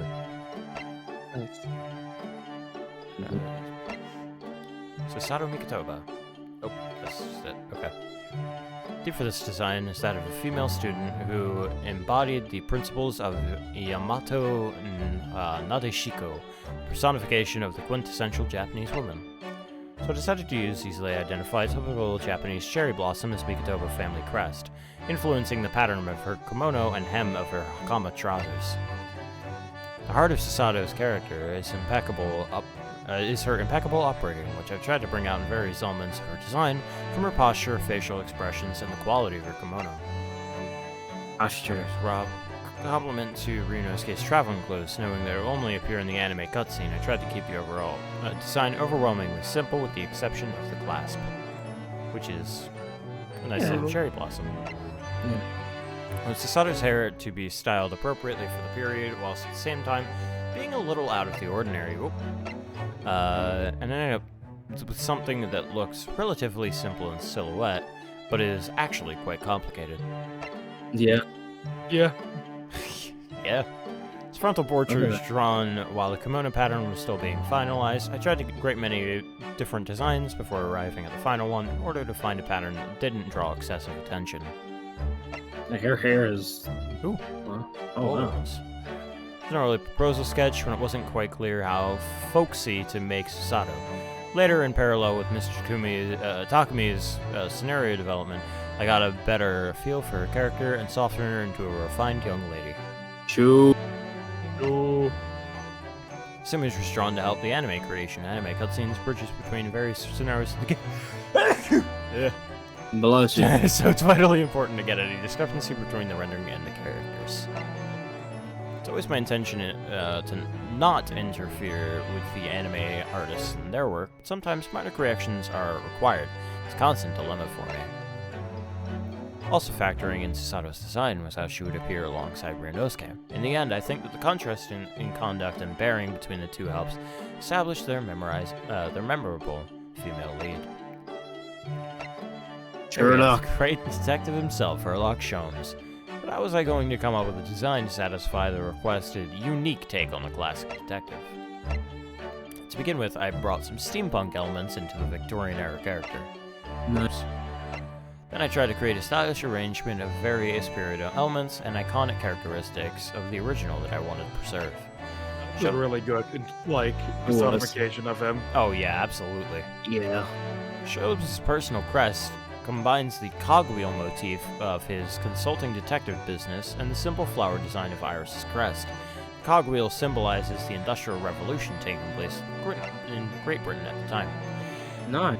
There are also overtones of the relationship between Sholmes' Iris and the motif, with Iris, the flower, being at the center, protected by Sholmes' the cogwheel around the outside. I guess that makes sense, especially for the last one where he was like, no, you can't. Yeah, you can't. Yeah, no.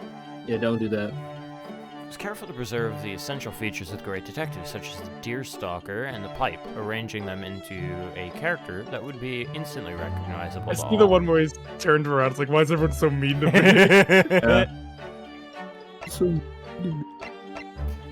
Sholmes' equipment is an exception to the rule that consists of technology belonging to a much more modern era than the game's settings. It takes fantasy elements from the world of Gradius Attorney. The gun Sholmes uses makes use of his inventions in a percussion revolver that could actually be employed as a regular firearm. Oh, shit, really? That's interesting. What the fuck? So you think I just shoot chemicals? Shit.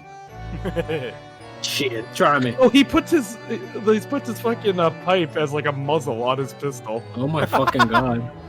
That's nuts. The idea is to juxtapose that with Ryunosuke's Japanese katana sword, thereby highlighting a significant difference between the Japanese and European cultures of the day. Huh. He stays It worked. strapped. It does work. When Shomes' goggles are turned on, the shape of the center of each eyepiece lights up and rotates. Wait, what? Yeah, they did. Nice. It's supposed to conjure the idea of a lens attachment on a camera to complement the detective's investigations. Sadly, that couldn't be realized for Shomes' in-game animations at the time. Oh, okay. Yeah, they used that in the cutscene. Yeah. This is Shomes' indoor attire, since I assumed he wouldn't be comfortable relaxing at home while wearing his detective paraphernalia. His hair is styled as wisps of smoke to complement the indispensable pipe. I didn't actually recognize that it was smoke, but like makes now, sense. yeah, now that it's pointed out, I can definitely see it. Yeah. For the usual portrayal of Shomes as a man with black hair, I wanted to give him a different color to provide some variety next to the hair of Ryunosuke, and other Japanese characters. Makes sense. Yeah, that definitely worked. He looks baked. Yeah, He he's about to does. have crack right now. Yes.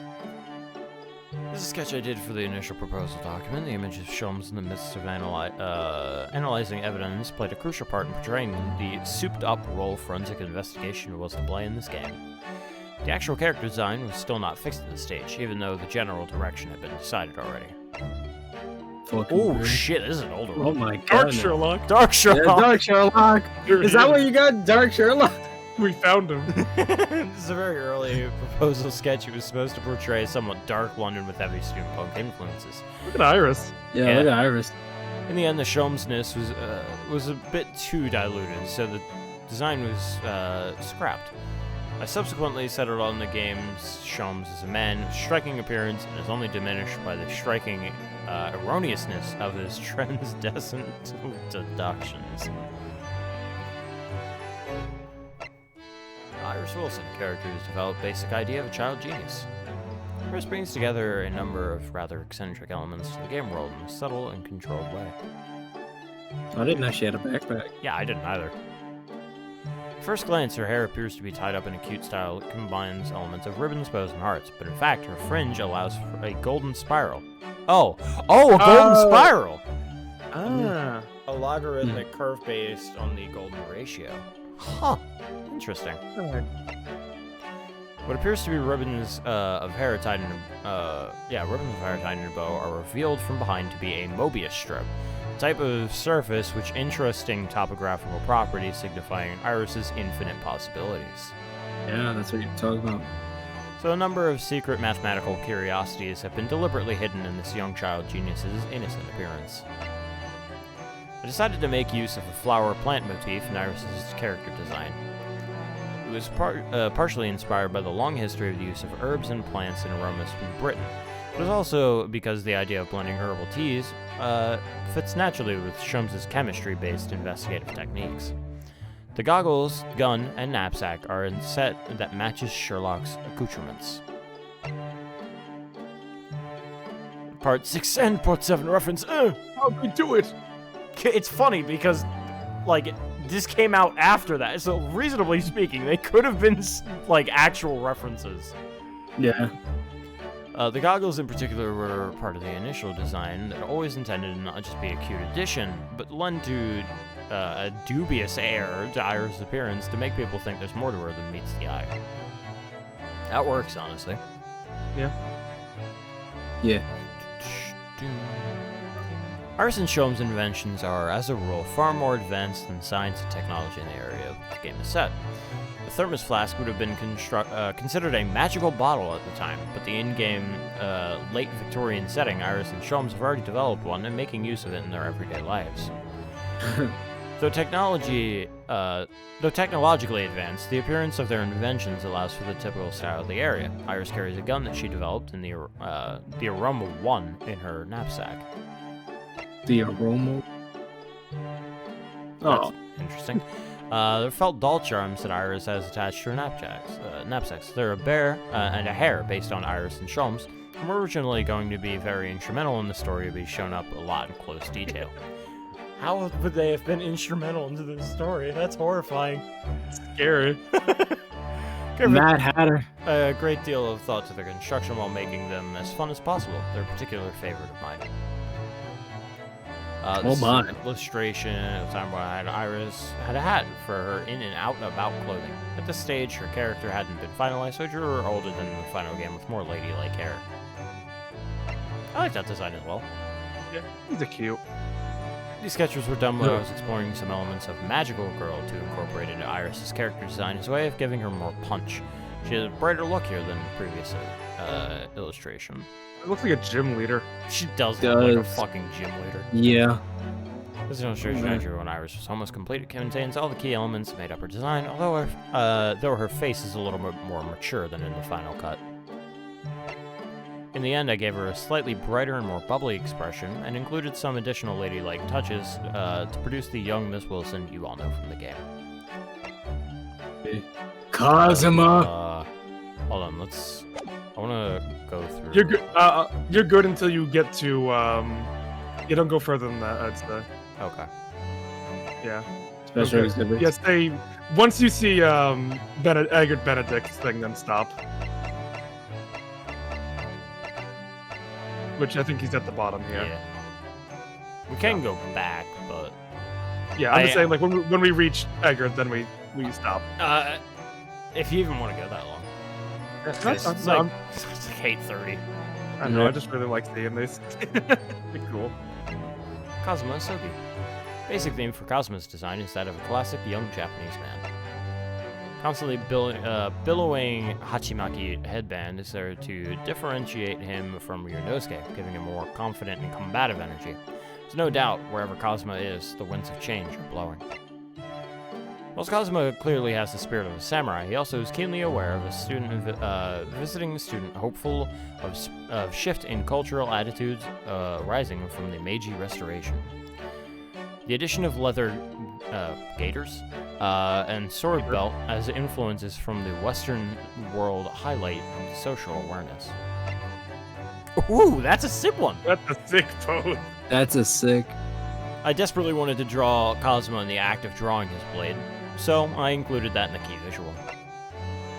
With the exception of some dramatic finger-pointing in court, there's little opportunity in the Ace Attorney series to draw pictures of grand, sweeping gestures like this, so I'm always looking for an excuse. And I'm particularly pleased that I could really go to town with this picture of Kazuma at this large scale. Look at that. Ooh. Oh my goodness. Fucking nerd. He does look like a nerd. Some sketches I did during a transition phase when we were considering who should have glasses. Eventually, we settled on being Satoru Hosonaga. Ouchie doesn't count. Yeah. Whose design I was also working with at the time. Thank God they didn't do this. So Kazuma ended up with just his Hachimaki headband instead, but for a while, competition for who would become the bespectacled one was fierce. Forget weeb, he's a dweeb. He looks like such a loser. No. Like, Jesus Christ. Yeah, I run the samurai club. Yeah. I got your back, Ryunosuke. How are you native Japanese and still a weeb? With the combination of headband and glasses, Kazuma took on a far too studious look. Although I was pleased to have explored the possibility, this was the drawing that convinced me it wasn't the right approach. Thank you, thank you. This convinced me. Ooh. This sketch was done when Kazuma's design was almost finalized. I was hoping to draw both Ryunosuke and Kazuma side by side wearing matching hats and cloaks. This is a picture I'd like to draw one day. I think you did. I think that's what the perimeter photo is. Yeah. Since Kazuma plays such an important role in the story, I put a lot of energy into giving him a striking appearance that immediately reveals his dependability and kind-heartedness as well as relentless determination. Phoenix. Yeah. True. Right there, yeah. Can I go next, please? Thank you. I don't know why it's taking so long for that to work.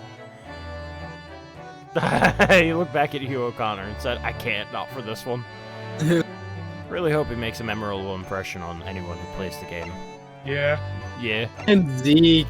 Here we have the British prosecutor Barak von Zieks, whose character was also themed on the sinister Reaper of the Bailey demigod. Demigod, Jesus. Despite the God of Death theme for the design, I decided to avoid taking that too literally, instead of trying to produce a character whose bearing and presence conjured ideas of death and darkness. Good job. Yeah, good. Absolutely. To that end, I took inspiration from vampires, werewolves, fallen angels, and the like, incorporating a lot of dark elements into the man's design and bringing them all together by portraying him as a member of the aristocracy. Interesting. He made his clothes extremely ostentatious, drawing on elements from a variety of traditional British ceremonial military attire. I also added some extra ribcage-like detail around the midriff. Oh yeah, I can kind of see it in this. Oh yeah. Yeah. Huh. Yeah. I never noticed that. You never get to look at his stomach. As with Cosmo's headband, I knew that realizing Van Ziek's cloak in-game would be technically complex, but I also knew that it lent a lot of credence to his dark persona, and I was quite insistent about it. The end result was the aristocratic prosecutor's flamboyance and Dracula-esque darkness that are both instantly appreciable. Yeah. And I'm very grateful for the staff for their determination in achieving this goal. I think you missed one on the previous one. Did I? Oh yeah. His saber is supposed to contract directly with Ryunosuke's Japanese katana, bringing out the difference between the East and the West. Samurai versus the Knight. Oh man. You got that one. These rough sketches were my attempt at consolidating my ideas about the prosecutor's image. His look needed to be more than just piercing. It needed to portray a sad and tortured soul as well. That absolutely worked. That Good gray job. one on the right is like... Yeah. Oh my god! Jesus! Just Dio. He also looks like the son of Smithers from Investigations. The yellow deviant man. What, Polano? Yeah, like the son of Polano. This is a very early illustration. Came up with and rejected a lot of different ideas of myself for a long time. I submitted only the one that resonated with most with me to Mr. Takumi and was given the go-ahead to proceed. Among the main cast, he does look like the best. Yeah, I was about to say, he looked like Sebastian. Edgier Sebastian. Among the main cast, the character underwent a unique development process. I didn't show anybody my designs for the prosecutor, including the designs from this stage of the process. Like, get the fuck out of here. Jesus! Oh my god! Sephiroth? It is Sephiroth! I like to consider lots of options early stages, so I produce a wide range of drawings to start the process, even if I thought an idea might not be quite right. I put it to paper so I could hone in on the perfect design. The one on the far left looked like... Yeah, that's what I actually quite like. The one on the far left previously looked like he was from Black Flag. Yeah. Assassin's Creed Black Flag. There's a proposal drawing I made just before settling on the final design. Personally, I was quite fond of this one. There's a lot more pained expression than the final version. The cloak is modeled after a raven's plumage. I've always enjoyed dark heroes, and I really like the elements of Van Ziek's design and overall appearance. This portrait includes all the main characters and was produced in the same vein of artwork that I came up with for Phoenix Wright Ace Attorney to make it instantly obvious that this is the title from the same series. I think you skipped the first one. Yeah, because it's just the intro. Oh, okay then. This is used as a key development, key visual in the early stages of development. Van Ziek's, but gay. Yeah. In this section of gallery, I'd like to present some of the character designs for the less major characters that were created during the development process. I hope you enjoy them. Oh, look at that. Look at him without a mustache. It's fresh. Wow. Look like he's from England. Now we move on to the contingent from the Empire of Japan. Yujin Mikotoba. He's Sasato's father and a university professor, so I had to make sure his expression could be seen as both kindly and stern. That was the guy was looking for. He's got the exact same, look about it. You know what I mean? Yeah, no, I see Yeah. I've established the cherry blossom as the emblem for the Mikotoba family, and Yujin's pink I don't know, overcoat, I think it's Haori. Haori. So I think it's Howdy, yeah. Howdy. Overcoat clasp is modeled on a cherry tree in full bloom. The hem of Sasato's Hakama trousers also carries the family. Family crest. Nice. God, look like Tarzan's dad. There he is! Look at his dreadlocks. Ouchie, the character's design crystallized in an instant.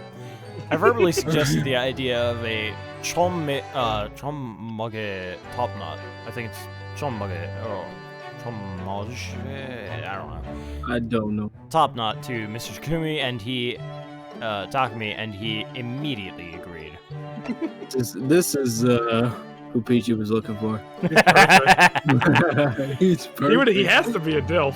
Yeah. True. I made some sketches of Ouchie with round glasses on, since they were the norm in Meiji Japan, but it just was too much of a departure from his descendants' usual look, so I reverted to the normal shape of glasses that we're familiar with. I'm glad, though. Yeah, psychotic. Yeah. Oh, man. Judge of the Supreme Court of Judicature of Japan. I decided to take a different direction with the judge compared to previous judges in the series, to accentuate the military atmosphere of Japan's courtroom at the time. Since he passes judgment on wrongdoers, I'd like to take inspiration from the portrayal of the Buddhist god Enma. Then I added beard and some flames into my design. I made his gavel golden and stylized it on the traditional Uchide no Kozuichi, I think, magical hammer of Japanese legend. Oh. He looked cool as fuck. He did. Jesus Christ, this dude. Kyuryo Kurekuta. Since this man is emergent, I initially decided to base his design on Ebsu, one of the 7 gods of fortune, and the traditional god of prosperity in business. Old man. God, this one is horrifying. Yeah, that one's scary. This one I feel like I've seen before. I don't know where. Not like him himself, but like this design, this face. Yeah. That one where he's screaming is kind of scary. You call him Pinhead. But when I showed my rough sketches to Mr. Takumi, for some reason the idea of Kurikuta being long and thin came up, so I switched to another of the gods, Fukuro Kuju, as a more fitting source of inspiration. That's why it's the Ebsu pawn in Yakuza. Ah, okay. Wanted to have him constantly eating sticky mochi rice cakes, which would have caught in his throat, but seemed a little too dangerous to portray with great self-restraint. I stopped myself. Lol. LOL. The far right one. God. Carol. Yesanosa. I was going for a stereotypical military man of the time in order to give players a clear sense of the era. He appears to be a regular, smartly tuned out soldier, but on his back he harbors a great secret. At first, we considered having Iesa fold cranes in secret as a sideline business, hiding his paper creations behind his back. But after fleshing out the details with Mr. Takumi, the idea of Aidonosa came kicking and screaming into the world. It's like, what if he's like, okay, I like your origami, but what about a child? Put a whole ass baby. Put a baby on his back. The constantly runny nose is an expression of the poor nutrition children of the time had to suffer. The S's mustache was deliberately designed so it would be easy for a young Aido to talk. And of course, the similarity of the father-son hairstyles is another detail not to be missed. Oh yeah. Kind of like a flat top. Oh man, he got his ass beat. Let's go. Yeah. Why does it look like his legs are so thin? Like, looking at this, it makes it look like he's fucking super hooves. thin. Yeah, they do. He's a fucking satyr. He might be. From the role he plays in the scenarios, I could sense this character had a potential for further involvement, so I gave him a more believable appearance than the other witnesses in the game. His design is built on the idea of a young man with fragile good looks who wouldn't be out of place even in the most delicate situation. The reason for the chick motif on the napkin is because he carries as a waiter at La Carnival. It was kind of a covert foreshadowing of Giselle's involvement. Holy shit! And because the restaurant was originally going to specialize in serving game. Okay, that one's fine, but like, Giselle's what the Because it's a bird? Yeah! That's insane. Also, I love devil. Giselle's design. She's a really nice design. Yeah. She's an amazing design. Being the first Western character you encounter as the story starts to unfold in Japan, I decided to make her a somewhat bizarre fantasy-style gentlewoman who would leave a strong visual impression. It was a deliberate attempt to heighten expectations or trepidation about the voyage overseas soon to follow. The mask she wears was stylized to pair with the eyes of the swan on her hat.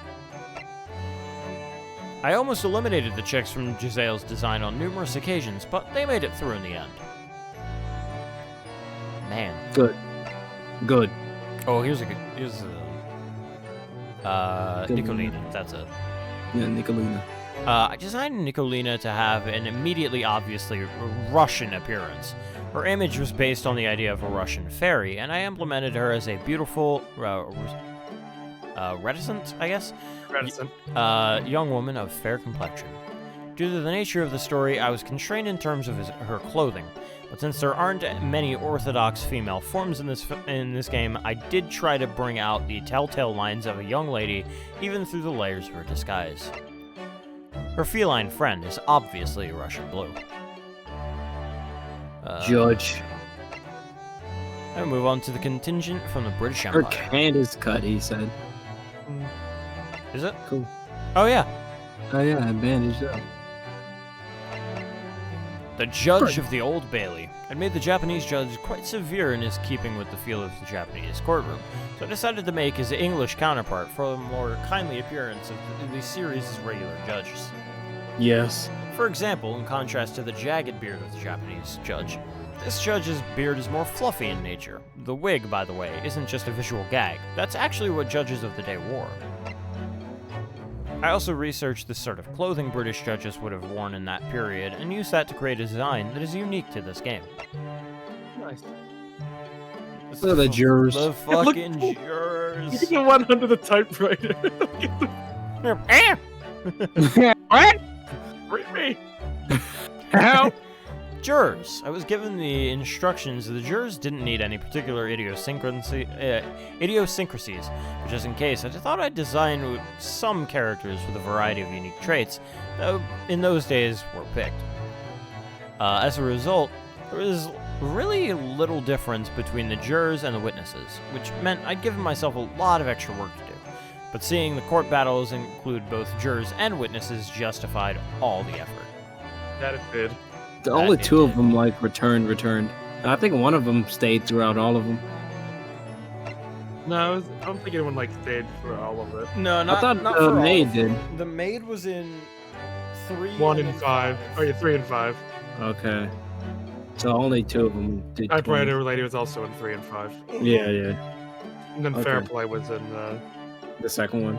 Jack was in 4, and then the old man was in 4 and 5. Yep. Okay. Yeah. And then we had Gyarados. I would have Gyarados. Soseki Natsume. Mr. Takumi asked for Soseki to come across as someone with a very nervous disposition and erratic behavior. Dance stuff. Yeah. Dance, man. He wants to fight. So I concluded that his facial expressions would have been part of his key design. I approached the design from that angle, playing around with various different facial expressions. Even though he's based on a real person, the Soseki of this game has a unique appearance with some heavily exaggerated features. The emotion expressed by his eyes are a particularly important part of design. I hadn't specifically been asked to include the cat, but I sketched a tricolor calico at Soseki's feet and was delighted when Wagahai was picked up and used in the game. Cool. Yeah, it is a very nice thing. Also, the fucking Shot himself. I'm taking a shit. John and Joan Garrideb. I really had to work on this particular pair since they're so intimately tied up with the story. The guiding principle for their design was a sun and moon silhouette, along with the idea of a pufferfish for Joan. Damn. Compared to the newlyweds of Constable and Mrs. Beat, with their passionate love for each other, the Garridebs are an older couple, and I wanted to show a different form of love in their relationship. Fucking abuse. Shit went up and down his Roman bull. Look at that one of fat. Like, leave her alone. He was like, "What? You better not." Leave the lady alone. Leave the lady alone. Broly and Pat Beat. There are a lot of pairs of witnesses who appear together in this game, but I had a firm idea of how I wanted these two to interact from the outset, so I worked backwards from there. I designed them as a single unit, two people moving and acting as one. The scarf that goes around both of their necks is a good example of that. They were modeled on the idea of dolls, wooden marionettes, or porcelain dolls, and are supposed to have a fantasy world image despite being virtually penniless. To bring out their, giddiness? Genuineness, and sweet personalities. Yeah, all this stuff is patched up, too. Tobias Gregson, a design... Leave her alone. Yeah, there's no chins in this game. Yeah, the chin looks like it's all the way to his throat. Yeah, it's because he's fucking, what's his name? Deep throat. Well, yeah, deep throat, but, Pineapple guy, I don't remember what it is. Pesci. Pesci. Tobias Gregson. I designed Gregson as a stereotypical Scotland Yard detective in the day. His collar turned up, and the obligatory packet of fish and chips in his hand. Nope, too far. He's always stuffing them in his pockets, and I imagine his hands and the lining of his pockets are constantly covered in chip fat. Whenever I see him eating, my stomach starts to rumble. Gina Lestrade. Gina was a character who underwent the most changes as a result of story rewrites. Originally, she wasn't going to be a pickpocket at all. Consequently, I had to redesign her later in the stages of production, the production process. Her outfit helps portray her complete lack of money, and Mr. Takumi requested that I make her clothes not fit quite properly as well.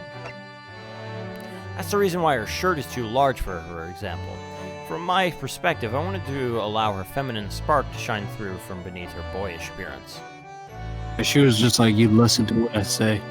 Male strong. God. Oh, my ass blast. Heart vortex. Yeah. I was aiming for a character who had an immediately palpable presence and whose bearing overwhelming intimidating. Palpable. My initial designs were quite militaristic, but Mr. Takumi asked for Strongheart to have an intellectual image instead, which gave rise to his current look, more reminiscent of a clergyman. His name, Vortex in Japanese, gave inspiration for the styling of his hair. There's so many elements of unicorns subtly woven into his design, since the unicorn features in the British Royal Coat of Arms.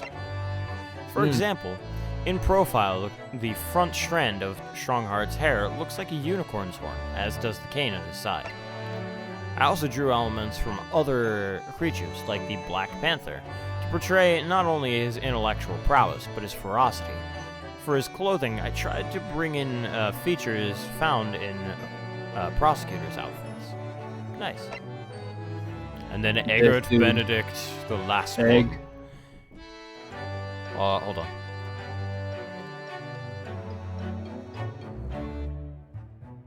Scared me. Look how smug he is. Yeah. It's fucking late. Yeah. Jesus Christ. I thought it was on my door. I was like, oh my god, I'm gonna die. Because half my door is cracked. Look at that smug. It's like, I stole it all. There's money. Money? Money makes me depressed. I just want my dad back. Yeah. Fuck it, I just want my dad back. God. It's... I feel really bad. I hope I hope the Smoking Brothers get out. Yeah, I hope they get out. There's no way he's getting out. Ain't no. Yeah. This is the last one. Yeah. I have to be up at like 10. So. Jesus Christ, dude. Yeah. We went in too hard. Yeah. Yep. So work tomorrow is going to be fucking miserable. Oh, for sure. And then we have a fucking oh god. It's like a 4 hour. I gotta work from 12 to 4, and then from there. So this is it's gonna be a rough day tomorrow, probably. Yeah. This character was designed to have the appearance of a quintessential English gentleman. I had a strong sense that I wanted to go in this direction with this character, so I put a lot of effort into his design and was very relieved when it was approved. His clothing is detailed with elements related to bricks and brick buildings.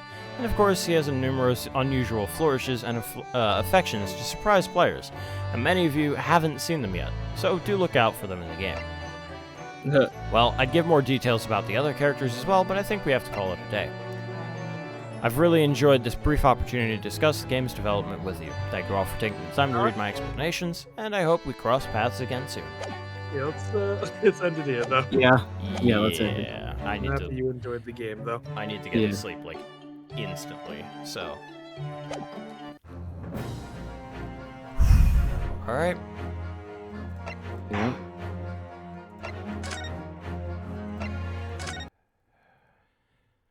Thank you for sticking with me, guys. Of course. Oh man, tomorrow's not gonna be fun. I'm happy it was an enjoyable experience, though. Yeah. Definitely brought a bit of light to this week because man, it got busy. Yeah. So. Yeah, that's about it. I think we should probably just end it. Go to bed. Yeah. So, thank you everyone for sticking around, and we'll be back tomorrow, hopefully, with D&D, so long as I don't just end up passing out and unable to do it. Yeah. But we'll see. We'll see. Yeah. Yeah, 6 in the fucking morning. God. Christ. Oh no. Not gonna be fun. Good night, everyone. Yeah, arrivederci. Arrivederci.